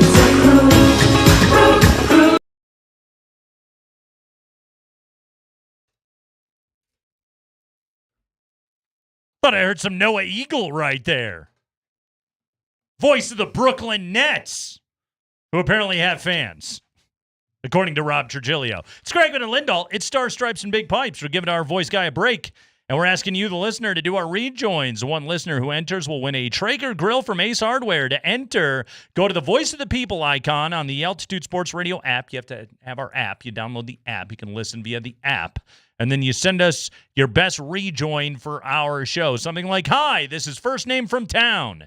You are listening to Kreckman and Lindahl on Altitude Sports Radio 92.5. Be creative, have fun, keep it short, and you might hear your rejoin on air. All valid entries are entered for the prize, whether they make it on air or not. Entries only count if they are sent for the show during the show between the hours of 3 p.m. and 6 p.m. So go to the Altitude Sports Radio app, tap the mic, and you could win a Traeger grill from Ace Hardware.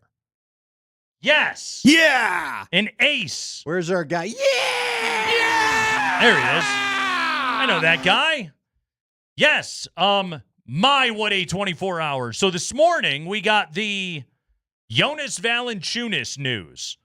Backup center. Yesterday it was Cam Johnson. It was Brucey B. Today, Jonas Valanciunas, the headliner, Tim Hardaway Jr., kind of sneaking in there as well this afternoon just before the start of the show. That's also an awful lot of fun. But let's start on Valanciunas here for just a moment. Best backup center on paper since Mason Plumlee, right? Easily. Better than Plumlee, too, right? I hope so. That'd be great. I would love him to be better than Mason Plumlee. He's 33 years of age. Signed a 3-year deal with Washington last year. Got moved to Sacramento at the deadline. The Kings. People are wondering, why did they do this? Why did the Kings do it? Because they wanted Saric's expiring contract. Yeah, every one of these that you can't understand, it's a dump the money. Yeah. And that maybe ultimately is what although Zeke Najee's got too many years probably for that to happen, right? Yeah. Kings just wanted to dump the money. So they'll get Saric. Is Dario even going to play there? I don't know. Probably not. He might. Who knows?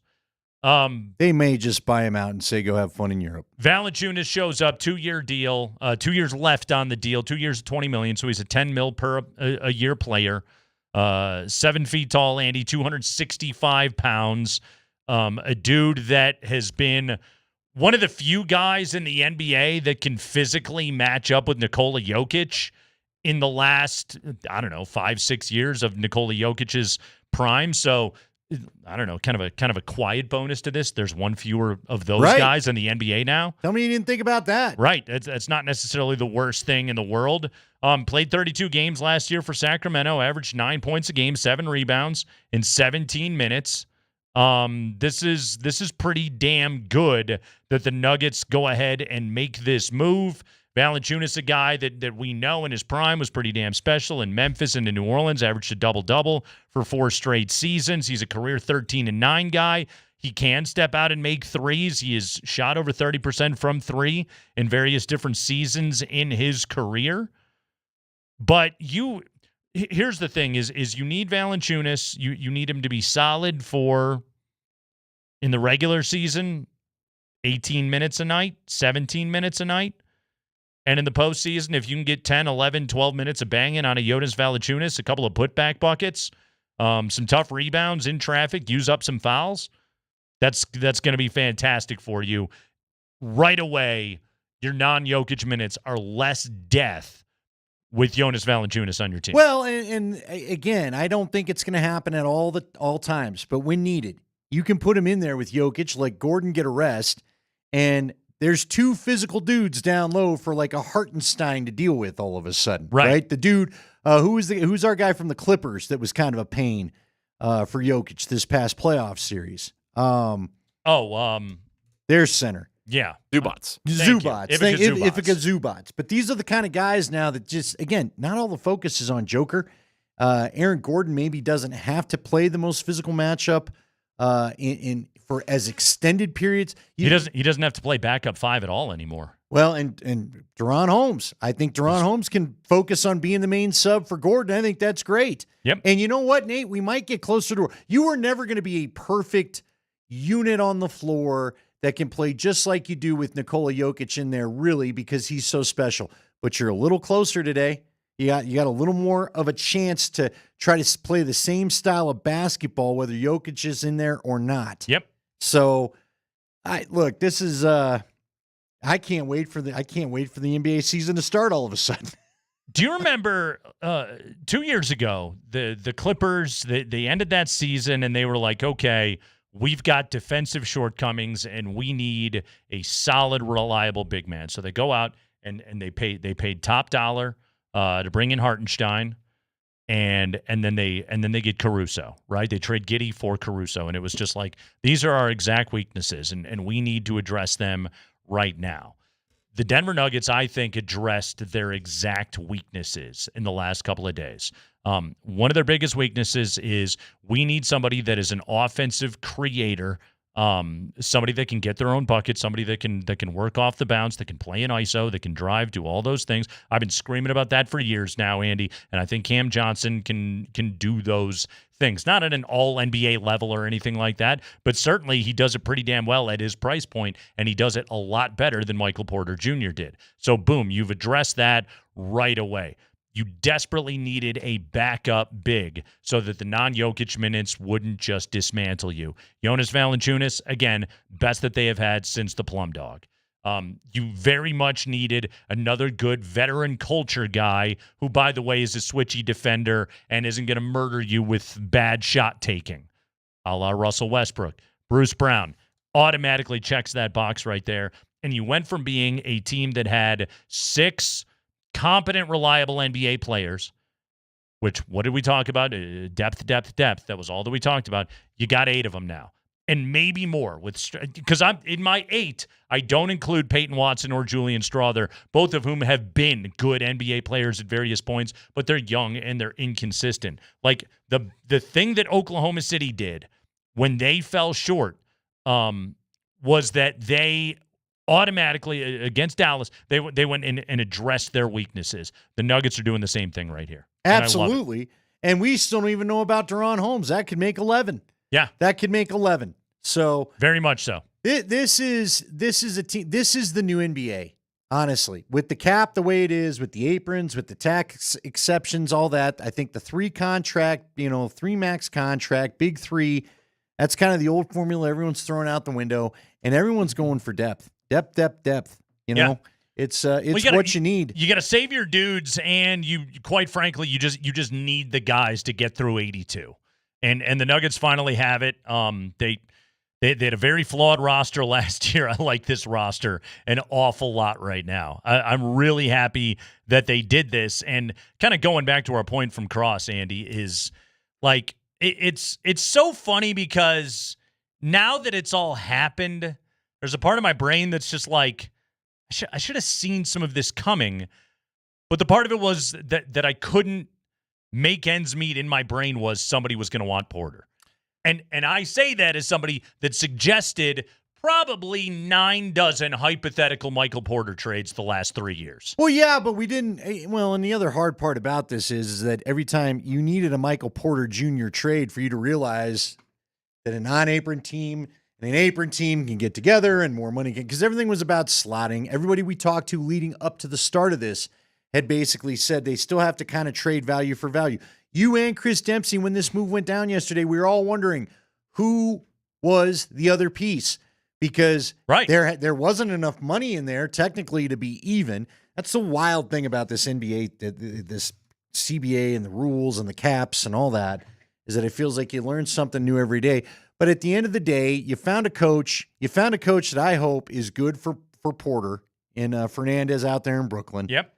And, I also, when you talk about being shocked, who wouldn't be shocked? The press conference last week, nobody said anything that made you feel like they were going to make anybody from the core 4 available. It did not feel that way. Like, I think there was a couple of things at play there. And again, now now that I've had 24 hours to wrap my head around this and really reflect on what I saw.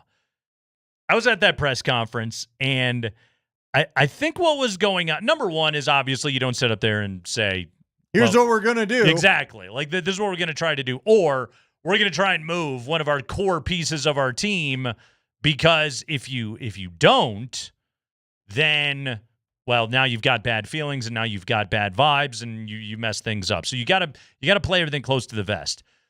Also, I think the thing that they were also preparing themselves for, and I'm not saying like because I'm sure conversations were had, all right, and I'm sure like the tracks were getting laid to try and get to those places to be able to swing this kind of deal, but also like ultimately somebody can get cold feet at the 11th hour.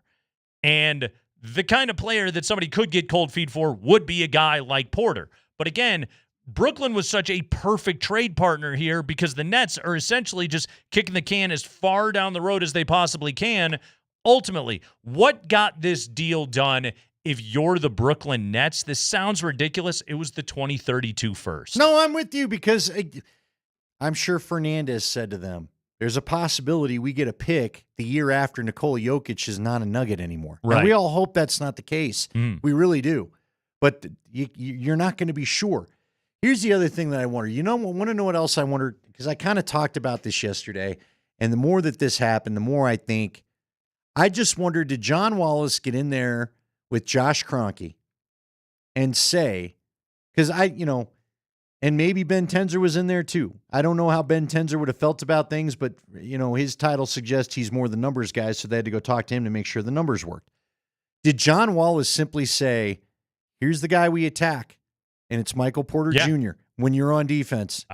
We saw it. And we've got the formula to make him Right. uncomfortable offensively, and we can't maximize this without me moving on. I can get you better players, and here's a list of guys I'm thinking of, but we've got to free up the money. And was it just simply the new voice that Josh said, okay, let's do this? One of the things that's kind of wild to me too, Andy, in all of this conversation, and again, guys, we're talking about the latest additions. Nuggets have signed Tim Hardaway Jr. They've traded for Jonas Valanciunas. Dario Saric is out. Bruce Brown is back. And, oh, by the way, MPJ to Brooklyn, along with the 2032 first to bring in Cameron Johnson, which is just this has been fantastic. What's wild to me is they won a title in 2023, so it's the summer of 25 right now, okay? It's the summer of George. By the time we get to the postseason next year, it will have been, 2 full playoffs that we've watched since the Nuggets have won a championship. Denver now very much has championship aspirations. This is now the title is in the conversation. That's what we're talking about right now. That's the goal now for this upcoming season, is winning a title. But what's crazy is like how much the NBA evolved in like 2 years, and what this CBA and what these cap restrictions and the aprons and everything else, like what they did to this league.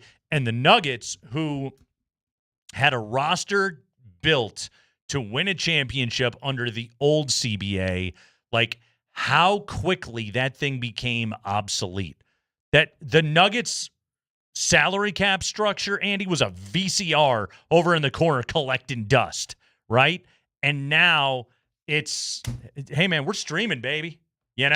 We blew right past laser discs and Blu-rays and everything else. We're in the streaming age right now here in Denver, and to be able to get to that place right now in a single offseason, basically in 2 days, and I know work was done over months to be able to get to this place, but basically to be able to get here in 2 days, it's mind-blowing how different it all looks right now when you don't have 3 max contracts choking out your roster. Well, and you're out of the apron. It's just amazing what you're allowed to do, how much more maneuverability that you've got.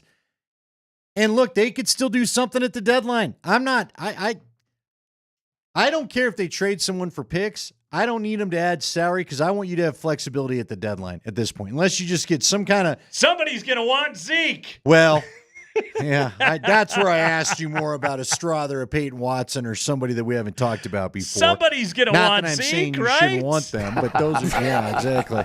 Yeah. By the way, how about the wild case of Damian Lillard? Would you keep your eye on Damian Lillard as a guy that's going to get paid over 5 years? Now, again, he's got the Achilles. Okay. He's probably not in play for this year. Probably not. No. So here's what's going on with Dame. Just so everyone's clear on this. So he was waived. Yeah. Which means the Bucks were waving goodbye to him. No, the Bucks are coming with him. Milwaukee wave goodbye, but he keeps his money. Well said. Wow. That's a lot of money to go. One day, I want $100 million to go away from somewhere. I don't know how I do it, but I'll take it. Andy, that was high major. Well, I'm mad at myself right now for not coming up with that. I didn't think of it until you said Bucks. That was that good. You're right. The Bucks are going with Damian Lillard. He gets his $113 million. Yeah, okay? And Milwaukee gets to stretch that hit out over 5 years. Yes, so Milwaukee, instead of paying that over 2 years, they stretch it over 5 years. They'll pay like 22-something per year. Essentially, they're carrying dead money like Damian Lillard is Russell Wilson, which I sort of was. But Dame, in the meantime, gets to go back to Portland. He gets to rehab on his own schedule, and then he can sign wherever the hell he wants, which it's probably an ideal situation for all sides. Bucks, by the way, go and get Miles Turner, so they got a center. Miles Turner leaving Indiana. Indiana, another team that is just like, well, we don't have Halliburton next year, so what the hell's the point of spending any money? It's kind of the same situation that Boston is dealing with right now. The Lillard thing is it's just kind of nuts. It's wild to have seen it. We've also really quickly seen a suggestion that it's possible that the Valanciunas and Cam Johnson trades are all, by the time we get the paperwork on this, could all be one big 3-team deal that then makes all the math work. So we'll see what it all looks like when it's all said and done. Yeah, and it's they need this. We're gonna have Ryan Blackburn on coming up at 3:45 again. Yeah, we're gonna do this. Explain the money. Okay, so yesterday we got Jake on. We got Jake Coyne on the Stat Squatch, and he, because we were just like, we have money questions, and we had Jake on the show, and then they made a bunch of moves today, and I still have more money questions. I don't know what they have available at the moment. I think they still have the mid-level exception, but I'm not totally clear. So we're going to talk to our buddy Ryan Blackburn when we come back. Pickaxe and Roll Podcast, Mile High Sports, and Ryan Blackburn, who again, these are the guys that read the fine print. Our eyes glaze over. They're the H&R Block that you go to for your taxes, except we go to them for salary cap explanation. Exactly. So Blackburn's got good basketball takes as well, so he'll break down the business of all of this when we come back. Chris Marlowe coming up at 20 minutes after 4 o'clock. I saw somebody on the text line said you got to get Marlowe on. Yeah, we're going to talk to Chris Marlowe today here on the show as well. It's Christmas in July for the Denver Nuggets on Altitude Sports Radio 92.5.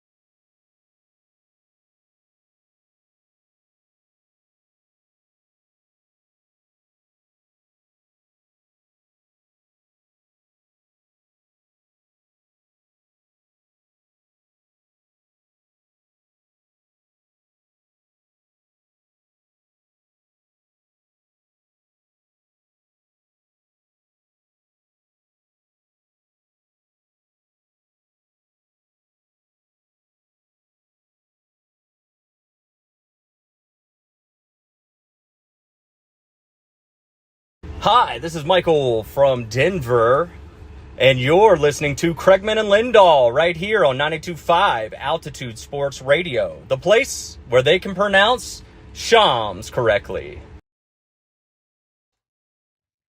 Don't bet on that. Yeah, I wouldn't go that far.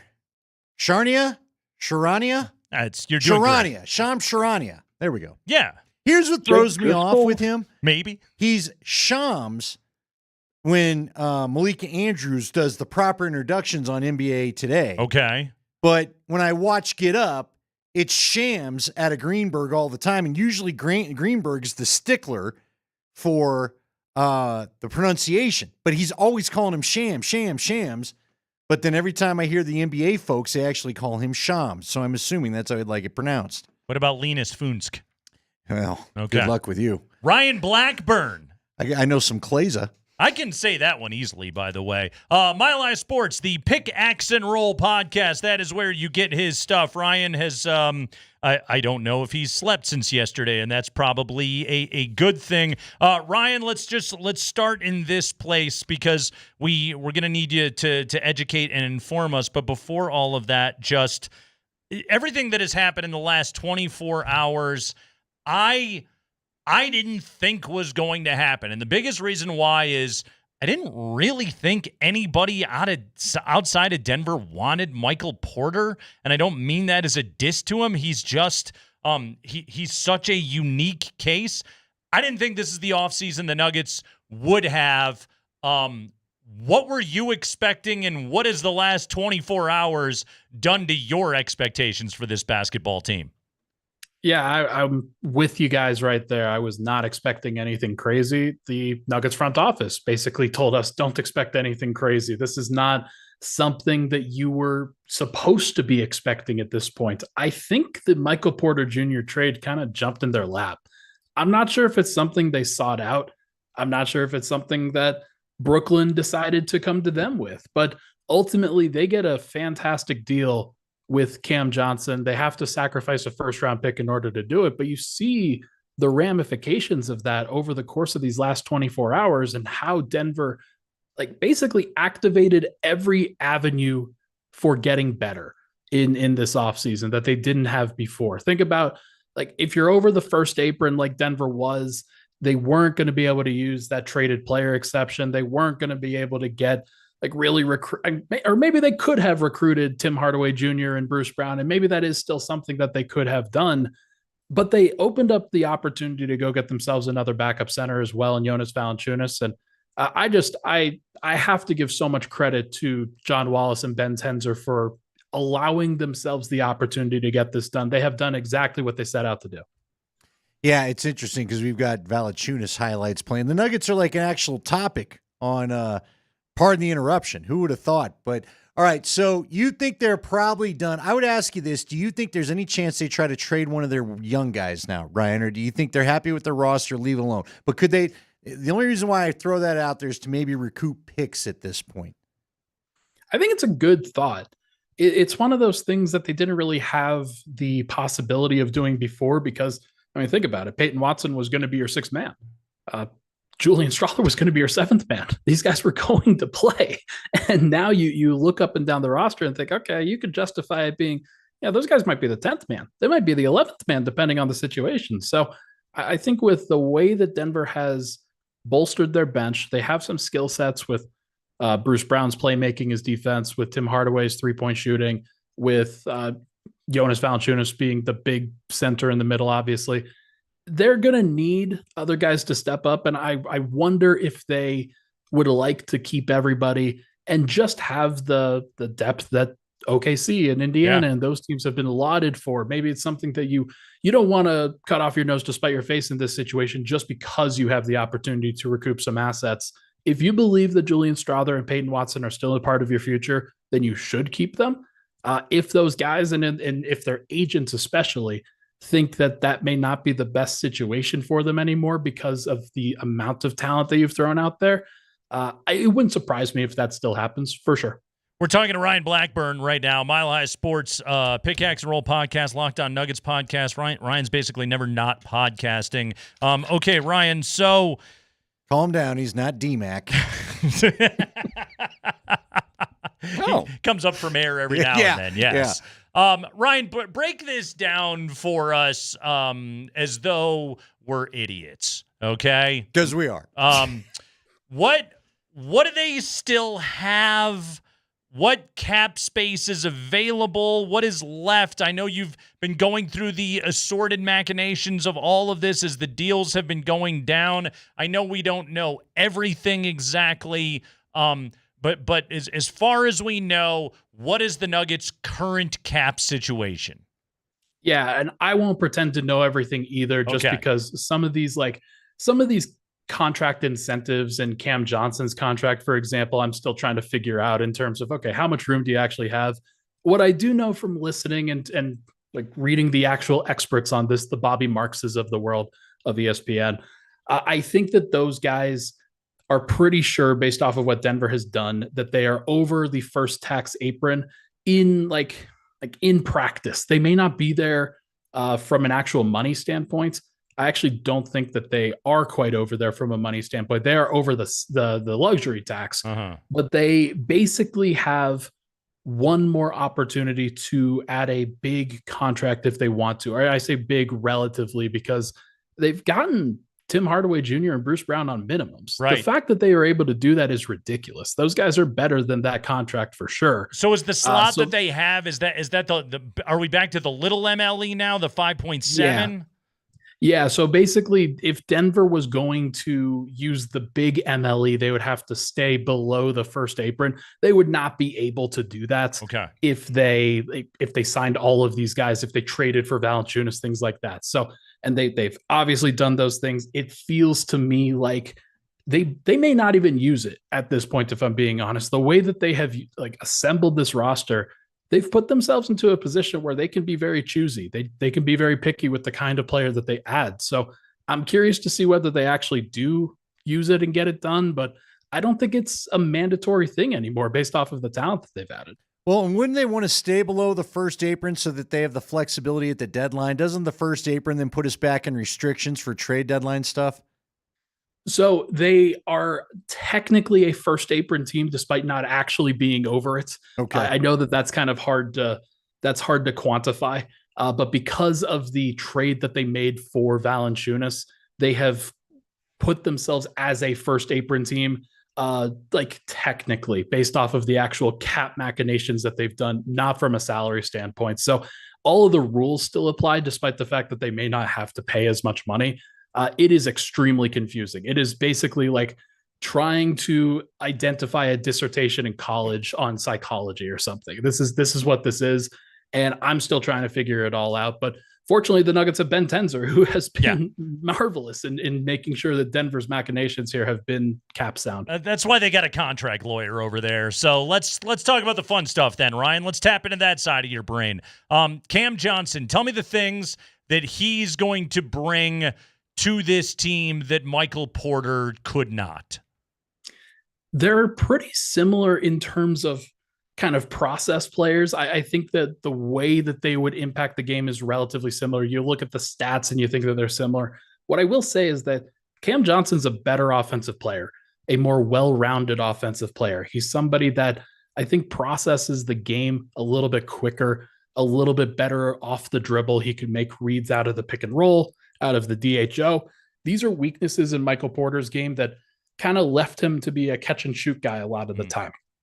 That is not who Cam Johnson is. He's somebody who can run some offense occasionally through him. He can run the DHOs. He can run he's even okay in isolation at times. He's not going to be perfect in these cases, but he is going to have the same quick trigger that Michael Porter did from a 3-point perspective. He's going to be a very similar efficiency guy, but he's also going to be very efficient with what he does, and he's going to process the game quicker too. Also, probably at least a marginally better defender, worse rebounder, but still, I think on aggregate, it is way better for Denver overall. How do you like their ability to actually throw different looking lineups at everybody, have some versatility, have some options as far as what they've done now? It's what the best teams have been able to do. Think about what OKC did in order to win a championship and how they could be as versatile as any team that we've really seen in a while. They could go with the two bigs. with Chet Holmgren and Isaiah Hartenstein. They could go with 4 guards and Holmgren at the 5, or even smaller than that with Alex Caruso and Lou Dorton, guys like that. Denver has the flexibility to kind of pick and choose the direction that they want to go. You need a more capable playmaker, somebody who could be more of a facilitator. Jalen Pickett's a guy that you can throw in there. You need more of a perimeter defense guy. Bruce Brown's going to be there. He's going to be the physical athlete that you're needing to get downhill. Tim Hardaway Jr. is going to be your spacer. Peyton Watson's going to be your wing defender and also rotation defender. Deron Holmes can play big at the 4. He could also play a small ball 5 without Jonas Valanciunas on the floor if Denver wants to play faster. I love the way that they've built this thing. I think the great thing about having Jokic, about having Murray, about having guys that are high IQ basketball players that are very cerebral, they can play in different ways. And the bench that Denver has, I think, is going to allow them to assemble different combinations pretty consistently. Ryan, last thing, and again, Ryan Blackburn, our guest right now, Pickaxe and Roll podcast. Listen to his stuff, Mile High Sports. It's all out there. Ryan, what version of Brucey B returns to Denver after his, I got to go get paid odyssey there around the continent, we'll call it? Yeah, it's a good question. I don't know, and I won't pretend to know exactly what he's going to bring. The good thing about what Bruce was for the 2023 team, he was extremely physical. He was extremely athletic.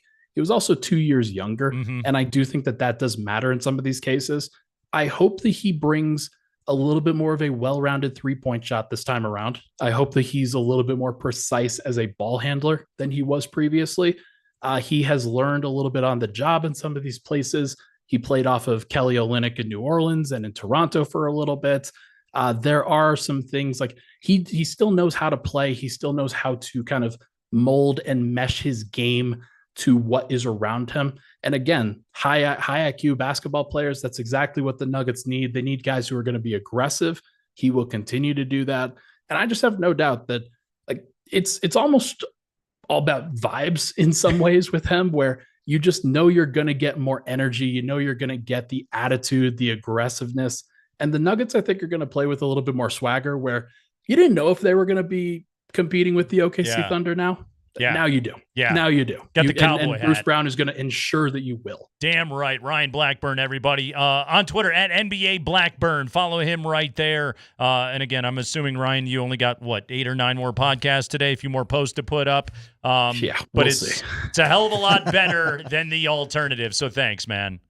Hey, thanks, guys. Always appreciate the time. All right, Ryan Blackburn of Mile High Sports stopping by right there. Listen to him on the Locked On Nuggets podcast, on the Pickaxe and Roll podcast. Read his stuff at Mile High Sports, which I have been doing. It is very, very good. Chris Marlowe, voice of the Nuggets, coming up at 20 minutes after 4 o'clock. It's absolutely wild. Cam Johnson. What does he bring this lineup? Ryan gave us a good primer right there. Let's talk about that a little bit more coming up next.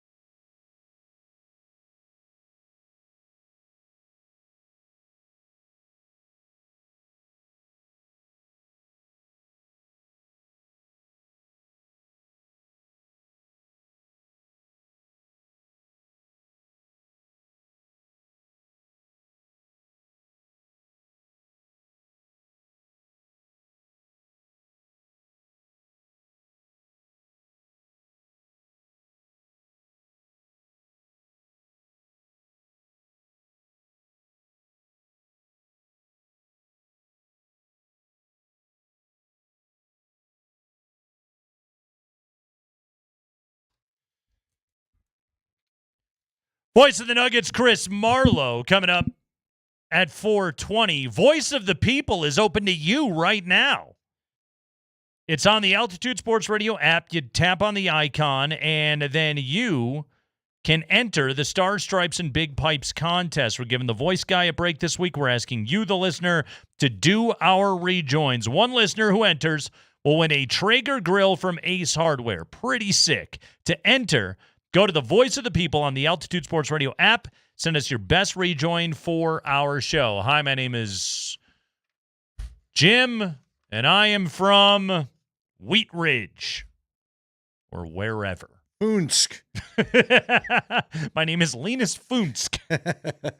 Anyway, be creative, have fun, keep it short, and you might hear your rejoin on air. All valid entries are entered for the prize, whether you make it on air or not. Entries only count if they are sent for the show during the show. So go to Altitude Sports Radio to the app and tap the mic, and you could win a Traeger grill from Ace Hardware. And you want one. They're good. They're fun. Andy, Cam Johnson. The Nuggets. Cameron. Do you prefer Cameron or Cam? I'd go Cam, probably. You go Cam? But I'm a guy that goes Andy, so his mom probably prefers you call him Cameron. Ah, that's a good point right there. I instantly go to Cameron Fry as soon as I hear that. Not Kirk Cameron? When Cameron was in Egypt's land, let my Cameron go. I had to do the whole thing. I was like, wow. Is that deep? You want to into it? keep going? I could keep going. I got to do the whole thing. All right. You save $17 million and you get a better offensive player or a more well-rounded offensive player in the very least. Cam Johnson, good isolation player, good drive player, 1.24 points per shot on catch-and-shoot threes. I saw that note out there, which is in the 81st percentile in the NBA, which you absolutely want to have. Like, is Cameron Johnson's peak as a three-point shooter, is it MPJ? Probably not, but he may be able to give you more, including being a guy that can occasionally, drive the basketball. I heard this, that MPJ, Zach Lowe had this, MPJ, I think, had 4 drives per 100 possessions. And Cam Johnson's at like 11.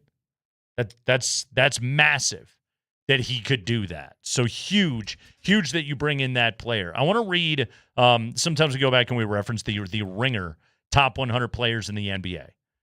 So on their list, their most recent list, this was during the postseason, Michael Porter Jr., number 73. Okay. Cam Johnson, number 75.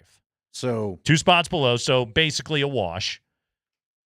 As is written here, this is in his analysis, older NBA prospects like Johnson, who was 23 when he was drafted in 2019, typically don't have high ceilings, so it made sense that Johnson was a good but not great contributor for a while in Phoenix. He was an excellent shooter with a career 40% mark from distance who lacked any other standout skills. That's the version of him I remember, by the way, from 2021 when Phoenix swept the Nuggets. I think he made 4 or 5 threes in that series, and it felt like he knocked down like every big corner three later in that series, it felt like. Now in his late 20s, however, Johnson is coming into his own as a more well-rounded offensive threat. He's seizing on the ample opportunities up for grabs in Brooklyn. He's initiating more offense, creating more shots for himself, and becoming even more efficient despite the increased volume. Although he surprisingly stayed put in Brooklyn past the trade deadline, his ultimate destination might still be as a role player for a contender, but now Johnson would fill that role with more oomph than ever before. Isn't that now what we're asking him to be, basically? Yeah. Be a role player for a contender? Yeah. Here's my thing. I'm not even a completely worried about what he brings. Look, I don't want him to be a flop. Yeah. The reality is, I don't think he's going to be. So many other things. I think he's too good. Everything we're talking about today does not happen without a trade of MPJ. Right. And I cannot emphasize that enough. This is not even a knock at MPJ. Because I almost feel bad about it. It's like, again, in the old salary cap rules, you don't care and you make some of these moves anyway. Sure. But in the new salary cap rules, Cam Johnson, I like what he brings. All I hear is, well, the scattering report is well-rounded player, has a three-point shot. As you said, he'll take it to the rack a little bit more. Not the rebounder, but can do. I liked how you put it yesterday. He does a lot of the little things that MPJ just doesn't. Yeah. And that's a guy you need back in this starting lineup. Some of those little things, too, like. It can be big things in this. They were also things like Porter they were hard for him to do. Just a guy with a bad back, a guy that we saw in the playoffs with a ripped up shoulder and battling his way through it the way that he possibly could. Like, again, there's no part of me that is celebrating Porter not being on this team anymore, but he was the guy you circled and said, at that contract number, moving off of him is the only way this team can get better, and they managed to be able to do it. Right, and then you add the other guys today. You get a Tim Hardaway Jr., you get Valanciunas. It's something that had to happen. Yeah. Without the trade of Michael Porter Jr., you're probably only adding Bruce Brown because clearly he wanted to be there by taking that vet minimum. Yes. And I don't know, maybe Tim Hardaway instead of Russell Westbrook, or maybe you're still talking to Westbrook. People kept floating that out there, even though the Knicks have interest in Westbrook, apparently. I'm good. No, I'm with you. I'm cool. I am with you. You know? You know what? See, I'm glad you said it that way. You know what else I think is kind of good? I can't say this with 100% certainty, but I got enough gut vibe. Talked about the vibes. Give me that gut vibe. I think Jokic is good with all of this. I just do. I think Jokic has hit the point where I don't need to be explaining to people, and I think sometimes MPJ fell into this category of, I don't need to explain how to play defense. I don't need to explain the rotations to you. I need you to know them. Yeah. Because I know for a fact, talking to Scotty, there were some times last year where it looked like that was Jokic's problem when it wasn't. Wasn't always MPJ's either, to be clear. Sure. But rotations are getting screwed up. Guys didn't know how to play some of the defense he just wanted them to play. He's got some dudes around him now that know how to play Bruce Brown. Bruce Brown was always, and he's an energy. He's the right energy guy. I like how you and Ryan put that last segment. Make no doubt about it, Russell Westbrook was an energy guy. It just wasn't out of control energy. You know what I mean? It was pedal to the floor. This sounds funny. I don't know any other way to put it when I think about Russell Westbrook. It's an energy that he brings on his own terms. Fair enough, yeah. Like it is not open to anybody else's interpretation or input. It's just Russell Westbrook. When you put Russell Westbrook on the floor, you're getting Russell Westbrook, and that's it. You know what it was? It was a moody energy. Whether it's been a girlfriend or a boyfriend, we've always had maybe you're married to someone, I don't know, but the significant other where, you're mad now? Why are you mad? I don't even know what happened. All of a sudden you're mad? Mm. Now you're not feeling it? Now you're not into it tonight? Oh, then all of a sudden you are? Maybe you're too into it? That's what reminds me of the 60-20-10 game? 60-10-10 game? Yeah. Where all of a sudden he's just all over the place. It's like, bro, reel it in. Just a little reel it in. He couldn't reel it in. I want to go back to Cam Johnson. Of all the guys you had circled for Porter, would you not say he was either one or two for you? And I'm going back to, we talked about this at the deadline last year. We did. I mean, Cam Johnson was a name that we brought up. Trey Murphy was the one most recently where I was like, I'd really like to see that guy in a Nuggets uniform. I'd really like to see that one. Trey and Levine were probably the two I was most interested in. Again, like a trade like this one, and again, don't mistake it, it's about that 2032 first-round pick, but a trade like this one where a team was going to take on a whole bunch more money and like give Denver both a good player, basically an equitable player to Michael Porter Jr. and cap relief, whether it fell in the lap, whether it was discovered, whatever the process was by which Wallace and Tenzer made this happen, I don't know. It's incredible. It's incredible that this happened. To make a single move that checked the biggest boxes that this team needed, which was more versatility on the court, a broader skill set by an individual on the court, and Now you have savings to go and get other dudes that you desperately need to be able to add. I'm floored they did it. I truly am. It's incredible. And now you take a player like Cam Johnson, who is, in Brooklyn, like, he had to facilitate. He had to create. He gets to play with Jokic now. All right. He gets to play with the best player in the world that is just gonna just open up the world for him. You know what? I'm not suggesting that he's going to hit this level with the name I'm about to mention.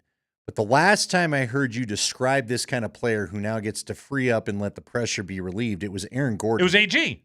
It was Aaron Gordon coming out of Orlando. I think it's a huge similarity, like, that Cam Johnson could potentially make an Aaron Gordon kind of leap, where it was like, okay, Cam Johnson, really good role player, a top of the lineup kind of guy. But now you get to come to Denver. Now you get to play with Nikola Jokic. You only have to be, again, like, we're only asking you to be the third player on this team, fourth player on this team. There's going to be Christian Brown nights. There's going to be Brucey B nights. Some nights are going to be the fifth option on this team.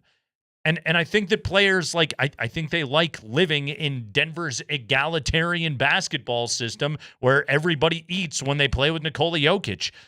Chris Marlowe's going to be calling this action next year. We're going to talk to Marlowe all about this trade, everything that Denver has done, adding Brucey B, adding Valanciunas, adding Tim Hardaway Jr., and, oh, by the way, Cam Johnson replacing Michael Porter Jr., voice of the Nuggets, the great Chris Marlowe, next.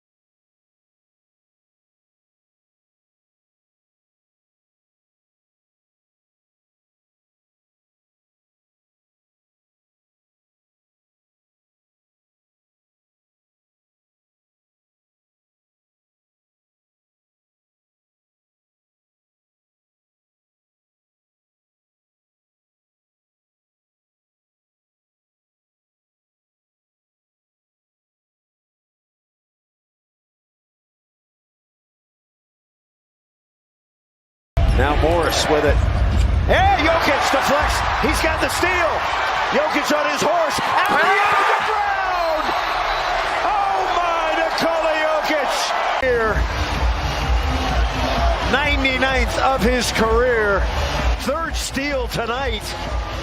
And what a beautiful setup to Bruce Brown. Nice digging on that one, Spring.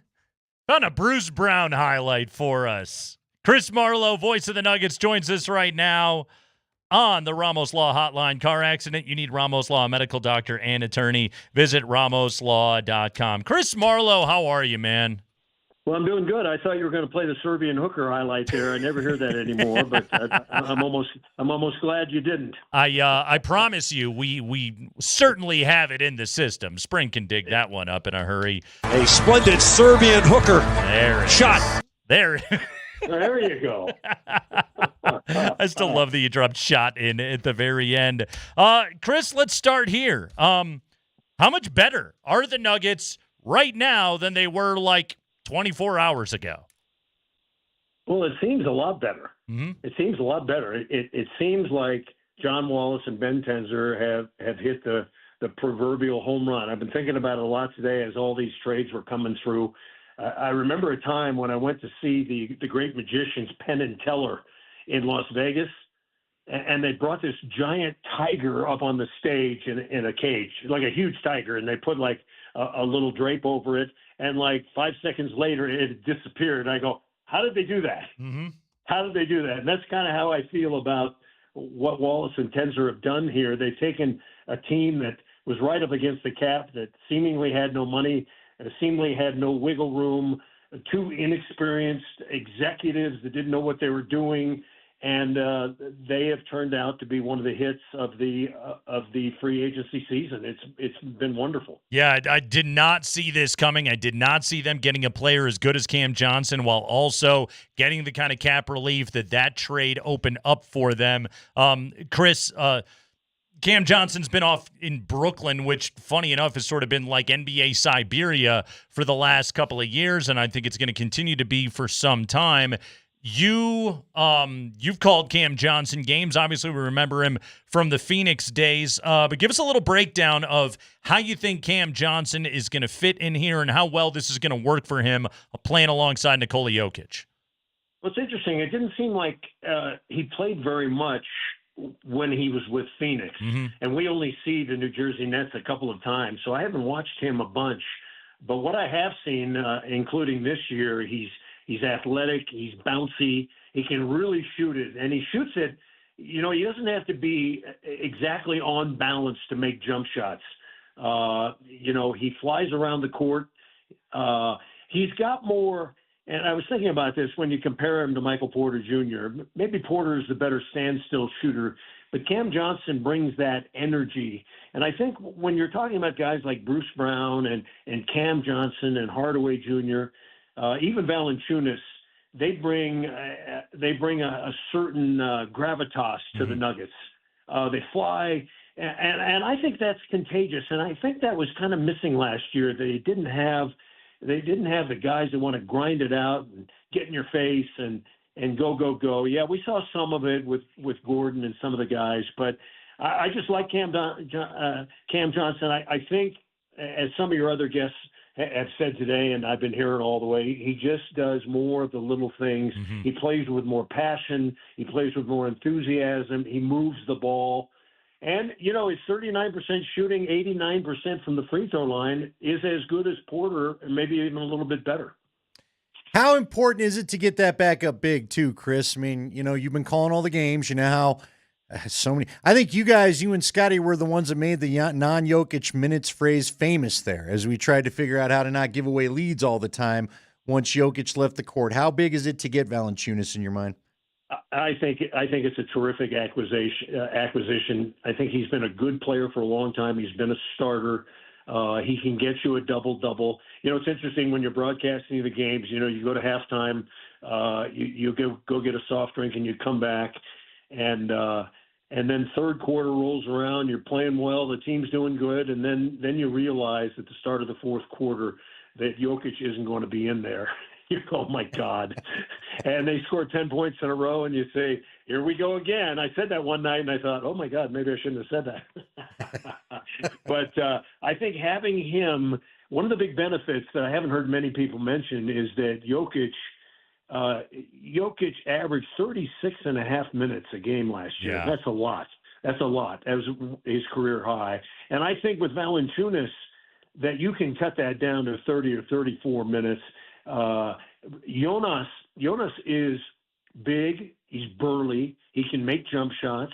He can make occasional threes. He's physical. And I think he can run with the first team too. If something, say Jokic has another baby, has to sit out for a few games. I think he can play. He's a good passer, smart guy.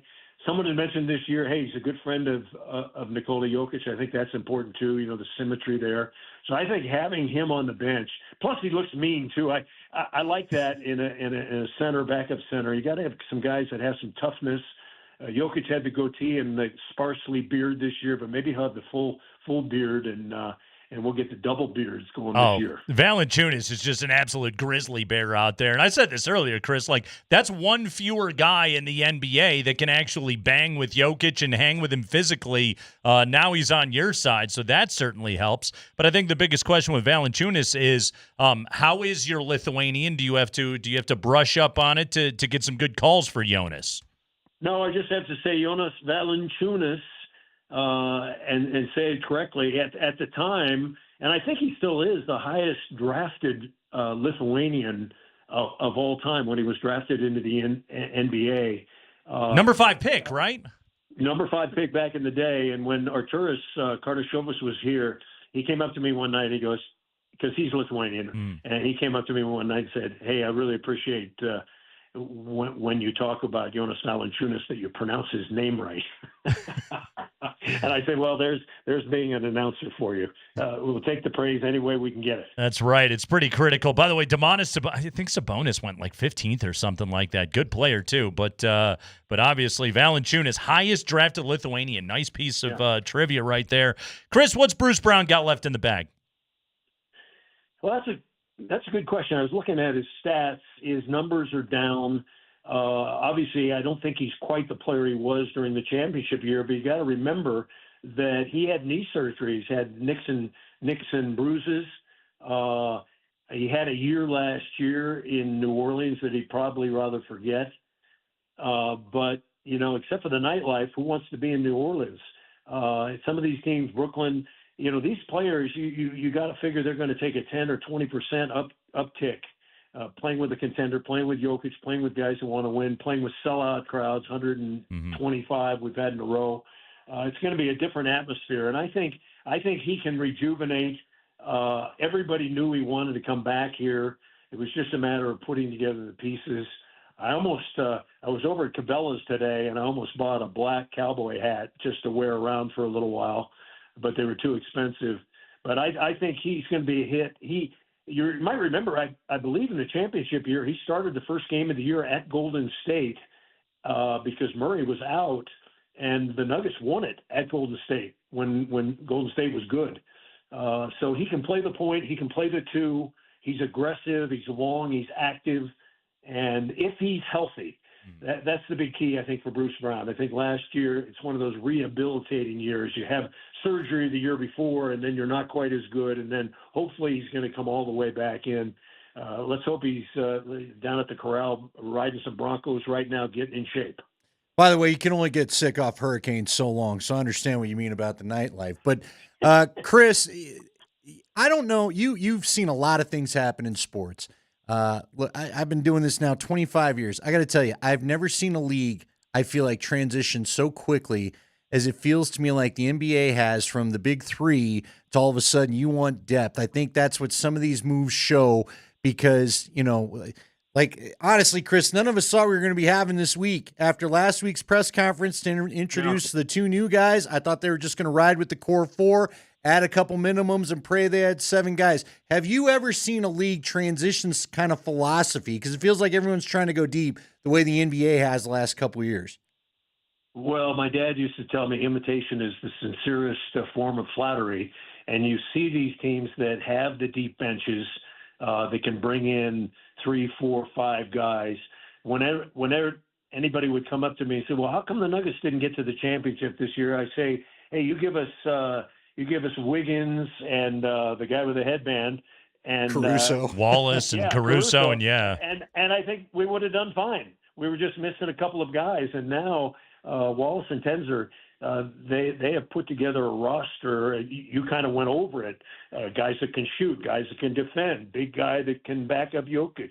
And another thing that I think is going to be interesting, and you guys touched on it, Julian Strawther and Peyton Watson, Zeke Nazi on the perimeter, on the periphery, I should say, they're going to have to prove they are legitimate NBA players, and they're not going to play very much. They're young guys. I like them both. They're talented. They're good kids, but it's time to become men. I mean, this is a team. I think now they had the best starting 5 in the league. At least they did.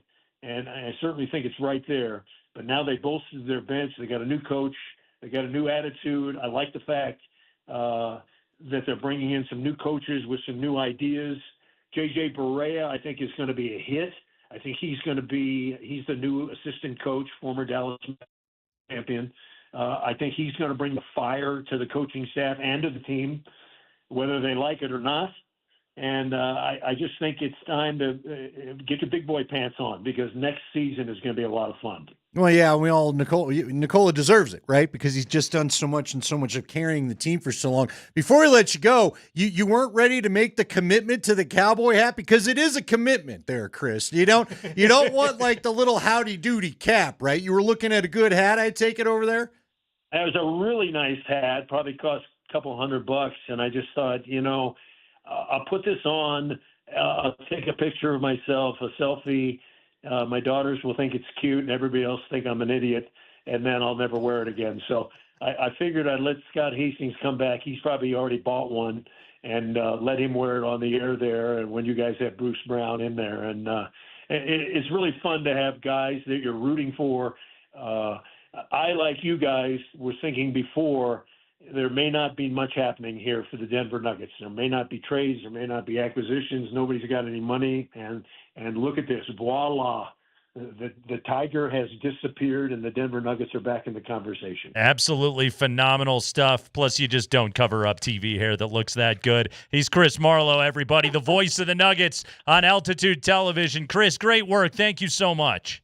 Hey, thanks for having me on. All right, good stuff right there. By the way, J.J. Barea, Andy, the new assistant coach for the Nuggets, has if Wikipedia is right about this, I thought he was married to one Miss Universe. He's apparently been in multiple relationships with Miss Universes, or Mrs. Universe, if you will. Wow. Yeah, J.J. Barea has done quite well for himself. Got a little Derek Jeter bubblegum card of the social life going on, huh? Quite impressive. Well done, sir. Yeah, Rodney Billups and J.J. Barea joining Adelman's staff, so some big names coming aboard right there. Marlo kind of touched on it a little bit right there. On Strawther and P. Watt. Put on the big boy pants, fellas. It's time to battle your way into an NBA rotation. If I'm handicapping it right now, I think Tim Hardaway Jr. is who I would call the number 8 right now in the rotation. Obviously, you're starting 5 with Cam replacing MPJ, and then Bruce Brown and Valanciunas, two guys with very defined roles. I don't know exactly who's going to be the first off the bench. I'm assuming Bruce Brown would be the first off the bench in that setting. But, who's at the back of that rotation? Who's the one that's going to fight their way in and show, I'm the guy that should get playoff minutes, or I'm the guy that should be a part of the first substitution. I'm the guy that should be coming in with 5 or 4 minutes left in the opening quarter, and I'm ready to go. I think that sort of competition between Hardaway, Strawther, and Watson, and those are the 3 names that I'm putting in there right now. I don't want to kick Jalen Pickett out of bed. There were things that I liked that Jalen Pickett did last year on this basketball team. I'm not ready to say that he's not going to be a part of anything that's going on with this basketball team, but That's a fascinating kind of competition to watch with this team right now. No, I agree, but it's time you feel some pressure. It's time you have to earn the minutes, okay? They tried to go young. And if you're upset about the moves, it may push you further down there. You got no one to blame but yourself. Sure. Okay? Sure. Get in the gym. Now, look, I still like Julian Strother. Hey, the reason why I keep bringing Still like Peyton Strother up Watson. as would you shop him for a pick is very simple. Because I do think there's a lot of teams that would be interested in him. Yeah. Right? You don't get a trade. Sadly, Zeke Najee's become the poster boy for the guy you probably like to dump, but nobody else is going to take him from you. Do you think there's any point where they just buy out Zeke Najee? With not the, I at least need the body on the bench. That's another guy. I think a fresh start may help Porter. Now, to your point, doesn't help anybody not to get to play Nikola Jokic anymore. No. But I don't think honestly, I don't believe Michael Porter needed a fresh start. Okay. I think Michael Porter wanted to stay a Denver Nugget and play with Nikola Jokic. Do you think it would do Najee some good? Yes. Because he needs to play. Well, yeah, and he needs to play in a town that's not angry about the contract. Right. Right. Quite honestly. Right. Right? And like I like the depth of this team. I do. I'm very, very happy about the depth of this basketball team right now. And also remember, like when you sit here and you do these exercises and we look at the lineup on paper, there's going to be multiple guys in this starting lineup. Cam Johnson hasn't played 60 games in an NBA season, I think, in 5 years. He had nagging ankle troubles last year that he had to deal with. So Cam Johnson is going to miss some time this year. Jamal Murray, I'll pencil him in for 15 to 20 games that he is going to miss this year. Aaron Gordon dealt with injury stuff last year. He's going to go through a chunk of time where he's not going to play. So these things are all going to happen. Christian Brown and Nikola Jokic, I just assume, are both made of oak and they'll never miss any basketball in their lives. That's probably unfair and untrue. But they want to dial down everyone's minutes. They do. Nate. They don't want people looking tired by the time you get to Game 7 of any playoff series, right? Very much so. It's the Kreckman and Lindahl show. Stars, stripes, and big pipes. You laughing at ZT? That text, man. Thank you. What are we talking about? Nick Foles entering the conversation? What are we doing here? Star stripes and big pipes. We're giving our voice guy a break. And we're asking you, the listener, we can't read it on air, guys, to do our rejoins. One listener who enters will win a Traeger grill. Drew Lock and JJ Beret have a lot to talk about. From Ace Hardware. Milton Berle of the NBA. To enter, go to the Voice of the People on Altitude Sports Radio on the app. We have an app. You got to go to the Voice of the People icon, tap that, and then just make a rejoin. Just say, hey, this is old Johnny Red, and you're listening to the Kreckman and Lindahl show. It's old JJ. Whoever it may be. Be creative. Have fun. Keep it short. What's JJ? John's Johnny? JJ Watt? All valid entries are entered to win the Traeger grill. I'm just going to power through this. Yeah. Whether they make it on air or not, entries only count if they're sent for the show during the show. So go to Altitude Sports Radio to the app, tap the mic, and you can win a Traeger grill from Ace Hardware.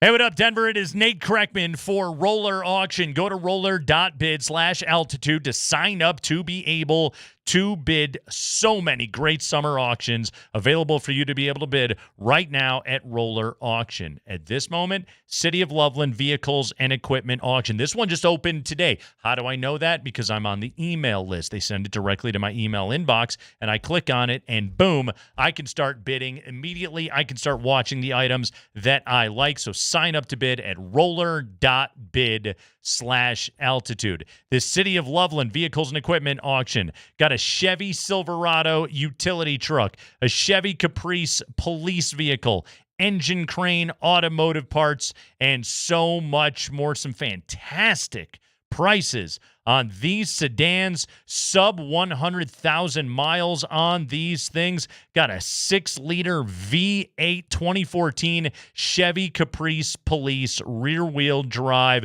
past emissions. Right now, available for less than $2,000. So go to roller.bid, check it out. It's the City of Loveland Vehicles and Equipment Auction. Get a sick car at a great deal at Roller Auction, roller.bid/altitude to sign up.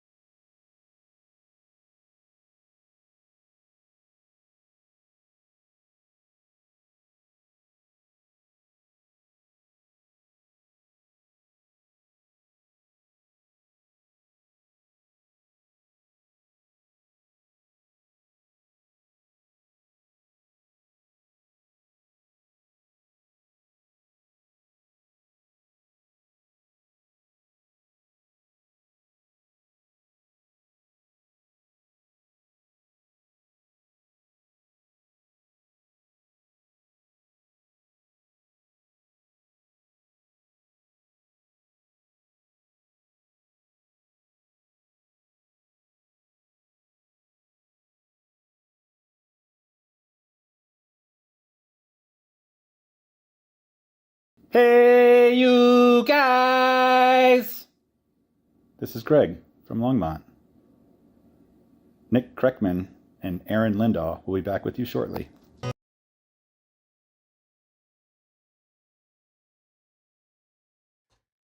Been called a lot of things, not Aaron. I know, right?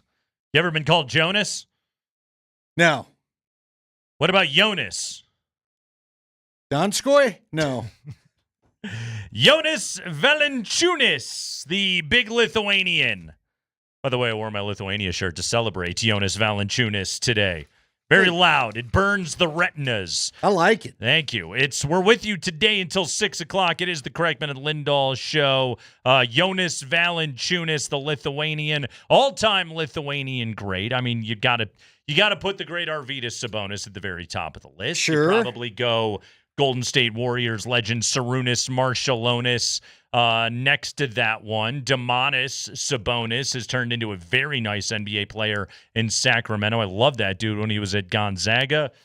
Linus Kleza, wasn't he Lithuanian? Linus Kleza was Lithuanian. What good deep pull right there.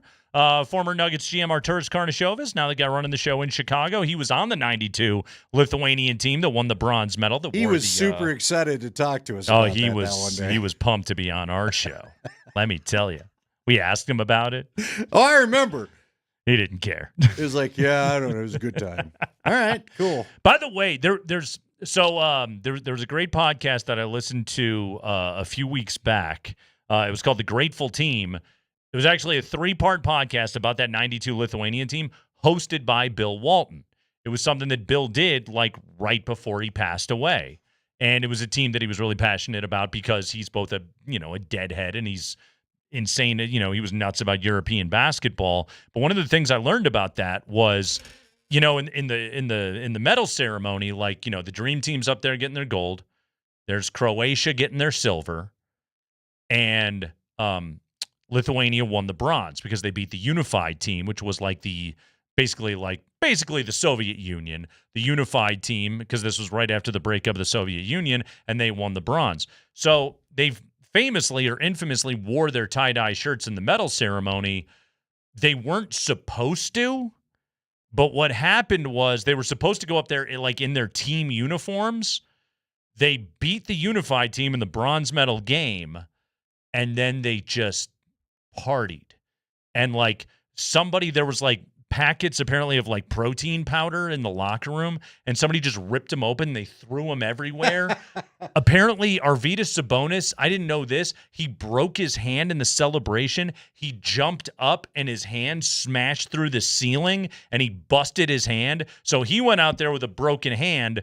Their clothes were destroyed and ruined because they were covered in this like mix of protein powder and beer and champagne and everything else. So they were like, what the hell are we going to do? They threw the tie-dyes on. They went out there and got their bronze medal. And then they apparently got scolded by the IOC.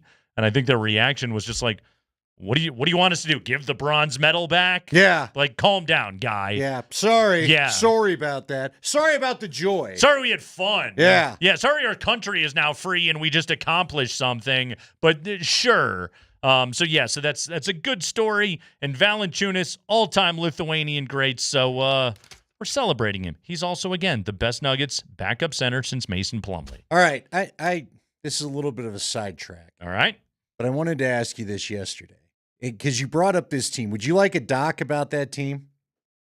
About the 90? I want you to think about the teams. There is a documentary about the 92 Lithuanian team. Is it good? It's called The Other Dream Team. It's very good. Yes. So there was a documentary about that team. Like I said, there was that podcast. I think somebody wrote a book about it.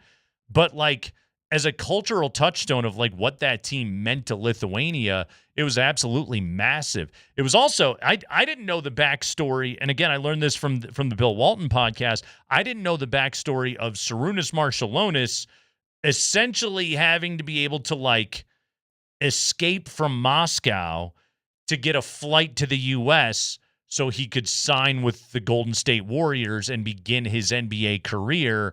And like, as he's walking through the airport and everything with like his wife and his young child, he's just like, there's soldiers with machine guns everywhere. And he's just like, if I get pulled off to the side, like these guys are going to tell me I can't leave. It was sort of like Argo, the end of Argo when like the plane flies away. Like that's kind of what Maršalionis was dealing with, hoping he could come to the U.S. and play in the NBA. And he eventually got to. And eventually, again, the doors opened up. Like Sabonis came over and played for Portland. And now, again, it's the global game. It's awesome. It's awesome that there's another Eastern Bloc player to hang with Jokic. Oh, I think it'll be good. I think it'll be good for him. Not that he seems to love all his teammates, but yeah. Okay, so what I was going to ask you is, I saw yesterday. Were you aware Netflix has made a documentary and it's coming out mid-August about the mid-90s Cowboys, the gambler and his Cowboys? Nice. Is that a good team that you want to see? Oh, God, I mean, yeah. I know we all maybe get a little Jerry Burnout here and there. Oh, no. But to hear about all that's going on. That's the era. Absolutely. That's the era of Cowboys. Like, that's the era that I want to hear from Jerry Jones. Right. It's like those Bulls teams, right? Yeah. Okay. Do we have a single Denver team that one of these has got to be? Because again, and I asked that, it's easy to pull out championship teams, and certainly the Cowboys were that. but there was some wild, wild west to what they had going on, right? Oh, God, They were not. They partied. They had the White House. Jerry himself was a very controversial figure. He was hated when he first bought the Cowboys by that fan base and some of the things he did. Is there, like, I don't know how to phrase it properly, but not just champs, but an air of just the wild card factor, if you will, right, for a team. Because come on, I mean, just a whole bunch of choir boys going to win a championship. That's not an interesting story. 86 Mets, which we found out, they did and I can't remember what it's called, the Last Dance style documentary that came out, it was fantastic. By the way, like ESPN did a really good job on that, and Jeff Pearlman had an awesome book about those guys. But the 86 Mets, that's one of my all-time favorite teams. That's another one of those teams. 90s Cowboys, though, that's high on the list. Yes, very high on the list of one of those teams that I want to know every last thing about that team. Yes. Okay, with the personalities, mm-hmm. How about the 2015 Broncos? And I bring it up this way. You had, I mean, Brandon Marshall already said on the podcast they were partying and sobering up and playing incredible football. Right. But then you had Peyton Manning, who I think he probably looks back at it with fondness now because it ended with the trophy. There is no way Peyton Manning would tell you the 2015 season was one of his favorite seasons, right? If we got the real Club 58 everybody story, sits down and everybody just tells us what's going on. Yeah. It's probably the 2015 Broncos over any other team, wouldn't it be? Probably. Yes. Again, if you want to tell the real tales of Club 58, I'm down. I want to hear it. If you're going to give me some whitewashed version of it because some of these guys are still in the league, then give it another 10 years, then let's get this story. You know? Like get us to a place where nobody has anything to lose. Did the Avs, what the hell was that documentary? Did the Avs the Avs Red Wings one? Did that really get, like, that was from a Detroit point of view and whatever. It was too Detroit centric. Adrian Dater's book was the best thing on Blood Feud. Was the best thing on that rivalry.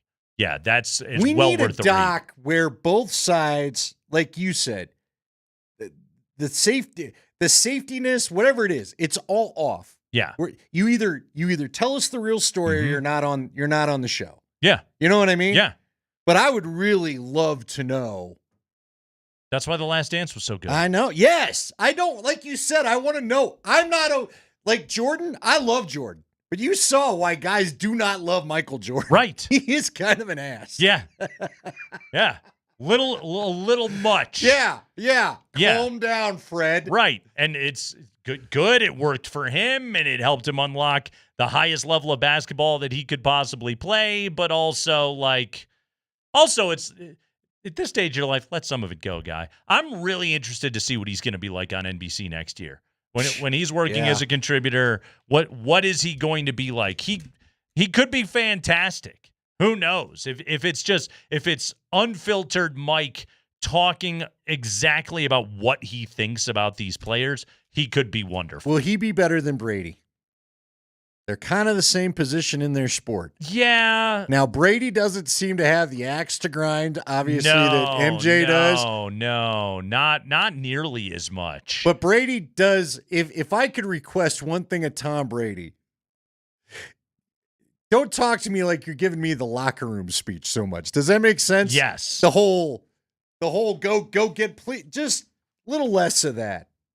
I agree. Give me less. Real quick. I got to tell you this story about a conversation I had with my basketball-loving 7-year-old daughter last night. So I was sitting on the couch. It was after her bedtime. I'm sitting on the couch. I'm watching SportsCenter, reading stuff on my computer. She comes out, plants herself next to me on the couch. She does this during the basketball season, and she sits down and watches hoops with me, right? And I always, give her 10-15 minutes or whatever before I send her back to bed. So she comes and sits next to me last night, and there's Denver highlights because they're doing the story on the MPJ trade on the television. And so she says to me, she goes, why are they showing the Nuggets? Are the Nuggets playing right now? I'm like, no, it's the offseason. They made a big trade. She was like, who did they trade? I was like, so they traded Michael Porter to Brooklyn for Cam Johnson. And she goes, okay, well then we like Brooklyn now. And I was like, well, no, we don't. No, we're Nuggets fans. And she goes, no, we still like the Nuggets, but now that Michael Porter is on Brooklyn, we want Brooklyn to do good too because we like Michael Porter. And I had a moment like in my head, I was just like, you are too nice to be a sports fan. This is a level of kindness that doesn't exist in this exercise. But she was like, we still have Jokic and Mr. Jamal and Aaron Gordon. For some reason, she calls Jamal Murray Mr. Jamal. I have no idea why. That's just what she goes with. I was like, we still have them, but we want Brooklyn to win. I was just like, you know what? You do you. Yeah. Who am I to tell you what kind of sports fan you should be? I'm a Cub fan. I'm an idiot. I have no skills when it comes to picking teams. By all means, okay?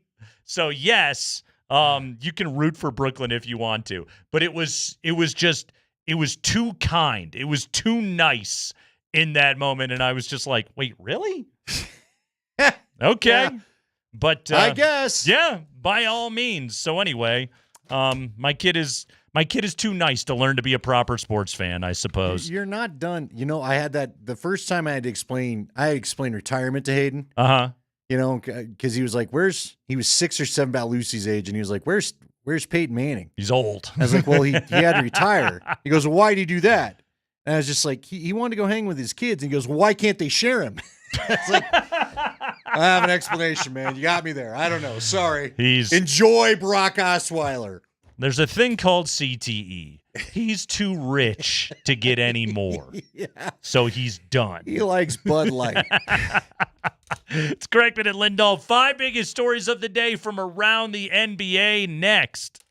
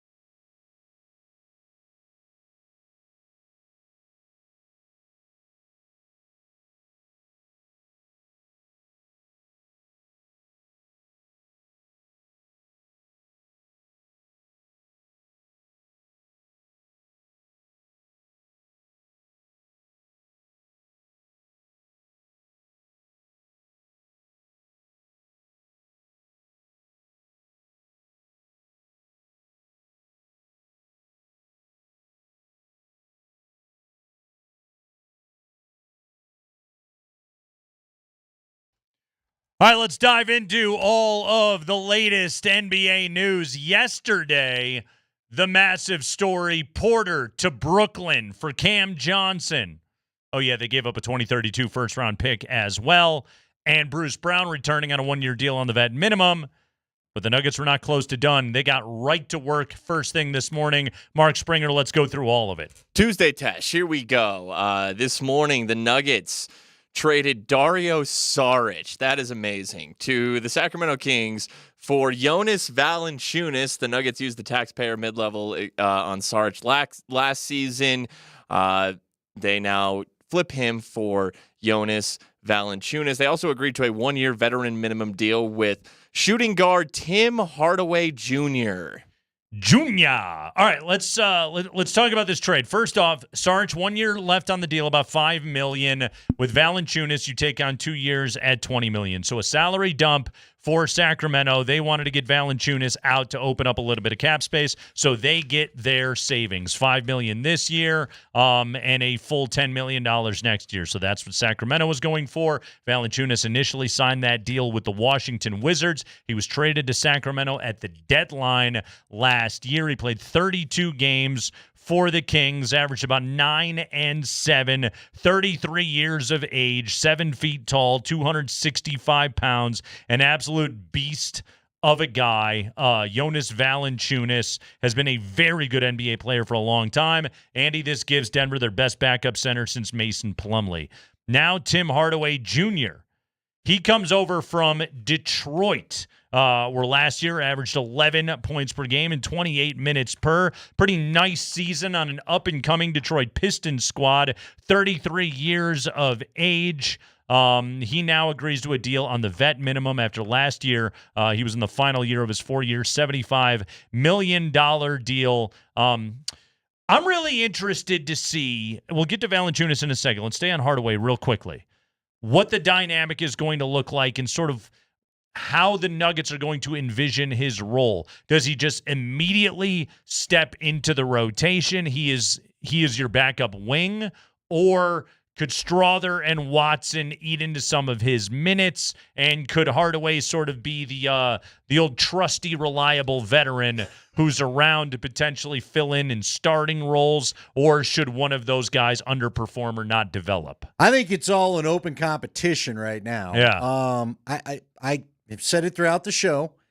I think it gives you the opportunity to trade a Peyton Watson, to trade a Julian Strother if you care to shop him. Now, again, we know that Strother has a tight relationship with the new front office, so probably it's not going anywhere. John Wallace in particular, but he likes him. But this is a team that's probably going to be looking for picks. But to me, I would think the young guys get a shot till the deadline. If it ain't happening, then maybe that's where you move on. But what Chris Marlowe said, it's time to put on the big boy pants. Yep. And Hardaway Jr.'s presence now means you've got to show up in camp. You've got to be ready to show us you're ready to be an NBA player. We're not hoping anymore. We're not waiting for you anymore. Yep. It's not a case where there's no one better behind you anymore. By the way, shout out to my brain. Do you remember? You know, my memory gets foggy sometimes. I was like, I swear Tim Hardaway played for the Nuggets. Do you realize that he did? I want to hear the rest of this. He did, yes. I think people forget that. Tim Hardaway Sr. briefly played for the Nuggets. 14 games. 14 games. In 2002, and that was when he famously threw a monitor on the court in a fit. Awesome. It was fined $10,000 by the league. Find that audio, Spring. So there you go. Audio. Yes. So both Hardaways have now played in Denver. Now played for Denver, well, yes. Gonna be. The original Tim Hardaway. He of Run TMC fame. Can you name the other members of Run TMC? Tim Hardaway. Who was the M and who was the C? Wasn't Mullen? Chris Mullen. Who was the M? Chris Webber? No M's. And Chris Webber. Oh, yeah, I forgot. Yeah. Spelling. Okay, back in the box, brain. Yeah, back. Sorry. My brain now sucks again. We were looking for Mitch Richmond. Oh, okay. The great Mitch Run Richmond. TMC. Run TMC in Golden State. Do you know, like, the Broncos have that Tony Dorsett little factor, that nugget in their history that he played in 88 for them? Yeah. You know how many of those guys you could find that just kind of stopped off in Denver and you probably forgot they spent a little bit of time as a Denver Nugget? Hardaway is one of them. He is one of them. Nick Van Exel famously played here for a bit. We're going to forget that Kevin Willis played here for a while. We're going to forget that DeMarcus Cousins came through here one day. DeMarcus Cousins. What about the shooting guys that they liked? Who was who were some of the 3-point guys? Gosh, there was one of them that never played. Richard Jefferson was a Nugget. If Richard you remember Jefferson that. was here. Mike Miller was here. Is who I'm trying to think There of. was. He never played, right? No, not really. I was like, the 3-point shot doesn't disappear. They just paid him and he never played. He was really old. He was not young at all. Older than DeAndre Jordan then.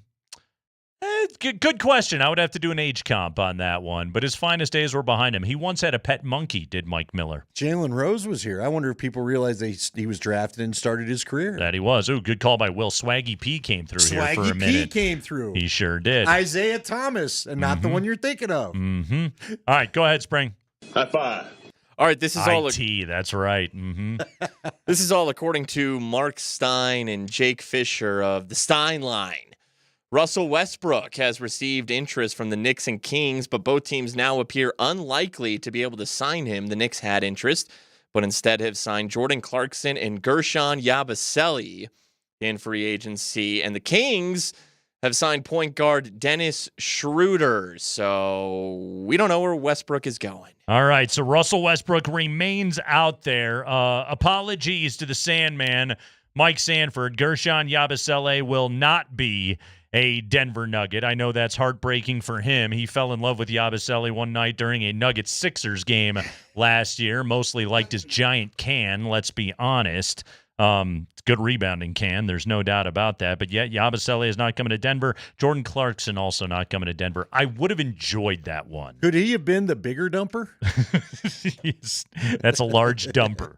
It's quite a big dumper. Okay, so with Russ, the betting odds immediately when he got released or when he declined his option was going to go to Miami. Do you think that's still a possibility, or is that just because you assume that Russell Westbrook wants to go to Miami? Maybe. Do we know if the Heat want Russell Westbrook? I don't know.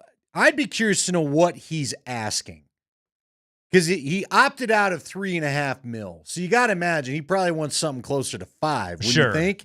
You would probably think he would want a little bit of a raise. By the way, in my favorite part of modern sports, did you realize that apparently Russell Westbrook today unfollowed the Denver Nuggets on Instagram? Tyler and Rob had that important update. I did see that. So I guess that closes the door. I wouldn't have known otherwise. But yeah, I want to know how people figure this out. Are you just fishing for when athletes? Is there an app that tells you when an athlete unfollows a team that he played for? By the way, keep these suggestions coming. We got Allen Iverson, Kenny Smith, Juwan Howard. Isn't that what Reddit is for? That's the people on the internet to solve these kind of problems. I'm not going to look them up. Go ahead, Spring. High five. All right, I got Bucks news. Oh, yeah. Let's start with the most important piece of Bucks news today. Gary Harris has signed a 2-year deal with the Bucks. Second year is a player option. God, he was so good for a while, wasn't he? Loved Gary Harris. That game winner he hit against the Thunder. Pretty special. Oh, it was good. He was such a good finisher at the rim, too, man. Gary Harris, really good Nugget. Gary was the dude that when they won a title, you're like, give him a ring anyway. Just send him one. Like this, he was a part of what built this thing into what it is today and was just a solid Nugget all the way through. What else you got, Spring? Yeah, but now he's averaging 3 points a game, 1.3 rebounds, and 0.6 assists. Goes fast, doesn't it? It does. Yeah. Anyway. Damian Lillard was waived by the Bucks. The Bucks used the waive and stretch provision. I did not know about the waive and stretch provision, by the way. Did not you? Either. Can you wave and stretch? Can I do a little wave and stretch right now? Waving and stretching. Can you do both hands though? Yes, I can't. I believe that's wave and jazz. Stretch. Those and are jazz hands. Yes. All right. That's very Very good to know. Okay. According to Sam Amick, Physical comedy, by the way, kills on the radio. Yeah, Go ahead. It was Spring. good on Twitch. Thank you. According to Sam Amick of The Athletic, Damian Lillard is elated to be waived by the Bucks. He's already receiving calls from contending teams. He could sign for a minimum salary sometime soon, or he could wait until next offseason to see what else is out there. And then after waiving and stretching Damian Lillard, that allowed the Bucks to sign former Pacers center, bitter rivals, the Pacers and Bucks. Miles Turner turns coat. Sure does. And agrees to a 4-year, $107 million deal with the Bucks. Yeah, Pacers had no interest in going into any kind of tax. Well, their guys hurt, man. Exactly. So they weren't going to do it. So Miles Turner is now in Milwaukee. And, yeah, Damian Lillard, and he gets $113 million to not have to live in Wisconsin anymore. I'm one day, I would take $10 million if somebody wanted to make me go away. One day, I'd like a nice, just go away, round number to disappear, to just leave. Yeah. Like a college coach or some of these former, it's amazing. Dame will either, I suppose he could go back. Go chill for a year. You're not going to be ready to play for a year anyway, unless you want to be inside an NBA rehab facility. Go live in Portland, get yourself right. I'm sure he's still got a sick mansion in Portland. Exactly. Go up there, work out. You got all your dollars. People. You can hire a personal trainer to get you right as rain. His agents will make sure that he is, top of the line science, and hopefully Dame Lillard to come back and still have a little bit of career. Lillard's another one of those dudes, man. I've just, especially like his Portland peak, man, when the Blazers were on TV and it was him and McCollum, it was From just the like, logo. I'm watching this game, man. That dude. He and Steph would be fun to watch go against each other in their primes. Dame time was a real good time. Now Dame time just gets $113 million to hang out, and yes, the Bucks get to stretch that money out over 5 years. Wave and stretch. What else, Spring? High five. Hey, what about the Lakers? They have not made thank God. I was dying. I needed to Well, know. Please. I'm not Are they watching doing anything? ESPN right now. What are the Lakers doing? According to Dan Wokey of The Athletic, they haven't made a single move, but they are considering signing DeAndre Ayton or possibly Al Horford. They were linked to Brook Lopez, but they could not match the Clippers' offer. Actually, the Lakers did make one move. It's because they signed Jake LaRavia to a 2-year, $12 million deal, so they couldn't sign Brook Lopez. Oh, wow. It's just tall guy roulette right now for the Lakers. Find a tall guy is really all that team is trying to do. Yeah. Good luck, pals. Uh-huh. I love seeing it. What was real interesting on ESPN today, because, again, they're always talking Lakers, the cap guru from Dallas, you sent us one of his tweets. Bobby Marks? Bobby Marks. You know what he was saying? Now, again, he's in Dallas, so maybe this is influenced. But he said Lakers are kind of getting a little nervous about what Luka's going to want to do, looking at all this stuff go around him. He basically said Luka needs to sign a deal so free agents want to go there. Yeah. But Luka's still just kind of hanging out, hasn't agreed to anything yet. They said that Luka needs to do what Shea Gilgeous did so everybody knows, yeah, I'm here, I'm staying.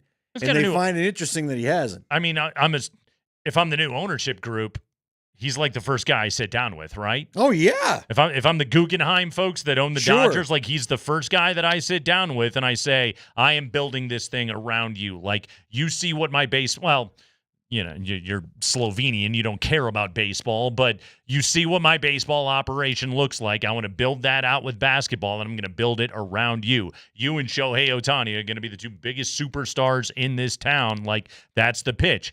My guess is he goes for it because most guys do. But also, again, he's not American. Maybe he's... And the way that he got burned by the Mavs, he could simply look at it and say, no, I want to get to unrestricted free agency and call my own shot. Yeah, because now he doesn't even get like the extra stuff he could have had by re-signing with Dallas, right? The extra dollars. Yes. So guess what? Maybe I'll go pick my own town. Maybe it'll be a 303 area code and play with my buddy. It's the Kreckman and Lindahl show. I like that idea. You like that idea? I sure do. Slip that in. I sure do. By the way, Mark Jackson played for the Nuggets. Ugh. You like a Randy Foye? How about Kenny the Jet Smith? Didn't Randy Foye? Randy Foye had that. I don't know if disease is the word. Condition. All of his organs were on the opposite side of his body. Oh yeah. Yeah. Randy Foye had that going on, which is kind of cool. It's an interesting thing about Randy. As long as Foye. it doesn't cause any problems, I'll go with it's cool. NBA player, right? Sure. Well, yeah. Maybe I need to reached his physical peak. If I rearrange my organs, can I get $10 million to go away? I'll just slide that liver over. Why don't you move your duodenum? It's the Kreckman and Lindahl show. Wow. Most obscure organs for 200, Alex. We'll take a quick break. When we come back. 3 people that have not been in my kitchen. When we come back, we're going to talk about all the moves, okay? All of them. This is the Nuggets are rebuilt. The Nuggets are kicking ass right now. Cam Johnson, Valanciunas, Bruce Brown, Tim Hardaway Jr., rotation, all of that. We want your thoughts. 303-504-0925. Text them in about the new group. Give us ideas. We're breaking it down. We're talking about the 2025-26 Denver Nuggets and what this is going to look like next.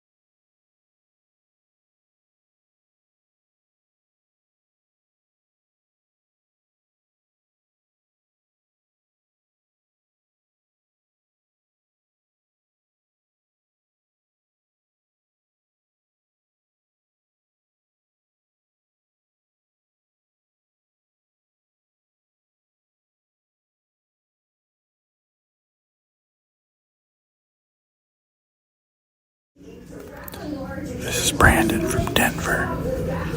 This is Kreckman and Lindahl on Altitude Sports Radio. I'm in a meeting.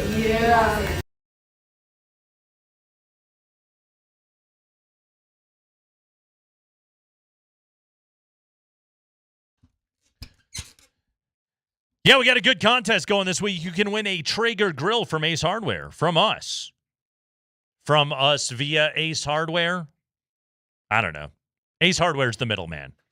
Ace Hardware is going to provide you with the Traeger. Okay, so are we the middleman? Either way, stars, stripes, and big pipes. We're giving our voice guy a break and asking you, the listener, do our rejoins. One listener who enters will win a Traeger grill from Ace Hardware. To enter, go to the Voice of the People on Altitude Sports Radio on the app. We have an app called Altitude Sports Radio is the name of the app, and then there's an icon called Voice of the People. You tap on that, and then you send us your best rejoin for our show. Something like, hi, this is first name from town, and you are listening to Kreckman and Lindahl on Altitude Sports Radio 92.5. I'm Ron Burgundy. Be creative, have fun, keep it short, and you might hear your rejoin on air. All valid entries are entered for the prize, whether you make it on air or not. Entries only count if they are sent for the show during the show, so head over to the Altitude Sports Radio app, tap the mic, and you can win a Traeger grill from Ace Hardware. Hold on. Can we hear that last one you just played again? Like, that one kind of caught me off guard. Let's hear it again.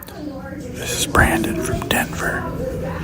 This is Kreckman and Lindahl on Altitude Sports Radio. I'm in a meeting. See, that's baller. Tip of the cap. Well done, sir. Getting in, multitasking. Sounds to me like it could have been an email. So well done. Did we really need to get together for this? Wow, Ruben Patterson and J.R. Ryder, both Nuggets. Ruben Patterson. Anyway, Nuggets sent MPJ and a 2032 unprotected first to Brooklyn for Cam Johnson yesterday. Yesterday, right around this time, we were reacting to the news as it was happening. Andy, cap savings. Cam Johnson is due $44 million over the next 2 years. Porter owed $78 million over the next 2 years. Boom. Again, I have no problem spending Stan and Josh Kroenke's money, but there's a salary cap. So, Cam Johnson comes to Denver, and you brought up this point earlier, and I thought it was great. Can he make an Aaron Gordon kind of leap now as a part of the Nuggets? Last year on a bad Brooklyn team that was super banged up, by the way. Like, Cam Thomas only played 25 games last year. He had to do a lot of creating, a lot of facilitating on a lousy team. He hasn't been playing with anyone that has the kind of gravity, obviously, that Nikola Jokic does, which sounds so much like Aaron Gordon's situation in Orlando, where he had to be the guy every single night. He had to create. He had to do things that he wasn't that great at. What's funny about it is Aaron Gordon got here and got kind of good at creating and has become a really good outside shooter and a guy that's kind of got that post-up fadeaway thing, elements to his game that he didn't really have when he arrived. When he showed up here, it was just Jokic was I'll do the tough stuff. You just go catch lobs, dude. And that's what he did, and he crushed it. For Cam Johnson, I think it's going to evolve over time, but to start things off, it's just going to be hey, why don't you chill in the corner? And I'll find you open threes, and you can knock those down. And, oh, by the way, if he closes out too hard, why don't you pump fake and take the ball to the hole and see if you can create that way? But, it's going to be kind of easy for him for a little while, right? I would think. Well, because not only we keep talking about the Nikola Jokic factor, again, we're not asking Cam Johnson to come in here and Aaron Gordon had to be the third option. Mm-hmm. All-star, all that stuff. Right. But Cam Johnson now gets to be fourth. And like you said, if Christian Brown has it going, maybe he gets to be fifth one night. The amount of pressure that comes off of him, because everyone's going to be looking Jamal second. And here's another great part about this. Cam Johnson should get a lot of playing time with these guys, because here's the thing. With as deep as this team feels, especially in the early going, we may see actual full substitutions, an actual second line, if you will, go in there and play. And it could get him more rest. I think he'll play less minutes. I think Jokic is going to play less minutes. I really hope like I told you, man, I don't even know. Good I don't even question. know if I need another Hold on, though. level from him. You just brought up something and you stirred a thought that I hadn't even really considered. Could Cam be the anchor of the second unit? Could be. Could be. Could he be like the early substitution? Because really, like, think about this. You could, because of Bruce Brown's defensive versatility, Bruce Brown now is your sixth man. You could go with Brucey B, make that substitution around the 5-minute mark of the first quarter. I don't know if I'm thinking regular season or playoffs right now. I'm just throwing stuff against the wall, okay? But you could go with Bruce as your first substitution. Obviously, like, Jamal would still run point. Bruce would be in the backcourt with him. CB can guard the wing along with AG and Jokic then in that lineup. Then if you wanted to, you could bring Cam back either a minute to go in the first quarter, or you could just leave him out until the start of the second quarter. Jamal out of the game. You then are going with Bruce Brown as your backup ball handler and Cam Johnson essentially as your number one offensive option on the second unit. That keeps Jamal basically maximized in his minutes with Nikola Jokic, because one of the things we've been waiting for years is for Jamal Murray to really elevate that second unit, and it just has never really happened. Well, yeah, but maybe. And Cam Johnson was a 19-point-a-game scorer on a lesser team last year in Brooklyn. I'm not saying that the Nuggets reserves would necessarily be as good as what Brooklyn's starting lineup was last year, but they're probably not that far off of it. That could be a really good role for him. It could. And then you could throw Gary Payton Jr. in there as well to keep the scoring going. Tim Hardaway Jr., too. I like Gary Payton Jr. I knew it was some former. Where is Gary Payton Jr.? He's not with the Warriors anymore, right?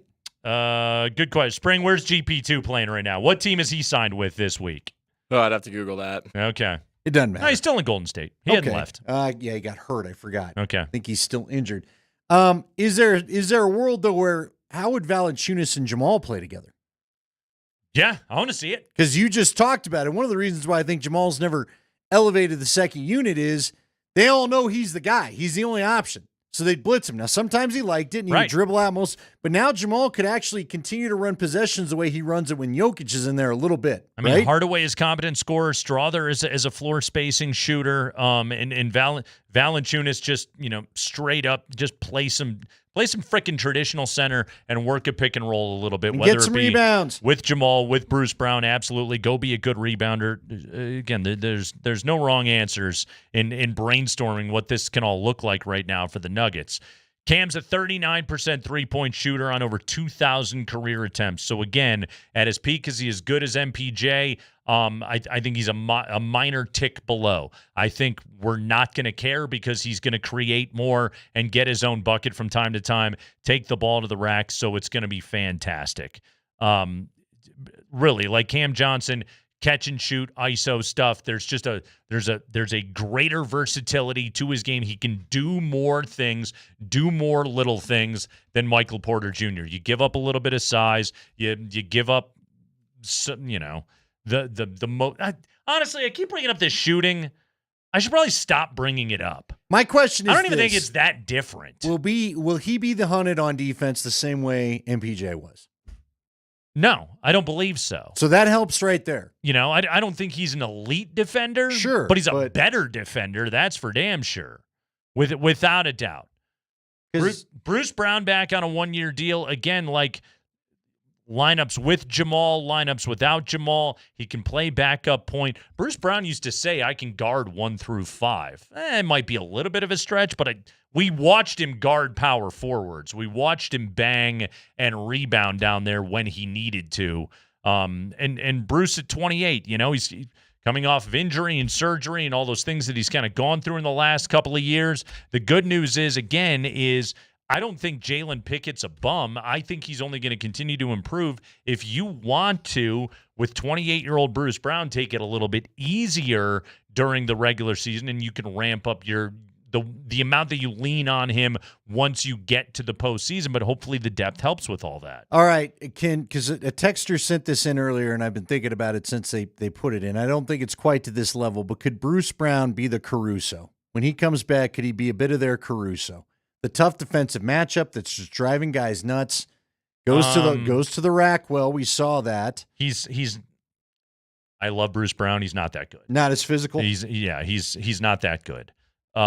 Really good player, but he's not Caruso. But he is a good defender. And he is, most importantly, Bruce Brown has defensive versatility, which right now especially in your starting five, Jamal's your weakest defender. And Jamal's not that bad.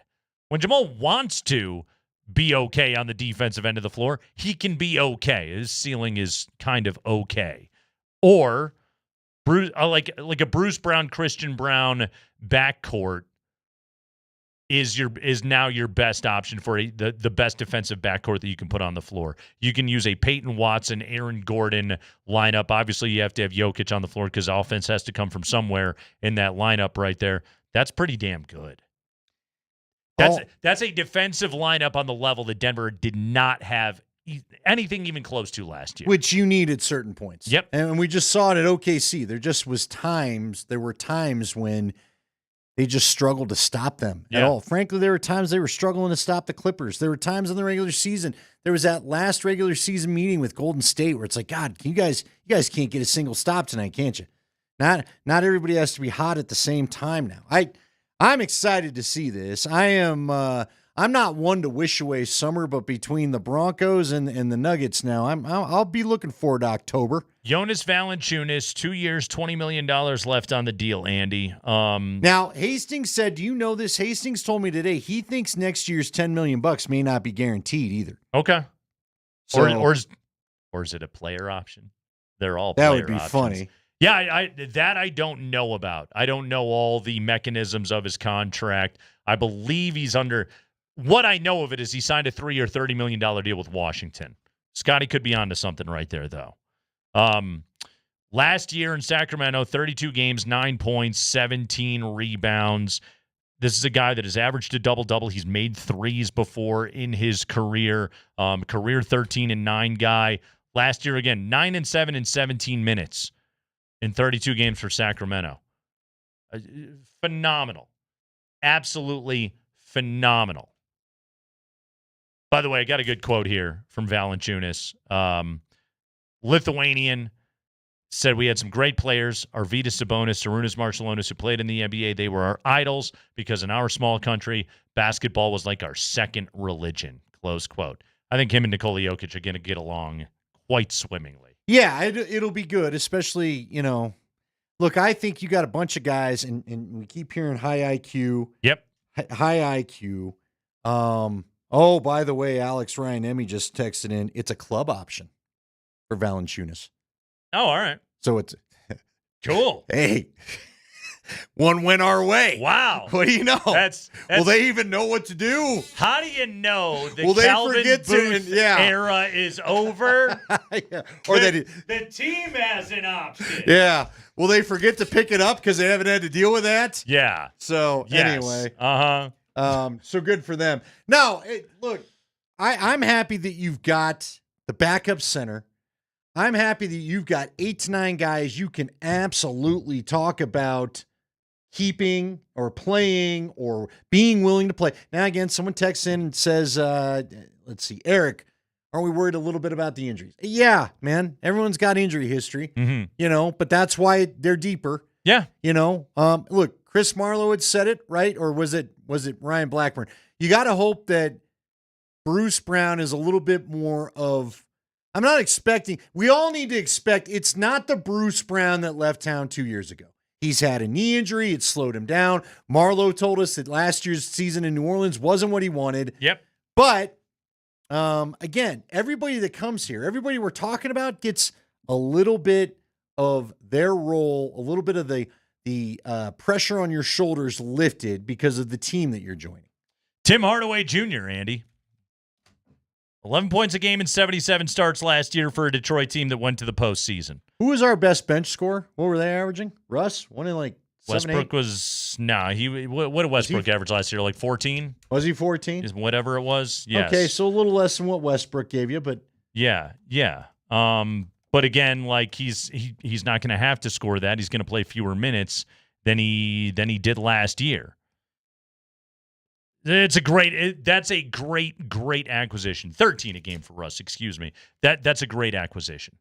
That's phenomenal to go and get that dude, because now, like, it's so funny. I asked the question at the press conference specifically about Peyton Watson and Julian Strawther, assuming, well, that's now your 6th and 7th man. Not so fast, my friend. Like right now, those guys are 9 and 10.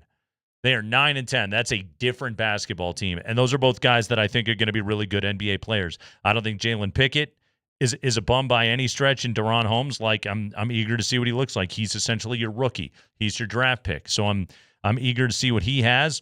Hunter Tyson's here, and Zeke. Fantastic. It's a good day. yeah, it's a real good day. I can't believe all the moves they pulled off. I can't believe they have this kind of depth. Again, we keep saying it, but the feeling from a week ago, right after the press conference, I'm just telling you, I thought they are not doing a darn thing. I wasn't even sure who they were going to be able to offer that MLE to. How many times did they say the word margin? Margin and development and coaching it up. And, yeah. Oh, all I heard about was margin. There's no margin. Like you changed your core forward. You completely changed what your rotation was before this week started. Yes. Yeah. You've completely changed everything. Yeah. It's like Ryan Blackburn said, now you can officially, they are contenders with OKC. Yep. This is what Matter of fact, now I think the goal is get the number 1 seed back. Have the home court. It's all back to what it was 2 years ago when you won the championship. I'll right? take it. Yes, absolutely.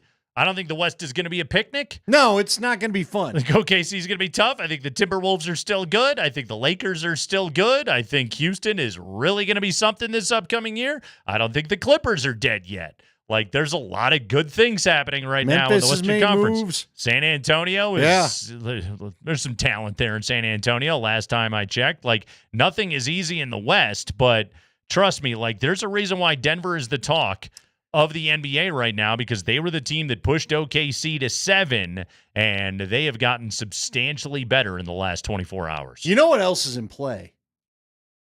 The in-season tournament. Damn right. You can go for the first IST Cup. You can get yourself to Vegas. Andy, Nate can hang a banner. Emirates NBA Cup. Let's make sure we say it correctly. But yeah, we'll get T-shirts. It'll be fantastic. We'll get hats. It'll be wonderful. No rings? Pennants? I don't think they do rings for that. No, it's a old school pennant. You get an anklet. Like it's the 80s. Tennis bracelet. That's what I believe you get. Diamond earrings. No, we're moving off the rings. We're going to the Mom's Day gifts now. I don't even really know what a tennis bracelet is. I just remember it was frequently a prize on 80s game shows. Yeah, what if someone knows what the hell's a tennis bracelet? I'm with you. Isn't it just a bracelet? Why has it got to be a tennis? Spring, you're a tennis fan. You know what a tennis bracelet is?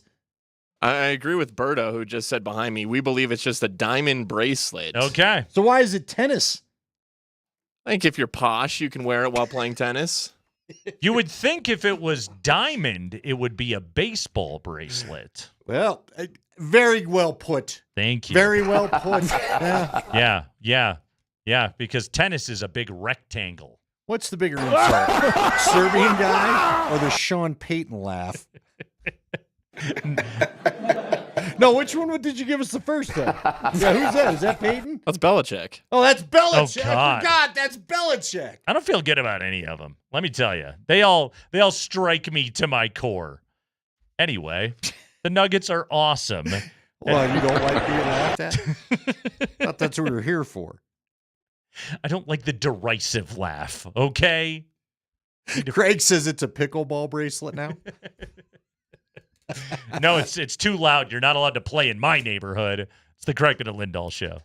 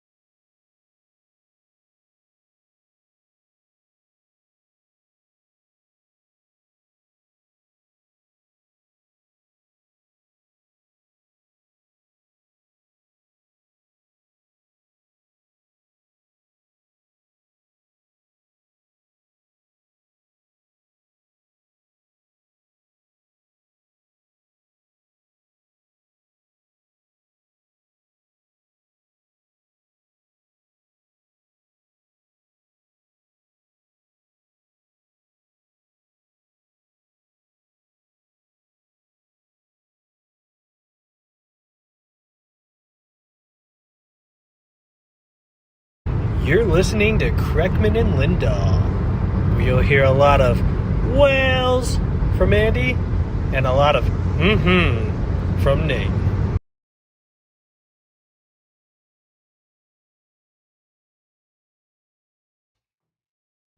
I'm an active listener. It's the Kreckman and Lindahl show. Well, Blitz coming up next. Real quick. There's another one. There's a lot of those, too. Gotta hear this audio. Cam Johnson went on the Young Man in the 3 podcast last year after Joker's 30-20-20 game and the overtime win over the Phoenix Suns. Here's new Nugget Cam Johnson. At the time, he was very much not a Nugget. He was very much a Brooklyn Net. Here is Cam Johnson talking about Joker putting up one of the more insane stat lines that we'll ever see. Is 30-20-20 just as crazy as it seems? Even more crazy than you think, which is why it sounds crazy that I'm sitting here and I'm trying to make an argue contrary, because guys, I played in a lot of NBA games, like I believe, and what he did, just 20 rebounds and 20 assists. Like, I'm trying to get that in You're a very eloquent guy. You don't have a lot of words to describe. I'm trying to get 20 rebounds and 20 assists in a week, in 2 weeks. You know what I mean? Yeah. Yeah. Mm-hmm. That now you get to play with them. That sounds about right.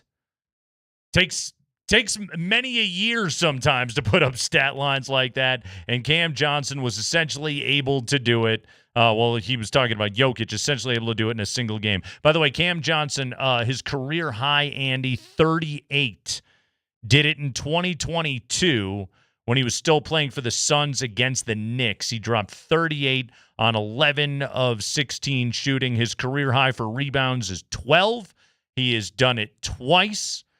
And his career high in assists is 8.